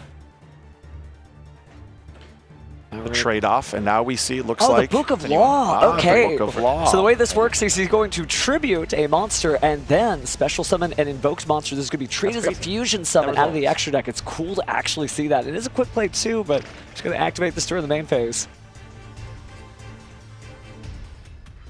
And that's going to make choices. Oh, wow. Going to the Magistus package, technically. Yeah, this is invoked Magistus Omega. That is a Draco Talkar. It is a Draco Talkar. I love just like 15 rounds, and these guys are still having a great time. These are World Championship competitor quality duelists. And now we're going to continually link summon. It looks like Alistair and Spirit is going to be sent away. Now that does remove the Divine Spirit from the field. No longer able to use its on-field interaction. Skull effect. But that'll be okay, because now we're going to go into Sky Striker Ace Azalea. Azalea is going to destroy the Magistus Omega. Thinking about it from equipping as well. It equips itself as well. Right, so we're going to bring out our new Alistair the Reminiscent. And are we going to equip? To equip or not to equip? I will equip. Okay. He will equip. That is the answer. Oh, that's called effect. Yeah. So Reminiscent. We go ahead and banish the invoked Raijin. I guess. Yeah, it's costly. And there is another Invocation Sword, except I believe this one is going to go to the hand, which means he can use it this turn. He's already got the follow-up for next turn. A lot of monsters there, but we're going to activate Invocation first. Classic Invocation will allow him to utilize either player's graveyard. Looks like he's going to go Bay Baron and the on-field Almirage. Look at that. That Almirage, it was basically a free monster on the field and a small amount of protection against certain situations as well. Here being used as fusion material. For the Elysium, I've learned my lesson. I will enter battle. Now we're going into the battle phase. 28. I get 1,000 for the... Getting 1,000 attack off of the Magistus equip card there, so 2,800 it is. And then I think Elysium is 3,200 if I recall correctly. 4,000 defense too. It's an enormous monster. But 28. That does mean I think Kazuma is going to get one additional turn. And now we're going to use the quick play sword in there the we battle go. phase. Yeah, it's quick. Yeah. It is indeed a quick play. Never mind, because with only 2,000 life points, most of those fusions are likely big enough. We're going to go ahead and return, looks like 3 fusions. I think Hyper Invoked Aeon is going to close this duel out. What a way to end the last feature match of Swiss. The brand new Hyper Invoked Aeon in the battle phase, activating to banish 3 cards. And there's the handshake! Wow, okay, well, definitely had some good foresight of what this duel was going to look like, Joe, because man, look at Shannon smile as he finishes this tournament at 12-3, a record that could get him into the top 8, could get him not much closer to the World Championship, but most importantly, man, you're right, this deck is cool. You know, 12-3 is a record. There will be some players in the top 8, at least more than likely, that have that record. It's no guarantee it'll be Shannon. We don't know until we've actually calculated the tiebreakers, but there is a possibility that there's going to be an Invoked here in the top 8. As we saw over in Europe earlier today, Invoked is a brand new strategy that's bringing, or at least a strategy that's been reimagined, that brings some very fascinating tools to the table. I really love Invocation Sword specifically. Right? We might talk about the nature of Aeon and Oceanus, but I love the fact that there's now a quick play. Why? The nature of quick plays, I think, make them inherently some of the most interactive cards in the game. Right? Players all weekend have talking about the power of Cool Tune Synchro. Well, Invocation Sword obviously does something very different because it's a totally different archetype, but just the ability to use it within a chain at just the perfect time, use it in the battle phase. It is one of just the type of cards that I think, when played at their highest skill ceiling, really allow players to demonstrate what it is that they've been practicing and what it is that makes their deck so unique, right? When Cool Toon Synchros played to its peak, when some of the, in this case, swords, for instance, are played to their peak, Fallen in the Virtuous, Super Palmer. I could just go on this list. No, just list every quick play spell card in the book. But what's really interesting, we're going to get a chance to interview him in a moment here. I'm really curious to see, he mentioned he had the biggest brain, but really like the thought choices of why he decided to play that, why he decided to play the Radiant Typhoon package. The Radiant Typhoon package makes perfect sense with all the quick play spell cards in the book there, but it's just so interesting, right? You have like two completely different decks that don't necessarily have a lot of synergy, but we've seen that work before, like earlier in the season, Kamal Crooks Valdez using the Radiant Typhoon deck with the Tri-Brigade and the Yummy. So just really, really cool stuff, but I'm glad we finally got to see it. I understand exactly how we got here, because that hyper-invoked Aeon, just being able to just pick all of the answers away from your opponent's extra deck is very good, and if he did it as consistently as he did, remember the first duel was a shutout for him. We didn't really get to see that out of Shannon, but he did it 2 in a row, so good job. Yeah, Alistair met by Effect Veiler, pass turn. It's a story we've been hearing for years. Oh, I know. My goodness. But it's good to see that Alistair has wings again. Just good stuff here. But wow, okay, so 15 rounds of Swiss under our belt already. I can't believe it. This has been a long tournament, right? A lot of these duelists, some of them compete in the Genesis Championship, so this is a marathon unlike any other. And Yu-Gi-Oh! Just seems like it's a good time right now. Yeah, the dust is finally settling here. In a few moments, obviously, we'll be able to hear from Shannon. He can answer some of those questions. Then we'll do the calculations, figure out whose tiebreakers are the best. There are some duelists. I know Ryan, you, for instance, I believe was 14-0 going into this round. Oh, no wow. math needed there. Yeah, that's Sky Striker's probably going to make top 8. But we need to figure out some of those 7, 8 seeds, the right? Outliers, yeah. Yeah. Well, speaking of which, we're both going to do the same thing. Let's go ahead and throw it to the stage because we are so excited to hear from Shannon. Thank you very much. I'm here with Shannon for your feature match victory. Congratulations. The last round of Swiss, you have a chance to make it in. I'm sure you're going to be waiting to figure it out, but for now, I want to talk about this last one. What a fun deck you're piloting there. The Radiant Typhoon plus the Invoked Engine. Talk to me about how you built it. Yeah, so with the testing circle, I was playing Invoke for a while. The problem I was having with the deck was consistency post side. I saw just, after the testing, just threw in the Radiant Engine to help facilitate that, and it's been working pretty good. Drawing cards is never a bad thing. Hey, it worked out for you. You get a couple extra quick play spells, it's kind of working with the Invoked Sword. And what a way to end it, too, the Hyper Invoked Aeon to close it out. How often have you summoned that this event? Oh, every match, every game, yeah. It's a lot of materials, but it is very powerful once it hits the board. Also, I want to talk about the fact the crowd has gathered around here. Some were cheering for you, some were cheering for your opponent. What was it like? Did you feel the energy up on stage? Definitely felt the energy, man, but it was all love. It was all fun, yeah. Anybody in particular that you want to point out in the crowd, give a shout out to? My boy Nick right here. Wait, what did he say? Sometimes it's 6, sometimes it's 9? Yeah.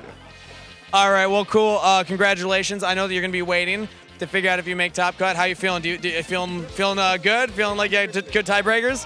I'm being optimistic. I'm feeling pretty good. Yeah. I hope I got it. All right, cool. Well, we'll be cheering you on. Congratulations on your win, Shannon. Best of luck. Waiting to figure out if you make top 8. That's it from us on stage. Back to the casters. Wow, he did his part. At this point, there is nothing left for Shannon to do except just take a breath for a second, gather that energy, because if he does make that coveted top 8 spot, still got to win one more match for the World Championship. Oh my goodness. And a 15 round, still one more to make it to Worlds. Picked a great deck. You certainly have to be brave. In fact, you'd have to be beyond the brave in order to play that deck. And for those fans who do know what Beyond the Brave is, jokes aside, the premier event of that is going to be at the beginning of October. So once the dust settles from the World Championship and we get into our next format, you can show up at your participating OTS and win that gorgeous game mat, either from the raffle, or you can even get it from winning the tournament featuring Red Eyes Black Dragon Exceed. And you can get the new Dark Time Wizard cards. You a Joey fan at all, Joe? I think it's hard for me not to be somewhat biased towards those who share a name, or at least a close name. Joey's not a name I was referred to a lot growing up, but there are a few people that did. There's someone I work with, actually. I kind of jokingly say, yeah, you can call me Joe. You're about the only one. But yeah, always been a Joey fan. Yeah, well, definitely. I know there's a lot of Joey fans out there, and the new cards look really cool from what I can see. Wow, though, 15 rounds of Swiss. 15 rounds of Swiss, and really one of the most exciting parts, if you've ever been to this event, maybe you're in the chat right now, I know there's thousands of people watching, when you're here and everybody's gathered around the main stage and they start announcing those winners, they always do it from the top. First place, second place, third place, and it's very coveted, it's very esteemed to have that going in. But then as it gets down to 6th, 7th, you're waiting to see if they call the name. Some of the head judges, they'll just sit there with the paper and they'll be like, and in 8th place. And the crowd just sits there and waits because you really want to know who makes it. And I definitely am excited to see who our top 8 is. I know we've just finished these rounds. We have to do some calculations on tiebreakers. We know a few of the names, right? I mentioned Ryan Yu. Do you think Ryan Yu can actually go 18-0? He could do quite a bit. Remember, he got more points than anybody with Sky Striker in a format that not really was Sky Striker intensive. That was the recent World Championship qualifiers for Master Duel. I mean, he is Sky Striker's strongest soldier in a way. I really want to know how he did here in our final round of Swiss to see if he even has that as an opportunity, because we've had multiple-time NAWCQ champions. Hansel Pereira comes to mind as someone who was able to do that. He almost did that last year, but he did make it to the finals 2 years in a row. So we've had some very impressive feats here at the NAWCQ. But undefeated. 15-0, man. To potentially 18-0 through the top 8. It is on the table, so I really want to know specifically how we did in round 15. I don't have any actual knowledge of that, but it's possible. So we know there'll be at least one Sky Striker. Have to imagine there'll be some cool tunes. I think there'll be an elf note or two in the top 8. Has to be, I think, at least one Light and Darkness Ritual. We've seen it all weekend as well. Well, let's talk about what our players are playing for, because we are getting very close to the prize pool actually mattering, because it's going to be handed to somebody. So they're going to get the WCQ trophy, the invite to the Yu-Gi-Oh! 2026 World Championship, travel and accommodations to Tokyo, Japan, an ultra-rare WCQ prize card, as well as complete sets of Burst Protocol and Blazing Dominion, that ROG Xbox Ally, a Steam code for an amazing Yu-Gi-Oh! Early Days collection, and the WCQ game map. And the Top Cut map is gorgeous too. Oh my goodness, but they're not playing just for that, especially when you're a duelist like Ryan Yu. If he's going to make it, you're playing for that #1 spot. You want to be the duelist. You want to be the one that said, nobody here is better than me, and I'm going to Tokyo, Japan to show the world that nobody is better than me. Ryan's performance this weekend and the fact that he has already secured an invitation to the World Championship has created the possibility of the same thing that we saw last year. We know there is already one duelist that has secured a top spot.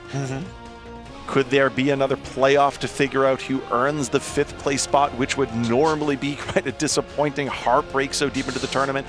Well, you asked Charlie about that last year. It was what allowed him to book a ticket to Japan, or to Japan last year. No, it was France. France. It was France. But wow. This year, Japan. Do you want me to have the heart attack now or later? Because I can't handle that much Yu-Gi-Oh! And we're going to have to. My goodness. And there could be others. We know there were several duelists that already had invites. I mean, Luca, who won his invitation in the point playoff, and Mario were some of the highest names that we saw on the standings heading into today with X1 records. I have to see how they did today, but they ended yesterday at X1. So there's multiple players who have invites to the World Championship already. So we'll see where that dust settles.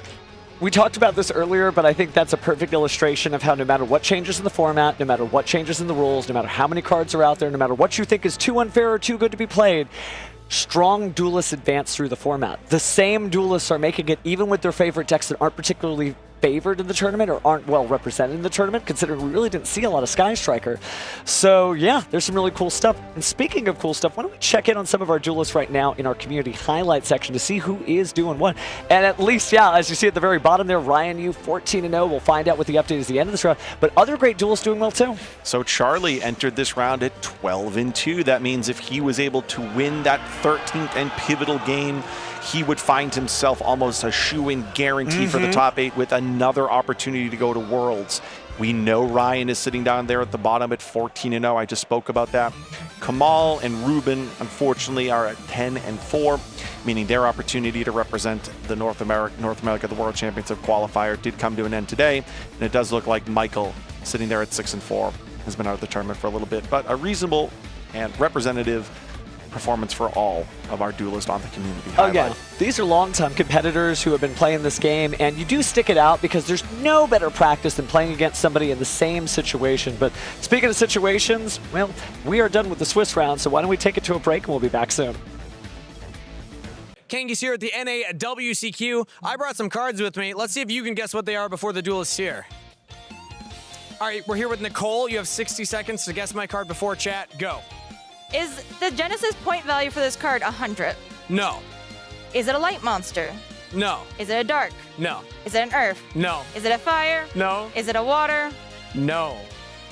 Is it a wind? No. Is it a divine? Yes. This was a good line of questions to go down. Is it a question mark attack? No. Oh god, what are the divines? Oh, Egyptian god. Is it an Egyptian god card? Yes. Is it one of the original 3 with the original names? Yes. Is it Ra? No. Is it Cypher? No. Is it Obelisk? Yes, it is Obelisk the Tormentor. Good job. Well, once you got on the attributes, I was like, okay, yeah, you're gonna get it. My friends like to play games where something very similar, where we have to pick a card in alphabetical order, but you kind of have to narrow them down and guess. Okay. So we have to say it starts with an A, and then we ask the questions. Okay, well, it seems like you were prepared for that. Thank you so much for playing, Nicole. All right, Harvey, you have 60 seconds to guess my card before chat. Go. Is it a monster? Yes. Is it a synchro monster? No. Ixies? No. Pendulum? No. Link? No. Fusion? No. 4 or higher? No. Level 2? No. 3? Yes. Is it a Burning Abyss? No. Dark? No. Light? No. Water? Yes. Is it a Mermail? No. Is it an Atlantean? No. You're going fast, though. We're not even at 30 seconds yet. Level 3 water. Is it related to the shark deck? No. Oh, God. You were so confident coming into this, Harvey. Come on. I was really confident. Tribe infecting virus. No. That's a 4. That's a 4. Is it from 2008 or earlier? Yes. 2005 or earlier? No. Is it a gladiator beast? No. Is it You're on the right track. You got 5 seconds. Come on, Harvey. It's from an archetype. It's from an archetype. It's not there. Neospatian Aqua Dolphin. Oh, it's seen some play. You were so close. You had within the year gap and everything. Do you play this card? Have you played this card? I have personally never played it, but my friends over there are looking at me. One of them's like, it's his favorite card. He's gonna be so upset with me. Ooh, do you want to give it to him? Yeah, you can go give that to your friend. Thanks for playing. Thanks. All right, I got Casey here. You have 60 seconds to guess my card before chat. Go. Is it a spell card? No. Is it a monster card? Yes. Is it a main deck monster? Yes. Is it a level 4 or lower? No. Is it a level 5 or higher? Is it a level 6? No. 7? No. 8? Yes. A level 8. Level 8 main deck. Is it level 8 main deck? Does it see meta play? Yes. Yes. Is it a? Oh my goodness. Is it a monster that activates in the hand? No. Oh my goodness. A level 8 monster that doesn't. Oh my goodness. Oh my goodness. I don't think I know this one. I feel like you've probably, if you're playing main event, you've probably seen this card today. Level 8. Oh, is it a Doom Z card? No. Oh my goodness. A main deck. 15 seconds. Is it Hydraulis Harmonia? No. 7. Oh, I'm throwing, Steve. Think about what type of main deck monsters there are. Oh my gosh. Is it Habakiri? Is it Murakumo? No. Is it Futsu? No. Oh, I don't know. You're getting there. Oh my gosh, no. What are other rituals? Last guess. Last ritual? Oh, I don't know the name of it. Is it the Demok ritual? I might not know the name. Yeah. I would have given it to you, but this is the Black Luster Soldier. Oh. Soldier of Light and Darkness. All right, hey, you were close. Have you seen this card yet today? I have seen this today. It's a very good card. Very good interruption. Very powerful card, and I pulled this in a pack, so I just wanted to show it off. My cool rarity right there. The extended art. Thank you for playing, Casey. Thanks, Steve. All right, we got Dre here. Dre, you have 60 seconds to guess this card before chat. Go. Okay. Did it come out in a recent set? Yes. Want to get more specific? Did it come out in Chaos Origin? Yes. Okay. Does it activate hand? It does. Is it a level 3? No. A level 4? No. Is it Griffo? Yes, it is Griffo. Well done, Dre. You didn't even need to get some more levels. You just got it. I mean, I'm not that. Oh, it's a level 1. See, I thought it was level 3, but no, I'm not. I'm not familiar with a bunch of cards. I just play. Fair enough. Did you play against this this past weekend? Yes, it's not fun. It's all over the place. Everyone's on this card. Everywhere. He's adorable. Why wouldn't they? Thanks, Ray, for playing. I appreciate you. Thank you. All right, we got Mario. Mario, you have 60 seconds. Guess my card before chat. Okay, is it a monster? No. Spell? Yes. Okay, is it a spell played in the current meta format? Yes. Is it a popular spell card? I would argue yes in its deck. Okay, is it a quick play? No. Normal spell? Yes. Normal spell, can it be played in all the meta decks right now? No. No? Good question. Good question. Okay. Upstart Goblin? No. Pot of Desires? Nope. Oh my god. Does it add from deck to hand? Technically, yes, but most people don't do it for that one. And we're out of time. Last question. Oh, I give up. Synchro overtake. You're always summoning with this one, right? Yeah. Crazy card. Crazy card. Have you ran into this much? I've drawn it a lot today. Yeah, you're on this card, right? Yeah, I'm on it. Very good card. All right, cool. Best of luck at Worlds, man. Thank you.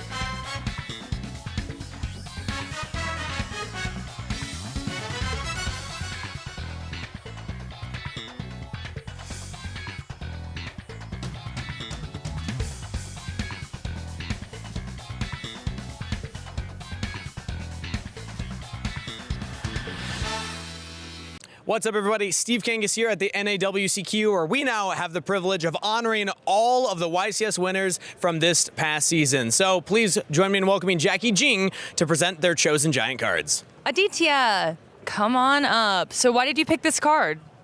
I picked this because Pyramid of Light was the first Yu-Gi-Oh movie that I watched, and this is probably the most iconic card from it. And what do you think looking at it? I mean, he looks shining, for sure. Does it spur any emotions seeing this, seeing how far you've come? Yeah, I mean, it's been a long journey, and I'm glad that all of the work that I put in has finally paid off with something as amazing as this. It's a gorgeous card. Enjoy it. Congratulations. Jesse. Ooh, are you excited? What do you think? I'm thrilled. This is one of my favorite cards, and within competitive play, the favorite for sure. It's the card that got me the World Championship win in Master Duel 2 years ago. So, yeah, very special place in my heart, and I'm excited to hang this up later. Where are you going to put it? Hopefully somewhere where I can see in the back of my stream setup, but yeah, not sure. So you can look at it and admire it. I love it. Congratulations. Thank you. Stanley. Hi, Stanley. What do you think of your card? It's pretty awesome looking. It's super cool. Yeah, I mean, 5Ds is my favorite series. The Red Dragon Archery is my favorite deck, and I won with it, so picking this one seemed like pretty much a no-brainer. And what do you think looking at it right now? Oh, this thing's so cool. I can't wait to hang this up on my wall. Do you know where you're going to put it yet? It's probably going to go on my wall behind me when I'm on the computer, so that when I'm on a video call or something, everyone can just look at it. So you'll be like, yeah, I did this. Yep, it's mine. Perfect. James. James, what do you think? I think this looks absolutely amazing. Like I'm a huge fan of the original anime, and then I wanted to choose a super iconic card from it, and I chose this because it's a card that's going to be unique, because as of now there's no other printings of it, and I wanted something that wasn't just an OG art. Dark Magician Girl, we'd love to see it. Triff, what do you think? Ugh, classic, love it. I absolutely love it. Blue Eyes is the main Yu-Gi-Oh card of all of the anime. It's the main character's Yu-Gi-Oh card. Who's Yugi? It's always been about Kaiba. And it's the absolute #1 greatest Yu-Gi-Oh card to ever exist in the game. That's why I love it. And it's not so bad that it's also bald like myself and Kangas. So that's why I love this card very much. It's my favorite card ever.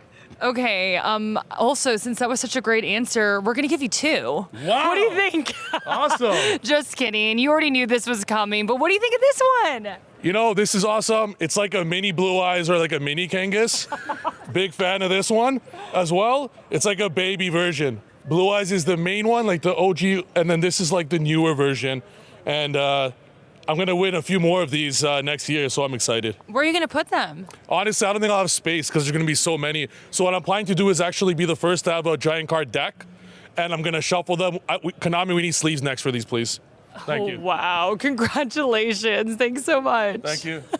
Julian, Exodia, what do you think? Yeah, I'm super excited. I picked this card because it was kind of the figurehead for the Worlds that I won, which was also in France, my home country. Shout out France. We're going to win the World Cup. So, you know. Okay, noted. And also, you got 2 giant cards. Here's the other one. Yeah, you know, activate, engage, draw some cards. That's, yeah, that's all it is. And why this one? Because Ray's overrated, so we went with Rose. Okay, locking that answer in. Congratulations on your 2 cards. Thank you. Kamal. All right. Why did you pick this beautiful card?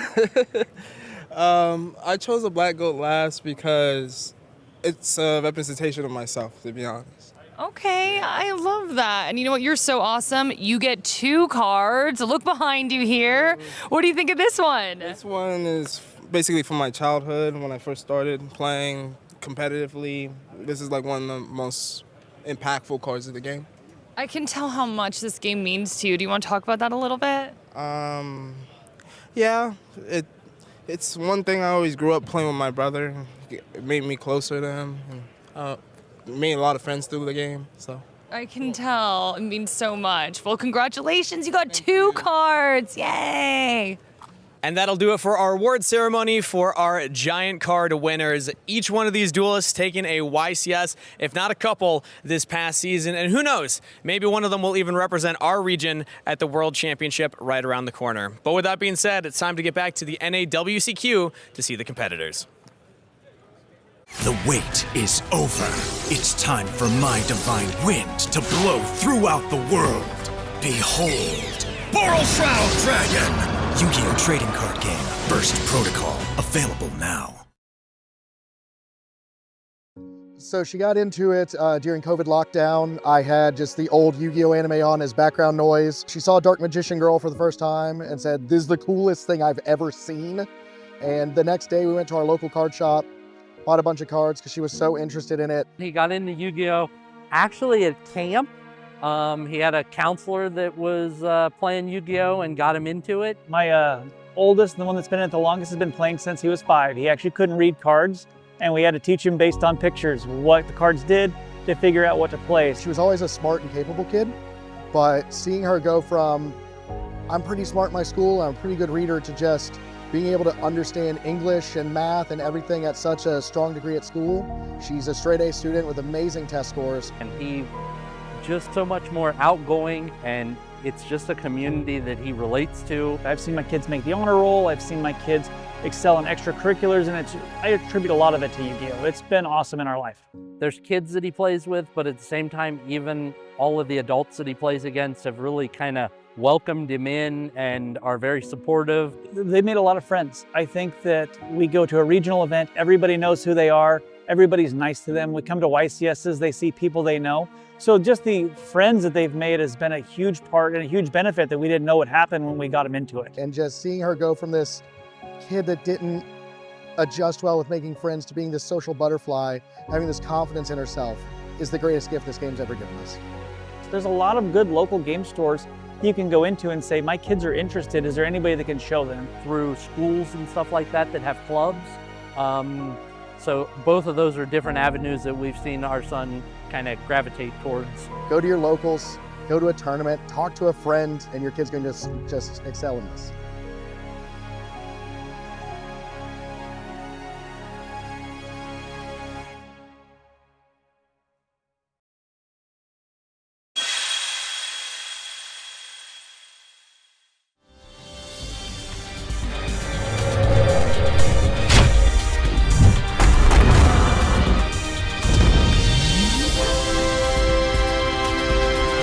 Say hello to Dark Magician Girl!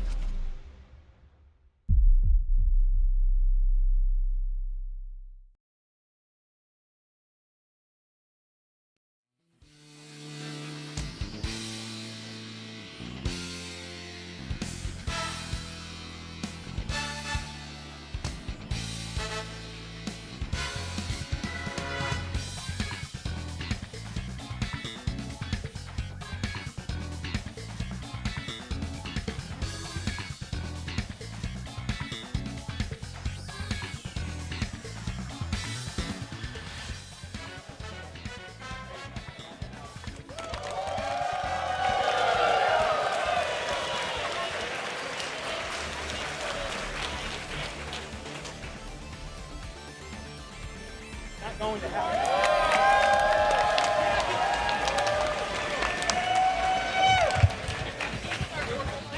Hey. Gregory. Oh yeah! Oh, is the mic not working? Oh my, our mic wasn't working. So we're gonna do that all again. Are y'all ready? That is right. We are moving into our Dragon Duel Championship ceremony. Let's hear it for the 8 Dragon Duelists behind me, everybody. Get loud, come on. There we go.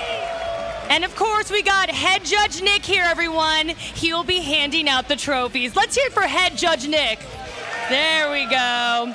All right, First, we begin with our quarterfinalists, Gregory C. Next is Andrew C.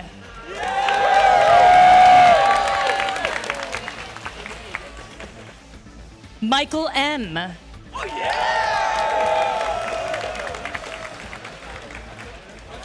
And then William L.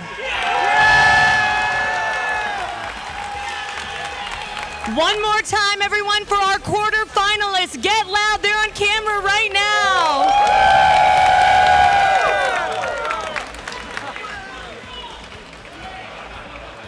And now to our semifinalists. We begin with Gregory L.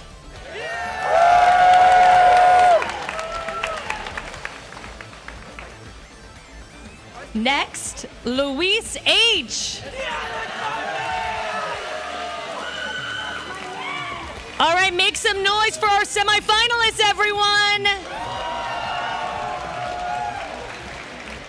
Next, our finalist, Emmett P. Let's get louder for our finalists. Come on, everybody. And last, but certainly not least, Simon B., our Dragon Duel Champion for 2026! In addition to this majestic trophy and other prizing, you and your parents get an all-expense-paid trip to Jump Festa in Japan. Congratulations, Emmett! All right, everyone, one last time for all of our Dragon Duelists. Come on, crowd!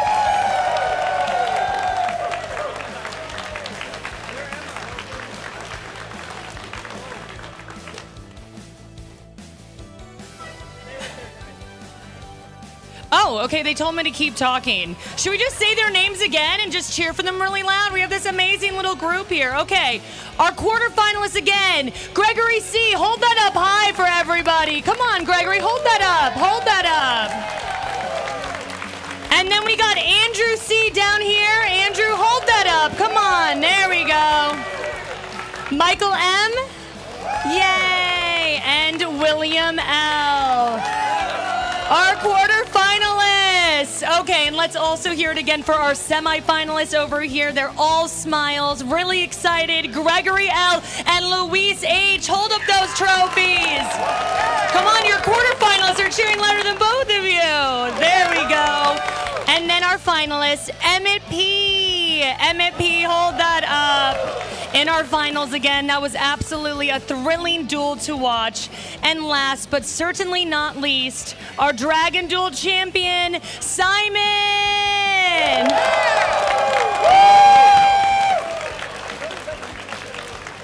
Okay, my producer said we're gonna do it again. Will you help me out, crowd? We're doing it again. Okay, I see you over there. You're here for me, you're here for me. Oh, they want to hear it for the Dragon Duelists one last time. Come on. Okay. Ready? 3, 2, 1. Y'all are awesome. We'll be right back.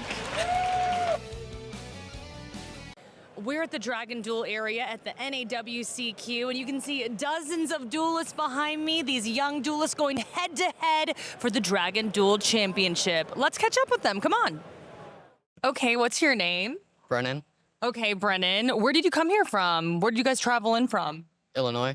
Illinois. Okay, awesome. And you're here for the Dragon Duel Championship. What do you love about Dragon Duel? It makes it so my opponent is not as experienced as other players. It's a good way to get experience, yeah. Okay, how long have you been playing Yu-Gi-Oh for?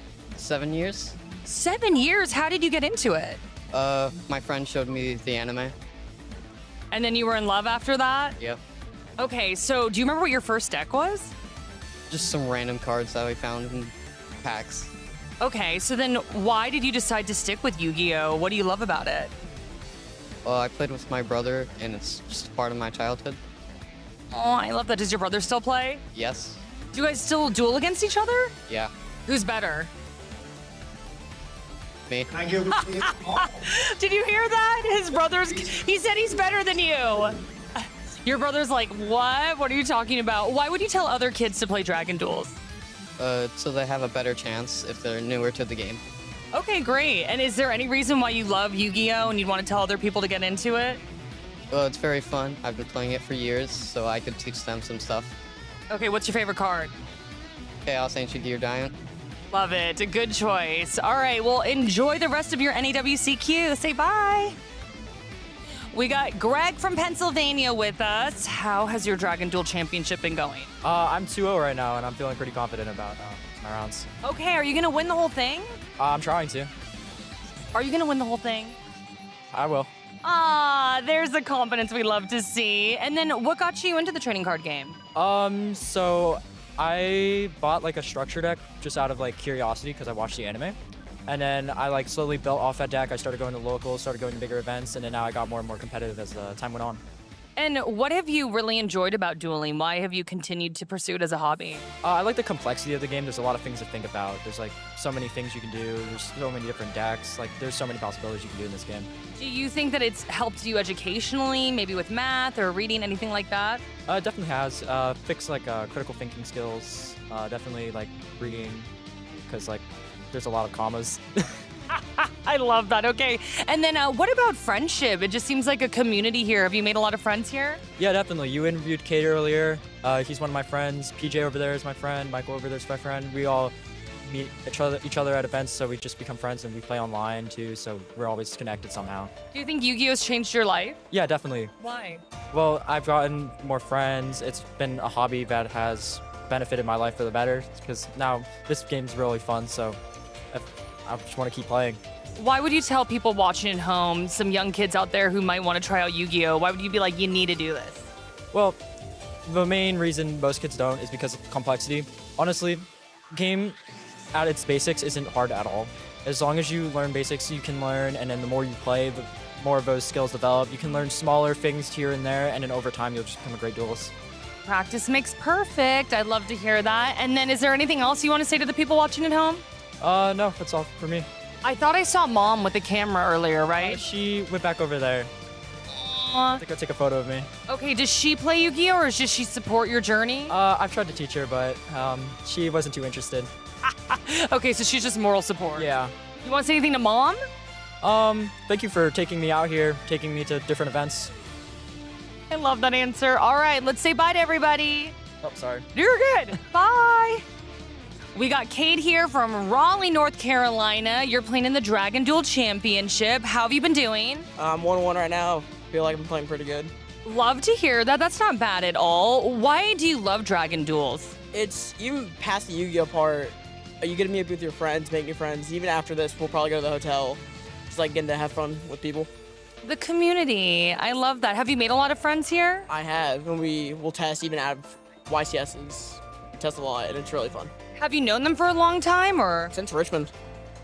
Oh, okay, and you're like now long distance friends, basically, right? Yes, ma'am. That's super cool. Okay, why would you tell kids watching at home, why should they get into Dragon Duels? Because you get to meet people like of all different skill sets, and you get to just make a bunch of friends. Okay, why do you love Yu-Gi-Oh? Why is it so special and important to you? Because it's a lot faster paced, and also like you don't have to like wait like 20 turns to be able to do something. Okay, so math and reading skills too? So what got you into Yu-Gi-Oh then? I went to go to a card shop to sell magic cards. And then, yes, I know. That shall not be named here. I didn't hear that. Repeat. Okay. So I went to the store to sell some forbidden cards, and then, so I saw Yu-Gi-Oh! Structure decks of the Blue Eye structure deck, so I just built 3, played an event. Is that your favorite deck or favorite cards? My favorite deck's Yummy Mitsu. All right, we got Lee here from Edgerton, Wisconsin, right? And you're here for the Dragon Duel Championship. How are you doing? I'm doing really good. I'm excited to keep playing. My goal is to get at least top 4 or higher. I love this ambition. Okay, do you think you can do it? I think I can. Do you believe in the heart of the cards? I do believe in the heart of the cards. I've been watching the anime ever since I was like 4. I love it, and I think I'm gonna win. Okay, I love the confidence here. What do you love about the show? I like how creative it was for its time. I like how it really encapsulates how people, feel when they're first starting Yu-Gi-Oh. It feels so creative. I love how he said for his time. I'm like, oh my, I'm just feeling like an old lady over here. But no, the anime is fantastic. I love that. And did mom get you into Yu-Gi-Oh, or how did you get into Yu-Gi-Oh? My dad started playing when it first released. My dad got my mom into it, and when I was 4, he got me into it. I started playing, and I really started playing competitively 2 years ago. Okay, but it's a family affair, right? Mom competes as well, dad competes as well, or? And my sister. It's truly a family affair. Who's the best, though? Me. You heard it here first, everyone. Okay, what do you want to tell everyone watching at home? Why should they play Dragon Duels if they're a young kid? They should play Dragon Duels because it has great prizing. It's a great community for everyone who's younger, who wants to meet new people playing Yu-Gi-Oh, and I think it's just a great idea overall. How has Yu-Gi-Oh changed your life? It's given me a really good passion to look forward, practice for, and I've made so many new friends along the way, and I just love coming. Wow, you are a soundbite machine, sir. Maybe we should switch jobs. What do you think? Sure, why not? Okay, I'm seeing aspirations of a reporter in you, for real. All right, I'll interview the next person. I am with Leo from Sioux Falls, South Dakota. Today we're going to be interviewing him. What is your favorite anime from Yu-Gi-Oh? The original. The original. That's a good answer. I like the original as well. What is your favorite thing about playing the trading card game? Mainly the people I make on the way there, and also it's helped me with a lot of problem solving. Okay, what's your favorite card? This is more.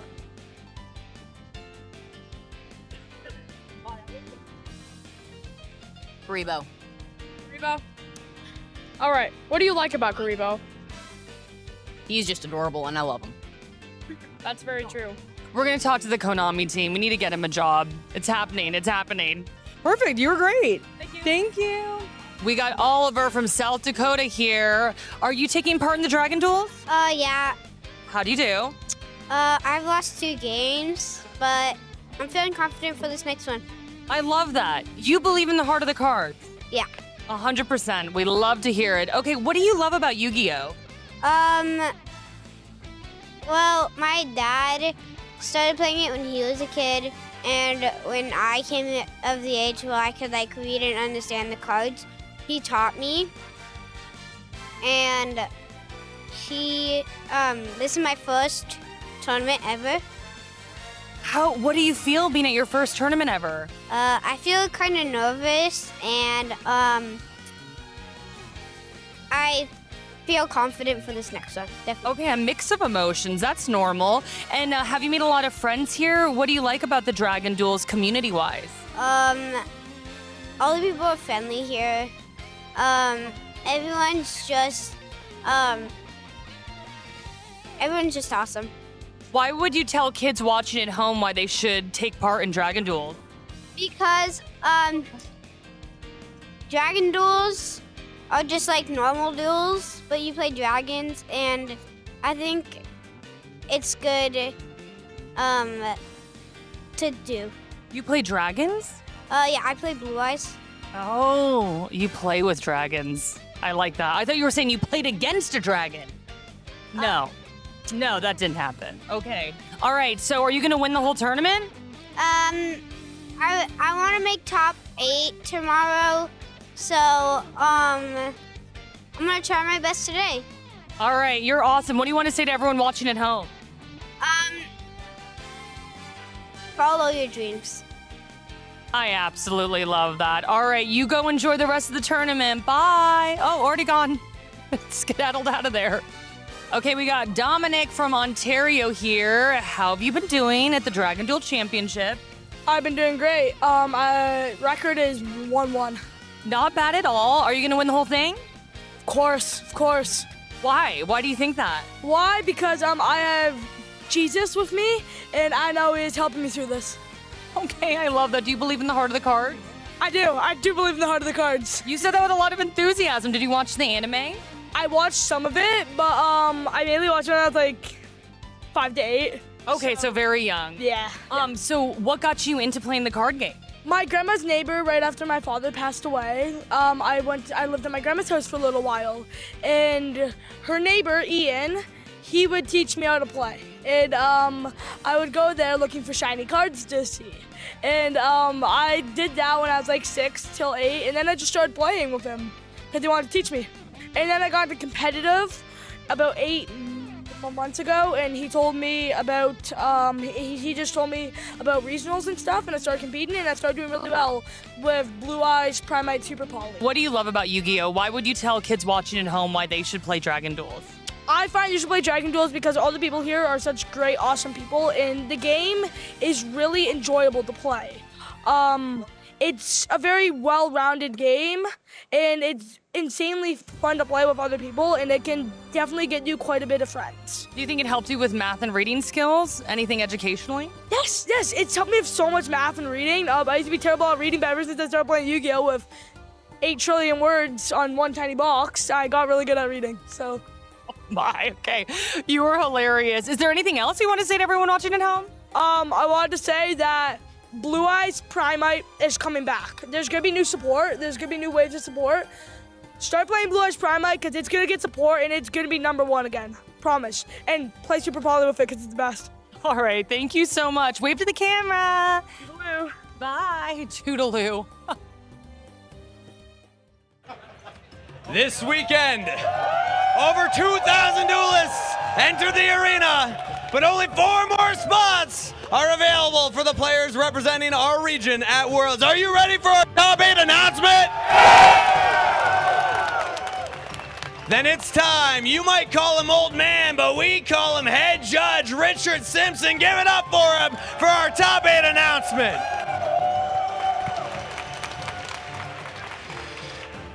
I have the top 8 of the North America World Championship qualifiers. After 15 rounds of Swiss, in first place, undefeated, Ryan Yu.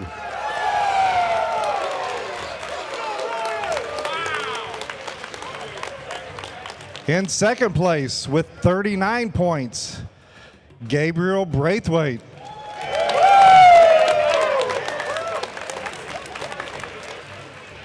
In third place with 39 points, Charlie Futch.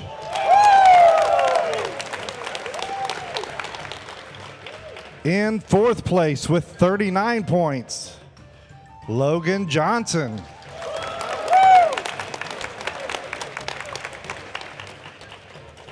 In fifth place with 36 points, Mario D'Amico. In seventh place, also with 36 points, Luka Kovac.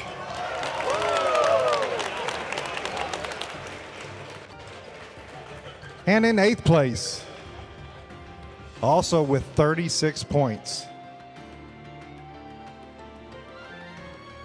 Sebastian Todd. The final standings will be posted. In sixth place with 36 points, Yu Hao Yi. Those final standings will be posted now. I skipped sixth place. Damn. Oh, they all had 36.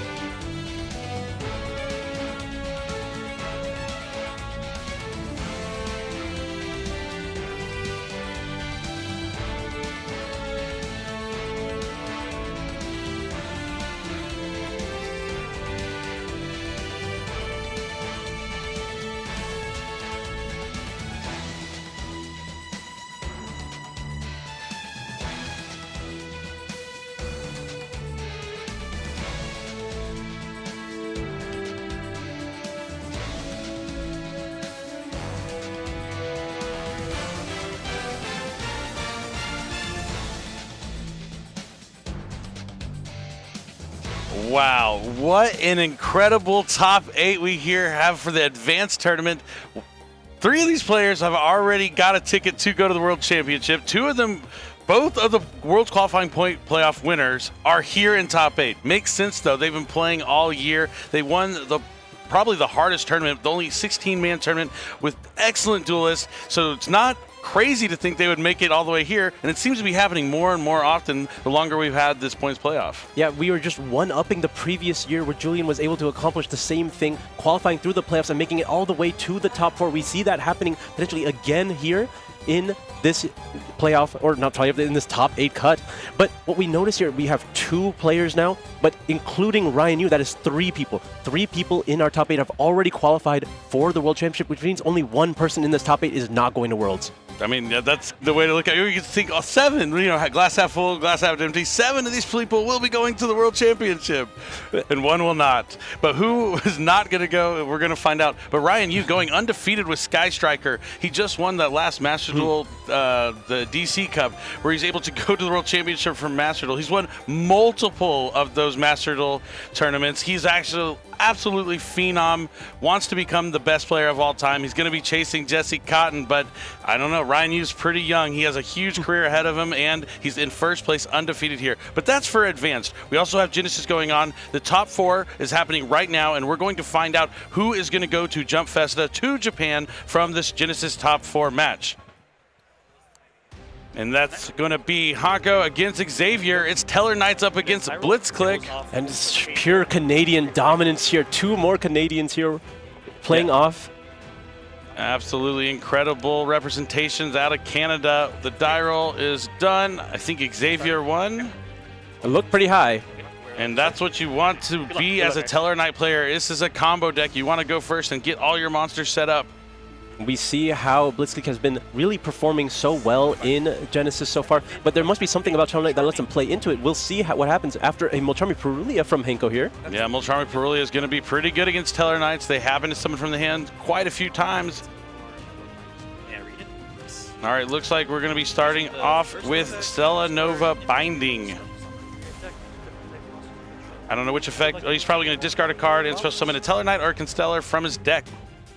That's a great way to start, but we have the Fualis and Chain double Molcharmi out of Blitzkrieg. This is probably one of the reasons why this deck has been so powerful in Genesis, because the cards themselves, the Blitzkrieg cards themselves, are not as heavily pointed, so you are allowed to play these powerful pieces that have been so popular even in Advanced. Definitely, it's the case. If you can fit the Molcharmis in your deck, you're probably going to do well. They're very powerful. Now we're going to see a monster summoned from the deck here. It's going to be the Signian? Signian. Yep, I was going to let you say it first. This is going to be allowing him to add a Teller Knight or Constellar monster from his deck to his hand. Can also be treated as 2 materials for an Xyz summon, so you can get their powerful Xyz monsters out a little easier. And it looks like he's going to add another new Teller Knight here. Castor, Constellar Castor. Now he's playing under both Molcharmis. How is he going to navigate through this, not giving Henko too many cards? Did he just pass? I mean, that's a good way to do it. I don't know if it's good enough.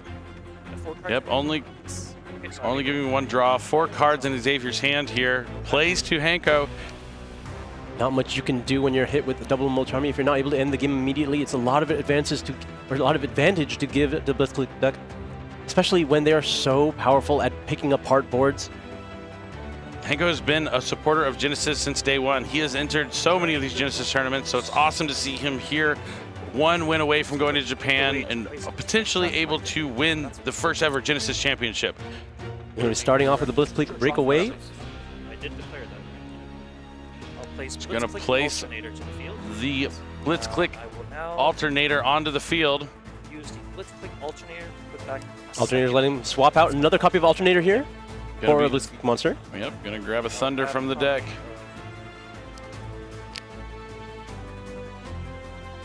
Surge. It's going to be Surge added to the hand.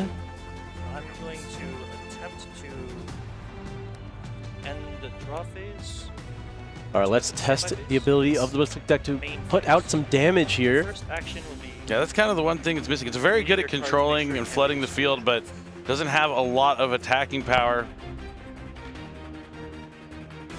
But Henko probably knows this deck better than most. He loves to practice and is a dedicated duelist, a veteran of the tournament scene. We are going to be using the effective surge to go ahead and destroy the caster here to summon itself.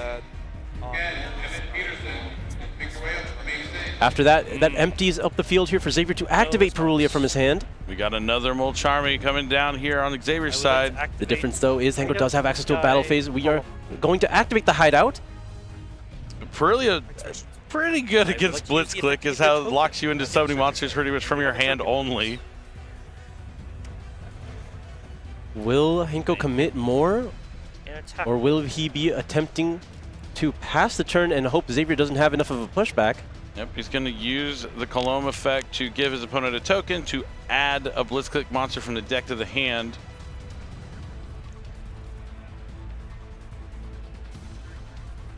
Looks like he's going to grab Emmy, or no, Grain. That's Grain. Grain. I would like to activate Whisker. Oh, he has Whiskers, so now he might have the damage he needs. He's going to use Whiskers effect, reveal it to reveal up to 3 Thunder monsters and special summon them from his hand. Whisker and the Grain is going to come out, destroy the token. At this point, I have summoning both monsters at the same time, only giving 1 draw to Xavier here. Heads up play here from Henko. Breakaway able to trigger in the graveyard as well, now that a card has been destroyed, to add itself back to the hand. And we are going to be using the effect of Grain as well to go ahead and add the spell. Yep, Step Leader to the hand. There's a trip to Japan on the line here. The winner of this match will be going to Jump Festa.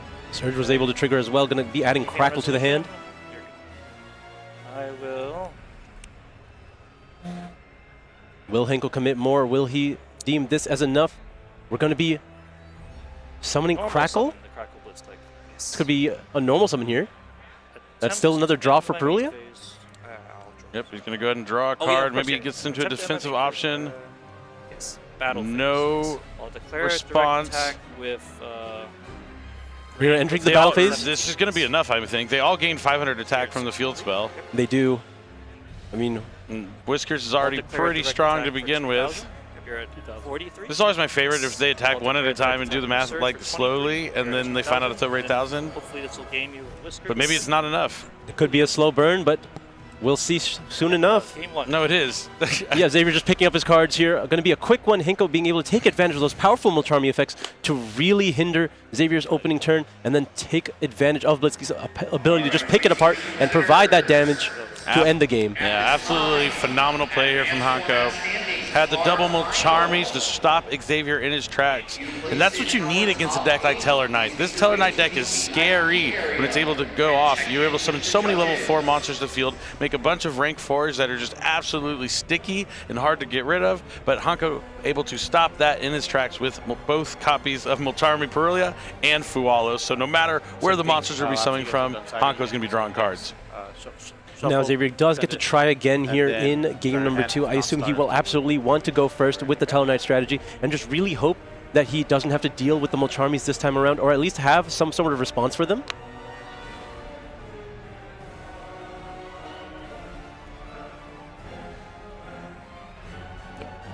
Well, you know, before this match started, we actually had the opportunity to sit down and talk to both of these players. So let's go ahead and take a listen to what they had to say right before their match here in the top 4. Hello, my name's Henko Hongkao Chow, and I'm from Barrie, Ontario, just a little couple hours north of Toronto.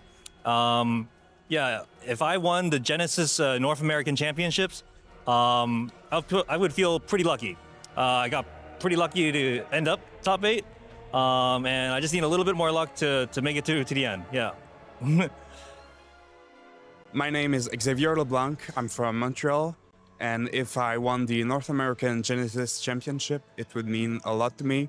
I've been playing this game since 2012, and it would be my first Tier 3 win.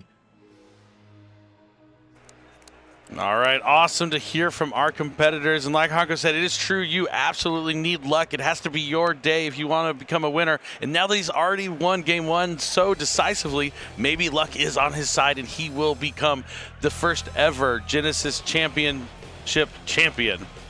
But he doesn't even need to win to get that trip to Japan. He just needs to win this match. Both players in the finals will be going to Jump Festa, but only one can walk away with the trophy and that title. This is the name of the game with the WCQ weekend here. Several players get to take that glorious chance to go to wherever we're going to. This case, it's going to be Japan. Yep, definitely. Jump Fest is really cool, too. I've always wanted to go. Never had that opportunity. And it's awesome that we have a different way to play, like at Genesis. And you get really awesome prizes similar to that of the NAWCQ.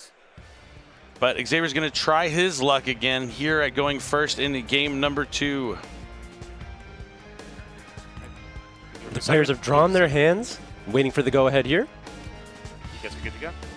Good luck. All right, fist bump. Good luck. It's time to duel. Game number 2 is underway. We're in the main phase. Let's see what Teller Knight cards we'll be leading off with here. All right, it's going to be a copy of Signian again. Signian. Signian's going to be able to add another Teller Knight or Constellar from his deck to his hand. I would like to read. We didn't see any response from Hinko this time. Possible. Yep. So at the very It's least, only no adds Teller Perulia. Knights, right? Or Constellar. What card? I would like to read Constellar Caduceus and Teller Knight. Hinko giving it a read here, maybe considering a response. Does it add card or What does he have to interact? Looks like they're talking to the judges for a minute. And Teller Knight Lyran. I want to read those. This is your normal summon? Yep. There might be some issue here.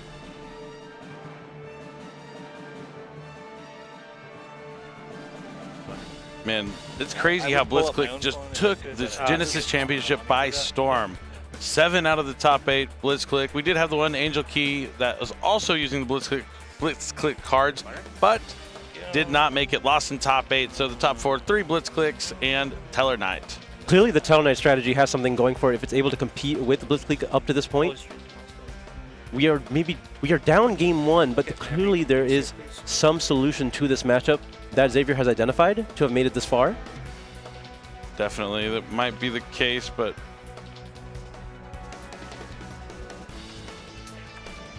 And there was, just trying to figure out what is going on here in this game. Clearly having a deep conversation with the judge at the table. Oh, I think it has a comment for it. Yeah. It seems like they're just having a discussion, not really sure what's going on. C-A-D-E-U-S, I believe. Meanwhile, if you're wondering what's going on, we had that top 8 for advanced, right? And you're wondering what's going on with those players. Right after the top 8, that's when they have to get all their decks checked, re-sleeve everything, and get a fresh start. It's going to take some time, but while we're waiting for that, we get to watch. I was just reading this. They get to watch this championship, so it sounds like Honko needs to read a card. Maybe this Teller Knight is a foreign card, but I think he's trying to get information on a potential other Teller Knight card in the deck that he's seen prior. That he would be able to add to the hand. Well, looks like he got the information he needed, and it's time to activate Crackle Blitzclick. So he's going to be able to destroy this Teller Knight and special summon Crackle from the hand, or any Thunder Monster. I will choose Crackle. I'm going to go ahead and get rid of the Signian here. Crackle is going to hit the field, but the Signian is still able to resolve its effect. Which is going to be able to add a Teller.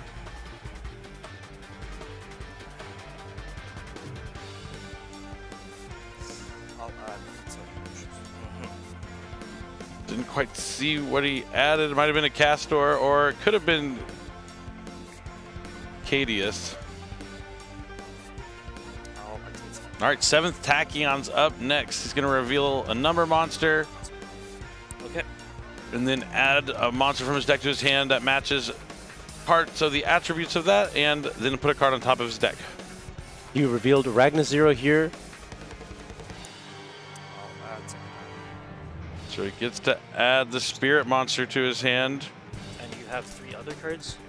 Sakatama. Four other cards. It's been a while since we've seen this card, but very useful at generating bodies for these rank 4 strategies. Yep, gets you that extra normal summon. More ways to get level 4s on the field is all you need to do as a Teller Knight Duelist. Okay. It is a fairy, just like Ragnar Zero. You revealed Ragnazero, right? Yes, that's a fairy. Ragnazero. Oh, that's a fairy. Yeah. I thought you had.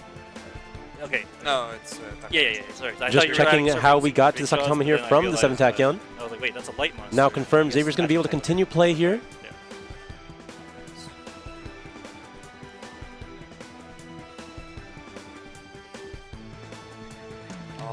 We have a spell being activated already, so we can activate Surfacing Big Jaws. Yep, gonna be able to special summon that to the field and add the Drake Shark. And Drake Shark's kind of like Snake Eyes Poplar, added to the hand, special summon straight to the field. Just more ways to get to rank 4s. Conveniently put back on the top of the deck with the 7 Tachyon there. He's gonna go into Light Dragon and Ignister. Light Ray Dragon? Yep, Light Dragon and Ignister is going to go ahead and get rid of the Crackle Blitzkrieg on the field. And next up, we're going to be activating that Stellar spell. Yep, Stellar Nova Binding. So he can discard a card to special summon a Teller Knight or Constellar from his deck.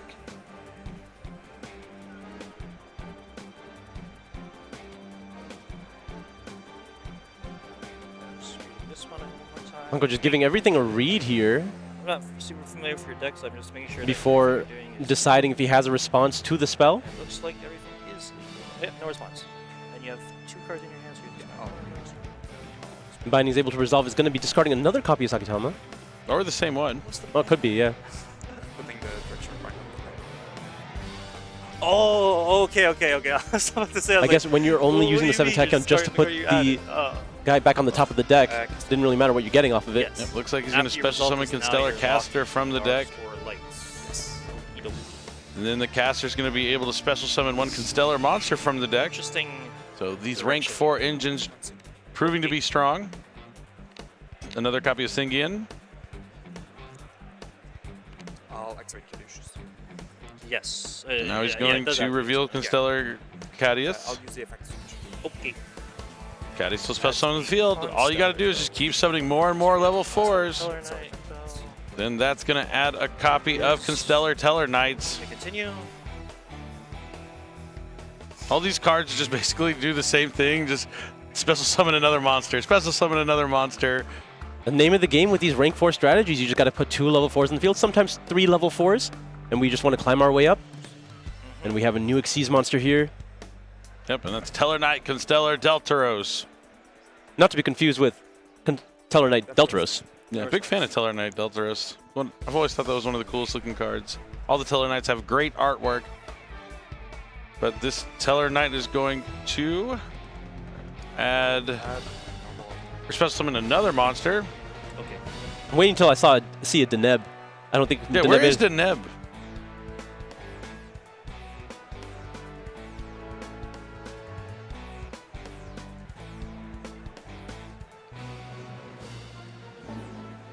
Now we're gonna see another Xyz summon with more level 4 monsters.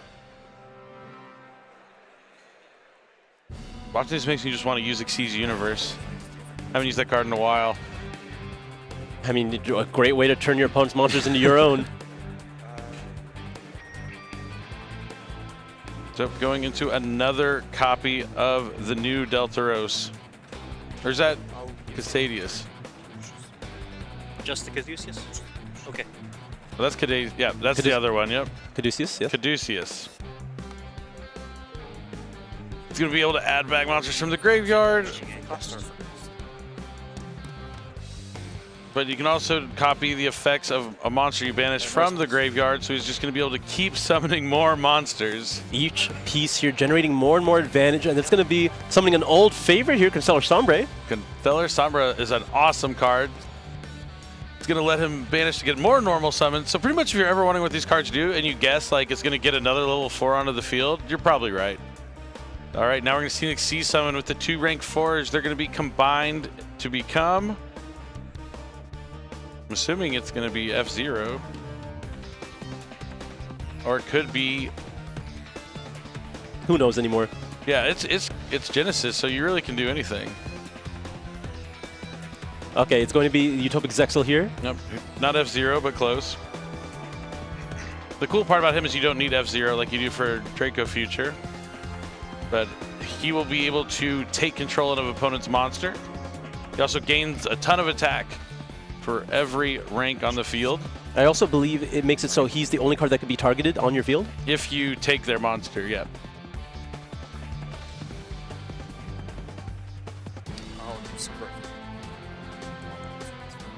Now more level 4s. He used Sombra's effect to get the normal summon to summon the caster. Now we're going to have another Xyz summon. That's going to be Chronomaly Vienna. You believe it negates anything? At least spells and traps. I think it negates monster effects. Just monster effects? Yep, monster effects. Very popular in previous Canine strategies. All right, still vulnerable to Dark Hole here. All right, next up, we're going to see the activation of Constellar Teller Knights. So he'll be able to special summon a Teller Knight of Constellar from his hand or graveyard. What a surprise.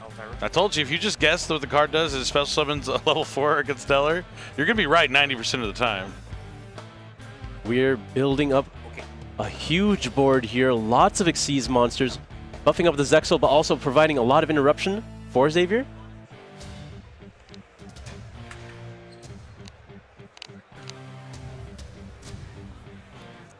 More monsters, more Xyz summons. Well, you thought we were in a Synchro era with Cool Tune. The Xyz era is still here. It looks to be another copy of Caduceus. The third copy.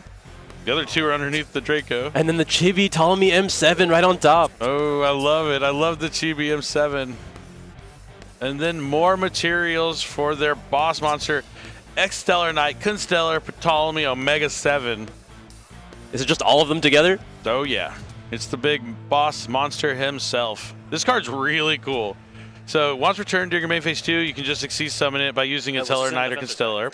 But while you have 7 or more Teller Knights monsters with different names in your graveyard and or banishment, you gains 27 attack and defense, and it's also unaffected by your opponent's activated effects. It also has a quick effect to detach any number of materials and then target that many monsters your opponent controls and shuffle them back into the deck. And it has a ton of materials underneath. Cards? No, monsters, yeah. But does he have the 7 names? Potentially.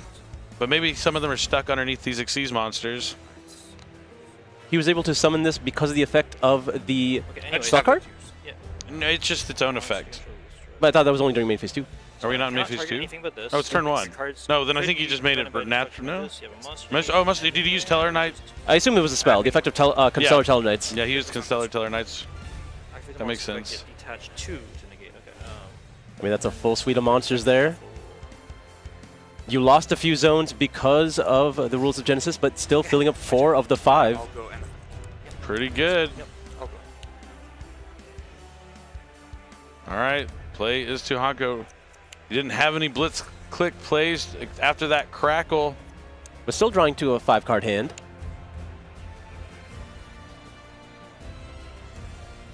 Will we have the tools to break apart Xavier's field here?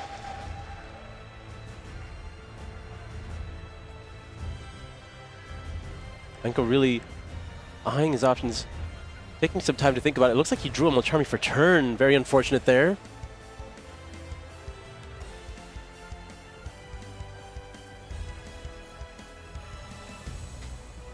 Trying to best figure out the way to start navigating through this board, but it looks like there is no way. We are just going to concede here, adding the Crackle back to his hand, and we're going to move on to game number 3, not going to waste any more time, knowing that he is not able to stop the full board here from Xavier. All important. Yeah, that's tough.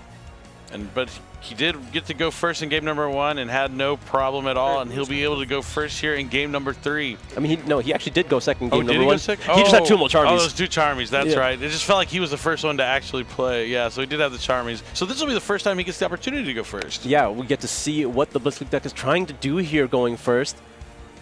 Typically, you've seen the value now of both these games, how it can try to crack the board through. Crackle being an interruption in the hand, as well as all of them individually having the ability to go after your opponent's cards, to summon themselves, destroy their cards, generate more value. But what are we going to do when your opponent generally doesn't have anything on their field yet? Yeah, you're going to have to rely on the field spell to get the token, to get cards on the field that you can start destroying and see how many monsters you can get. Because the whole thing with Blitzclick is you just want to get each of them onto the field. They all search a different card. They all trigger when a card's destroyed, but they have to already be on the field. So if you can fill all your monster zones with all the different Blitzclick names, and you just say destroy one card, it starts like a waterfall of effects to where you just can snowball the opponent, and it can be absolutely hard to come back from that. And that's what Hanko's going to look to do here in game number 3. Now, I'm interested to see how well this Teller Knight deck works going second. I'm sure we already saw it in game number 1 when he discarded the card for the cost of the Teller Knight card, that he main decks evenly matched. So he decided to put some points in evenly matched. You think it's only 7 points per copy of evenly matched, which is not a bad investment for how impactful that card can be. Now, we do see some interesting cards in the side deck as well. You mentioned Dark Hole earlier. Could be an interesting option here. I think there are some effects in the Blitzclick strategy that makes them indestructible. I believe it's the effect of the trap card. There might be, so you've got to watch out for that. Dark Hole might not be all the way the right answer, but you need to. You might as well put it in anyway. There's also some other cards I've seen in the side deck. I was going to talk about the other one next. Go for it. If Dark Hole doesn't work, Swords of Concealing Light will. Yeah, put them face down if they have the destruction protection. Lots of different tools, lots of different ways to go about attacking this. I do also like that he's citing 3 copies of My Body as a Shield. It's one of my favorite cards of all time, and that would protect you from those big blowout cards like Illusion Gate and Dark Hole. Or any Blitzclick monster, right? Oh yeah, that's actually a pretty good side deck against Blitzclick. Yeah, just My Body, it destroys it. That's actually cool. And we talked about how you had to be prepared for this matchup going into the Genesis tournament, and this could be why Xavier is the only Teller Knight here in this Top Gun. Could be the case. That's the cool thing about Genesis is you can really get creative with it since it's more of a limited card pool. You can't just play all the generic cards in the world. You have to pick and choose. You're gonna have to go back and look through your deck boxes, your old cards. Like, what are some useful things I can use that maybe I haven't thought about in a while? Especially that's why you get cards like My Body as a Shield, Waking the Dragon. Who knows what else there could possibly be? But it looks like the players are almost ready to start game number 3 here, just shuffling up a little bit more. Xavier has presented his deck. This will be the final game of this match. The winner of this last game will be going to Jump Festa in Japan this year. Henko giving is that his own deck or his opponent's deck? It looks like it was his own. Oh, no, okay, it was Xavier's. All right, fist bump, good luck. I will try to go first. It's time to duel. Let's find out who will be moving on to the finals of the very first ever Genesis Championship here at the NAWCQ. Players have their hands ready to go, just waiting for the go-ahead here. One more game is all it takes to get that ticket to Japan. Good luck. I will try to go first. Xavier takes a look at his hand, sees if there is any Molcharmies of his own.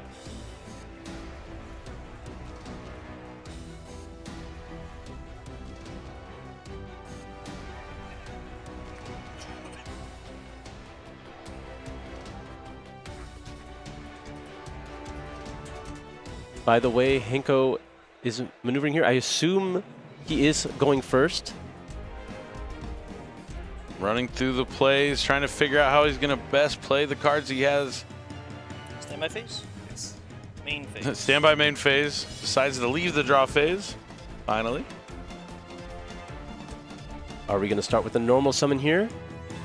Normal summon. It looks like he is. Normal summon Grain, and then activate the hideout in the sky. Use the effect to give you a token. I get a search. Normal summon there first, just in case Xavier had something that would destroy the field spell. He'd at least be able to trigger his Blitzclick effect. Could be. I've seen players play Vidos. Could be. So he's going to give Xavier a token and then add a Blitzclick monster. Let's see what he's opting to add here. It looks like it's going to be a copy of Emmy. Yep. And when Emmy's added to the hand, they will special summon to the field. Hideout in the sky. Yes.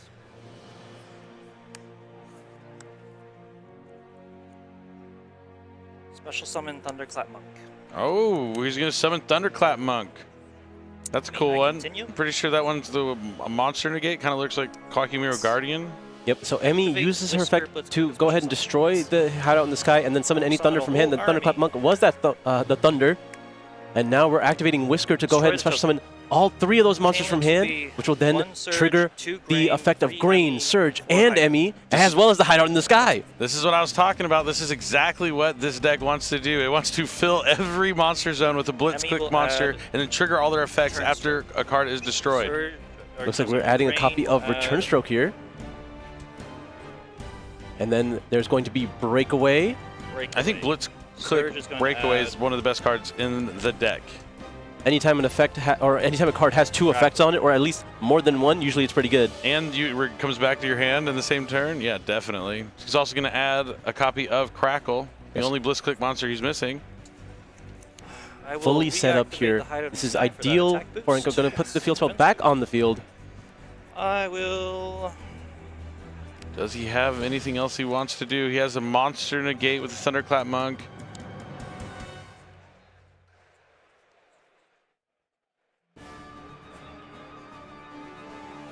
Activate the Whisker is there as well as potential interruption. We're going to activate Breakaway now. Be able to place continuous traps, so he's going to get Alternator. I would like to use Blitzclick Alternator's effect, putting Alternator back... will let him return a Blitzclick to the hand to add a Thunder. Looks like he's eyeing that effect right now, trying to decide which one he wants to give up. I'll put back the Grain. Yep, we're going to put the Grain back in the deck to go ahead and swap it out.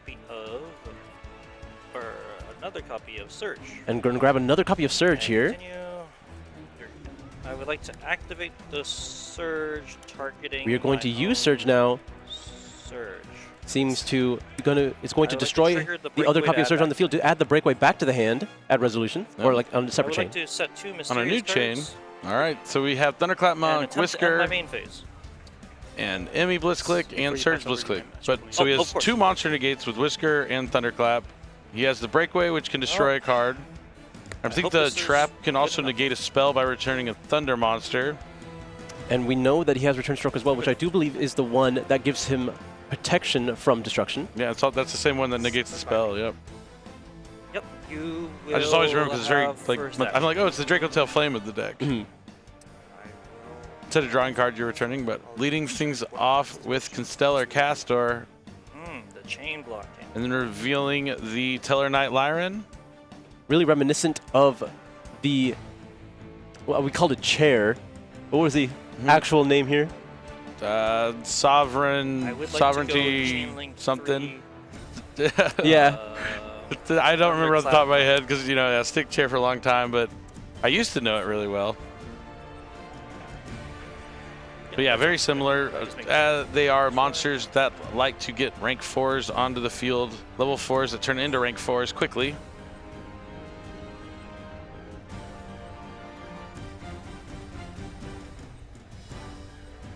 It looks like we opted to use the Thunderclap Monk on the Lyran here.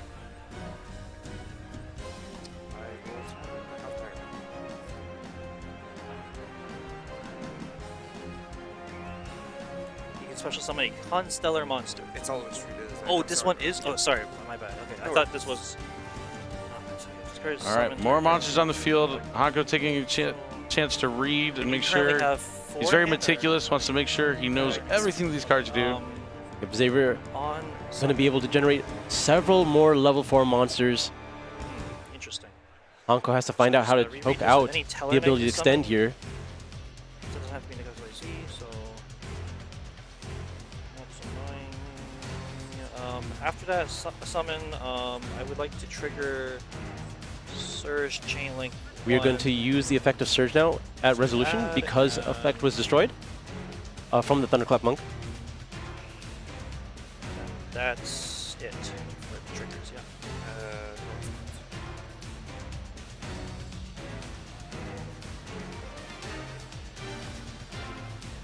Seems like we have something in response as well. Are we going to be using Breakaway? Looks like that's the case. He's going to return Surge to destroy the Constellar. Add a Whisker. Hanko just wants to make sure Xavier cannot get to that first rank 4 here. At this point, I am not triggering anything. mean, I don't know if Honka could have asked for a better opening. So if he doesn't win this, he's going to probably want to go back to the drawing board on the deck. I mean, Xavier really needs to be able to break through this board if he wants to move on to the finals and get that ticket to Japan. We are going to continue on with 7 Tachyon, revealing Ragnazero. Could get access to surfacing big draws here. 3 other cards in your hand? 3 cards in hand. He'll add 1 to go to 4 and have to put 1 back on top. Honka trying to decide if he wants to negate this. No response. No response here. Yeah, I'm always like 50-50 on it. Like, you want to stop the 7th Tachyon because you don't have a card, but also if you can just stop the card they search, you can also get a card out of their hand. You're right, it feels better like a 2-for-1. It's a little dicey though. There's way more room for like something to go wrong when you choose that route. Yep, surfacing big draws added to hand. Now a spell card has been activated. This card generates a lot of value as we've seen before. Yep. Let's see what he puts back on top. Will it be the Drake Shark again? Be convenient. No, you may have another action. I mean, I would rather draw it with 7th Tachyon, so here comes surfacing big jaws. If I'm going to have to draw it at all, I'd rather draw it with 7 Tachyon, you're right. All right, no response here from Hako. He let this happen. I mean, he only had so many responses to begin with. A lot of the ability to destroy from the Blitzkrieg strategy is in their hand on their way to the field. Once they're already on the field, they just generate more advantage. We saw the Whisker and the Thunderclap being the main forms of interruption, the breakaway as well. There's not actually that much going on for Honko here in ways to stop Xavier's plays. I mean, at least he has a monster to gate and crackle, so something. We'll see if that'll be enough. It just depends how many more level 4s Xavier can put onto the field. I mean, we looked at the last game. They never stopped. Just kept on special He probably could have kept summoning. going. He just ran out of space. Like, yeah, that's true. All right, we're going to Exceed Summon for a rank 4. It's going to be that Light Dragon Adignister. Trying to force something out here.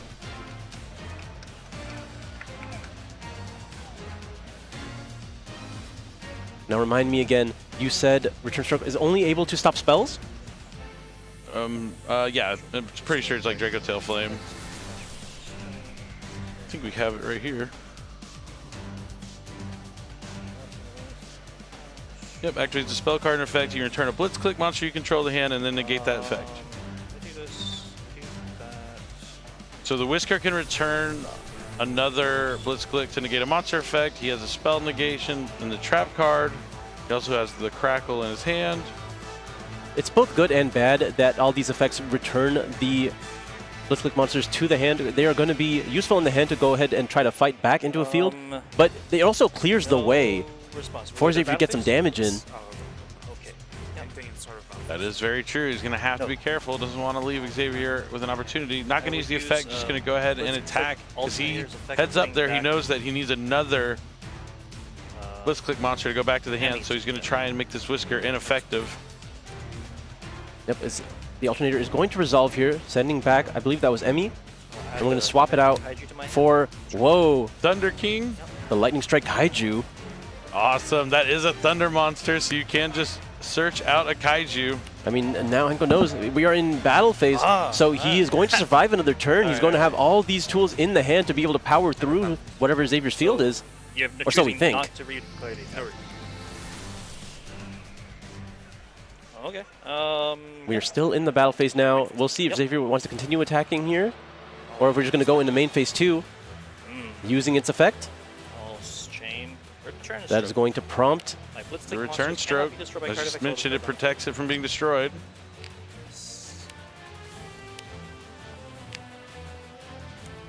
All right, now we're going to finally activate that binding.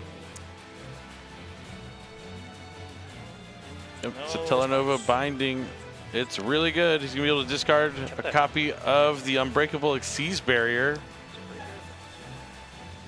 I believe that's what that is. Yeah, coming out of his side deck there? Yep, interesting. Going second, too. Right, yeah. Does it have a graveyard effect I'm unaware of? Maybe, but I don't know if it's impactful.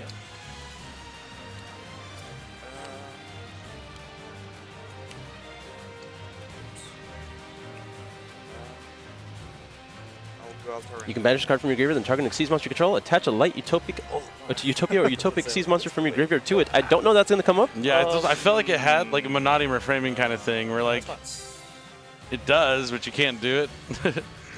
All right, he's finding more ways to get more monsters on the field. Alteran now hits the board. Unfortunately, not going to be able to get value here because of that return stroke on the field. Still unable to destroy his cards, but we are able to go after the return stroke itself. And then I will. All right, gonna add a copy of Crackle, Blitzclick to the hand. So I would just get your detaching instead. So therefore, I do not summon, and this will get destroyed. Open game state. You have any quick effects? Light Dragon detaching to protect his cards from being destroyed. Whiska from my hand.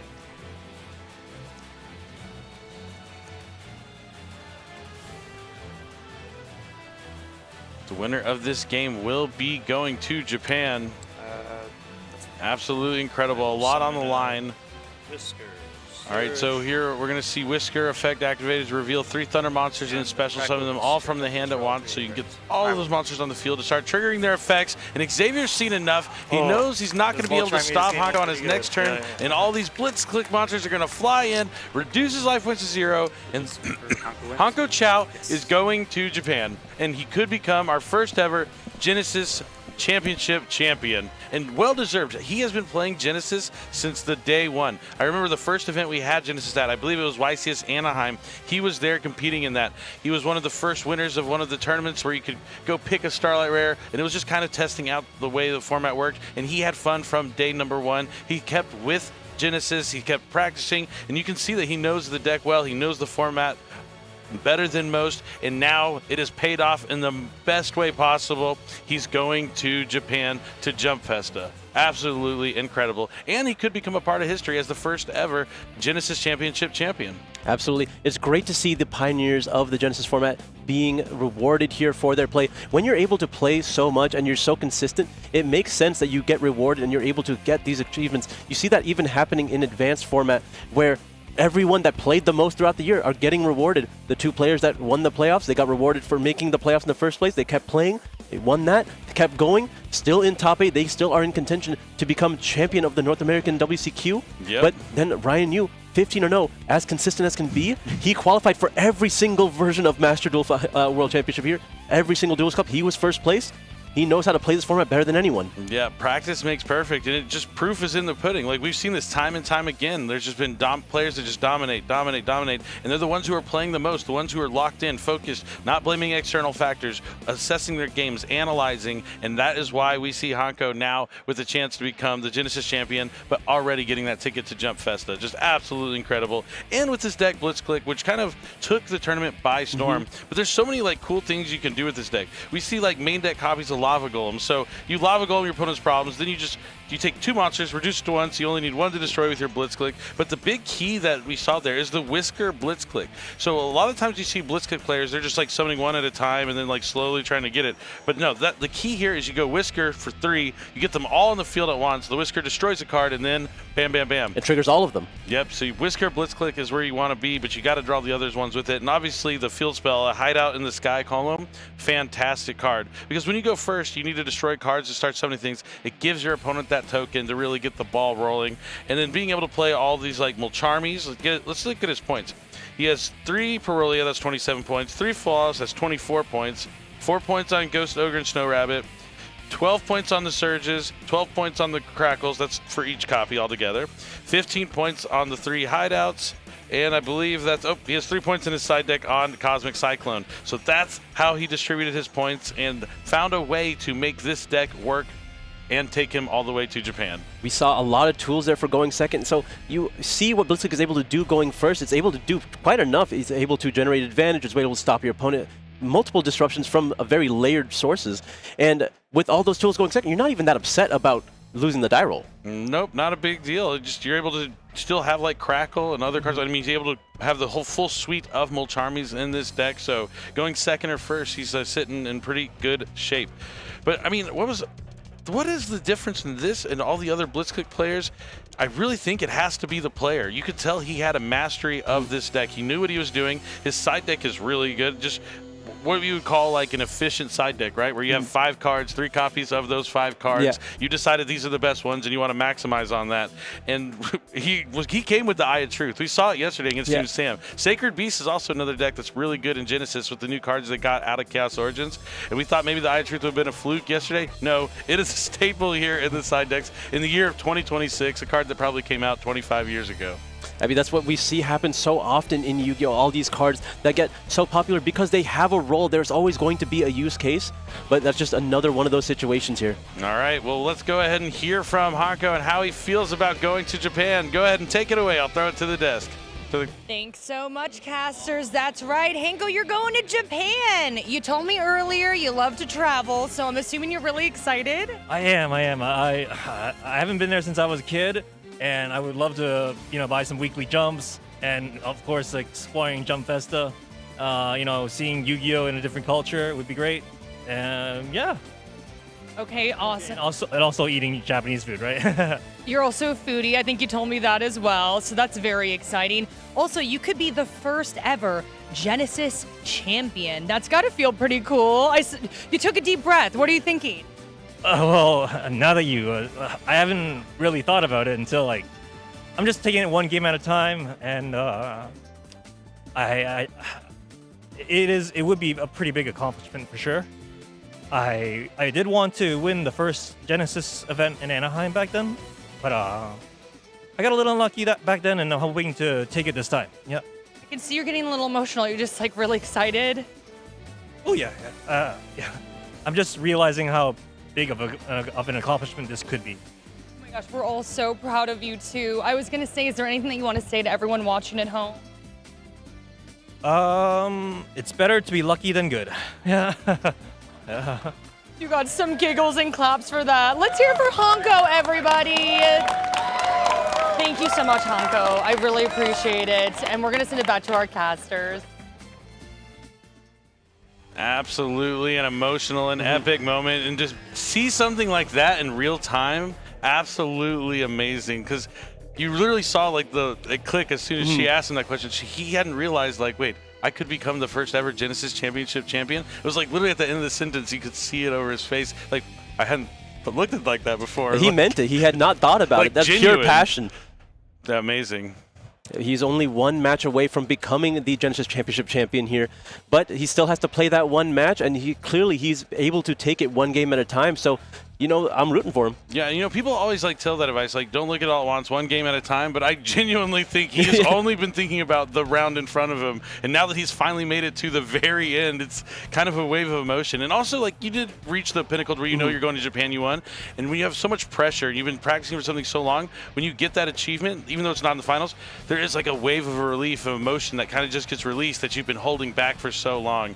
But I can't wait to find out if he's going to win the whole tournament, but I also want to know who is going to the World Championship for the Advanced TCG and representing North America, because that was a stacked top 8. So we're going to be back very shortly and find out more about what's going to happen and how the NAWCQ is going to conclude here in Minneapolis, Minnesota. So don't go anywhere. We'll be right back. What's up, everybody? I got Pac here to break down some of his infamous gameplay from past YCSs. Yep. It's awesome to get pros on to talk about some of their past experiences. What moment are we going to look at here, Pac? So we're gonna look at YCS Pasadena, I believe in 2022 or 2023. So you guys know which one. It was the first YCS that Ishizu tier limit was legal in the TCG. Yes. Yeah, iconic event. So yeah, all the new update to the tier limit strategy caused a crazy game state. Exactly. And we're gonna break it down. This was infamous in the community because of how crazy it got, and you got to be there in the game. Yeah. So this game was really crazy because I got to play against Hani. Hani ends up winning the YCS, but this game right here was one of the games that it was really it went crazy viral all over Twitter, social media, et cetera, because we had 20 cards on the field from both sides. So it was kind of what is going on? And when people are watching this, especially if you're more into casual Yu-Gi-Oh, it's not the blue eyes, old school Jinzo type of gameplay. This was far away from flip mirror force. Let's take a look at the moment though, because I want you to break down some of the intricacies, because not only was it a complex moment, but it was a complex chain that was happening, right? Yes. So this is me when I was going second into the tier limit board, and essentially what I was doing was I was trying to mill as many cards as possible to give me a chance to break Hani's board. Yeah. And so what I ended up doing was saying, I'm going to use Agido to mill 5 and Kelbeck to mill 5. Hani also said, you know what? You're already milling 10. What's the difference between 10 and 20? So he's like, also like, you know what? I'm milling 10 too. And then you get a crazy series of chains that ends up putting 10, like literally like almost like 10 plus cards on both sides of the field. Yeah. And then basically trying to maneuver those chains in a way where I can like try to come out on top and like crack this board, which when you watch like the rest of the game, you'll see that I actually ended up breaking the full tournament board against, Hani, who ends up winning the YCS. Obviously very accomplished player, very knowledgeable player.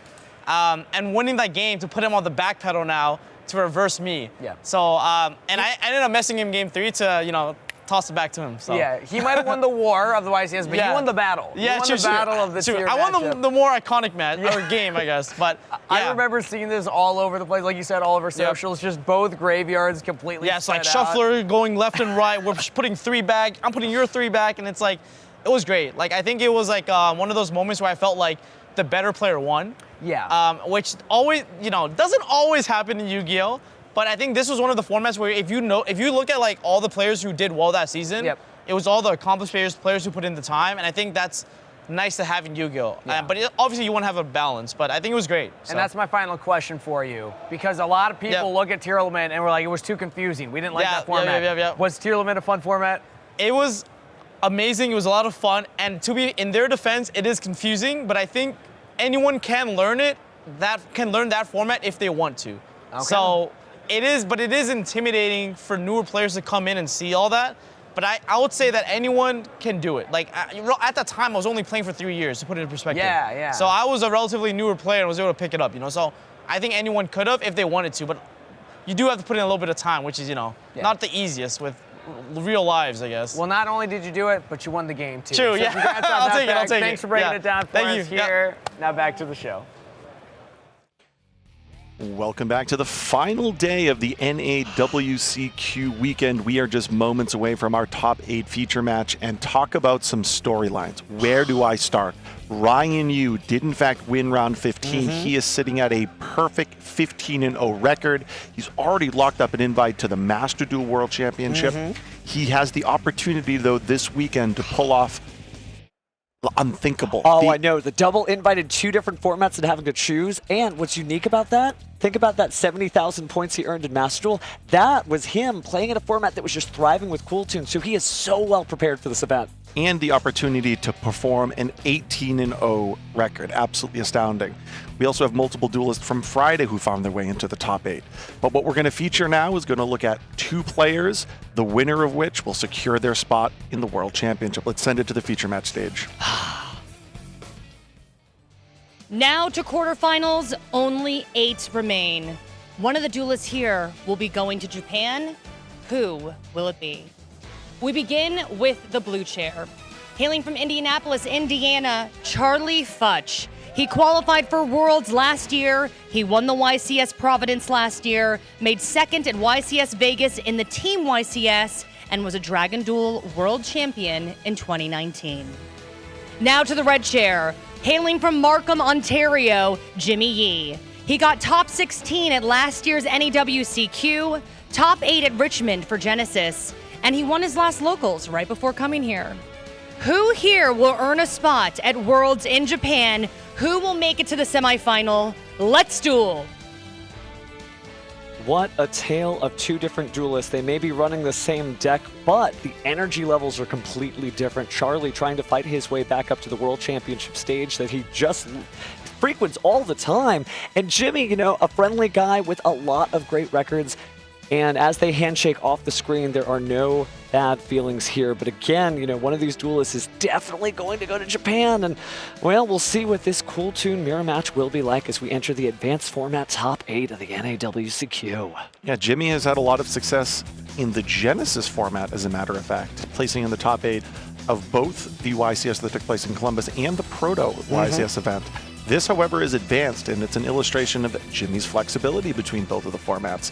Then, as you mentioned, Charlie is no stranger to the feature match area. He's no stranger to the World Championship, as a matter of fact. Could you imagine going back-to-back years, very similar to last year? Charlie was eliminated in the Friday point playoff. He then came back Saturday, Had a fantastic Saturday, a fantastic Sunday, and he found himself with a Worlds invite last year. He's trying to do it 2 years, same path, back to back. I love all of his good luck charms. You know, he has got his World Championship deck box, his World Championship sleeves. I believe he's even wearing his World Championship jersey for the one he won in 2018 as a Dragon Duelist. This is somebody who knows what that stage is. He's got that dog in him. Hopefully he is able to clear this out if you're cheering for him. But similarly, Jimmy, such a storied duelist, and, you know, his Proto Genesis YCS event, he also played with Cool Tune, so it's almost like the chains are unshackled. This is Jimmy at his full power. No need to worry about the points list here. This is the advanced format. So this is going to be an incredible match. There's so many great contenders here, but we can't send them all. So I'm excited to see who makes it here, because this is going to be a storied duel. And we've been seeing Cool Tune obviously in the feature match area quite a bit this weekend, but there has been some variance. There have been some decision points in deck building heading into this weekend. Potential decision points relative to your tuner lineup in order to give you an edge, whether that's in the mirror match or against some of the other highly anticipated decks. Looking here between these two duelists, there are some fundamental differences. There are differences relative to the tuners. That's a very common occurrence. There's also the inclusion of a card like Dominus Purge in Charlie's deck, something that we've spoken about all weekend in terms of how does the Dominus Purge restriction impact your ability to utilize your Cool Tune effects on subsequent turns. So we'll see to what extent some of those subtle decision points. One of these duelists is playing the branded package, the Fallen and the Virtuous. It's not something that's shared between both duelists, so we'll see that as well. So although the Cool Tune strategy in and of itself is by far the most popular deck, obviously placing 7 here in our top 8, there are finite decisions that can be made within the deck itself, though, that may give you an edge here in this mirror match. Well, even the side decks are different. I won't spoil any surprises there, but it's true. While they are both bringing similar strategies, they are not the same. And, you know, we were talking about all the different deck lists to feature in the tournament, but it does look like Cool Tune Duelists just knew what they were doing and were able to rise through the ranks. I think there was still a lot of great looks in the tournament. So as the Chaos Origins format continues after the World Championship, obviously there'll be some great stuff ahead, but now we're just seeing some of the greatest duels of all time get back to work. So just breathtaking. But, you know, there's a lot of little variables there. Of course, the differences in their main deck list, the differences in their side deck list, who gets to go first. And, you know, neither of these duelists are going to crack under pressure. They have just they're so acclimated to being at the top cut. I mean, you heard from Jimmy himself. He won his locals the week before he got here, and now it is time to show the local duelists exactly what he's about. And Charlie just wants to be back up on that stage another time, just add more World Championship swag to his closet. So again, let's talk about some of the narratives. We have Ryan, as I commented on in our back tables, who is 15-0, potentially trying to go for the full 18-0. Wow. On the other matchups, we have both Mario and Luca, who are able to earn invites to Worlds on Friday, who are in 2 separate matches, meaning this is the only match in the top 8 in which there are 2 players, and we know the winner of this will earn that invitation to the World Championship, one of which is Charlie, who can do that again, as I've mentioned, back-to-back years. Talk about the stories here. So if I understand that correctly, based on how many duelists already have invites, that means that only the duelist, because we do actually play behind the scenes to figure out who 5th, 6th, 7th, 8th is, only a duelist who loses 2 matches is not going to make it to the World Championship. There's enough to go around that this is a double elimination top 8? Essentially, only the duelist who eventually finds themselves in the 8th place or relative to the position of the other duelists who already have an invite, that would be the one duelist that would be not going to Japan. Well, speaking of finding out who goes to Japan, let's get our game on in Game 1 of Top 8 of the NAWCQ Advanced format. It's also another narrative. There's a couple of the commentary and writers team who, from Canada, from the United States, there's a variance there. There are 4 players from the United States in the top 8 and 4 players from Canada. They happen to line up such that the United States and Canada are facing off with representatives in each of the 4 matches. So talk about such a unique top 8. It's honestly something I've truly never seen before. Yeah, it's basically our own World Championship here for the Western Hemisphere, at least the northern part of it. But all right, here we go. Time to duel. So it looks like Jimmy is going to go first. He's starting off with the Cool Tune Synchro. Looking over at Charlie's hand, I definitely see that Ash Blossom drop down. Do also see some alternate art effect failures here, so there's a chance to negate a couple of things, but Cool Tune players know that doesn't really stop all the conditions. Let's see when he uses it. Wow, he just passed. Yeah, he has 4 hand interactions. So now Charlie has drawn. He's going to potentially start with, I see a copy of Synchro Overtake. Oh, it looks like he drew a normal summoned. I can't tell exactly which one, but a cool tune as well. So his hand is 2 copies of Effect Veiler, copy of Harmonium, obviously a copy of Synchro Overtake. So, you know, often when your opponent passes after 1 interaction like that, you might feel confident, but in this particular matchup, it's important to sequence your plays effectively. You have to assume that Jimmy has hand interaction. So we are going to see Charlie start off with the Synchro Overtake here, and we're going to just go ahead and use Ghost Spell and Haunted Mansion, stopping its effect because it does include adding a card from the graveyard to the hand. As many hand interactions that you can activate that do not leave bodies on the field, you will prioritize that. So this is, you know, important here. For instance, Q is being bet by Harmonia. We've seen that a lot this weekend, where it's really important not only to stymie potentially negating an effect that's been activated by a Cool Tune player, but also clearing that monster off the field. As we've seen, it's not the case here, but if you were to use Effect Veiler, if you were to use Infinite Impermanence, Cool Tune player would still be able to conduct Synchro Summons using tuners in hand. Oh, now we actually do see the chain of Effect Veiler and Chainlink 3. So this might seem really painful having to invest a Harmonia and an Effect Veiler, but it is pivotal to not only stop the Cool Tune Q effect, but also get that tuner off the board. Now, you remember Charlie's hand has his own copy of Harmonia and a couple copies of Effect Veiler, so you're going to see him pass right back to Jimmy right now. So although Jimmy's turn was stymied with just 1 hand interaction, he is going to be able to get another draw phase, potentially trying to dig for a Cool Tune. Just some incredible stuff, because what's interesting about the Cool Tune mirror match is it gets very grindy very fast as both players are able to stall each other out, right? Each of these cards seems like it's going to push the envelope. At the same time, you're burning up your tuners that you would use to synchro from the hand to keep your opponent from doing the same. So just battle 25. Yeah, it looks like he drew a copy of Ghost Ogre and Snow Rabbit, a card that you often see a single copy of just because of the flexibility of special summoning it from the deck.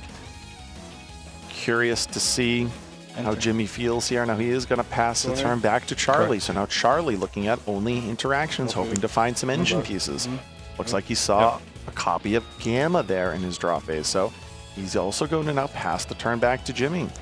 Sideframe Gamma's good, but it doesn't go onto the field. It cannot be normal summoned or set, so end of main. It's going to pass your turn. Wow. Cards in hand. 4. So still Charlie's in a good position to defend himself, right? Especially with the Sideframe Gamma and no cards on the field here. That might be a really back-breaking draw. Jimmy just drew a copy of Fallen in the Virtuous. He's now going to be able to, because of the existence of Ecclesia in his graveyard, special summon out a Q. That's high-level play, right? Instead of sending off of Harmonia something like Ad Ignister Wind Pegasus, as a result, we see here the use of Fallen in the Virtuous to special summon out a Cool Tune. Definitely great maximizing potential there. I feel like you have to stop the Cool Tune Q right now. You've got to use that Sideframe Gear Gamma because you've got a great monster in the field, and that can really have it run away. The entire duel resolves.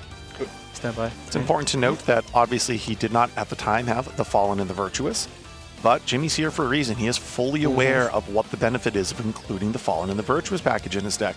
So when resolving Harmonia, he knew that if he put Ecclesia into the graveyard, it would increase the likelihood of him drawing a card to really start his Cool Tune engine. Had he just said Ad Ignister, then all he would have is an interaction with that Virtuous. And my bad, been a long day. Of course, the Cool Tune Q was not normal summon, so apologies on that. But at least now he has a tuner monster that can get things started. So we'll see if he ends up synchro summoning after all, but we're just going to go. Wow. So this is fascinating. Jimmy is valuing the hand interactions in his hand. He must assume that Charlie is just sitting there with only hand interactions himself. Now, I will say, looks like I wasn't the only one who forgot, because there is a procedural reminder to Jimmy for trying to activate Cool Tune Q on Special Summon. Again, we have been here for several days. It's a marathon, not a sprint. It's like watching Joey Wheeler still try to go while he's about to faint. We'll take a look at the graveyard. We do get off the Duelist Genesis here.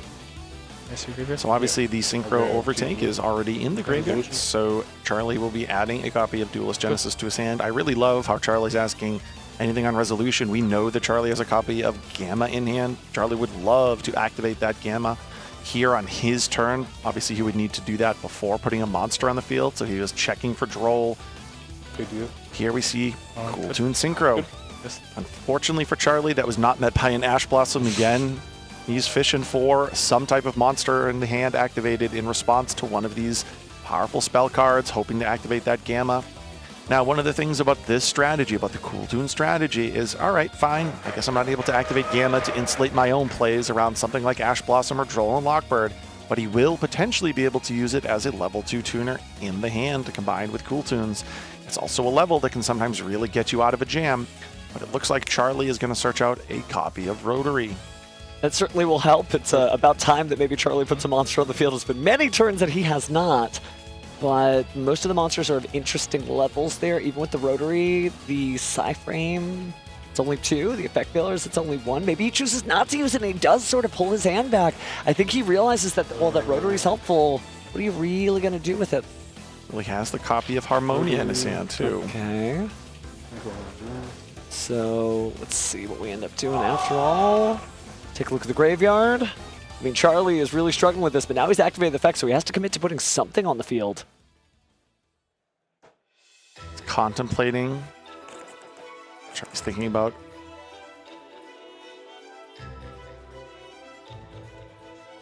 Maybe he was fishing so hard to try to get the negate there. Just some sort of piece of interaction from his opponent. Maybe he sort of played into not being able to activate a Psyframe. This has been a weird match for sure. Well, you know, it's important to understand what is going through Charlie's head. He's eliminated. Okay, there's no Droll. There's no Ash Blossom. He's going one by one through all of the possible cards that could have been activated in response to either Duelist Genesis or Cool Tune Synchro. So when a player is sitting here thinking like that, they're basically going through a checklist in their head, determining exactly what hand interactions are present, because, you know, Jimmy very likely having 2 cards in hand, not sending them to the field, not conducting any normal summons, he's probably holding a very similar collection of cards. So now what we see here is that Rotary hit the field to resolve the effect of said Rotary. He's now going to combine that, I presume. Could go for maybe Visa Samritana if he was running that, but gonna be a little awkward. It looks like we're actually gonna try to normal summon the Effect Veiler. I guess maybe Synchro Summon with Cool Tune Rotary, Effect Veiler, and using from the hand the Psyframe Gear Gamma. It's expensive, but at least he found a way out. Yep, so this is a big investment, 3 cards, but he is able to potentially, if this were to resolve fully, utilize both Rotary and Trackmaker to at least recoup 2 of these. You have to anticipate, though, if you're Charlie, that this is likely going to be met by something like Effect Veiler. It's one of the hand interactions that he's been unable to check thus far this turn. Right, Effect Veiler won't do anything against Duelist Genesis or Cool Tune Synchro. So it's a very plausible card, and that is, in fact, what we're going to see here. We are going to resolve the effect, though, of Rotary, giving him a peek at the Ghost Ogre that we knew that Jimmy drew just a turn or 2 ago. Big piece of information there, knowing you have to be very careful or your card could be destroyed at a moment's notice. Charlie probably feels pretty good, though, so far. He knows now there's risk with cards like JJ Cool Tune due to the Ghost Ogre, so he'll presumably... Heavy sigh from a player who technically has a pretty good shot at Worlds when you do the math again. It's not... You can win an end, but you technically lose a match, and still in this double elimination style. It's not that it's actually double elimination, but there's still 2 chances to go to Worlds, not just the 1. I think Charlie truly would love to hoist the championship at the end of this weekend. So he wants to be number 1. He wants to be number 1. Charlie is always striving for the top, but he has searched out a copy of Cool Tune Synchro. So here, his next play could potentially be to combine Trackmaker with the Effect Veiler in his hand. I guess his only material then would be the Effect Veiler, so that would mean Cool Tune Crackle. Let's see what he does. So activate the Cool Tune Synchro, maybe get some different materials now. Makes sense. Just wanted to verify that he wanted to invest the Cool Tune Synchro. As we've seen all weekend, if you can find a point in time to use the fact that that is a quick play to break up a chain link, often that has been shown to be one of the most effective uses of Cool Tune Synchro. But here, no, he's just using that to search out a copy of Mix so that he can go into Loudness War, 4+2. Now Trackmaker and Mix will activate. And now the Q will return back to his own hand. That's so huge. Now I know he's got that Ghost Ogre and Snow Rabbit, but if you just don't activate the effect, yeah, Jimmy concedes. He knows what's coming. Concedes, yeah, absolutely. So one of the downsides of putting a Cool Tune Q from your opponent's graveyard on your field is the possibility that Trackmaker bounces it back to his hand. So Charlie's feeling pretty good there. Great duel puzzle. I mean, he was really trying to figure out how to get in there, and I think he did absolutely excellent making his way out of that duel alive. So again, Charlie is the winner of game 1. Let's see if he can do one more, or if this is Jimmy's chance to shine and punch his ticket to Tokyo. We know exactly why Charlie has so consistently placed in the top tables, whether it's of the NAWCQ, whether it is getting into the point playoff, or whether it is obviously being a YCS champion. That type of play is one of those that you often tell your friends after. I won in a way that you don't often see. I had to bounce my opponent's card, which was actually a card I owned, back to my hand with Trackmaker. For Charlie, though, that was just recorded, so anytime he tells the story about that really, really unique play, we'll have video evidence of it. Definitely one for the highlight reels. But the match isn't over yet. We've seen this match go to the game 3 quite often over the course of the weekend. Charlie's probably feeling pretty good. That's a great way to kind of acclimate yourself into the top 8, right? You go and perform really unorthodox play. It's very clear and evident that he thought through that. Get hand information, knowledge through Rotary. Really couldn't draw up a better first game. And there were parts of that game where, the tenor of the game, it was unclear who had the advantage. Both players had very similar combinations of cards in hand, and they were all just hand interactions. Additionally, Jimmy revealed that he's playing that branded package. So now going forward, Charlie needs to be very aware that if you see a Harmonia dump an Ecclesia to the graveyard, that there could be a Fallen and the Virtuous used to take Cool Tunes out of his own graveyard. So things revealed in that one particular game that may be insightful for the rest of the match. Additionally, we did see Charlie use a Psy-Frame as a form of a tuner from his hand. That means now Jimmy has to be aware of the Psy-Frames in this game. So that one single game confirmed a lot of the unique deck choices that these two players brought this weekend. The branded package in Jimmy's deck, the Psy-Frames in Charlie's deck. Really curious to see how that will impact our second and potentially third game. And it's incredible to see all of this great dueling action, so let's get right back into it at game 2. I think we have seen really, really cool looks. Obviously, Jimmy thought that maybe Cool Tune was the best deck in the room, but the incredible Ecclesia plays there, and I don't mean actual incredible Ecclesia the Virtuous, but the interaction with the Fallen the Virtuous really helped out, but it also set him up for a game 1 loss here. So let's see if he takes it back. He sets 2 cards. Is that it? Okay, no, it's going to be a normal summon Cool Tune Rekko. Even a little smile from Charlie, the drama there. I was like, what is Even he's like, oh. Okay. Well, we know those are not Cool Tune synchros that were set. Oh, that's Solemn Accusation, probably. Yeah, it could be. Oh, that's incredible. Solemn Accusation, such a great card, and can be activated on the first turn by revealing another card you have face down. That is definitely something. Solemn Accusation, relatively new release. Blazing Dominion, I believe. Blazing Dominion. So we're just getting used to this, but it is something we might see going forward. Kind of feels like the sort of plays you see in Malice, where there's a set, but hey, looks at the Psy-Frame. Your Gamma, gonna go ahead and negate, destroy. And here comes Psy-Frame Driver, luckily in the deck this time. Just about to say, if there's any game you want it to be in the deck, it's a game that if you win, you're going to the World Championship.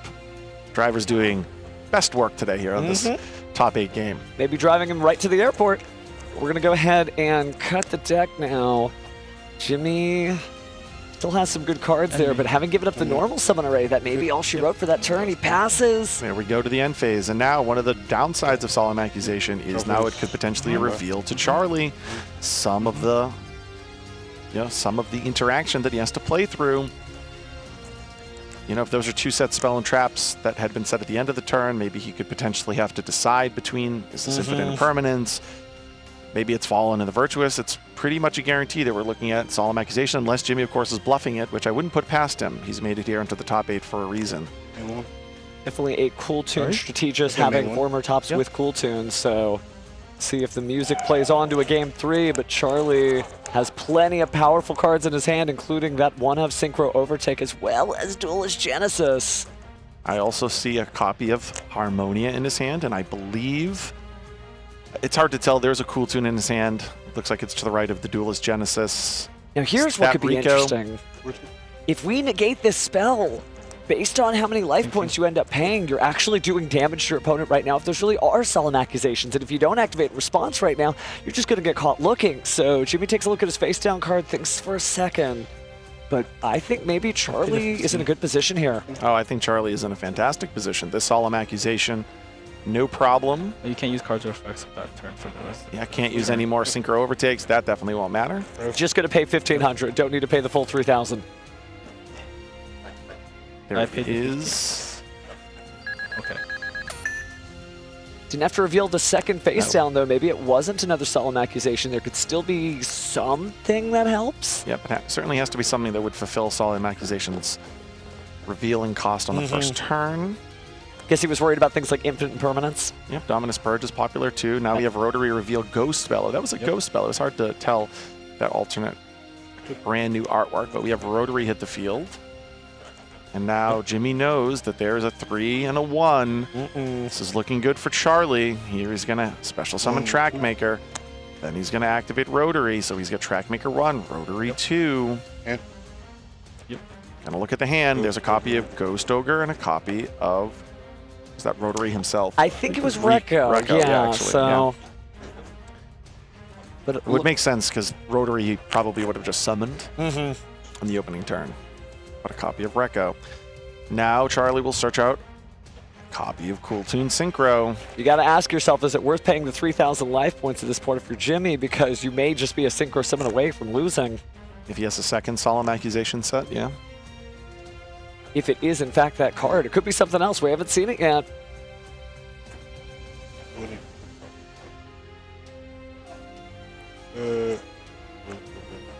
So now he's resolving both the Rotary Search and now the Trackmaker. Looks like that's going to search out a copy of Q from the deck.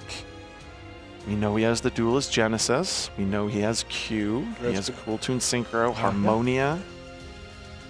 He's now going to conduct a Synchro Summon, combine the level 4 on the field with a 3 in his hand. Here comes... Interesting that he reached for the card, Jimmy. Maybe that isn't the card we thought it was, because he seemed to grab it in response to monsters moving on the field. So maybe it's a Solemn of some kind, but maybe not Accusation. Here's Zalon, the Shackled Dragon. It's almost a Cool Tune. Just we're going to destroy it, maybe? Cool Tune almost... Oh, no. Okay, yeah. For a second, we thought there's the bounce from the Cool Tune Trackmaker. Yeah, that's why potentially he was grabbing that card. Fallen in the Virtuous to the top of the deck. So if he was grabbing that card thinking that it was the Cool Tune Trackmaker's bounce target, then that kind of means that he's sort of regressing, showing us that maybe Jimmy doesn't believe that Jimmy can win, but I guess we'll see. Duel's not over yet. Now that there's a tuner in the graveyard, you see the activation of Duelist Genesis. Now here's the Cool Tune Synchro. We know the double Cool Tune Synchro whenever you get to resolve 2 in a turn. And I think Jimmy is just moments away. That hand's already on the table. It's not looking at the cards. He's not checking. The body language shows me that his spirit's not in it for this match. But remember, if you're cheering for Jimmy, he still has a chance as he plays for the 8th, 7th, 6th, 5th place playoffs. Of course, 8th is not going to the World Championship, but 7, 6, 5 is. No effect. He knows about the Ghost Ogre. All he has to do here is conduct a Synchro Summon. Yep. Yep. And then Cool Tune Synchro. That's the handshake! Jimmy punches guaranteed going to Tokyo! Back to back. Back to back. And didn't even have to summon Cool Tune B2B. Didn't. He had the Cool Tune Synchro. Oh, and another handshake there. A very gracious player. Charlie just so excited, though. Wanted to go back to the World Championship. Wanted to show people what kind of duelist he is. And he is excited to sign that slip, that's for sure. Wow. We know he has his passport already. Oh, yeah. Oh, yeah. Wow. The relief. Just so ready. Just so ready. And that is just incredible. So, of course, that's not the end of his story. Look at that third handshake. Thank you so much. Thank you so much. Now, both of these duelists need to very quickly turn the page. Jimmy needs to now focus on the reality that his tournament is not over. He should be very thankful, I imagine he is, that there are 3 duelists who are still playing right now who have their invite to Tokyo already. So his tournament, it's not over. He needs to play out now to see exactly his seeding. Now, Charlie on the other side, he has secured his position in the World Championship. This is very different than last year. He was eliminated from contention of winning the tournament in the top 8, had to take the hard road through the bracket on basically the loser side of the bracket to get that 5th spot and get the invitation to World. He now actually has the opportunity to win the NAWCQ. So talk about adding a trophy to his trophy case already. He's already a Dragon Duel World Champion. He's already a YCS champion. So Charlie needs to now turn the page. He has secured his spot in Tokyo. He's now 2 duels, 2 matches away from potentially being our champion here this weekend. Which is incredible, because, you know, Charlie, being the type of duelist that he is, I don't know if this is really what's in his head, but he's the type of duelist, I feel like if he earned his invite to the World Championship, instead of it being passed down, that's going to mean something to him. So he didn't. He could be relieved, but now he gets to fight to be our NAWCQ champion. Wow, what a match. So 2 years in a row, the point playoff does not go well for him on Friday, or at least not well enough, but still, nevertheless, takes the long, in this case, 15 rounds of Swiss path to the World Championship. He belongs on that stage. That's what he showed everybody. But we still got quite a few matches left. You know, we do have the top 8, but I love this format. I almost wish we could do it every time. So our gracious duelists who have qualified for the World Championship, you know what to do next year in 2027. Just enter the tournament and work your way all the way to the top so we can have another dramatic event. But this dramatic event is not over. My goodness. I know, really impressive. Again, we saw game 1, that track maker bouncing cue back to your own hand. Love when interactions like that come up. Now, unfortunately for Jimmy, it seemed like his deck ran out of gas for him, right? It certainly brought him here to the top 8, but it seemed like in both cases he had 1 or even 0 plays, stymied very quickly by hand interaction. But again, Jimmy needs to turn the page. His tournament is not over, and if there's anybody in this room that will explain that better to him, it is Charlie. And let's actually hear from Charlie now. He's on stage.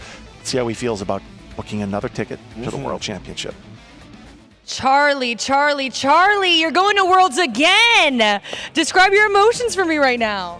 I'm honestly just so excited, all the work I've been putting in. I was lucky to qualify last year, and I just wanted to be able to do it again. So it's been a lot of pressure, but we got it done. You see proud Papa standing over there? Billy giving you the thumbs up, 2 thumbs up. I want to know, could you be our NAWCQ champion? That's the plan.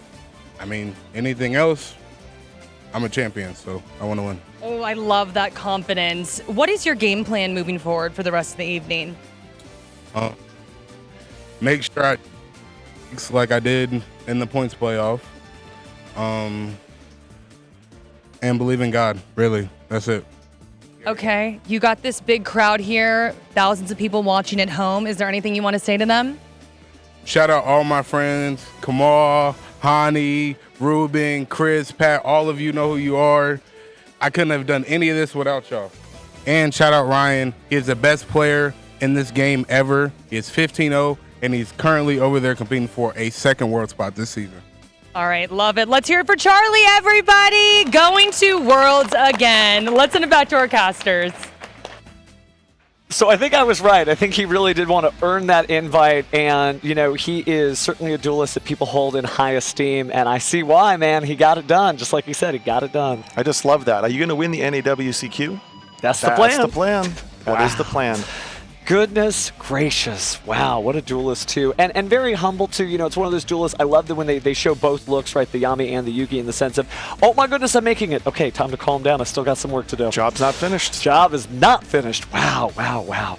Gosh, the energy in this room is so great. But speaking of energy, we are going to turn our sights on the Genesis Championship Finals to find out who is going to be the first Genesis champion.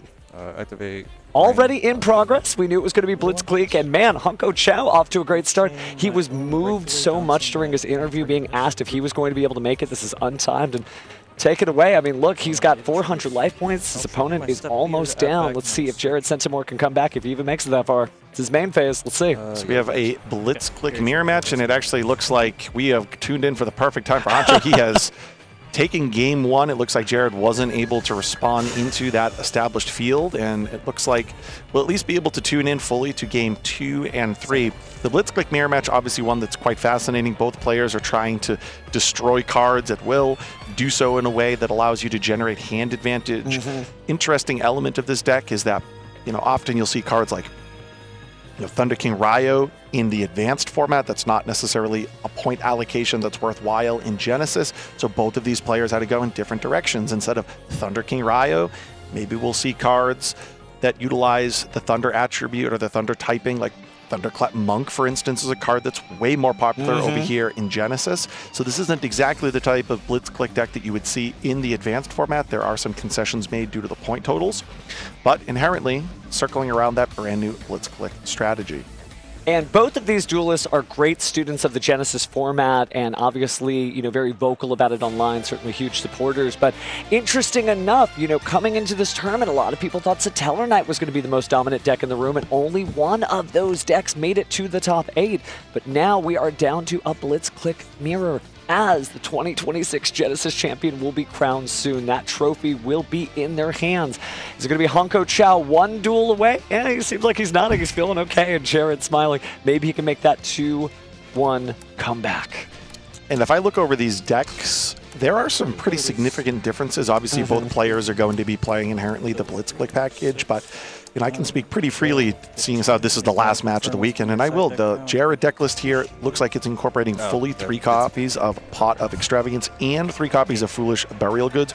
Both of those serve as inherent starters, right? Pot of Extravagance, it's not a guarantee that you'll draw into a Blitzclick or a field spell, but it is something that increases consistency going first. Foolish Burial Goods combines really well with your Blitzclick traps, because you're able to banish them from the graveyard. That inherently serves as a starter. So 51 points allocated just between the 3 Pot of Extravagance and 3 copies of Foolish Burial Goods. Hunter, on the other hand, has elected to play absolutely none of those. There's not a single Pot of Extravagance or Foolish Burial Goods in his deck.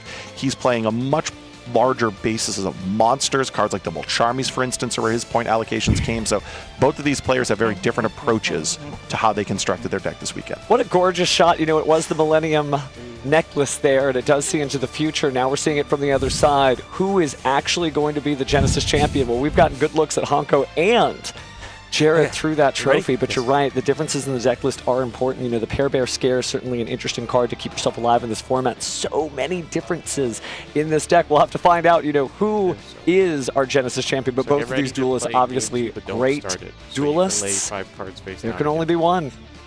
And so going back to the consistency element of the Pot of Extravagance and Foolish Burial Goods, there is a shared starter or a shared piece of consistency with 7th Tachyon, a card that has 0 points. Really, in many ways, the sacrifice that you make is incorporating cards into your extra deck. This, however, Blitzclick being a strategy that can very easily function with almost no access to the extra deck. So it makes a lot of sense to incorporate 7th Tachyon, ensuring that you can get that very pivotal Blitzclick starter that you need at will.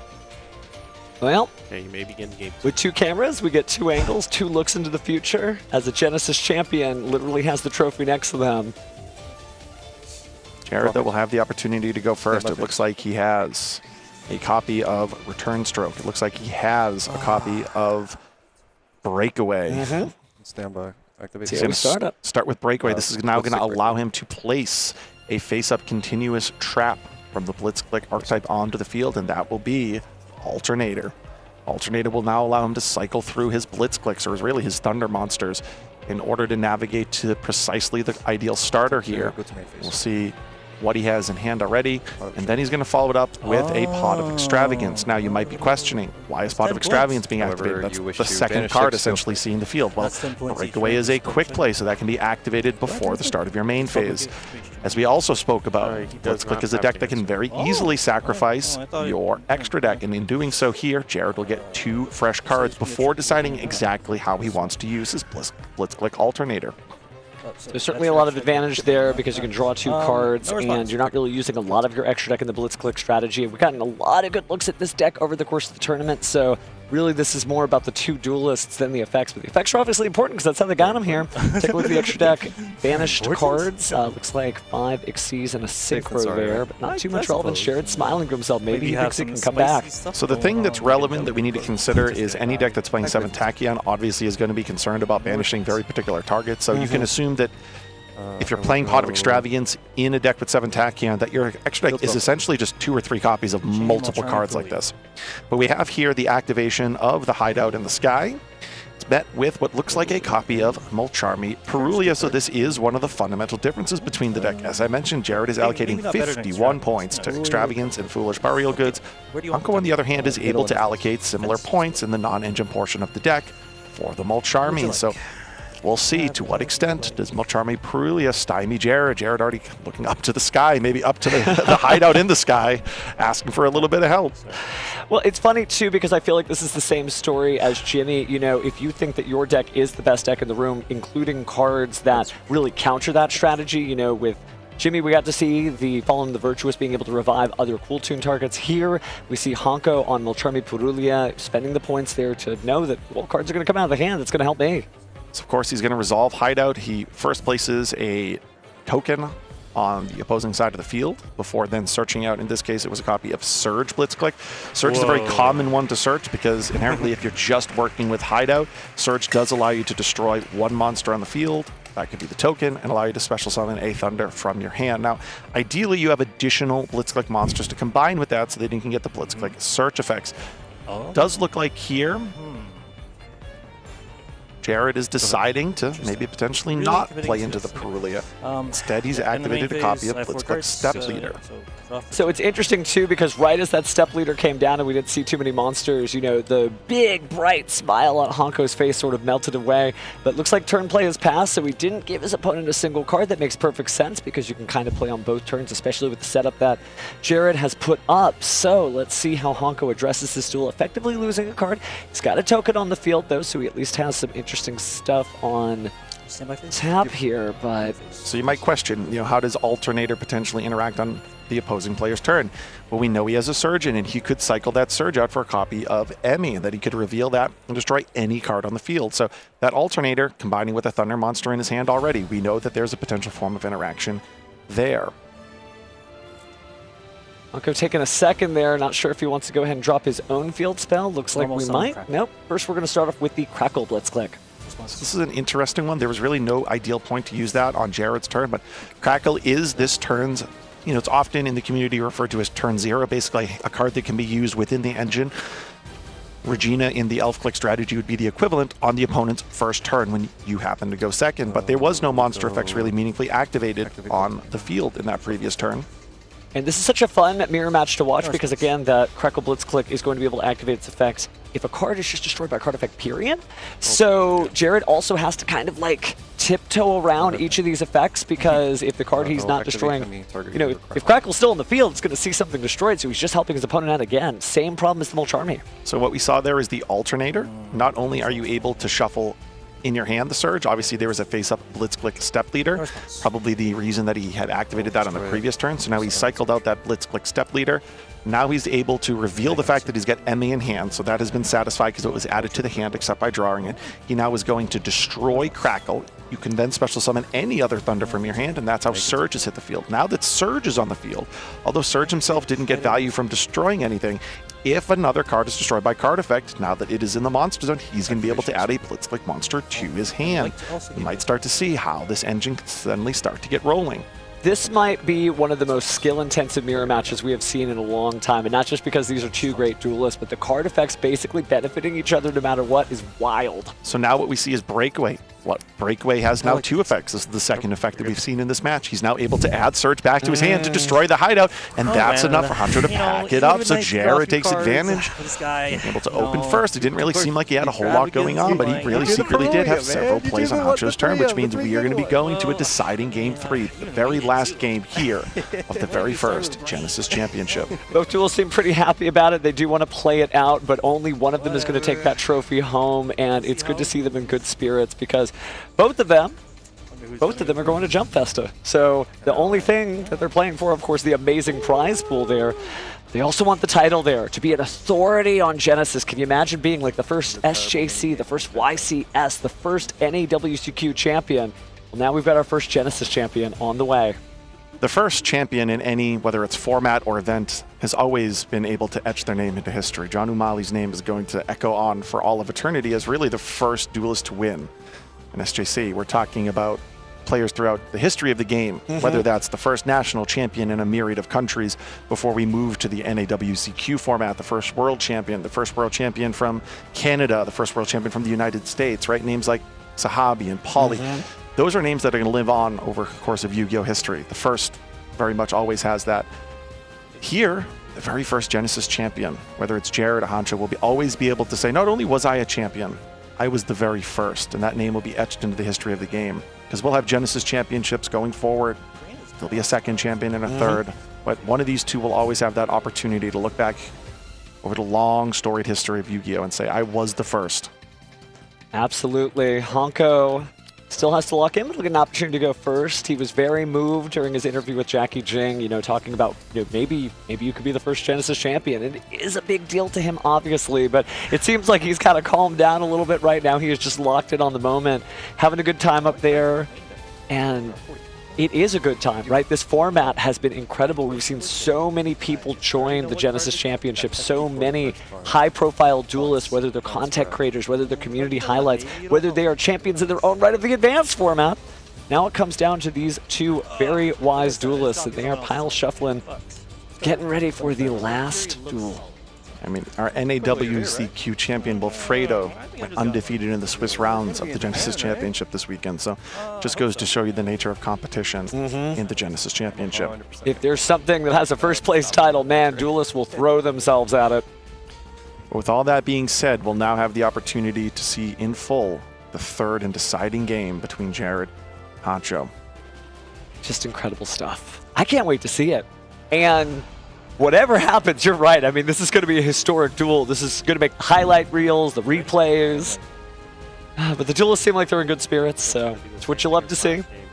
It's cool that it's intense. And, you know, quite frankly, many of the first world champion, the first SJC or YCS champion, we don't necessarily have video coverage. Here we'll always be able to go back and watch the final moment in this match that will crown that first ever Genesis champion. We do have certified UNC status. Our coverage, we had to dial up on 56K and go read websites. But it is nice to be in the present. And presently, we are just about to duel. Yeah, you have UNC status when your coverage weekend was constantly just hitting the refresh button until the standings of the next round and the feature match of the next round was posted. You would learn who won, not in the moment, you would learn who won probably an hour after the fact when the editors had finished writing the feature match. So we have come quite a ways in Yu-Gi-Oh! History. With all that being said. Let's get back to it, right? But you don't know how good you have it? Let's see how good Honko has it as he begins the duel. See a copy of Cosmic Cyclone, which can line up really well against opposing hideouts, alternators, return strokes, etc. So that's a pretty reasonable non-engine piece. I do see a copy of Breakaway, so that's a fantastic card to start with. Again, it's very similar to Jared. He could use that in the draw phase to establish a copy of Alternator if he needs. Well, he's going to have to figure out how to make those plays, just taking a sec to kind of absorb his hand, think into the future. Yeah, it's important to note, you know, you might be looking at this and thinking, wow, he's thinking a long time about the next play. No, he's thinking about the next 5 plays. As you can tell, this isn't just what's next, this is what follows that. And I think that's one of the, you know, the ways of thinking about your turn that is sometimes undervalued and maybe not appreciated. If you take 30 seconds to make a decision, every single decision, you know, we might get to a point where that reaches slow play, 30, 40, 50, 60 seconds. You know, you think 50 seconds, which is a long time, but then all of a sudden you've mapped out the next 15 plays, really can speed up your overall pace of play. So it's important to try to get into the habit of not thinking about what's happening next, but then starting to already branch out your decision trees so that you can make your second, third, and fourth plays much quicker than giving every individual play 30, 40, 50 seconds. Well, he is definitely living up to that Millennium Necklace title that he may be earning, but at some point he's got to jump into the duel. I guess he's just trying to figure out, it looks like a mostly spell card hand here. So that might be what is slowing him down as he tries to figure out which spell to activate first, second, third, etc. So looks like he is going to go ahead and jump in the duel here. We're going to do the Blitz Click Breakaway, just like you talked about. Seems like it's still in the draw phase. But I also see the judge talking to him and nodding. I think we might be getting a slow play minor warning here, going through the usual steps of asking the player if they have ever received that penalty before. Again, if it's untimed, it is untimed, but you still have to play at a reasonable pace of play. We don't want the stream to go another 24 hours as he waits. Not that there's ever a point in time that you want an infraction, but I do understand that if you have yet to receive one, all right, I'll Ooh, you're living dangerous, Joe. I know, life on the edge. I understand. All I'll say is I can empathize with the importance of this match to be the first ever Genesis champion. This is the game you certainly do not want to misstep. But what we see here is the placement of Alternator and then Surge. So why would he summon Surge and now Shuffle? I thought that was a Crackle. Well, Now he's going to be able to cycle out his blitz clicks. And it was a Crackle. So goodbye, Crackle. Hello. Kind of visualizing in his head, this is what I'm going to place and this is what I'm going to do. I wonder if Jared can read mental abacus. So maybe he's thinking about adding Emmy, and obviously then he'll be able to destroy his alternator. Then you can banish alternator from the graveyard. That could get you access to, presumably, his field spell. It looks like, no, instead of Emmy, he's going to go with Grain. Makes a lot of sense. Because Surge is on the field, he is also now going to be able to activate Surge's effect. Not only does Surge destroy, it also allows him to add a Blitzclick monster. Additionally to that, Blitzclick Breakaway is in the graveyard. It was used to actually place that alternator on the field. That now gets added back to the hand. So if you are curious, how does this deck play going first without access to the field spell? Well, it just destroys some of its own cards for a little while, finding its way into that hideout in the sky. And now, look at that. We have Surge on the field. It had already activated its effect, but now Grain is on the field, ready to activate to add another Blitzkick spell or hideout. If something is destroyed, presumably it will, now that there's access to hideout. Here is that hideout that was just searched. Looks like he got his head out of the clouds and into the hideout in the sky, activating it. But finally, Jared takes a look at his own cards. Let's see. Ooh, this is a really fantastic piece of technology against really any field spell, but this is Vetus, the Eruption Dragon of Extinction. Nice to see. I remember when this card was first released, there was always that conversation that there will eventually be a format where a hand interaction that disrupts specifically field spells will matter, where you want to destroy a field spell on your opponent's opening turn.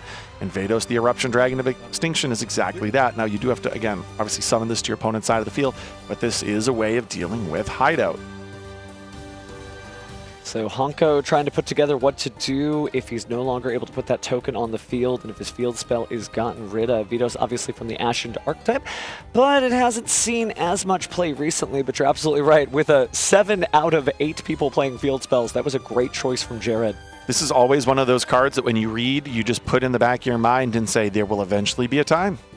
It will come. Today's the day.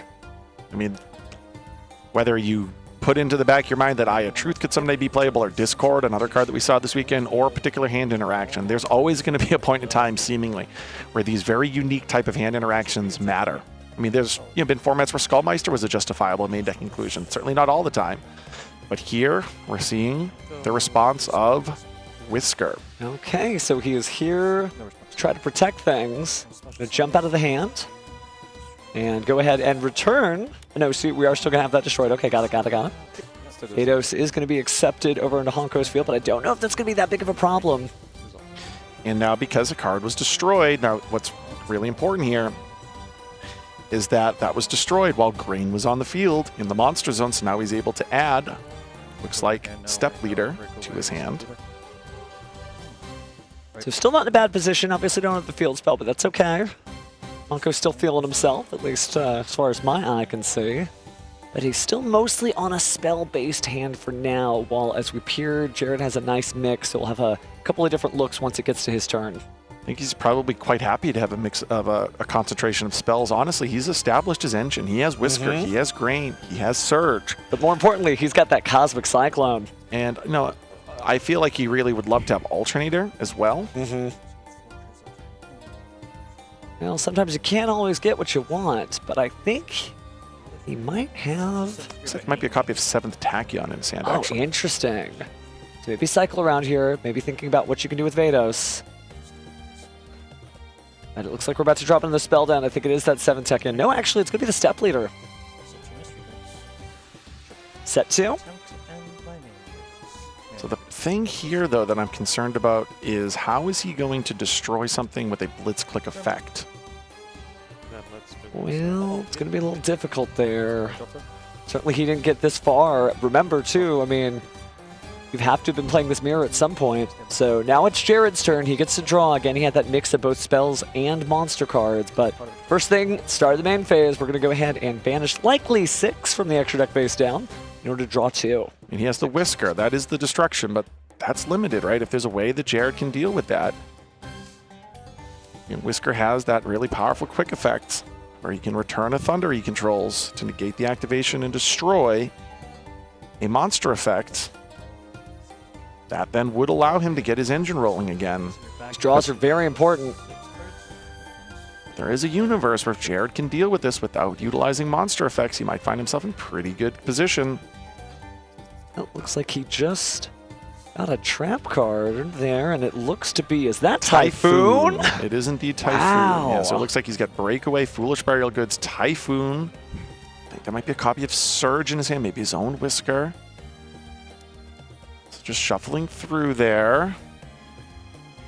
Typhoon, a very popular card, the very beginning of the Pendulum format, more than a decade ago, but it's good to see it again. It makes perfect sense in this format, considering that like how many face-up continuous spells, traps, and the field spell there are. So now Jared's going to be able to show you why Blitzclick is such a powerful deck. It really can function, honestly, a completely different, but equally as effective way going second. So now we're seeing Grain. Grain has been revealed and targeting the spell or trap closest to Hanko's main deck. If this were to resolve, it would destroy it, and then he'd be able to special summon a Thunder from his hand. Is this the monster effect that will prompt Whisker? Oh, no, actually, a monster effect accepting the hand. So this will not prompt Whisker. This will prompt potentially Breakaway instead. And I think that is what we're flipping over. Hanko unsure, but there it goes. Okay, so this makes sense. So I was curious about exactly what the sequencing is going to be in this turn. So what's going to happen here is Whisker is going to get bounced back to the hand. Obviously now with that Breakaway, he can destroy a card on the field, which is important, right? He could go after something that he owns himself. Now that has put Whisker back into the hand. Now, because this is a turn in which a card was destroyed by a Blitzclick effect, he can special summon it out of his hand. So there is the possibility here where he'll be able to reestablish that Whisker. When I was curious earlier this turn about how is he going to destroy, there was obviously the Whisker effect itself. There was a Breakaway that was set earlier. So in terms of what cards Hanko added to his hand, there's a little bit of glare there, but it's going to be Crackle, Blitzclick, and Blitzclick Breakaway. So recovering those resources and obviously threatening that Whisker. Jared hasn't had a chance to breathe for a second. It is technically his turn, his main phase. He's done a pretty good job, all things considered. That was a good target off of his Grain. It was random, but it was a good target. Well, let's see. Is maximum potential Foolish Burial Goods here being activated? This deck likes sending spells and traps to the graveyard, so why not spend the points to send that away? Right, we said that was another form of engine earlier. It's a starter because you can send Alternator down to the graveyard. Banish Alternator from the graveyard. It's a way to get access to a Blitzclick spell or, of course, Hideout in the sky. So engine shouldn't be a concern for Jared. The question is, can he sequence through the now layered interaction? He's been able to fight through the Cosmic Cyclone, fight through the Breakaway that is set. Whisker is hiding out, though, in Hanko's hand. We've already established the fact that a card was destroyed this turn by a Blitzclick card. At any point, quick effect, he can reveal it in his hand. He could special summon up to 3 Thunder monsters from his hand. We know he was able to search some there. The fact that he's got, for instance, Surge on the field. Then he can destroy cards on the field up to the number that he returned back to his hand, or special summon from his hand. So it could be a lot of concern here from Jared if he can't navigate through that Whisker effect, but he's got a lot of engine pieces to try and do so. 6 cards in hand. Let's see which one he drops down first. Looks like he sized up the field spell, so we're going back to the Hideout in the Sky Kowloon. And doesn't look like Hanko wants to do anything about that. Maybe just thinking. Pins and needles, right? Each one of these little micro interactions brings you that much closer or further from being our first Genesis champion.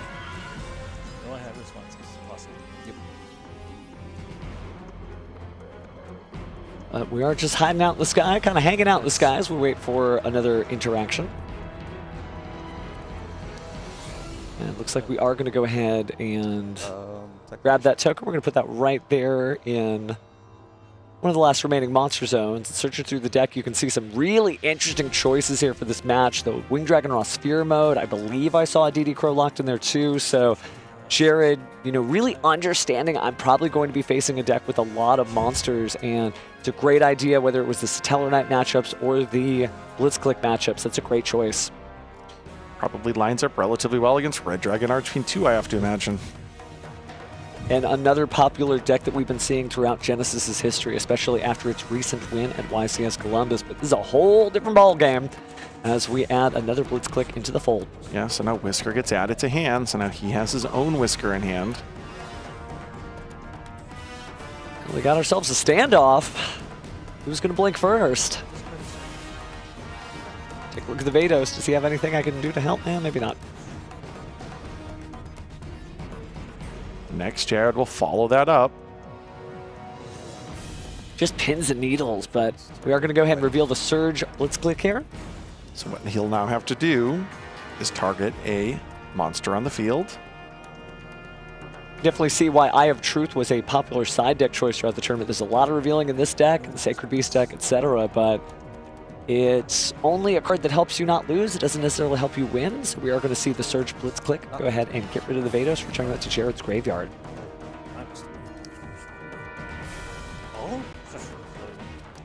So now we have established or ensured that the Whisker in his hand could be special summoned.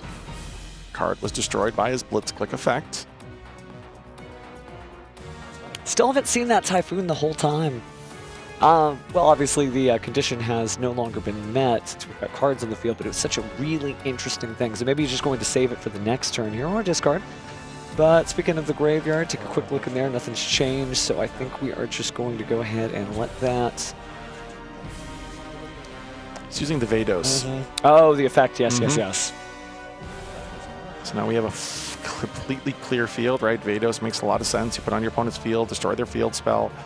Then there's that pseudo Dark Hole effect. Nice to see Vados again, and now that he's cleared the field, this is Jared's opportunity, staring only down at the step leader, and of course the known Whisker in hand, but he's got to proceed carefully, no missteps here. Looks like he's thinking about just setting the Blitzclick breakaway, sets another card that's probably the Typhoon, and I think maybe he just wants to whittle down the resources and fight back to win another turn. Yeah, the complexion of this game is really slowed down. That's a heavy choice, too, to be like, I have cleared all of my opponent's resources. Pass. Let's see if he does that. Nothing against the battle phase. Okay, sure.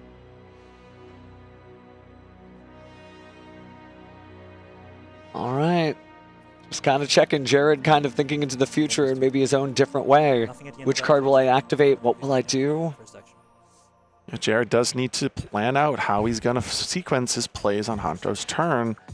Does look like he's in many ways committing to just trying to navigate through that turn effectively. Not invest any more resources here on his own turn. Oh, maybe we are going to go and summon. It looks like just a normal summon of Emmy there. She was not added from anywhere to the hand. I think that one is grain. They say they look it is grain. very, very similar. My bad, my bad. I mean, it looks like it has an umbrella in the top right corner. Okay. This one is in fact grain. Thank you, they were consistent. We've got grains, so maybe we are going to push after all. Honko now put on the edge, running the mental abacus. If I do this, then you do that, then it'll sweep it away. It's interesting, I'm going to have to study Honko's duel so I can learn his sign language. I know, are there any reads that you can ascertain by watching the hand movements? I have nothing. It looks like he's fine. Did you already cut? I believe you're fine. Okay. So play is passing back over. Honko almost unsure, but yeah, it is your turn to draw. All right, just putting a monster on field allows you to eventually get Grain's effect to add a spell or potentially hideout. Obviously, hideout's on the field already, so a breakaway, for instance, would make sense. Does give you additional follow-up for the next turn, and that is what Jared settled on. He wanted to make sure that he could come back next turn, but now he's in for the fight of his life because he wrote that check, now he's got to cash it. Can he stop Honko from taking this whole championship right now? He has a breakaway and a Typhoon. He also, by putting a Blitzclick on the field, has fulfilled what would eventually become the requirement to utilize that breakaway and destroy a card on the field. You obviously do have to return a Thunder you control.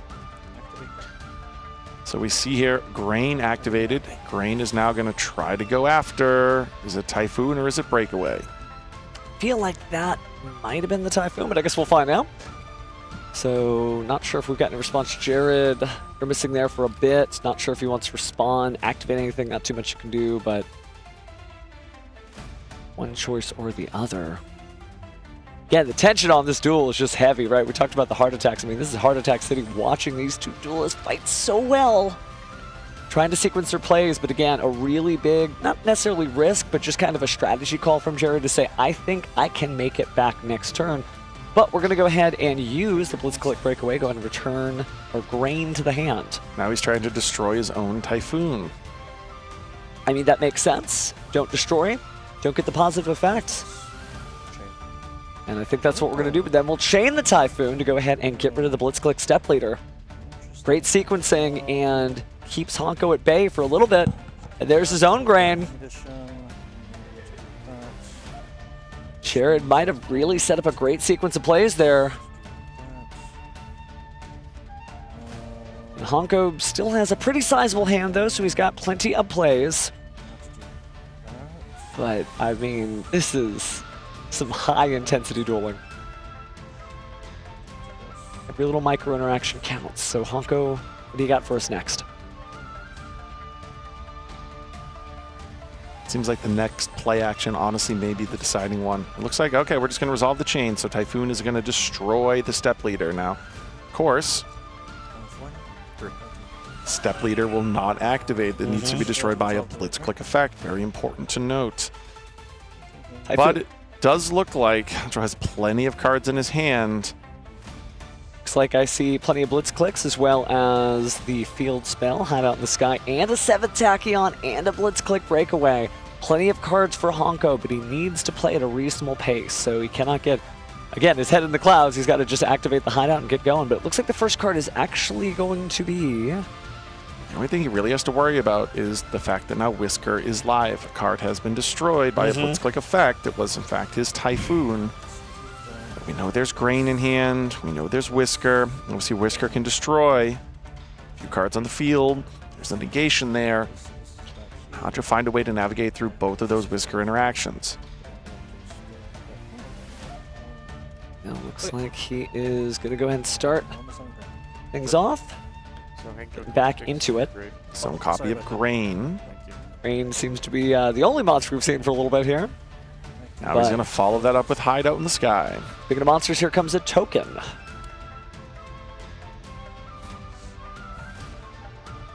Just so thoughtful, both of these duelists. Again, some of the best to ever do it, and one of them is about to be called the best to ever do it as they win the Genesis Championship here, but looks like Honko still has a lot of different material, or excuse me, pieces of the puzzle here. This will now allow him to search his deck. Jared could still hang in there. There's a version of this where there's just not enough damage, but speaking of damage, you know that Hideout in the Sky is going to increase the attack of all those monsters. So there's a version of this where Honko ends it just right now. And the check that Jared wrote bounces. I think functionally he can put himself in position because what he wants to do is force Jared to use the Whisker and then also find a way of dealing with that. So we'll see if he's able to construct that. Looks like he's considering searching Emmy. Makes a lot of sense. Emmy, when it's added, will allow him to reveal, target a card on the field and destroy it.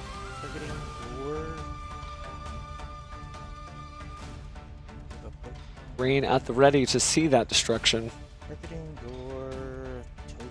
Fans out the graveyard just for a moment. Nothing too interesting in there. Looks like we're going to get into it. So what are we going to special summon from the hand? And because Grain is on the field, he will be able to add another Blitzclick spell or redundant copy of Hideout to hand. It looks like with that little umbrella in the top right corner, Emmy is going to hit the field, though. The Breakaway is going to return back from the graveyard. As well as the Step Leader. A lot of card advantage. Looks like maybe we are going for that quote-unquote redundant copy, but it is just insurance, right? What's better than one Hideout in the Sky? Maybe two. Be a little bit more. Oh, sorry, it just feels really Right, serious. Step Leader allows you to add it back to hand, very similar to that of Breakaway. Now we'll use 7 Tachyon since we do have the redundant copy of the card. You can just put it right back. Number 104. Reveal target is very familiar, right? It's Masquerade.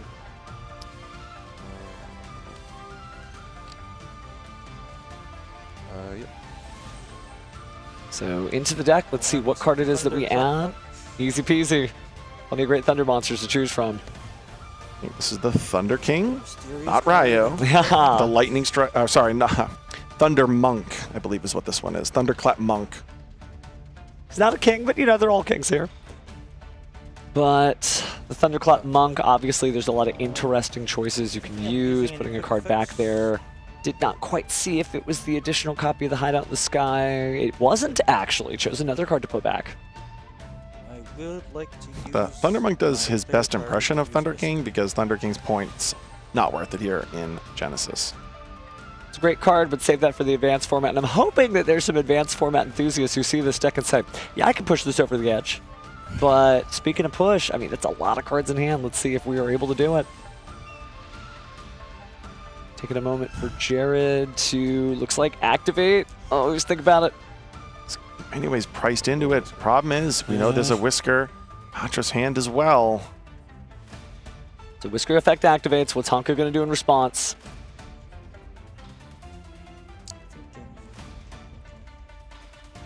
Pins and needles again. I've been saying it this entire duel, but like, I feel bad for those two duelists up there. Can you imagine the stress, the intensity, all the practice? I would like to change. Here's a copy instead of Breakaway, so this would potentially allow him to place either Return Stroke or All-Chainer on the field. It's going to be a copy of Return Stroke. We've yet to really see this one. This makes it so that his Blitzclick monsters cannot be destroyed by card effects. So Whisker comes down. It's going to special out a couple Blitzclicks from the hand. Looks like a copy of Surge. Looks like a copy of Grain.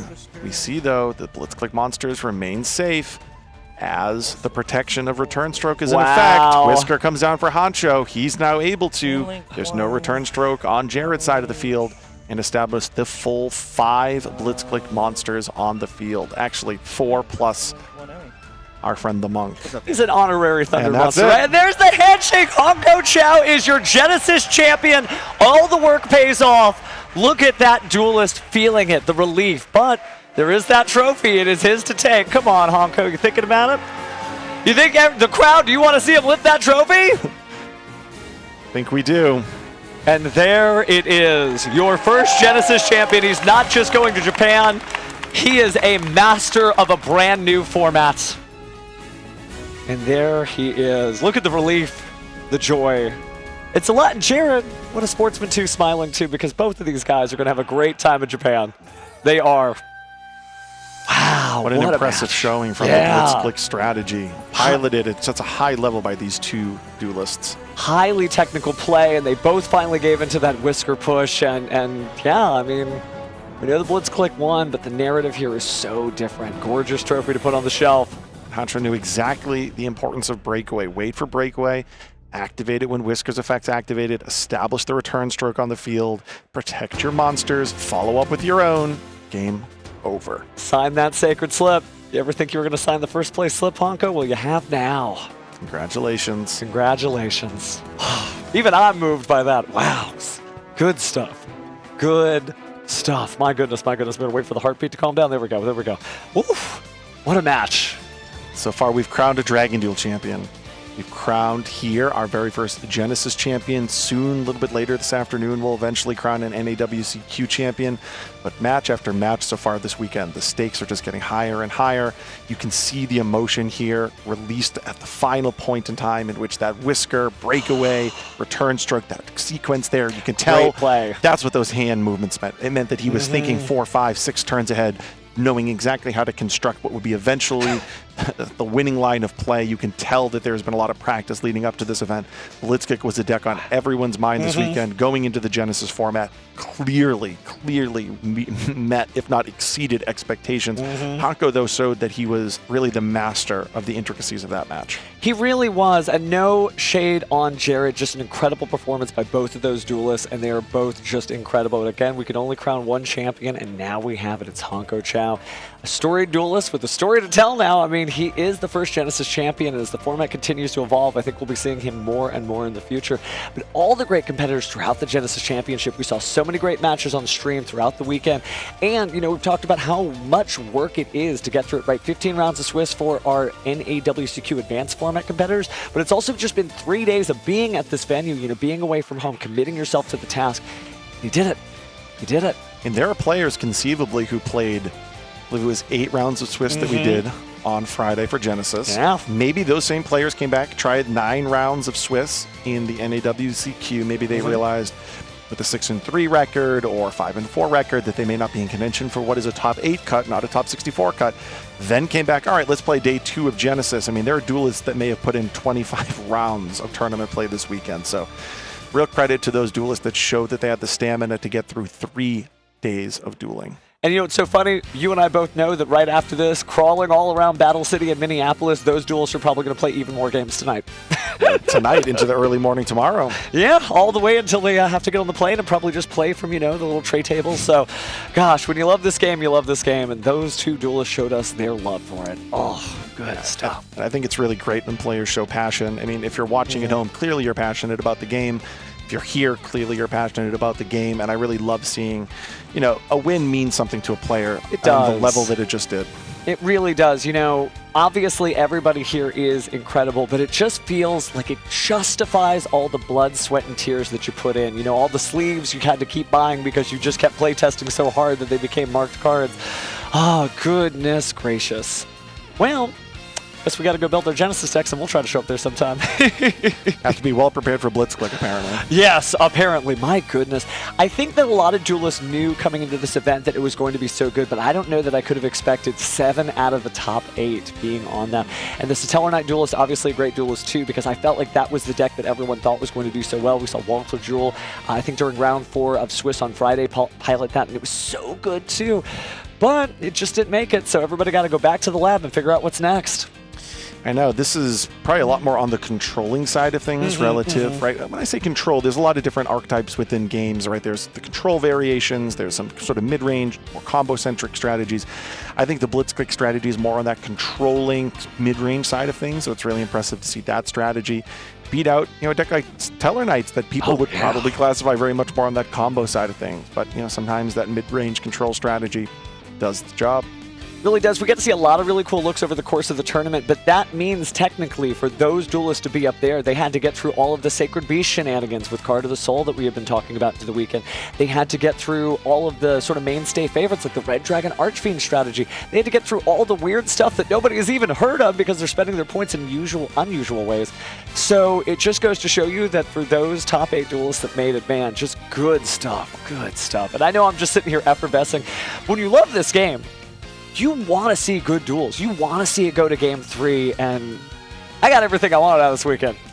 Could not agree more. Another deck that comes to mind, Fairy Tales, right? Fairy Tales specifically, though, incorporating Necroz monsters, and not because they're rituals that ritual summon, but because the actual Necroz, Amelia, for instance, and Avarice actually allow you to get into your Fairy Tale package. So great innovation. We've seen that kind of get some popularity in the last couple of weeks. We saw that in the feature match area this weekend as well when we covered Genesis. So to be a champion of Genesis doesn't necessarily just mean that you've mastered your own deck and been able to pilot your own deck with a lot of success. I know there were 7 Blitzclicks in the top 8, but it is by far one of the most diverse formats. When you actually look at the totality of what was in the field, I bet we can ask Hancho, you know, how many Blitzclick mirror matches did you play this weekend? Probably a handful. But he also probably played against a lot of singletons because that's just the nature of the format. I would really love to hear about his story. What did it take to get that far? But gosh, there's just so many duels you can have in the day. So the entire format, he didn't get to play against it, but he probably had some really storied duels. But speaking of storied duels, you know, there are probably people who are listening to my voice right now, you know, all the chat at home and whatnot. I hope they're inspired to think, I'm going to get to the lab. Nah, that deck's not the best deck. Those are just the best duels that are here. I'm going to go to that next event and it's going to be me. Because that seems to be the story of this format. There were a lot of advanced competitors, a lot of really high-profile duels who are entering. But speaking of which, let's take it away to the stage to hear from Honko himself how he feels about this win. Thank you very much. I am with Hanko, your first ever NAWCQ Genesis champion.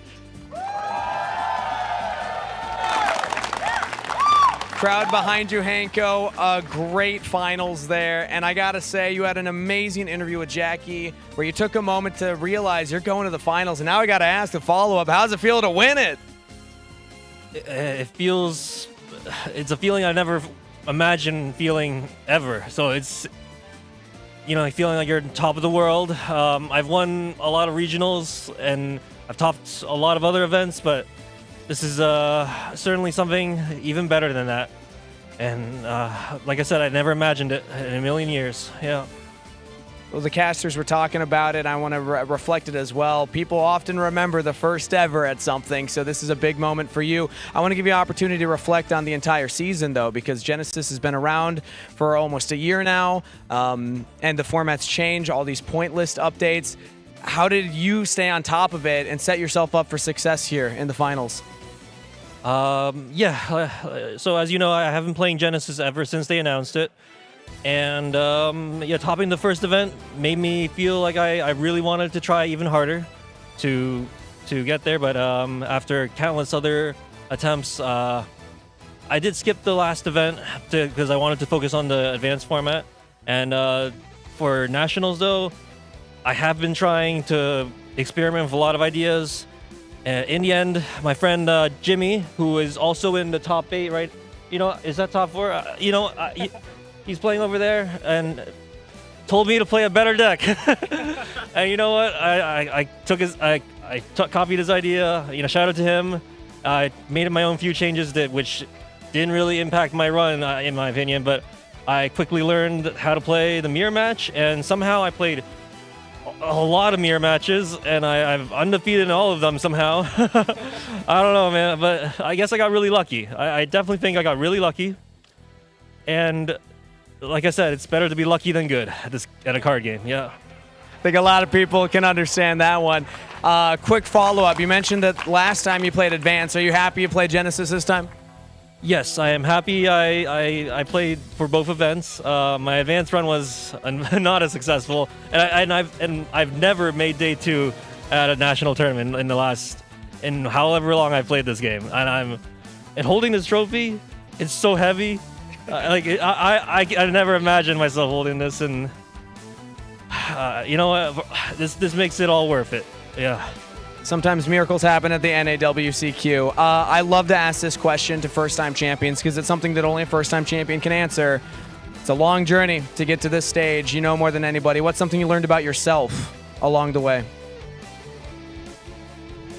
I learned to take the game seriously, but also try to not take it too seriously. Whenever I'm really serious, I feel like I ruin other people's moods in the game, and I learned to try and not do that, and try to make it so everyone's having fun. Yeah, and I'm striving to do better, and yeah, it's just that's what I learned in this journey. Yeah. Mm-hmm. Well, I hope you had fun along the journey as well. Any final shout-outs you want to give to anybody here supporting you, anybody at home that's been supporting you? Yeah, shout out to everyone that supports me, all my friends from Toronto area.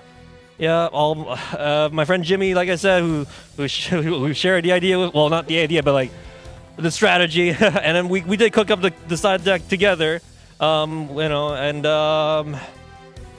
shout out to all the people that believed in me. Yeah, yeah, that's it. Yeah. All right, well, I'm sure you're going to want to go cheer him on, but for now, let's cheer for our first ever NAWCQ Genesis Champion, Hanko!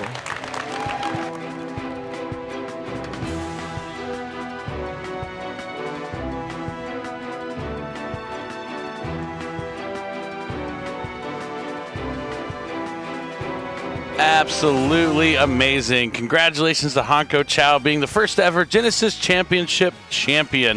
You can tell it means a lot to him. He's been playing for a long time. It's been a struggle, and now he can enjoy the championship. But just because that tournament is over doesn't mean we're done with Yu-Gi-Oh! For the weekend. That's right, we have the advanced NAWCQ still going on. We know some people who are going to be going to the World Championship, but we're going to find out who's going to join them. This is going to be a match. The winner of this match will be going to the World Championship in Japan. It's Deadly Sebastian Todd up against Jimmy. This is still in game number 1, it looks like. It's going to be Cool Tune versus Cool Tune. This is the matchup we expect a lot now. There's only one non-Cool Tune left in the tournament. That's the undefeated Ryan Yu. Ryan Yu's still in there with Sky Striker, but this is going to be the consolation match. They're playing for 5th and 6th place. The winner of this will be going to the Worlds, while the other one will have to play another round to see if they get to go, because some of the people like Ryan and Mario already have their invite to the World Championship. It looks like it's Sebastian's turn here. Or no, we are playing on Jimmy's turn right now. We're going to see Sebastian synchro for Loudness War. We jumped right in the middle of this game. It looks like we used the effect of clip. We synchroed with the track maker on the field. 1 clip. 2 maker to bounce. We are now using the effect of track maker.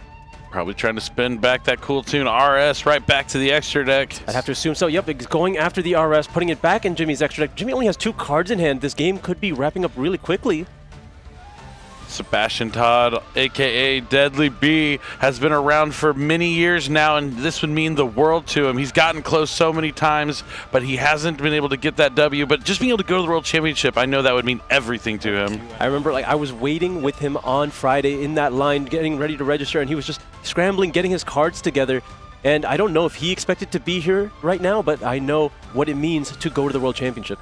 It would mean everything to him, but Jimmy would also want to go as well, so he's going to do everything he can to stop Sebastian Todd.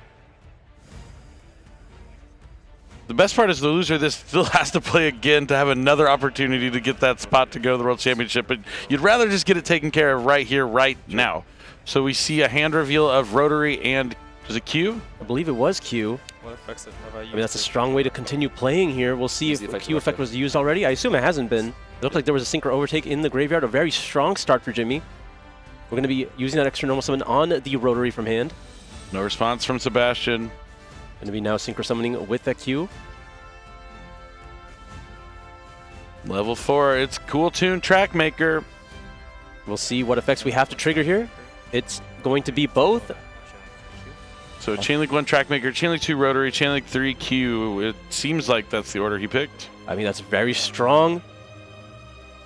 We'll see if Sebastian has any response here. It looks like we're opting to use the Loudness War. You could Loudness War for Track Maker to return the Track Maker. They try to restrict any further synchro plays here.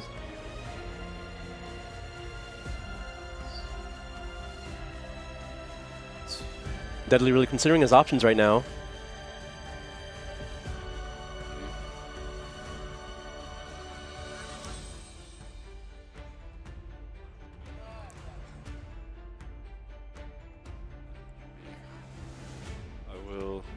This is a very pivotal decision here.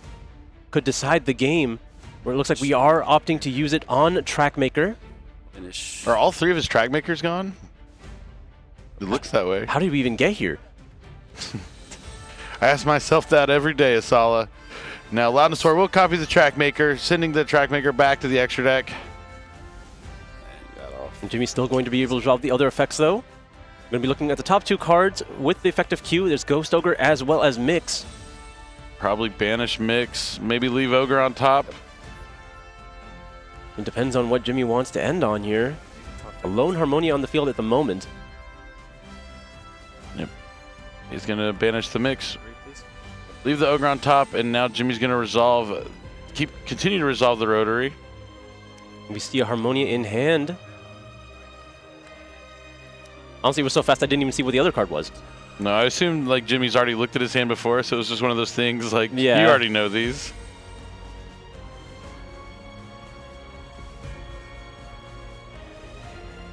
Thinking about Cool Tune Synchro, puts it back into the deck.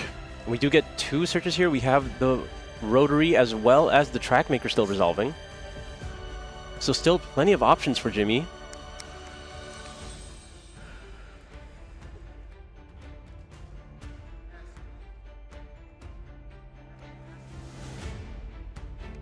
Not trying to make any missteps. We're going to grab a copy of JJ Cool Tune first for the effective Rotary, and now resolving Track Maker.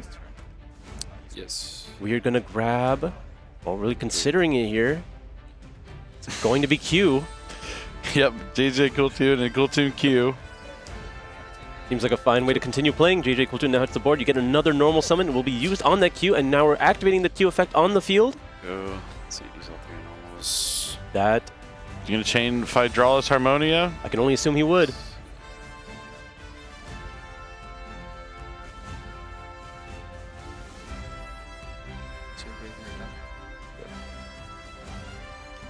Going to be taking a look at Sebastian's graveyard right now.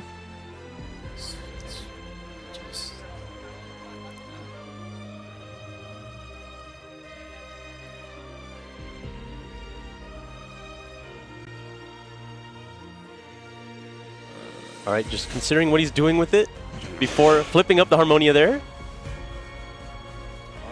Harmonia is going to reveal 5 Synchros in the extra deck. There's going to be the Wind Pegasus, Malong, and some Cool Toon monsters. Yeah, it's about 6.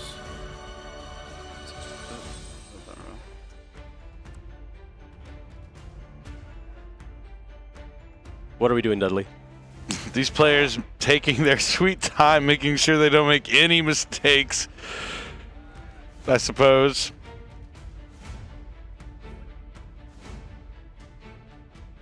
Going to be resolving Harmonia here, going to be able to summon itself and destroy card on the field. Yep, Jimmy doesn't have response. So we're going to go ahead and send them along. Here comes the Harmonia. It's going to take out the Q. The Q is going to resolve. So you can special summon back Cool Toon Mix from the graveyard. Now on a new chain, you can activate Mix Effect. If Jimmy's turn player, his would activate first. We'll see if we've even used Mix already. We did jump into the middle of the turn. Yeah, he might have already used it, so the Malong might just be going after the Mix. Does seem like it. What is Jimmy trying to respond with? Like, okay, the Maybe Mix is going to the hand. Wait, what? What is happening? And Mix is resolving, adding the Q back. Oh, okay, so he did get the Mix Effect. Okay. Now Harmonia, but there is a Loudness War for Sebastian there. Not really anywhere you can go for Jimmy.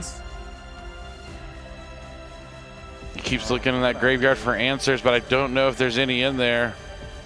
Looks like we are using the effect of JJ Cool Toon. Forgot it was there even. Gonna swap out the Harmonia. Oh, it is over there. Yeah. And it's also, it was just kind of a hidden left-handed duelist. Another copy of Q. We're going to be able to synchro with the Q as well as the Mix in hand. The Cool Toon remix. You already used Mix this turn. Target Maker. Mix Effect is going to go after the Loudness War here. I go. Nope. Out of face. Yeah. Say 500. We're attacking over the Harmonia.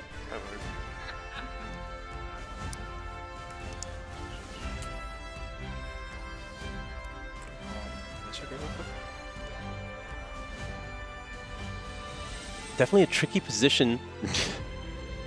Got to work on the short-term memory. The amount of the graveyard has not changed this turn at all, really. Harmonia got added to it. It did. You're right. The Harmonia went from the hand to the field all the way to the graveyard. All right, play is back to Sebastian, and now Jimmy's going to activate Cool Toon Remix, attribute off the field to add a tuner back to his hand and special summon one to the field, and then he can conduct a synchro summon if he so chooses. Looks like we're eyeing what we're going to grab here. Looks like he wanted to grab Harmonia.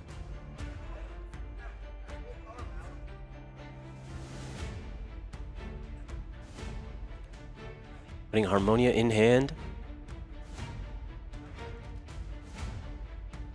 And trying to summon Mix? Yep, that will be the case. Now an effect was activated. Why didn't he Loudness War? I'm not sure. He could have got a Surge. Or just return? So he's just going to synchro for another remix? Yeah, just to trigger the effects of Q and Mix here. Going to go after the Loudness War. Okay. And now we're going to use it. Okay. probably wanted to wait until another monster hit the field because he did have multiple track makers in the graveyard. He can now go after the Synchro Summon monster. So one hand. So one hand. All banish. Yeah, Sebastian can banish the Cool Tune Rotary and use the effect to look at the hand and add a card thanks to that Loudness War. All right, we're opting for Rotary then. I mean, we know the card in hand is Harmonia. So if Jimmy can chain this Harmonia, it'll get the card out of his hand, but at the same time, that would be losing that interaction that is Harmonia. So do you lose your interaction to prevent Sebastian from adding? Which one is worse for you? I mean, you know Sebastian did draw a copy of Ghost Ogre for a turn that you put on the top of the deck off the effective queue. Nope, he lets it. He shows that he has a Harmonia, and now Sebastian's going to add Cool Tune Synchro to the hand. And Loudness War will be destroyed by the effective mix. Resolve Q. And now we're going to be resolving Q, looking at the Pot of Desires and the Infinite Impermanence on the top of the deck. Sure. Doesn't really matter what happens here. Banish the Desires, Imperm back to the top. Stamp Mythos. All right. Sebastian knows what he has to do. We're going to normal summon. Is that Q? Yep, it's going to be Q. All he has to worry about right now is that Phydralis Harmonia in Jimmy's hand. And if he's out of track makers, that would be a problem. But he can still find a way to navigate and get his way to a Cool Tune back-to-back potentially, but it's going to be hard when Harmonia is coming down. We know one card in his hand is Ghost Ogre, as you mentioned. But the Harmonia is going to reveal 5 Synchros in itself to destroy the Q and special summon onto the field. But the Q's effect will still resolve. Yep, the Q can summon back. I believe there was still a track maker in the graveyard.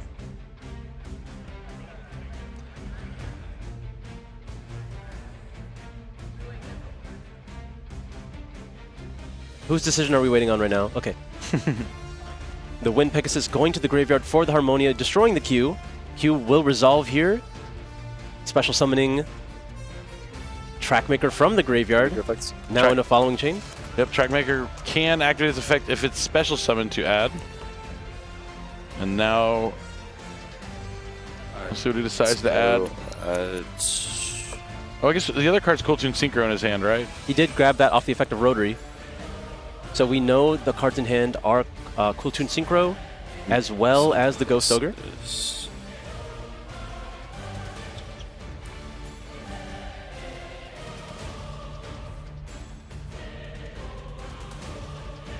He's already used his normal summon on Cool Tune Q.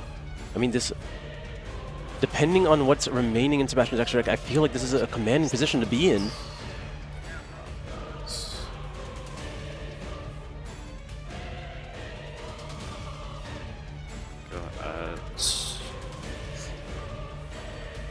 All right, decides to add JJ Cool Tune to the hand. Makes a lot of sense. You're going to need that extra normal summon. It can also turn that Ghost Ogre into a Cool Tune monster.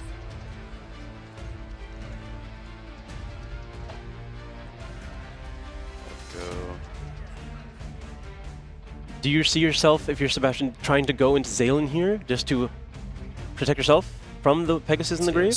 Yeah, and you also get the Trackmaker effect to get rid of that remix. Looks like we're going to start off with Cool Tune Synchro here. Probably going to look for a Rico. That deals with the JJ Cool Tune as well, limiting the follow-up that Jimmy has. Yep. There it is. Rico goes to Sebastian's hand. Will we be Synchro Summoning a Resolution? Nope, we're going to activate JJ Cool Tune, normal summon that Rico with the additional normal summon that we get. Rico is able to resolve, add a Cool Tune from deck or graveyard.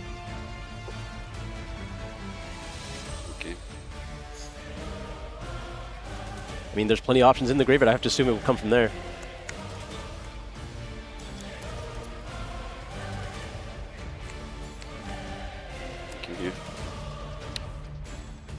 While on the line here, the winner of this match will join Mario, Luca, Charlie, and Jib in representing North America at the TCG World Championships this year in Japan.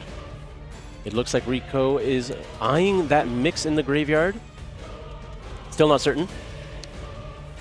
The players have made it all the way into the top 8. Did not move on into the top 4, but are still playing for that chance to go to the World Championship. You're not trying to make any mistakes at this juncture. Certainly not. Mix finally going to the hand.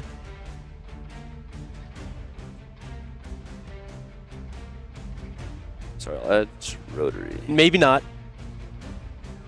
You already did Oh, card mix. sorry. Mix. Then. All right, we're gonna put that imprint back on the top of the deck. Let's see. Or now it's shuffled actually. Well, now that you said it, it doesn't matter. Yeah. It is infinite impermanence. If any of you were watching yesterday or Friday, Saul has this habit of calling the top card of the player's decks. Just because I'm right doesn't mean I have the power. True, true.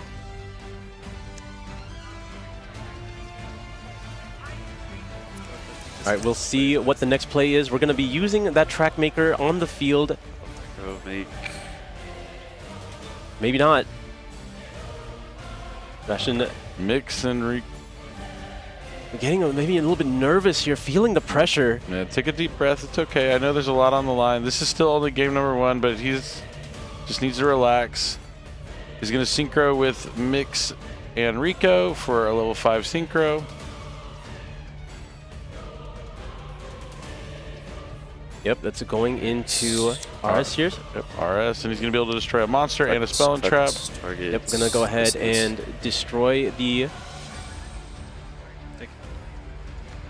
JJ Platoon. Now the Wind Pegasus Administer will be able to activate. Yep, RS and JJ Platoon going to the graveyard. Wind Pegasus is going to put back the RS. Sure. All right, nothing left for Jimmy to do.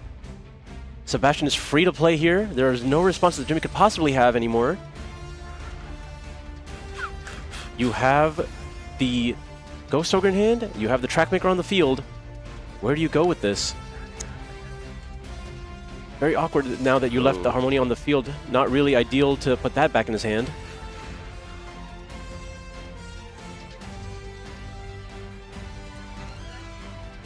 I'll pass. Well, it looks like we're passing back. He's out of resources. He just might not have anything to really get to in his deck. That's why he's like having such a hard time figuring out what he needs to do, because like I said, I think all 3 of his track makers are gone. Lots of resources being spent here. Maybe he potted Desires at some point. Just has a track maker in defense mode, Ghost Ogre in hand. Jimmy with the Phydralis on the field. And that JJ Cooltoon I thought was in the field zone is actually in the graveyard, so... Yeah, not just working with the card drawn for turn here. Yep. What is it? Is it a Cooltoon? Is it something good? It is not. Yep. It's going to be in the back row. It's just going to be a spell or trap. Was I right? Okay, thank you. We are not drawing infinite permanence this time. All right, he's going to go ahead and normal summon, extra normal summon that Ghost Ogre. I'm going to use JJ Cooltoon to swap it out. Is there a response from Jimmy? Doesn't seem to be. Sebastian now able to summon a copy of Rico from the deck. Rico is going to use its effect. Got to check that graveyard again. I mean, if we are able to make another RS here, yep, that could do it. Is it going to be infinite impermanence? Infinite impermanence on the Rico, that could be just fine. That's 100% okay. Going to use the Ghost Spell in hand to synchro with the Track Maker for a level 7 synchro. He can go into Zaylin, and then he can synchro with the Rico and the Zaylin to go into Cooltoon back to back. And now if Jimmy breeze, he will be special summoning back Tuner monsters. 32. He's going to attack twice and get that damage across. And now Jimmy has just the heart of the cards left to make sure he has a chance to win this game. One card in a dream. There's Loudest War in the graveyard as well. Yep. Got to check that graveyard. There could be some answers in there. What did he draw? Is it something that will get him back into the game? Just set a monster. I think it's the first time I've seen Cooltoon set a monster face down. A normal summon. Effect Veiler. The JJ Cooltoon's going to switch the record. We're going to swap it out for a Cooltoon monster. There are like 10 cards in Sebastian's deck here. He only had 1 card in his deck against Ryan in top 8, so Sebastian used to working with very little. Yeah, playing with a bunch of nail-biter games here. I can see why the pressure is on. Battle. We get Q from the deck. Look like we're not even activating it. Oh, right, of course, because it wasn't normal summoned. Yep. He's going to be able to attack twice with everything. So attack, attack with 32, attack with Q twice. That's going to be another 1,800. Yeah. So it should be 5,000. 32. It's right, Q's 900, I'm pretty sure. I mean, yeah, it looks like it's enough. Deadly finally taking game number 1 here. a gauntlet of a game, but it's just the first game. He's going to have to win another one if he wants to join his friends in going to the World Championship. But Deadly B, Sebastian Todd, is one game away from going to Japan this year to represent North America. Absolutely phenomenal. You can feel that excitement. He just cleared it away, though. He's locking back in. Now he's hitting his side deck. You mentioned all his friends are in the other side of the bracket here. Jib, we have Luca, we have Mario, we have Ryan Yu as well. All players that he knows quite well. He wants to join them in Japan here. Only has one more game to win. And this would be the biggest accomplishment of his dueling career. So you know he wants it bad. He's locked in, he's focused, he doesn't want to make a mistake. He seemed a little nervous in that game, but I think it's just he doesn't want the reason he doesn't go to Worlds on him. He wants to make sure he does everything perfectly. But Jimmy, no slouch. There's a reason why he's here sitting across the table. He is also a cool tune duelist, and both these players have faced probably tons of mirror matches throughout the tournament. This ain't their first rodeo. One will win, one will lose. Who will it be? Jimmy does get to go first in this game. We've seen how important that is, being able to start off with Rotary and a level 3 monster. Going into that track meet, getting all that information usually is the defining way to win this mirror match. I don't know how game 1 started. We came in sort of in the middle here. It seemed like it was very back and forth with the amount of resources that were in both players' graveyards, for sure. Yeah, the games can absolutely go long. It's about being able to capitalize on the information you gain. But sometimes you're just put into those sticky situations. There's lots of interactions from the hand coming from both sides. Sometimes you're putting yourself in that top deck war situation that we saw toward the end of that game. Yep, definitely could be the case. Gonna finish up shuffling here. The players have side decked and put their cards in. So going second, I think a lot of Cool Tune decks like to side the Charmies because you wouldn't want them to go second against, especially like combo decks. But I don't know if you even put them in here in this mirror match. Maybe Perulia. I guess Fua is kind of worth it, but it's so easy to play around. It's a little dangerous. Yeah, the Cool Tune strategy is so good at playing into both of those cards. It is able to put up a substantial end board with just one draw being given up. Going for a second. But usually if you find both of them is where the problem arises. Yeah, I mean, if you open Fualos, Perulia, Q, Cool Tune Synchro. Yeah, 5-card combo. Rotary? Yeah. You're probably in there. Slow on both of your sides, so I will. Oh, you know, you change the Rotary to an Ash Blossom, and then you draw into the Rotary. Of course. There you go. That's what we're looking for. We're cooking. It's going to be game number 2 here momentarily. The players are ready, drawing their hands. Yep. It's going to be Jimmy. Well, we don't know who went first in that first game, but Jimmy will be going first here in game number 2.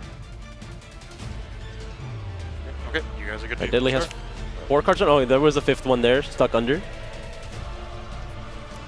This could be Jimmy's last game. You can see the nerves on both these players right now. It's going to be the Molcharm Perulia, met with Ash Blossom. Does he have the Fua? Nope. We're going to continue playing here. Rotary with the level 3, revealing Ghost Bell and Haunted Mansion, normal summoning that Rotary by its own effect. And now we're going to be immediately synchroing away using the bell that was revealed. Going to be synchro summoning a copy of Trackmaker here. Chainlink 1, Chainlink 2.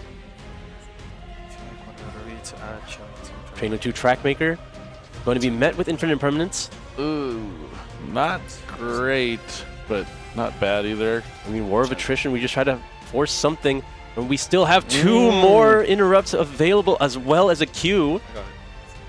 Rotary being able to resolve now, going to be able to add another card here. Yeah, that Imperm on the Trackmaker was really important because now Jimmy can't get Cool Tune Synchro plus like another Cool Tune monster. He has to pick.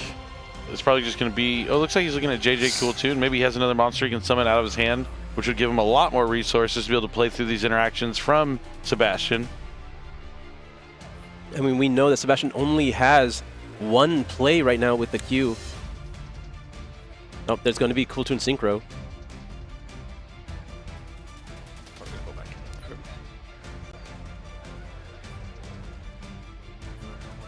And we're going to normal summon Q. That is able to resolve here. No response because you know Cool Toon Synchro is in the hand. Chaining right now would force both of your interruptions, really. With this Q is able to resolve its effect when synchroed with. We can take a look at the top of Sebastian's deck, really limit his options. Yep, this is looking really good for Jimmy. Q summons Mix. Mix is going to be able to grab a copy of Rico here from the deck.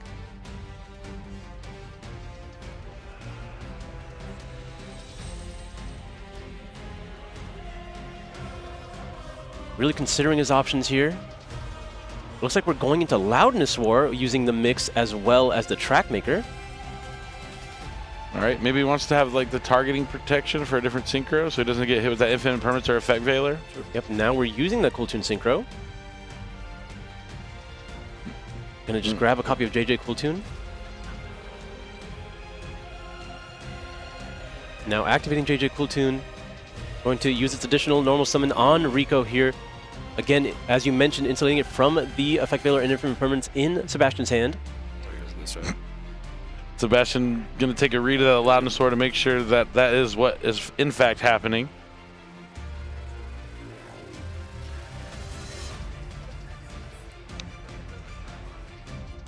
What are we grabbing with this Rico here?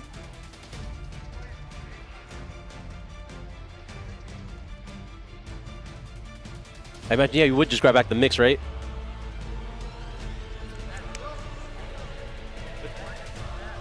And then you synchro with the Mix and the Q. Go into a copy of Remix here.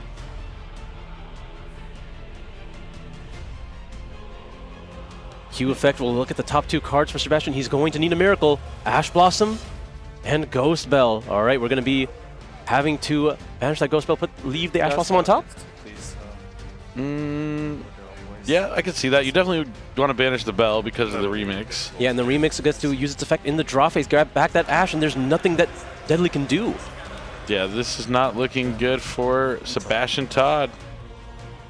Yep, banish, put on top. But, you know, really well played here by Jimmy, knowing to go into that Loudness War before using the rest of his cards. Yeah, when you have that information on the hand, making every single card useless here. Sebastian draws return. We'll see if Jimmy uses his effects in the draw phase.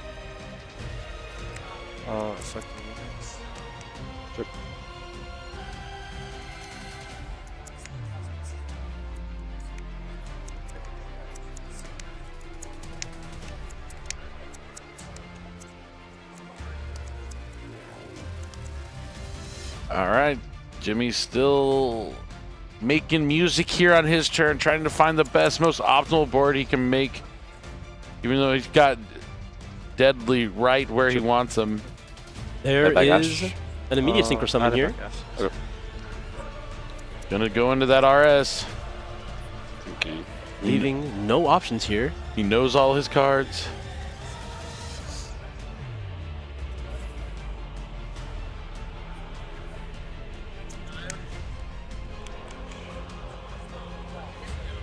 I assume he added the Ash Blossom back to hand. I think so. And then synchroed with one of the other materials. But do we have enough to end the game on the following turn? I know the RS is quite big. He has the JJ Cool Toon, so I'm sure he'd be able to find a way to access the to back-to-back. But there is an Ash Blossom in Sebastian's hand. We're going to use Infinite Permanence on the Loudness War, which will then trigger Loudness War's effect. We're going to banish a Rotary. Take a look at the hand. Just peek it again. And we're going to get another resource for the following turn. Yep. Looking at Cool Toon Synchro. I mean, this game is just about over. Sebastian trying to find a way out, hoping Jimmy makes a mistake. We're going to normal summon Q. We're just going to activate RS. Yep, RS is activated here. Yep. You know the other cards are Effect Veiler and Ash Blossom. Alright, Memphis. You can now use the Q as well as the Effect Veiler to try to go into Track Maker. Sorry.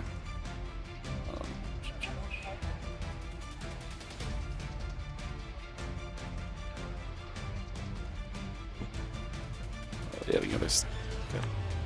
Nope, he realizes he's not going to be able to push past Jimmy's defenses, and Jimmy's going to even things out here for Canada, and we are going to a game number 3.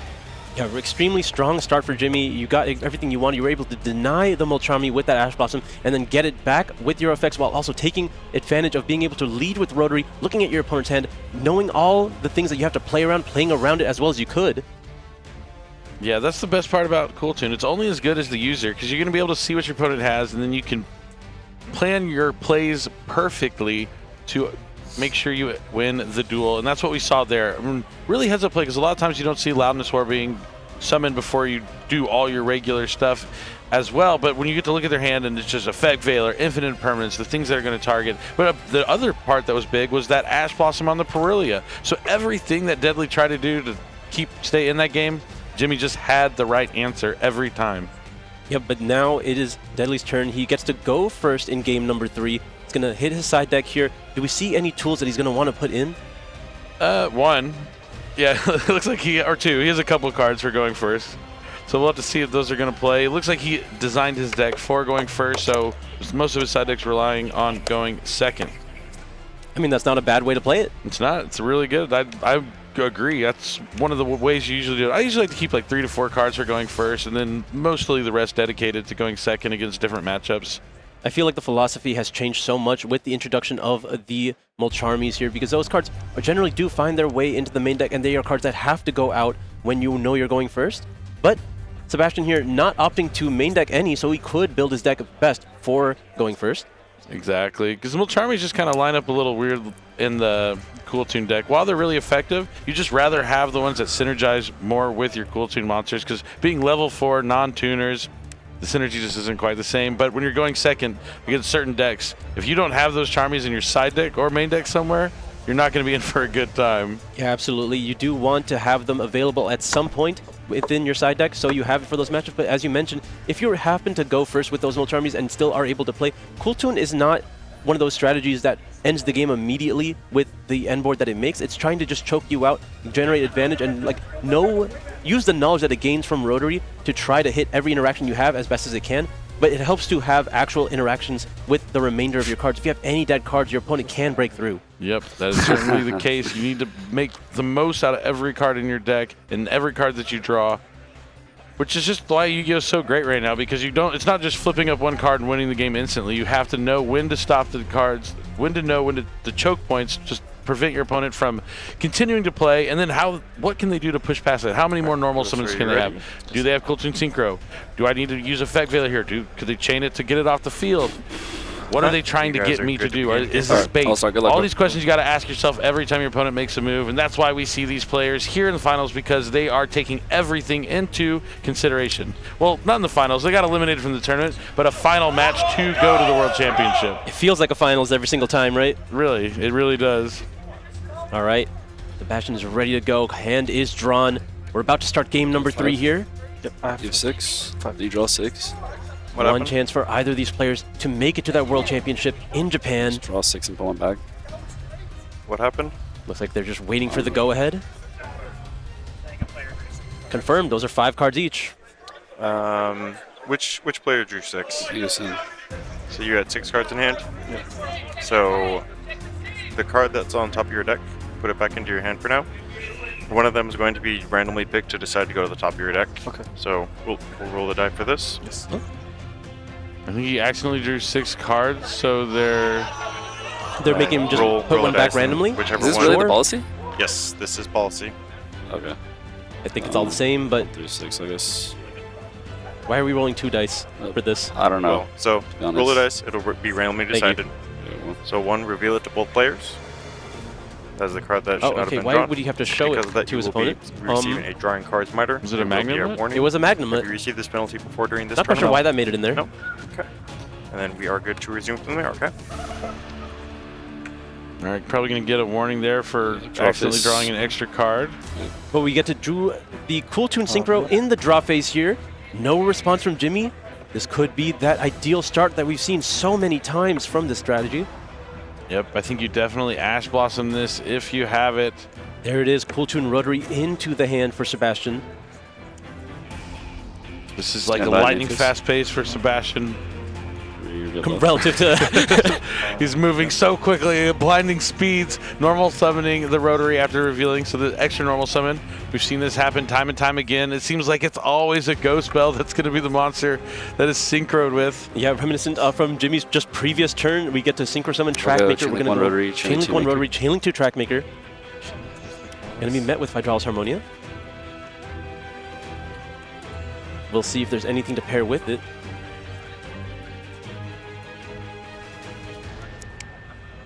I'm going to reveal those 5 synchro monsters. Send the Wind Pegasus to the graveyard, destroy the Trackmaker, but the Trackmaker as well as... and there is an Infinite Permanence in chain. How many times have we seen this? The combination of a card that'll take a cool tune off the field along with effect negation. A bit of a misstep from Jimmy here. He already resolved the Hydraulis Harmonia, put the Wind Pegasus in grave before attempting to use the Infinite Permanence, so now will not be able to. Oh no. Trackmaker is going to be able to resolve, as well as the Rotary here. We reveal Infinite Permanence, Synchro Overtake, Duelist Genesis, as well as Ghost Spell and Haunted Mansion. Alright, so 2 starting spells. Does he have a tuner in the graveyard? He didn't use one, right? Oh, he has a tuner on the field, Harmonia. I mean, Sebastian knows what he's going to have to deal with now. Still has to get through that Infinite Permanence and Ghost Spell. Synchro Overtake, also a strong starter. You're adding Q off the effect of Trackmaker. We're still considering what we get off Rotary. It's going to be JJ Cool Tune. We're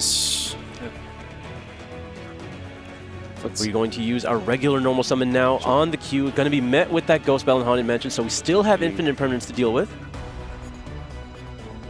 And for what it's worth, puts the tuner in the graveyard. Okay, but with that Harmonia on the field, it's going to be tough for Jimmy. That misstep might cost him his chance to go to the World Championship, at least this match. I think he has another chance to play another round after this one. Yeah, Sebastian opting to make sure he doesn't use Mix at any point. That is a mistake that could happen. Gonna get Rico. Rico's gonna add a non-level 3 cool tune. It's gonna grab Mix, normal summon Mix, Mix effect. So now that's all 3 normal summons used. Let's see what Mix grabs here. It's going to be another copy of Rico.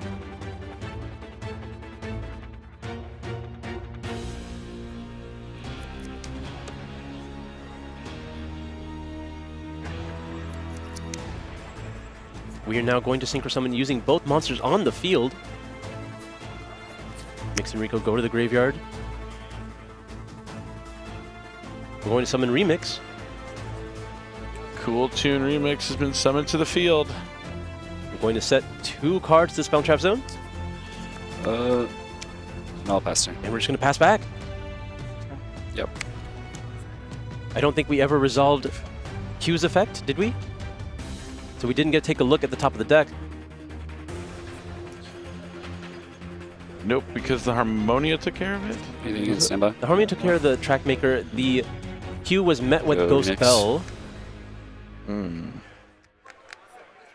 So it looks like Sebastian's going to activate. Oh, I suppose he knew it was Magnemite anyway. Oh, I guess. Does it tribute for cost? Yeah, tributes for cost. Tribute for cost, then there wouldn't be a monster on field. So it'll just be a procedural error. That's just going I'm to be making a the warning same if you face as receive one Jimmy this right tournament. now. No. Okay. Yeah, we're using a Remix in the draw phase here. Looking to eye that Ghost Spell and Haunted Mansion. Oh, he tried to Magnum it, but he has no monsters on the field. Yep, Sebastian used his priority here to activate, well, he just used the Remix. Attempted to chain the Magnemite. Sebastian no longer has any monster on the field, so Magnemite is not a quick effect.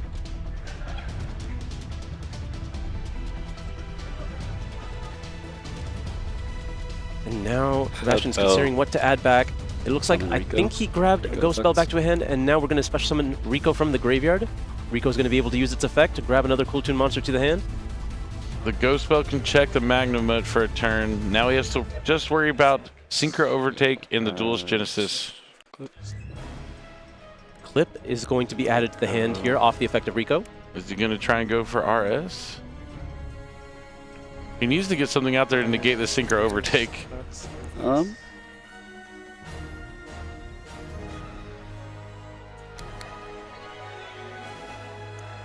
Sebastian's considering his options here. Looks like he's going to flip up Cool Tune Synchro. Go, KTS. There it is. You know, Jimmy doesn't have the tools to stop it. Cool Tune Synchro is now resolving, going to be adding a copy of Q to the hand, and now synchroing with the Rico on the field. Looks like we're going to Loudness War. I'll go Q effect. Yep, that is going to be the monster that is summoned. I love Loudness War. Yep, punishing your opponent for any move you make. Targeting protection is not bad. Am I cutting or Oh yeah, everything about this card is great. Okay. He also has the field spell in the field, so he could have put it into attack mode. Oh, sure, banish okay, that rotary, effect Veiler back to the top, doesn't even have to think about it.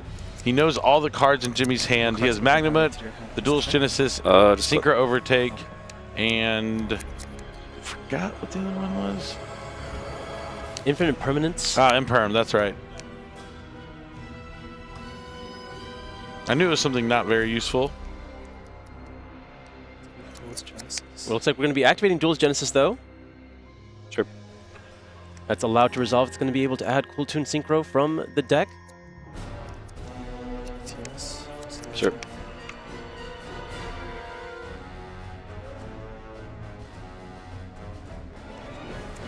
Synchro Overtake is activated next. That's going to be met with Ghostbound Haunted Mansion that we added back off the effective remix, I can assume. Indeed, so one spell card taken care of. This is a big turn. How far can one Cool Tune Synchro take you?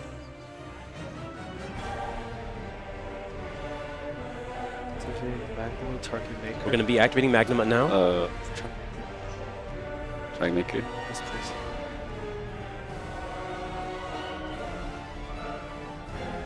What did he target? I'm not so sure. If he targets Trackmaker, he can chain the Loudness Sword to use the effect. It looks like he wants to Rotary. Thinking about dealing with that Wind Pegasus Attic Nister with the Rotary's first effect. I mean, there's a lot of good options here. Looks like Sebastian is using the effect of Loudness War right now. Yep. Good. To do what? I will put this there, should I? Yep, you're going to be using the Rotary's effect to put the Wind Pegasus back. Just dealing with anything that Jimmy has. Sebastian is in a commanding position. He just needs to not make a mistake at this point. Magnamut hits the field here. I don't know what he targeted. Okay, it was going to be a copy of Trackmaker as well. Just preventing that as an interruption for the Loudness War. Now the Magnamut can grab another copy of Hydraulis Harmonia.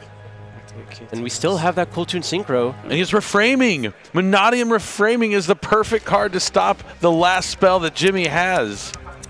This is the first time I think I've actually seen Monodium Reframing being activated when all these Cool Tune players are siding it in. We've seen it get some value here before. No.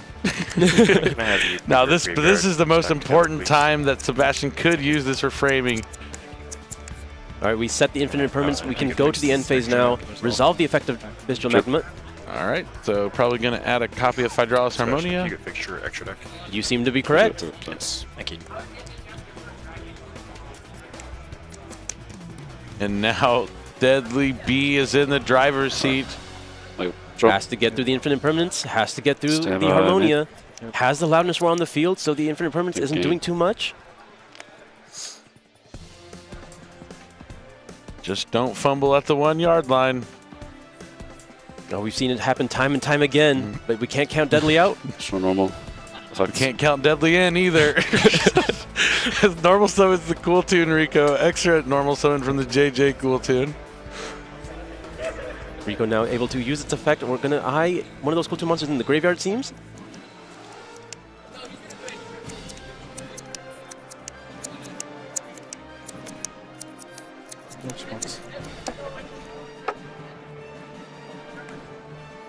Riveting gameplay here. I mean, you just really don't want to make a mistake right now. We're going to grab a Rotary from the deck. 100%. He's going to, of course, get Rotary. He knows about the 2 cards that Jimmy has. The Imperm is pretty much useless. I guess it'll stop the Loudness War from being able to copy something.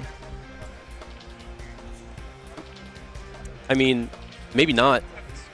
Yeah, maybe not. Synchro. I imagine you go for the I'll track go maker chain right link. now. You are able to use the effect of 1, Rico in the graveyard to go after the 2, infinite permanents. If look you at try to hand, chain it now, step you up. chain the loudness war, right? Yep, forcing it out. Smart stuff here from Sebastian Todd. Yeah, we're going to try to go after the loudness war. Chain the loudness war. No? He just lets it resolve? Okay. No need. Grabs a Cool Tune Synchro with the rotary effect, I think.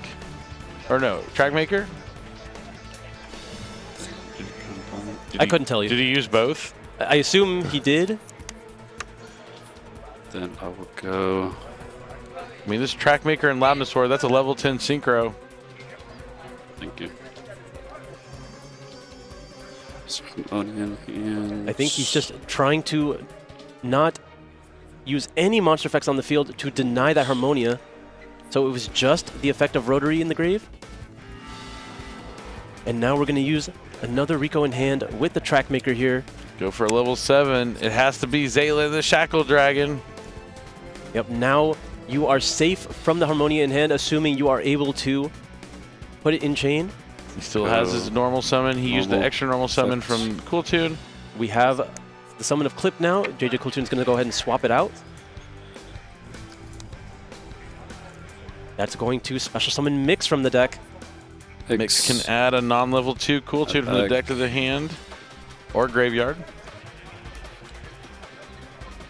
Gonna grab Q. And then from column was over here, right?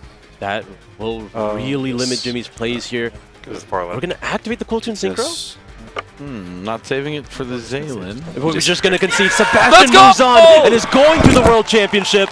Jimmy has seen enough. He's tired. He knows he has another chance. He's going to have to play another duel. But Sebastian Todd, Deadly B, the most unlikely of heroes, has risen to the top and is going to be joining all the other players representing North America at the World Championships in Japan this year. Sneaking in at 8th place, and you finally get to take your spot here.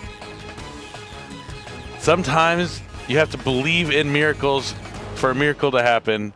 And Sebastian Todd making it to the World Championship, I'd call that a miracle. That's definitely a miracle. He's an awesome person, an excellent duelist, loves Yu-Gi-Oh! Been playing, I think, like since pandemic era, maybe a little bit before, but more recent in the past like 5 to 7 years. Always been saying dedicated, tried and true. I know this means so much to him to have such an accomplishment like this, to attend the World Championship and represent North America. Sebastian Todd, Deadly B7, one of those players that everyone that has accomplishments in the game knows. There's so much respect for him, but he has just been missing out on those deep runs. He finally got there. And to have your first deep run be going to the World Championship, I don't think he's complaining too much. Oh no, he's going to lock in and practice and focus so he can represent North America. Absolutely phenomenal. Couldn't happen to a nicer guy. Can't wait to see what he's going to do for us in Japan in August. Wow, what a match, what a match. It was absolutely incredible. You see them hugging each other after such a long match. Because both of them had already lost out of the main event, right? The only reason this match is even taking place is because we have 2 people in the top 4 that already have an invite to the World Championship. So, if anything, this is like free, like, they weren't supposed to be here. Yeah, this wasn't supposed to happen. This is just a bonus. And the fact that they have that opportunity to still go to the World Championship, absolutely phenomenal. And it's not over for Jimmy just yet, right? For Jimmy, yeah, I think he does have to play another game with the other bracket side to see who gets to go. Because only one person out of the entire top 8 doesn't make it to the World Championship. But before we go into our next feature match, you know, Asala, do you remember the good old days? I remember the good old days. That nostalgic where you got their first box of Yu-Gi-Oh! And just that magic that came from there, and now we're here. We have something special we want to show you that kind of captures that same kind of magic, so take a look. Like Mothman, they can put a level 4 in the fields. I don't know if I necessarily start to... We have everything we need. We have 1 leg. 3 more to go. Another leg. 1 more piece. The crowd is chanting 1 more piece. 1 more piece. 1 more It's a piece. historical moment. We got the other arm. And all 5 pieces have been assembled. The legs, the arms, the head. Exodia obliterate. Unbelievable. Wow, the crowd goes insane.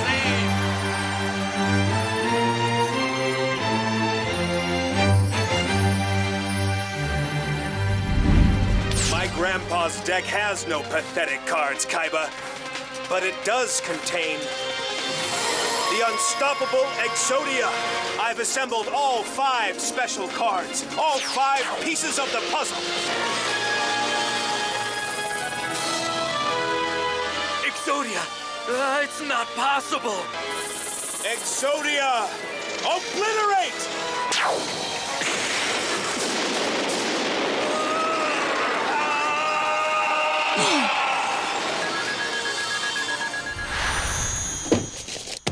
I'll be back, Bob.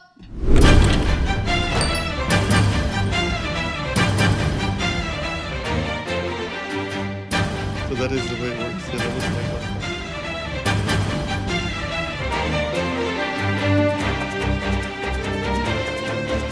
What do you think the odds of survival are if you were to jump off the cruise ship after the pieces of Exodia? I'd give it about 1 in 658,008.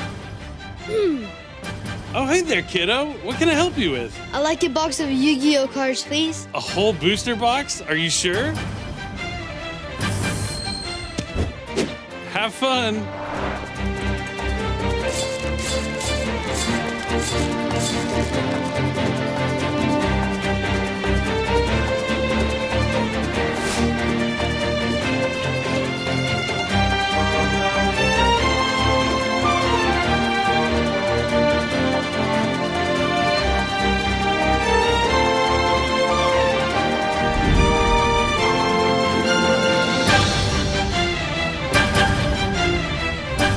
Okay, kid, it's your move.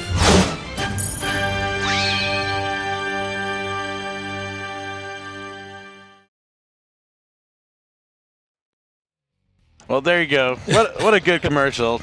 I knew you were old. I didn't know you were that old. Yeah, I've been around for some time. You know, I'm kind of like one of those people that just kind of exist through all the time, just in different forms. Yeah, you were Grandpa Yugi for sure. Yeah, that's some fun stuff that we got to put together for a really nice commercial. It looks awesome. Yeah, Yu-Gi-Oh is the greatest game ever, so it's great to remember where we came from, your origins. We're here to have fun, make friends, and just have a good time. But right now, we're about to crown the champion of the NAWCQ. We're mere moments away. Not quite yet. Don't go anywhere because it's coming very soon. But our finalists, I want to tell you who they are because maybe we should wait for the introduction, but I'll tell you these two people who are playing in the finals, I met them in 2017. I don't know if you, same kind of stuff. Yep. At the exact same event. At the World Championship in Japan in 2017. These two duelists were there for the Dragon Duel Worlds. I ran into them in an elevator. They were with their parents. They were like in the elevator, like with their decks out, looking through it, like one of them was like asking me for advice, like, oh, should I play this? Should I play this? I'm like, do what you think is best. The other didn't want any advice. He knew what he was playing. He didn't need any help. I mean, this other player didn't need any help, but he was just excited to be there. One of the most friendliest people I've ever met. And the other one is one of the best players of all time. You know, that was like almost 10 years ago, and now he has a chance to capture one of the most special titles in the world, being an NAWCQ champion. I can't wait to get this match started. Yeah, this unnamed player, he has been chasing this dream for quite some time. He's shown what it takes to become champion several places. He has become Master Duel World Champion. He has become the Dragon Duel World Champion, but he has yet to take that main TCG Advanced Format Championship title. Yeah, it's going to be epic. I mean, you pretty much know who these two players are, but we have two former Dragon Duel World Champions facing off in the finals of the NAWCQ. I don't think we could have scripted a better story. One of these players has been undefeated throughout the entire tournament. One of these players clawed his way back into the World Championship to go once more. Either of them could take this title. Yeah, I think no matter who wins here, we all win since these are our two finalists. This couldn't have asked for a better finals. It's absolutely phenomenal. This next generation, there's always new generations. Yeah, you said, clearly from the commercial, I've been around for some time, you know. I've seen so many generations of duelists, but this generation is definitely special. The fact that they started off so strong, were able to capture world championships when they were under the age of 13 on the biggest stage. I remember flames around Charlie, Ryan just overwhelmed the motion. I mean, look. Spoiler. Sorry, okay. This player who's undefeated in the tournament using Sky Striker. I didn't say that part. No, I know, but Yeah, and then think about that 2017 finals when Ryan won. He played against Rafael Reich in the finals, yes, who went on to win a bunch of times, been back to the World Championship. Like, these kids are fantastic, and if you're out there and you're younger and you want to check out Dragon Duels, I absolutely think you should, because it has produced some of the best players of all time. Jesse Cotton, Dominic Couch, the Leverett brothers, Oliver, the list goes on. Including these two right in front of us. Yeah, I mean, I've watched these guys grow up and just become some of the best duelists on this planet. They didn't just go to Worlds because they were there for Dragon Duels. They got a taste of it young, and they said, I'm coming back. They've been to multiple World Championships. I mean, Ryan also was a Master Duel World Champion. He is Master Duel World Championship. He is the most dominant player in Master Duel history. Absolutely incredible. I know we've been talking about him. I know you want to see this match, and so do we. So for one last time, I'm going to toss it to the stage in a minute, and then we'll meet our players momentarily. I'm just so eager to toss it over to them, but it's going to be hard not to just cry my eyes out no matter who wins this one. I'm going to try not to. I'm going to keep myself together as best I can. You got to, if I start crying, just reach over and just smack me. Yeah, punch you, got you. Yeah, punch me, yeah. Knock me out of my chair. Okay, well, without further ado, I'll throw it to the stage one last time. It's time to duel. Take it away. Thank you very much, Billy. Over 2,000 players entered NAWCQ weekend. 6 will represent North America at Worlds, but only 1 will be NAWCQ champion in a rematch of the 2017 NAWCQ Dragon Duels. Give it up for your blue chair representative from Minneapolis, Indiana.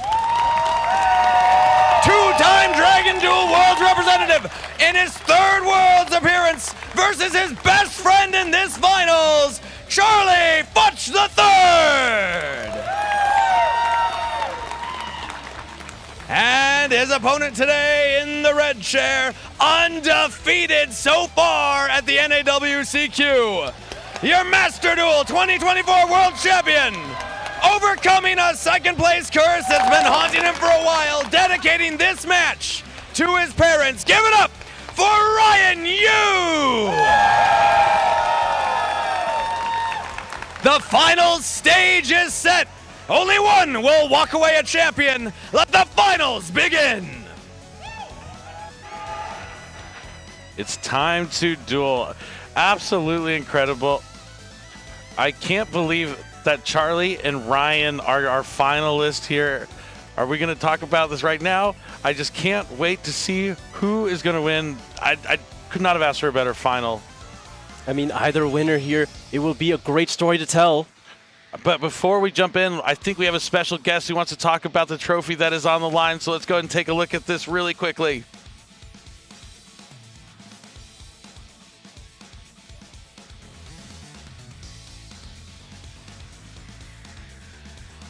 Well, there it is. The trophy is on the stage within arm's reach of 2 of the best duelists around. Only one could become the 2026 North American World Championship Qualifier Champion. This is, I'm literally out of words. I'm speechless. I have never seen, like, this is a they were closer than brothers and now they have to fight each other moment. Like, these two have grown up dueling together. They have made the finals of a Team YCS together. Like, and now they get to play each other on the biggest stage of them all. Like, you can't script this. I mean, either of these players, as you mentioned, all the accolades are there, but I think you have to look at Ryan Yu specifically here. He's still undefeated in this tournament, has not won a TCG title on his own yet. Yep, Charlie did win that YCS somewhat recently with the Mitsurugi Raziel. It's been a while now, but he was able to capture that solo championship. So, you know, Ryan also wants to capture that. But to go undefeated, like, it's always been difficult to go undefeated. But now that we have the top 8 and the way it plays out with, 15 rounds of Swiss and then more rounds after that, I would never think anyone could do it again to go undefeated through an entire tournament. But if someone could, I'd believe in you, in Ryan Yu. This is one of the most daunting challenges. As you mentioned, he is currently, 17-0? Yep, 17-0, 1 more to go. And maybe this is why he does so well in all the Master Duel Cups. Like, his win percentage is just off the charts. So efficient, so strong. One of the smartest people I've ever met. But on the other side, we have Charlie, who is just a duelist through and through, a gamer. positive as can be. Well, can't talk to him without having a big smile on your face. Just lights up a room when he walks in, and he has the credentials to back it up. And now they're here facing each other. I know it means a lot to them. Like, their timelines are just intertwined for life now, if they weren't already before. And they have been this entire time. Dragon Duels just fosters talent here, and they have been so consistent in their history here in the game. I mean, just looking at Charlie, every time I see standings, he's always at just X1 going into day 2, or if not undefeated. Yeah, if he doesn't make it to the top cut, he's at least in contention all the way up there until the last round. But he wants this win more than anything. But we've heard Ryan, he's gotten second place at the championship in 2022. He was so close, but Hanze was able to defeat him. And he was playing Sky Striker back then too. Well, this is it. It's time to duel. It's game number 1 of the NAWCQ Minnesota Finals. Charlie on Cool Tune, the deck to beat, and Ryan Yu undefeated with Sky Striker, knowing that he can dominate this matchup exactly. All right, it's going to be a 7 from Charlie. Perfectly average. All right, Ryan taking a huge breath before rolling these dice. And it's an 8. It's an 8. Yeah. Good luck. Oh, and there's a handshake between two friends. But they're going to have to put their friendship aside for this match. It's win or lose. One will become a champion and put their names in the history books. Looks like a strong hand for Ryan. Effective draw. We're going to start with the vision in the draw phase here. Good, right? Going to draw 2 cards. You could hear a pin drop right now. The crowd is silent as this match begins. Everyone is so focused. Interest. Discards the Widow Anchor. Finally in the main case, we're going to normal summon Ray. Going to then, I can only assume, activate its effect.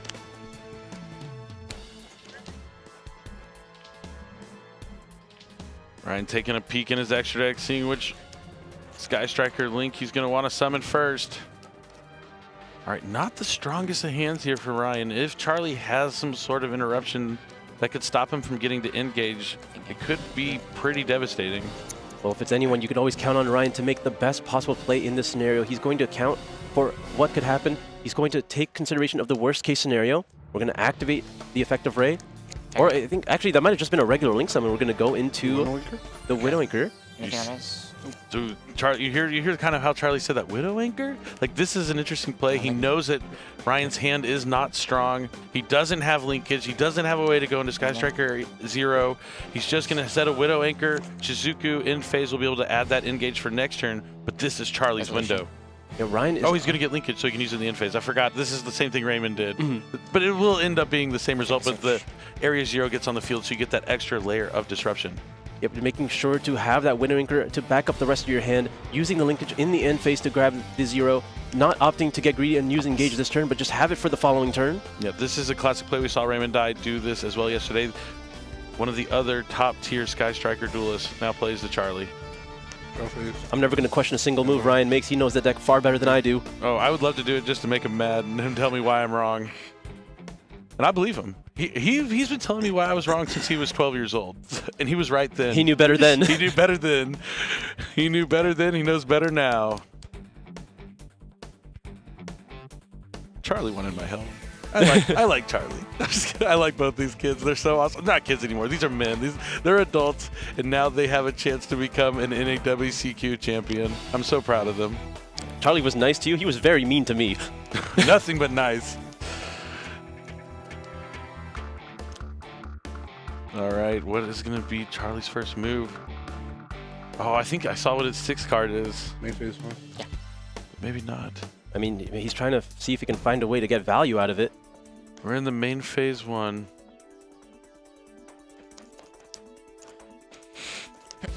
Charlie knows about the Widow Anchor in the graveyard. Or not in the graveyard, on the field. There is a copy of Linkage and Visions in the graveyard. I do not believe there's a 3rd spell at the moment.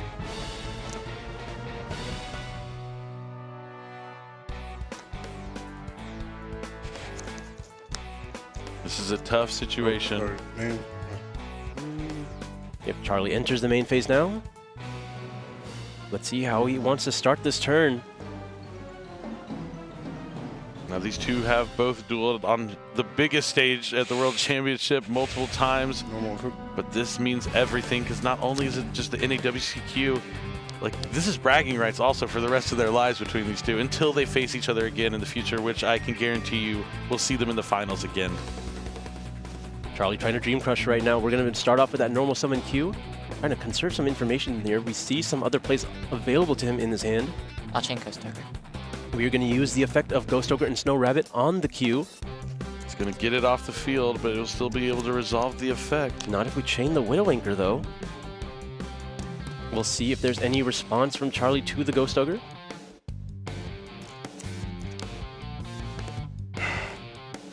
A sigh from Charlie. He knows what's to come. He knows the Widow Anchor set. Oh, it's just going to be a lot to resolve, but then we are chaining the Widow Anchor to go ahead and cut that off completely. And he has the Cool Tune Synchro, but there's an Ass Blossom from Ryan. We're going to be able to deny both of those cards right now, but does take 3 points of interaction away from Ryan. Ryan still has the Sky Striker 0, which can tribute itself off to summon Ray and Rose and destroy a card on the field.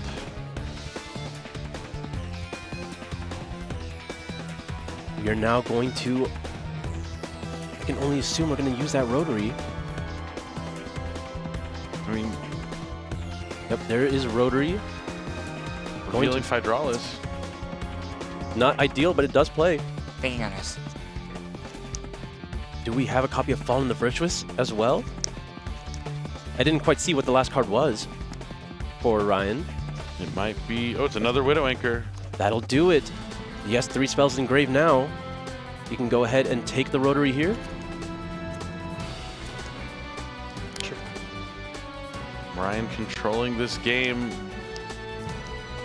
Had the 2 interruptions from the hand, has the double Widow Anchor. I don't think there's anything left Charlie can do this turn. Oh. Yep, we're going to pass back the Rotary. Still in the end phase, we have the effect of Sky Striker 0 here. And the worst part is he gets that Rotary back on his field, so that Delta in his hand is just not going to be effective unless Ryan takes it off. 0. I mean, that's the thing. Will Ryan do that? I don't know if he would. Looks like he's contemplating it. He's thinking about what could go wrong.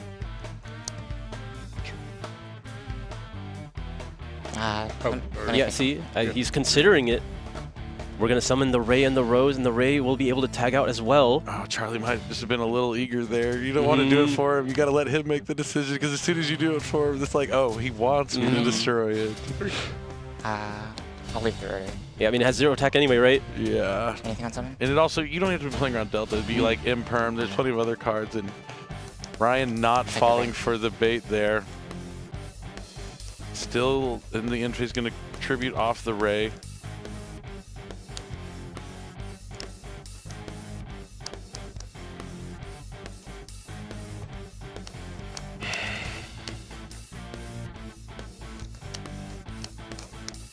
Trying to decide which monster he wants to go into here. We already have an Engage in hand with 3 spells in grave now. That's going to be a strong way to start off the next turn.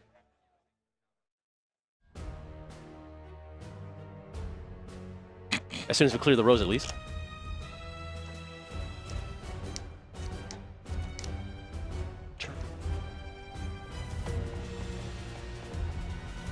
All right, gonna summon Kagari. Kagari's gonna add back linkage probably. Yep, this game is looking like it's going to go to Ryan. And again, we have Canada against US. That has been what this North American World Championship qualifier has all been about. Canada has taken it almost every time so far. Charlie does still have Hydraulis Harmonia in his hand, so he does have some forms of interaction he can do. He's not out of it quite just yet, and I also believe he has a Dominus Purge. Maybe. He does, he does. I'm just talking quietly because it's pretty quiet in this room. It's late. Yeah. Don't want anyone to...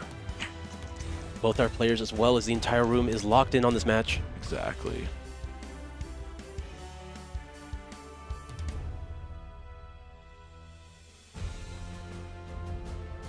All right, he is going to use the Hydraulis Harmonia here, it looks like. Maybe not. I mean, it's a big decision here. Yeah. Yep, it looks like Kagari is allowed to resolve. Linkage going back to the hand here. Did you cut my deck after 0? And then we I'll are draw for turn then. going to draw for Ryan's turn. Is that a third Widowing? I think it's reinforced from the army. Okay. All right. Starting the turn by checking the graveyard, seeing what's been used. He has 3 spells. He has an Engage in hand. Can't activate the Engage until that Rose is off the field, but that won't be a problem. Has Linkage. Has Ash. Has everything he needs to win this duel. I won't be the one to say how he's going to start this turn. I think he knows it better than I do. Indeed. Looks like he's looking at Camilla. Yep, we're going to link summon using the Kagari as well as the Rose. Camilla can send a Sky Striker spell to the graveyard if he wants. No effect. It looks like just going to activate Engage. I'm just trying to clear the main monster zone. Engage can now be activated. Still has 3 spells in the graveyard. The Visions and double Widowinker.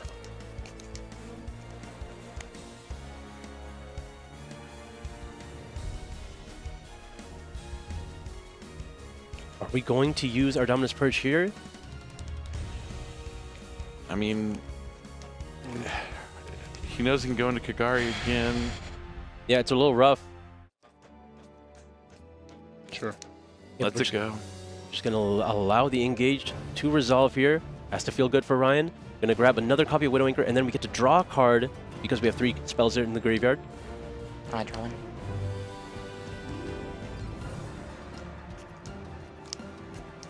Anything on resolution? Is that another copy of Linkage? I think so. We're going to link away the Camellia into Kagari. Trying to get more value out of this Engage.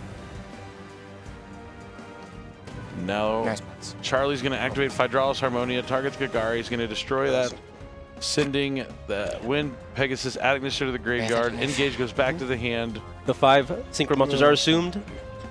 That's fine. Is he going to summon back Ray?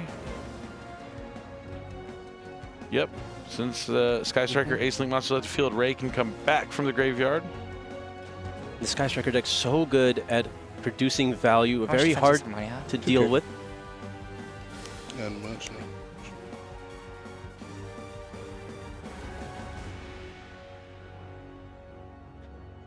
Battle phase. All right, we're going into battle phase here. I'm going to attack over the Rotary.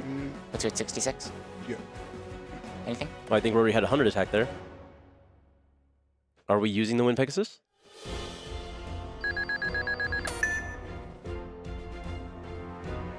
I know Widowinker engaging. Well, not engage. No, that's correct. Yeah, okay. Yeah, he does know Engage. It was added off the Kagari. He also knows Linkage. He does, off the Kagari from the previous turn.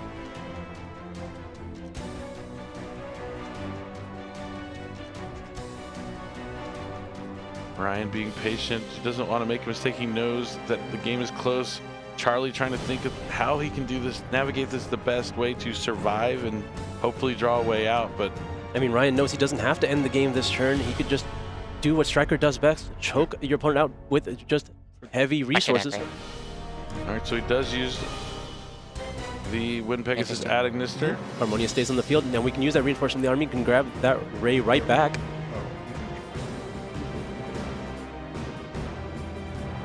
We are in main phase 2 now. Did I put it back for you? Is that what I did? Potentially. We just grab a different copy of Ray, confirming that there are multiple in the deck. I would just pick the one right off. Yeah. Oh, sorry. I'm going to use Engage. And now we're going to use Engage. And that's going to finally be met with Dominus Purge here. We're going to normal summon the Ray, use its effect, finally go into 0. Yep, Ryan playing quickly here. He knows. Yeah, Yep. It's all but over, and Ryan Yu takes game number 1 with a resounding applause from the What am I supposed to do with this, Ryan? As a 6 card, Ryan? Yep, Delta was drawn for 6 cards. That's the card I saw that he would have used for sure. I mean, Ryan never gave him the opportunity to use it. Did not clear that Harmonia there. What time was the Rotary? Everyone knows we're watching history right now. I left the Rotary. Will, yeah, no, I left the Rotary. Because, like, there's no reason to get rid of the Rotary, right? Yeah, why open up the opportunity? And sometimes just those instincts. A sigh of relief from Ryan. Charlie's locked in. These two have been dueling against each other for over a decade now. I mean, they know each other better than anyone else. Sure. No problem. Just try not to mess up in the last round of the tournament. I understand what you're saying.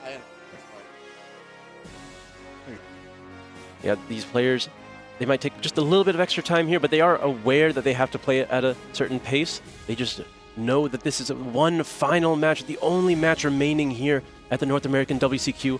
We will have a champion in potentially just one more game. I mean, both of these players are former world champions. Ryan, a two-time world champion, essentially, Master Duel and Dragon Duel. Charlie, Dragon Duel and YCS champion. But I think this one would mean, I want to say, more to them than any of the other ones before. Just because of the person in front of them? Exactly. Because to come all the way full circle to this moment, it's absolutely incredible. But let's go ahead and take a look at something we want to see about the trophy that's sitting on the table. We have a special guest who wanted to talk about how awesome Yu-Gi-Oh! Is. So let's take a quick listen in. All right, it's time. Someone's going home with this trophy. Good luck to both duelists. Ogre Ash. I mean, Ogre Ash double Widow. There it I mean, is. Ogre's bad in this matchup, but That it's beautiful Like, I mean, trophy. it was good there, yeah. I think, is it like the Millennium Necklace like that's in there this year? Kind of hard to tell from this angle, but I believe it is. The players not even looking at the trophy right now, just only focused on the opponent in front of them. Charlie just wondering if there's anything he could have done different, but no, I don't think so. I don't think he had a whole lot of tools going from Ryan, able to play that turn as optimally as he could, make sure to maximize his potential and also limit all of Charlie's plays. Having that combination of Ghost Ogre as well as an effect negation to really, simulate the effect of Gamma to just negate and destroy the monster that is normal summoned can really stop a Cool Toon strategy cold.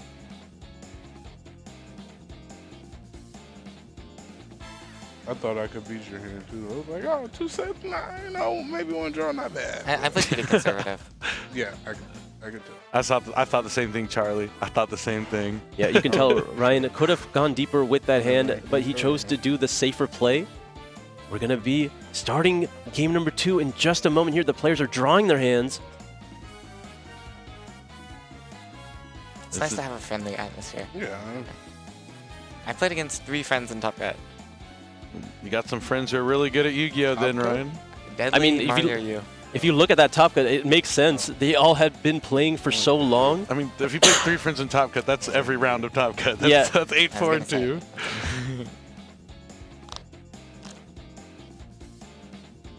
These two players will be going to the World Championship, and only one can be an NAWCQ champion. Will it be Charlie? Will it be Ryan? Now we get to see what happens when Charlie gets to go first. Sky Striker good at going second, though, so it's tough. I mean, this is the matchup where Sky Striker can play perfectly. It is favorable for it into the Cool Toon matchup, and if anyone's going to play Striker that well, it's Ryan Yu.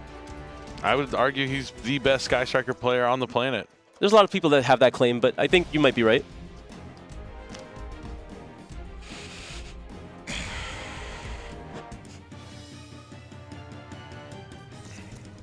All right, let's see what Charlie is working with here in game number 2.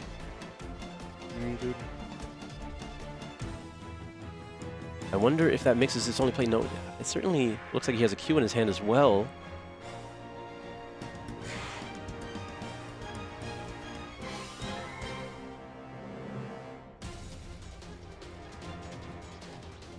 We are going to normal summon Mix still. Yeah. Mix is able to use its effect. Gonna grab any non-level 2 Cool Toon from the deck. Gonna grab Rotary. Sure. All right, off to the races. Now he's probably going to use Rotary's effect to summon itself, maybe?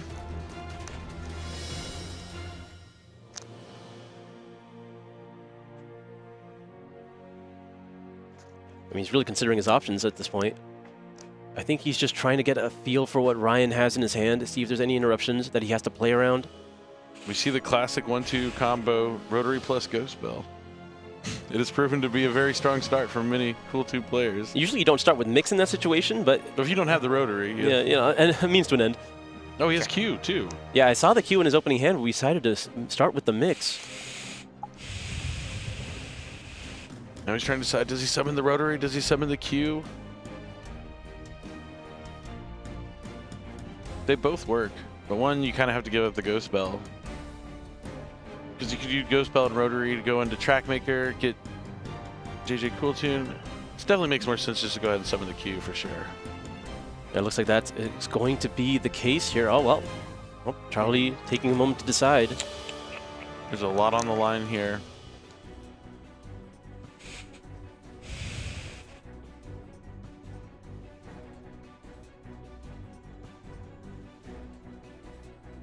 There it is.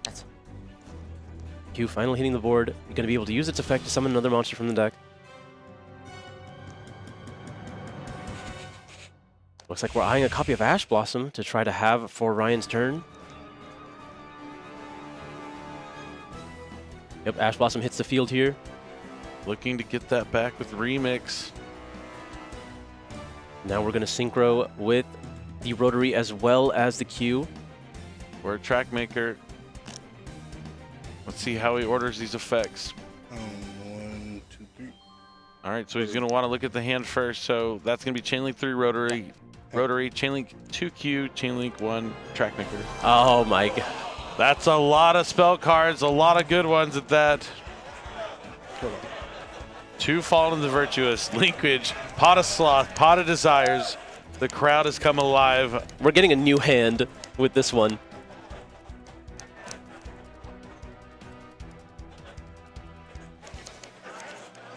Charlie is going to have his work cut out for him.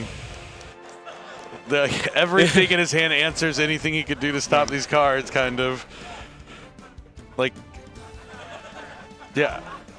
Charlie's kind of struggling with it, maybe a little bit in disbelief. I mean, let's try and think about the positives. We'll have to see the top 2, I guess, too, but he's definitely going to want to remix to get the Ash, right? We know he has Ghost Spell. Ghost Spell doesn't stop any of those cards. Ash can stop the Desires of the Sloth. Zaylin is pretty much useless because of the linkage. As well as the Fallens.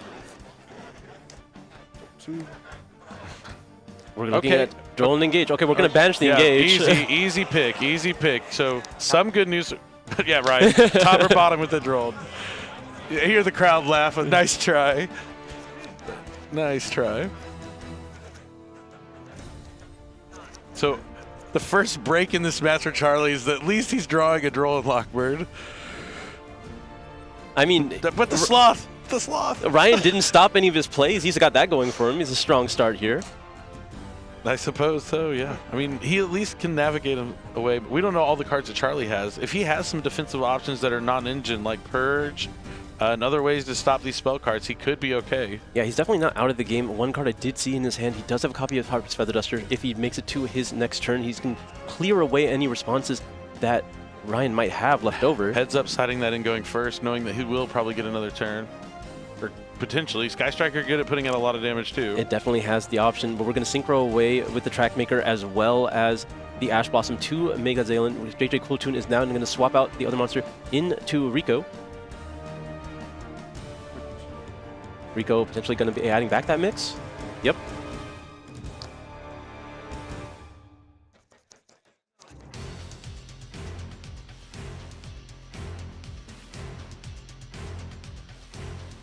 Will we then just use the mix in the Rico to make Remix? We will. Looking like the case. I know, just get yes. Oh, I see a good card in his hand. Oh, this game might not be done just yet. Okay. Ryan's hand is good, but so is Charlie's. Ryan, yeah, Charlie definitely couldn't complain about his hand. So, I mean, if he uses, he needs a remix right now, I think. You need to get the Ash so you can Ash one of the pots, and then you can use that other card on one of the other pots.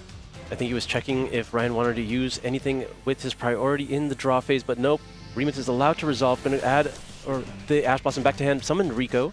Yeah. Rico can then use its effect. Rico's probably going to add Cool Tune Clip. That draw not too helpful here. All these cards are being added in the draw phase. Given, I don't think he would mind too much if Ryan rolled himself. I think he went to the standby phase just to give him that chance, yeah.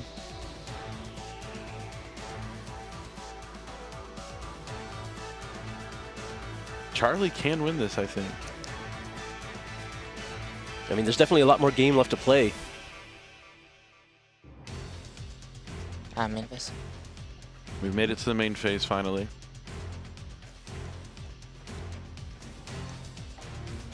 I just see that pot of sloth sitting in the front of Ryan's hand, and he's going to lead with it. I think he's just trying to force an interaction with this. His hand isn't necessarily far off without it. So as long as Charlie doesn't rely on Zaylin to stop this, he's okay. If he tries to do Zaylin, like the linkage just cuts that off. He has to just use, yeah, the Ash Blossom. Yep. Good call. Resolution. 1 point check there. Will we go with the Desires next?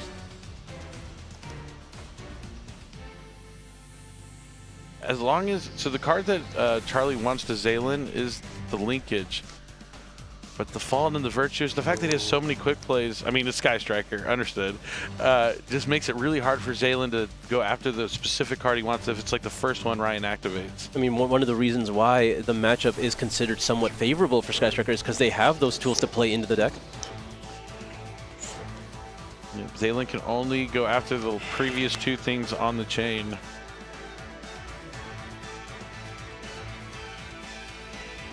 Ryan has to be careful here. Even though his hand can be quite strong, there's still a lot on Charlie's side that he has to get through. He knows he has the Cool Tune Synchro. He doesn't know what the other face down is. He doesn't know if he has any more disruptions in his hand. He knows the Zaylin can negate, so he has to time his cards right. He's going to start with Desires next. Top 10, Banish, face down. I think it just says draw 2 cards. Might as well. Unless 3 Ray. I really hope not. All right, Ryan just checking those 2 before opting to get his draws, but we still don't know if Charlie's going to allow this Desires to resolve. He needs to use this trap card. You think so? Yes, and he knows, of course he knows. Solemn Judgment. Solemn Judgment. He knows the only other card that really needs to be stopped is that linkage in the hand. It's Fallen Virtues, Drone, Lockbird, and linkage left for Ryan Yu.